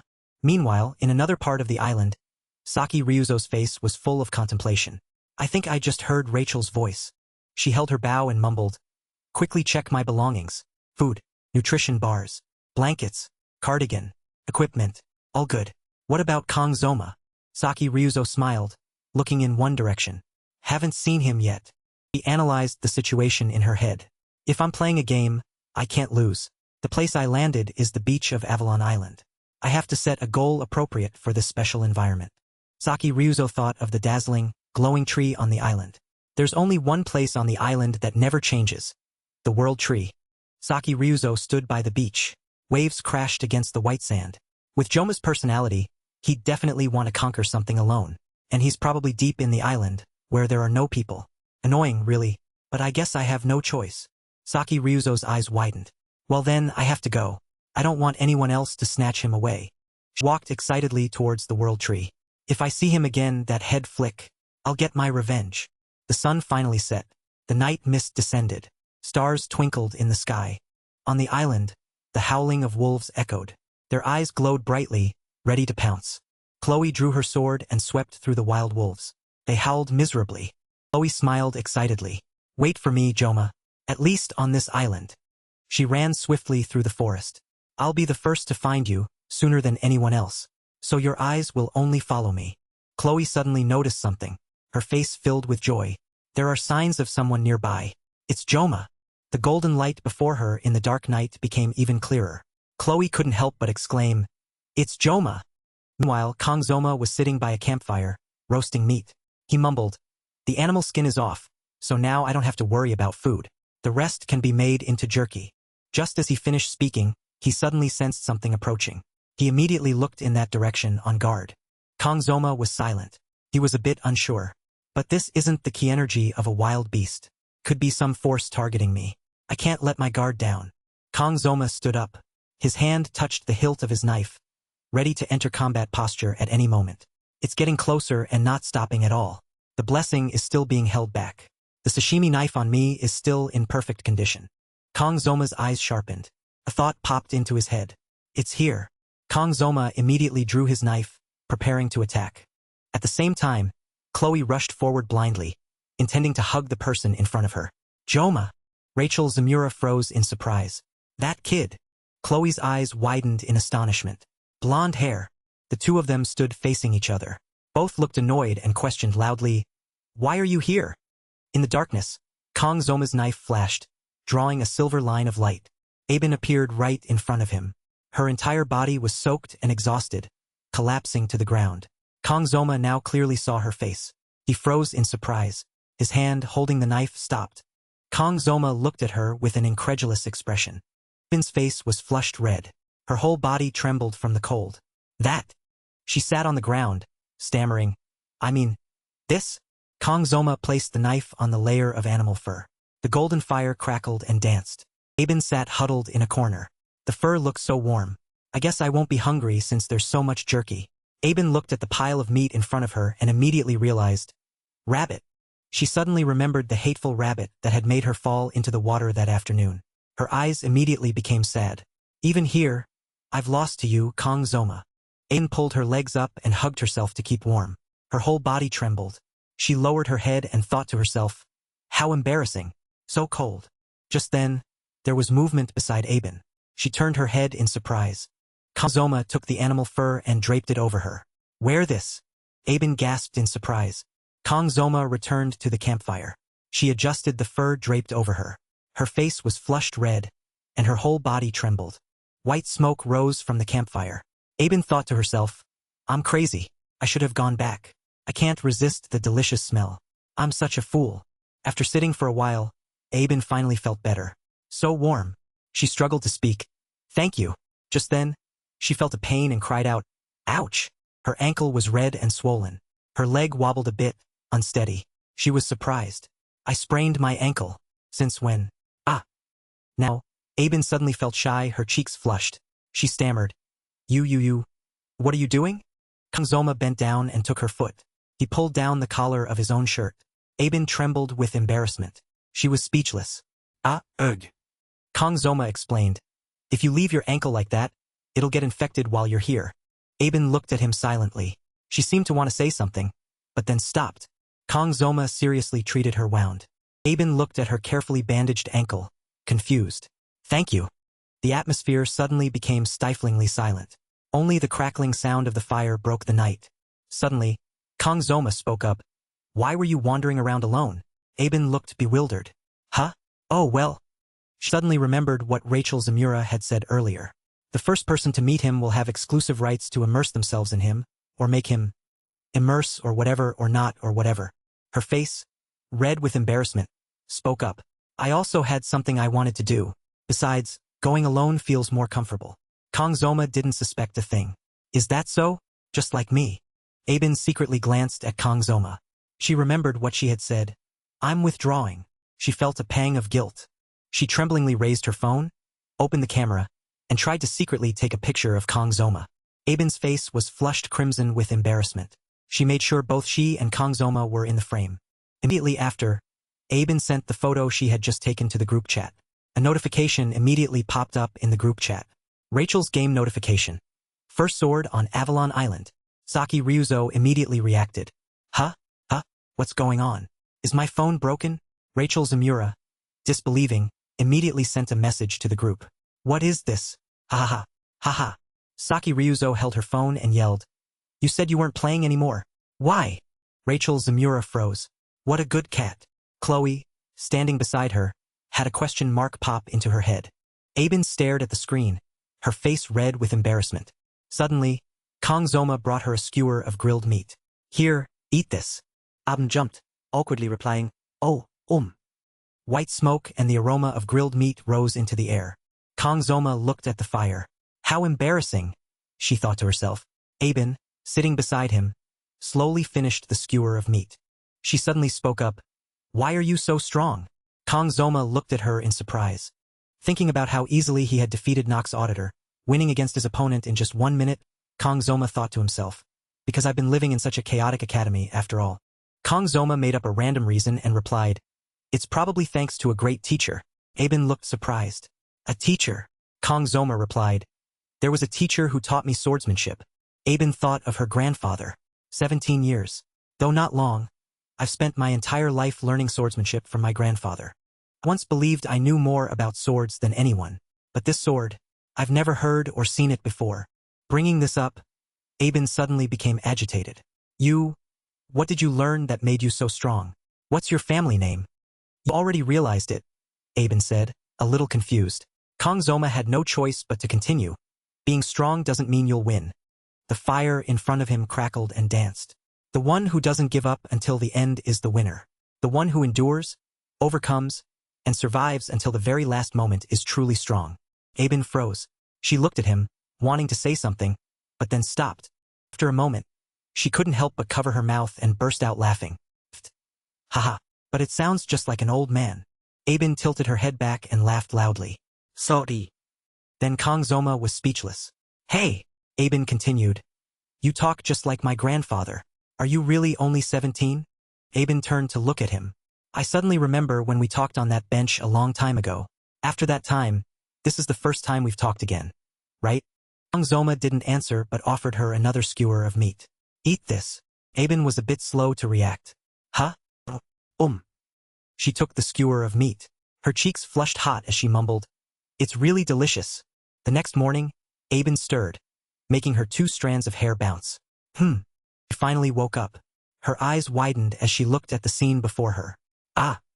The campfire from last night had died out. There was no one around. Aben turned her head to look at the remaining skewers of jerky, feeling sad. He left everything without a word. She remembered Kongzoma's actions helping her bandage her wound last night. Her face flushed red again with embarrassment. Aben looked down at her carefully bandaged foot, deep in thought. A soft pattering sound echoed. A few drops of water fell on the ground. Aben was stunned. Tears welled up uncontrollably. Oh, why am I crying? Aben quickly wiped the tears from her face. Being cared for by someone, throughout my life, no matter what happened, I always overcame it alone. Aben thought of the difficulties she faced before, like an unreachable high wall. No matter how big the wall I faced, I always pushed through to win. Even if I wanted to cry, I had to hold it back. I didn't even have time to act my age.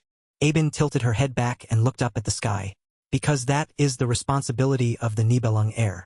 She mumbled a name, Kongzoma. Why did you do all this just for me? The purple light from the world tree enveloped the entire island. Aben said to herself, I have always been envious and jealous of those who give kindness without expecting anything in return. Aben picked up her sword. That's right, there are still 2 days left. She finally regained her composure and stood up. Aben put her luggage back on. Crying while sitting on the ground won't change anything. She looked forward. Her face was once again full of confidence. I have to return it, right? The animal fur flew up. Aben draped it over herself and walked forward. She told herself, Let's go, Aben. At the same time, Kongzoma was using his knife to clear the vines blocking his path deeper into the island. He mumbled, It was cold at night, but now it's really hot. Remembering Aben's peaceful sleeping figure that morning, Kongzoma thought to himself, Aben must be awake by now. She's quite pretty. Speaking of Aben, he couldn't help but wonder. But for some reason, Aben doesn't seem to like me very much. But that's also Aben's inherent characteristic, a proud young lady. Kongzoma walked alone to the cliff. Last night, after unexpectedly meeting Aben, I helped her with a few things. Not because I had feelings for Aben, but when I saw her pathetic state, I couldn't bring myself to be cold. Kongzoma looked down below. Just helping once isn't a big deal. He mumbled. Now that I'm out of the forest, I might deviate a little from the main path, but compared to before, it probably won't be too much. Kongzoma, carrying his knife and luggage, slid down. Now that I think about it, he walked forward. Today is the day Aben starts to develop feelings for Leon. Kongzoma looked around the area. He raised his hand high to block the wind and light. She's not going to give her foot to Leon, is she? I'm a bit distracted. I should have brought. Kongzoma walked towards the world tree. Stop thinking about useless things. I need to find the blessing before it gets dark. Kongzoma remembered the blessing that shone like sunlight. The blessing of rebirth. A spirit rank blessing, 1 rank lower than the blessing of transfer. It greatly increases cell regeneration for rapid healing. However, it can only be used on the caster themselves. It's truly a blessing for self-preservation. But for those who use the blessing of transfer, the self-only limitation is no longer an issue. Kongzoma imagined using rebirth and transfer on speed weapon. The blessing of rebirth is different from transfer. Speed weapon would recover safely in an instant. Kongzoma smiled confidently. Even sashimi, which is very perishable, can be partially restored. At first glance, it seems overpowered, but Kong Zoma imagined Nock's auditor having a different arm mistakenly attached. He angrily roared, "That's not my arm!" Kong Zoma thought to himself, "It's not to the extent of regrowing a severed arm. It's just a blessing that helps wounds heal quickly." Kong Zoma thought of Leon. Moreover, this blessing was also considered a mysterious piece in the game, so it wouldn't greatly affect Leon's development. Leon will become extremely strong later on, so I must get this blessing. Kong Zoma grabbed onto the cliff face. He pushed himself, trying to climb up. It's so different from the game. In the game, it was clearly some rock. But I've been lost until sunset. Kong Zoma gasped heavily. Found it! Ha! Ha! The blessing of rebirth. A desolate, broken place appeared before him. He looked at the glittering light emanating from it and mumbled, "What's that sparkling thing? Shouldn't a blessing be well hidden?" Kong Zoma tried to see it clearly. A gem? Such a large gem. And it's a bonus? I came to find a blessing and stumbled upon a gem. I'm really lucky. Kong Zoma happily walked to that place. Has my luck finally arrived? Come to think of it, I've been so unlucky until now. He stopped not far from the gem. Get the gem first, then keep looking. I can't pass up anything shiny. I wish I'd found it before dark. No sooner had he spoken than the ropes wrapped around the gem were suddenly cut right in front of him. Kong Zoma's eyes widened in surprise.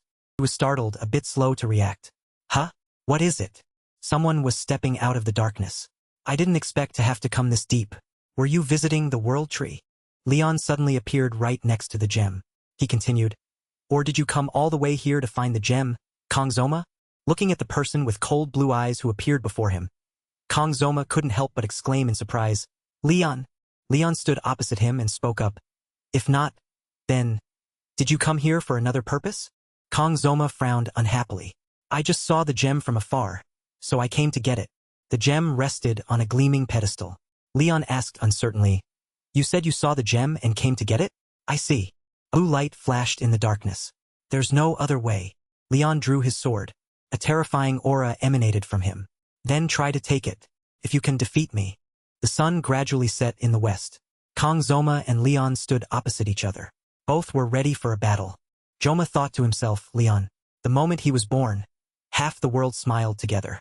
Suddenly, he exclaimed, Found it! The hero's certificate. Reality was finally torn in two. Now Zoma and Leon were facing each other. He wondered, confused. What kind of situation is this all of a sudden? Shouldn't he be with Aben right now? Today was supposed to be a crucial turning point in the story. Zoma suddenly had a realization. Could it be? I stole their event. So nothing happened all night. He looked at Leon, who stood opposite him with a murderous aura, and thought dejectedly, Even if I knew the truth, it wouldn't be enough to argue about it. With just one slash, the wall behind him split in two. Zoma was somewhat impressed by the sword Leon held. He found it, huh? The Ban Mung sword. Its current state. He opened his eyes wide in surprise. It's not in its complete state, but still. Zoma remembered with fear. The worst sacred demonic sword in this world. The strongest among the red demonic swords. Ban Mung. And the blue gem embedded in the center.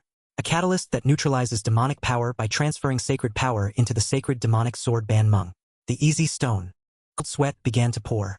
But because the Ban Mung demonic sword itself exists based on demonic power, even if it's neutralized with the easy stone, it's still heavily influenced by the user's nature. Therefore, in the game, Ban Mung can become a demonic sword or a sacred sword depending on the user's playstyle. Could Leon be? Leon suddenly spoke up. That's right. Just think of this as a simple sparring match. Zoma analyzed, a bit panicked. He doesn't seem to know how to control the mindscape yet. He's really crazy. That sword is a demonic sword now. He finally asked again, Are you serious? However, Leon stammered. I'm not good at lying. Zoma gradually guessed. This guy seems to be planning to use the Ban Mung demonic sword and then use me as a stepping stone to grow. He frowned tightly, a little annoyed. Although I can understand Leon's actions, that's just a guess. But he definitely just wants to get the gem here as an excuse. He uttered in a low voice, Sorry, but I don't have much time. Leon charged quickly towards Zoma with his sword and shouted, We'll begin now. At that moment, Saki Ryuzo suddenly let out a loud shout. Speed Weapon, walking behind her, was startled. He angrily scolded her.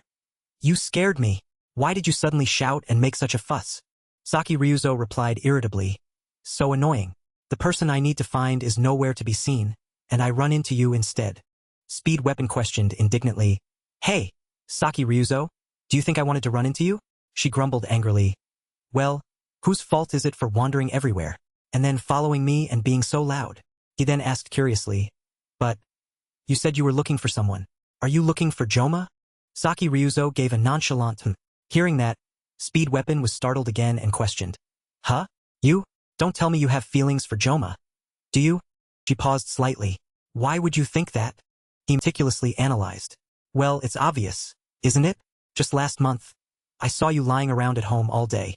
But ever since you've been around Joma, you've seemed strangely active. Besides, you used to hate things like hacking computers or technology. But now you're doing things no one even assigned you to do, and doing them perfectly. It seems strange.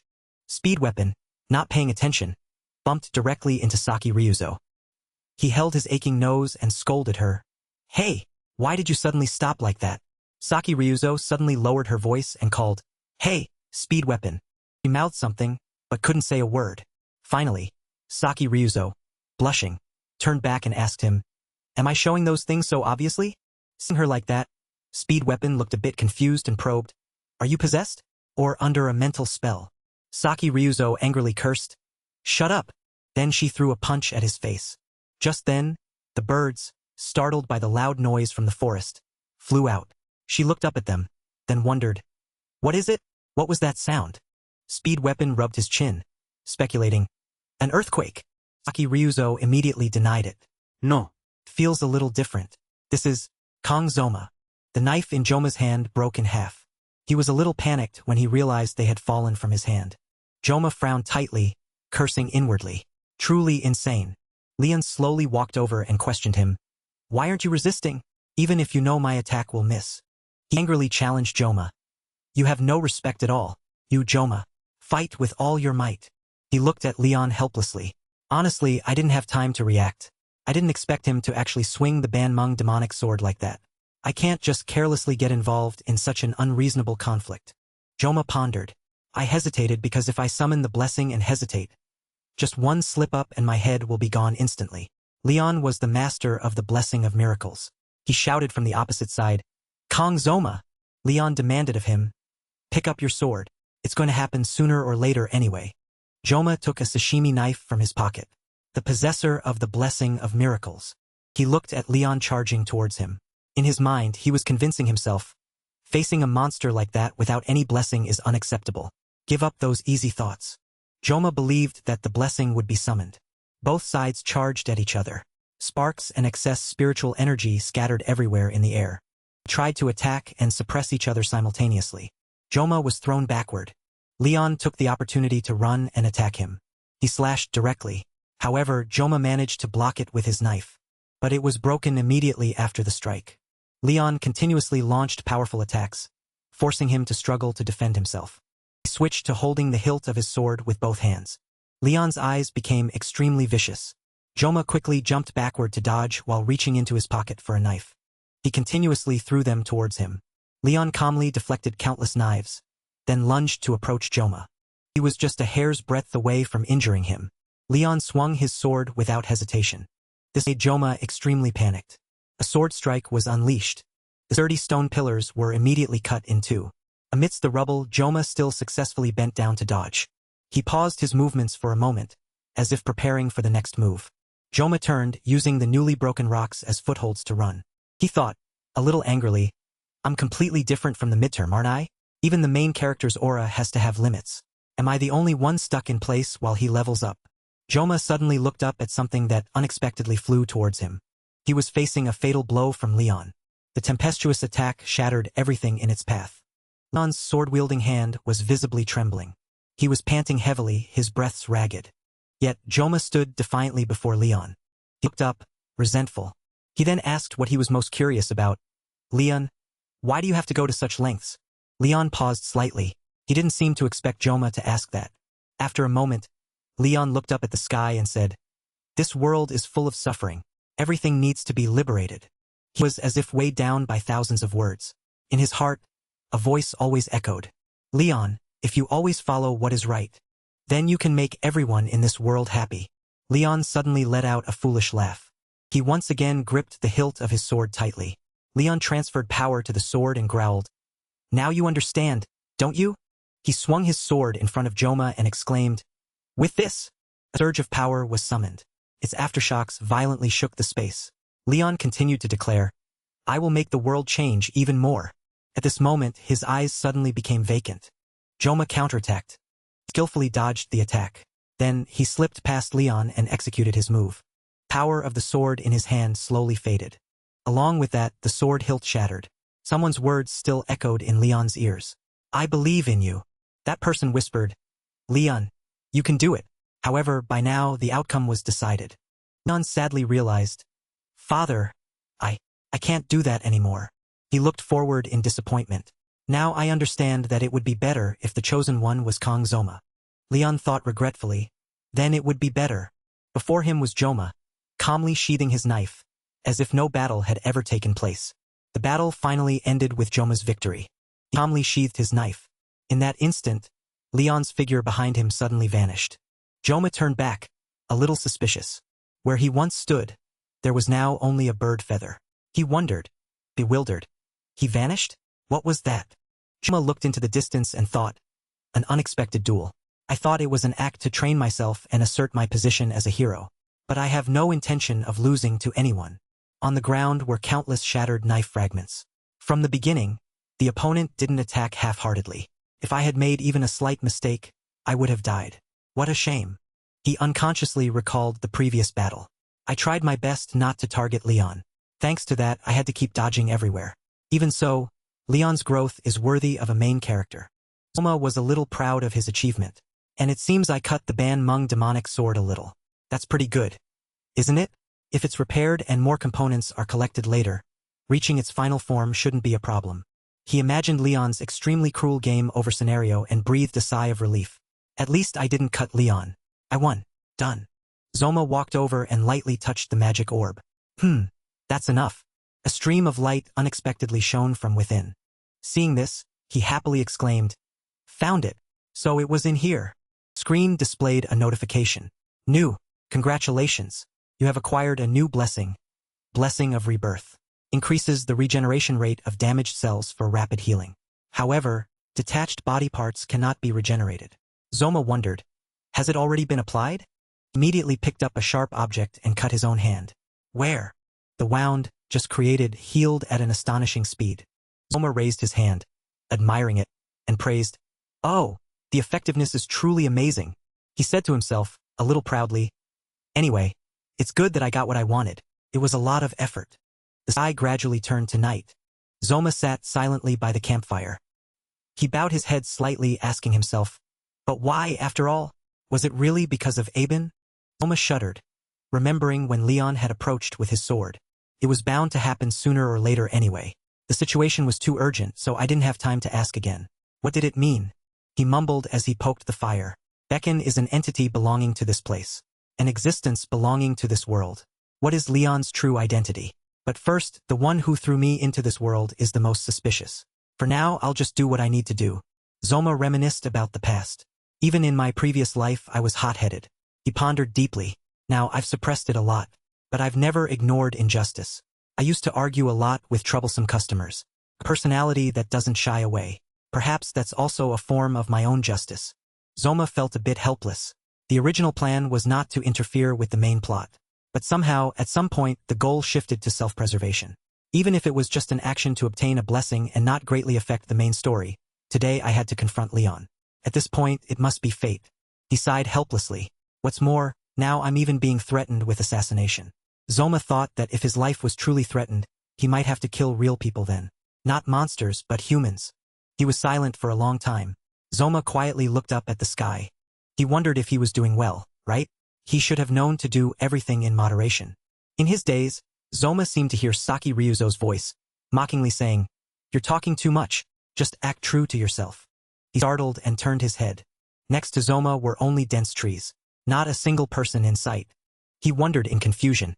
Am I seeing hallucinations now? I'm really tired. If Saki Ryuzo were here, she'd probably be jumping around again. Zoma was a bit curious.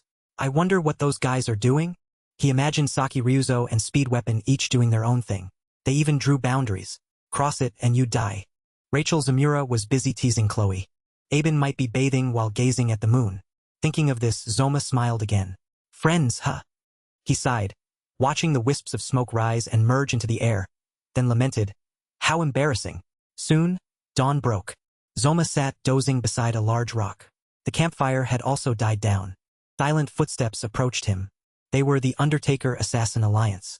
Layson subtly closed her eyes, signaling. Immediately, countless throwing knives were launched towards Zoma. He instantly detected them. While Zoma quickly dodged, he still sustained scratches. Even a glancing blow from the throwing knives left quite a few wounds. Seeing him dodge, the assassins burst out excitedly. Captain, is that guy really a student? Barrack exclaimed with delight. Impressive, isn't he? Why don't we recruit him right now? Layson yelled at him. Shut up, Barrack. Zoma quickly recognized them. That's Layson. He knew a little about Layson.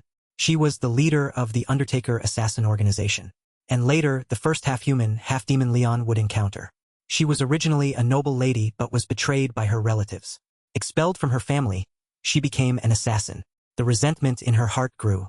After becoming a villain, she was eliminated by Leon. This was a tragic character. However, Zoma felt no sympathy. Even so, I feel no pity for an assassin who has abandoned her humanity. Eric opposite him was still provoking him. Hey kid, who exactly are you?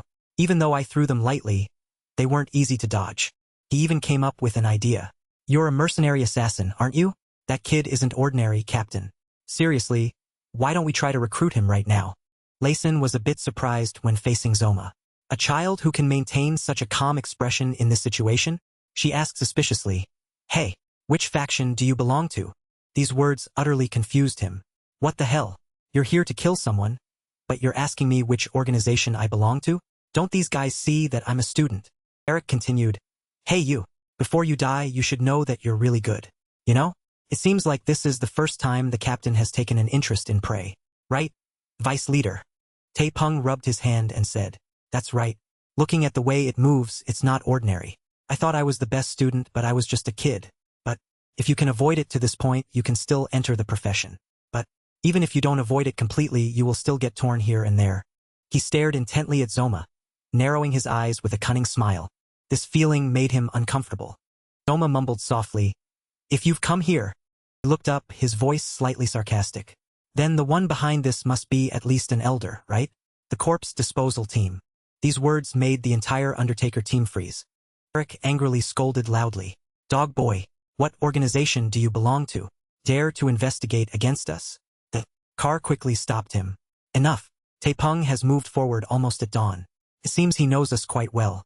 Zoma, far from being scared, retorted sarcastically. Know enough to call you butchers who kill for money, huh? Taepeng was successfully provoked.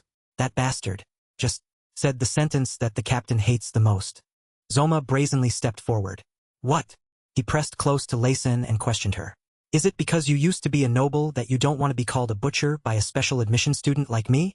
Taepeng threw up his fist in anger. Dead son of a bitch. Zoma didn't waver in the slightest. He swiftly dodged past him like lightning. A knife was already in his hand. Taepeng was still angry and gritted his teeth. Just like that. Only know how to run away. It even took him a moment to realize there was a slash wound on his neck. Taepeng's head quickly fell. Now he still doesn't understand what happened. Seeing this, the team members screamed in horror. Damn it, Vice Leader. What the hell? That bastard. Zoma just chuckled softly. I've cut a person now. He deeply realized something. Not in a virtual space, but in real life. Zoma's decisiveness made the assassins utter two words. Terrifying. They recklessly charged at him, stabbing and slashing. What are you standing around for? Kill him for me. Zoma's eyes gradually became ruthless. The number 12.7 suddenly flashed within him. Layson was also frightened by that gaze. Only saw the number slowly decreasing. Zoma's mouth curved into a demonic smile. Not bad. The blessing of the god is with me. Someone opened their phone to check the date and time, then sighed. December 7th, 12:07. Time really flies. He told himself, once I find it, I can clock out. He opened the refrigerator, searching for something. Where did I put my humanity? In the fridge. Inside, various beverages were neatly arranged. A moment later, Zoma walked over and looked into the refrigerator. He spoke, utterly furious. What is this? Who arranged this? These bastards. He mumbled helplessly. It's in there, huh? I have to take everything out. Zoma suddenly noticed a change in the water bottle. The characters on it jumped out at him. Zoma exclaimed in disbelief. Is it because I'm too sleep-deprived? It looks like the words have changed. He stared intently at them, curious. Indeed, the words on the water bottle had subtly changed to different characters. A blinding flash of light shone out, astonishing Zoma. Oh, then. They seemed to want to pull him somewhere. But now, Zoma's eyes were filled only with killing intent. The number was stuck at 2.5. In his ears, a voice kept urging, slash. Someone continuously screamed in his head, slash. When the index reached 12.7, Zoma's thread of reason almost snapped. His mind incessantly roared, I wonder if it'll break if I slash it. And so Zoma swung his knife and cut a throat. His smile gradually lost its humanity. Along with it were the assassin's desperate screams.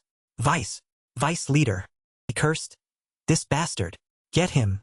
As they recklessly charged forward. Zoma also ran forward, confronting them directly. The assassins still underestimated him. Their opponent was just a kid. They had no idea when their enemy had approached. Zoma used his sashimi knife with extreme proficiency. Each clean slash aimed directly at the opponent's weak points. Where he passed, the enemy's bodies were no longer intact.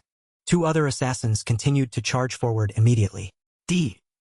Zoma lightly flipped over them before he could be injured. He landed safely. The two other assassins were not so lucky. With just 2 slashes, Zoma swiftly eliminated them. His left eye was enveloped in shadow. His smile became even more demonic. Over there, Layson stood stunned by the bloody scene. In her ears, she only heard her subordinates calling out to each other. These bastards! Snap out of it! He's just a kid! Charge together! Her face was filled with horror. Before Layson's eyes, Zoma continuously swung his knife, taking down one person after another. She was so frightened she doubted her own existence. What is this? A student? Bullshit! Taepeng also asked in panic. Group, team leader. Is it true? He uses his fear. I thought it was just prey. Taepeng looked back and wanted to speak. Female. That name. Seems. Before he could finish his sentence, he was approached.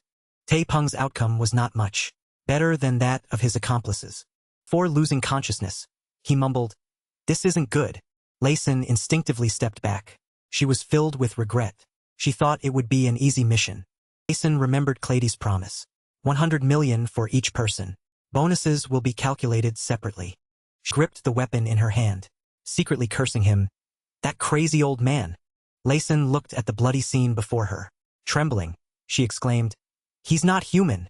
She even thought, He's disguised as a student. At this moment, Zoma noticed her. He's nothing, but rushed towards Layson with terrifying speed. Meanwhile, she was still judging him to be half human, half demon. Layson gritted her teeth, spitting out each word. You villain! She didn't know when she had fallen to the ground. Zoma pressed his knife to Layson's neck and said, Consider it handled. She coughed in pain. Zoma raised his knife high. 9 seconds left. From Leon to the Undertaker, it had taken quite a lot of time. Even if it was legitimate self-defense, he hoped he wouldn't have to use it again. He instinctively recalled the recent battle. A strange feeling, completely different from fighting monsters.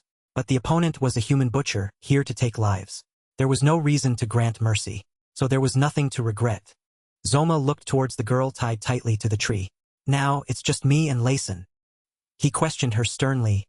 Speak. Who sent you? She remained stubborn. Do you think I'll tell? Zoma pondered for a moment. This was an opportunity to find out who was behind the continuous assassination attempts on him.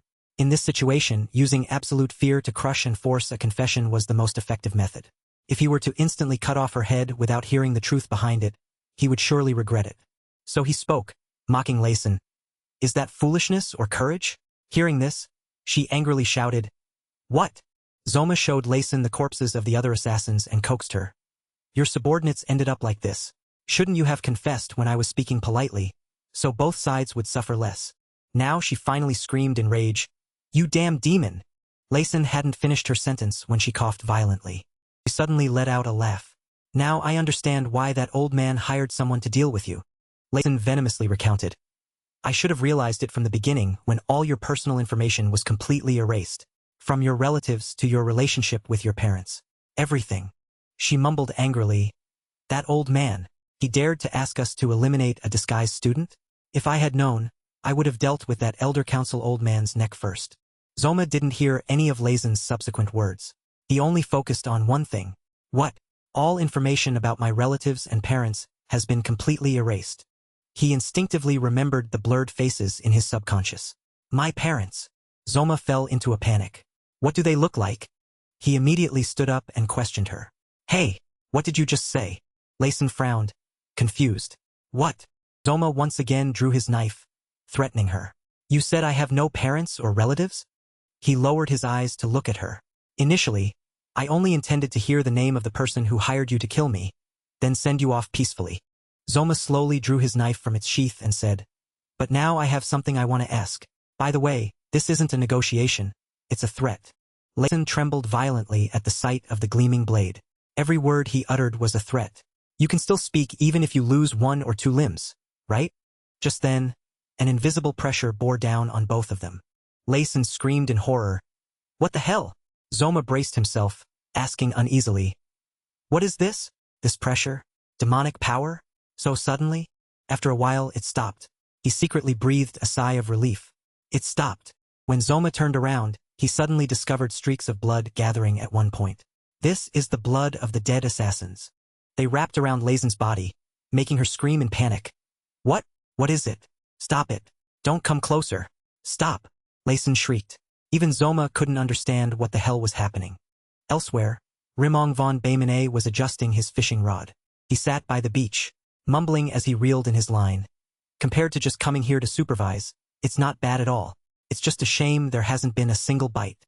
Rimong von Baimene seid in Exasperation. Not worth the high price at all. Suddenly, the waves surged violently. This made him overjoyed. Oh, it's here. In an instant, hundreds of fish leaped out of the water. The sea waves crashed fiercely against the shore. Rimong von Baimene now realized the problem. This is. His face was filled with disbelief. This level of demonic power. Rimong von Baimene instinctively remembered someone. Legion Commander. In the forest, Layson's body was being infiltrated by crimson blood. She thrashed and begged. I'll tell everything. Please. I'll confess everything. So. Zoma had no idea about this. Layson's eyes were filled with despair. I don't want to die. A beam of light suddenly appeared from somewhere. The energy column plunged directly onto where she was tied, sending rocks and dirt flying everywhere. The entire forest glowed crimson. The instructor in her room detected it. She asked, slightly surprised, Legion Commander? The Undertaker Assassin Alliance's emblem fell to the ground. The energy beam gradually disappeared. Zoma vigilantly gripped the hilt of his knife. Layson's body faintly appeared through the dissipating smoke. She tilted her head back and let out a laugh. She mumbled nostalgically, That's right, this is it. It's been 700 years since I returned to the human realm. Hearing this, Zoma was astonished, realizing, 700 years? Could it be? He watched Layson's body gradually being consumed by fire. Demonic power so strong that merfolk are like mere fry. This turbid flame. She arrogantly brushed her hair back. Hello there, kid. I am Demon Fireago, Legion Commander 5, the nightmare demon of the Demon King's army.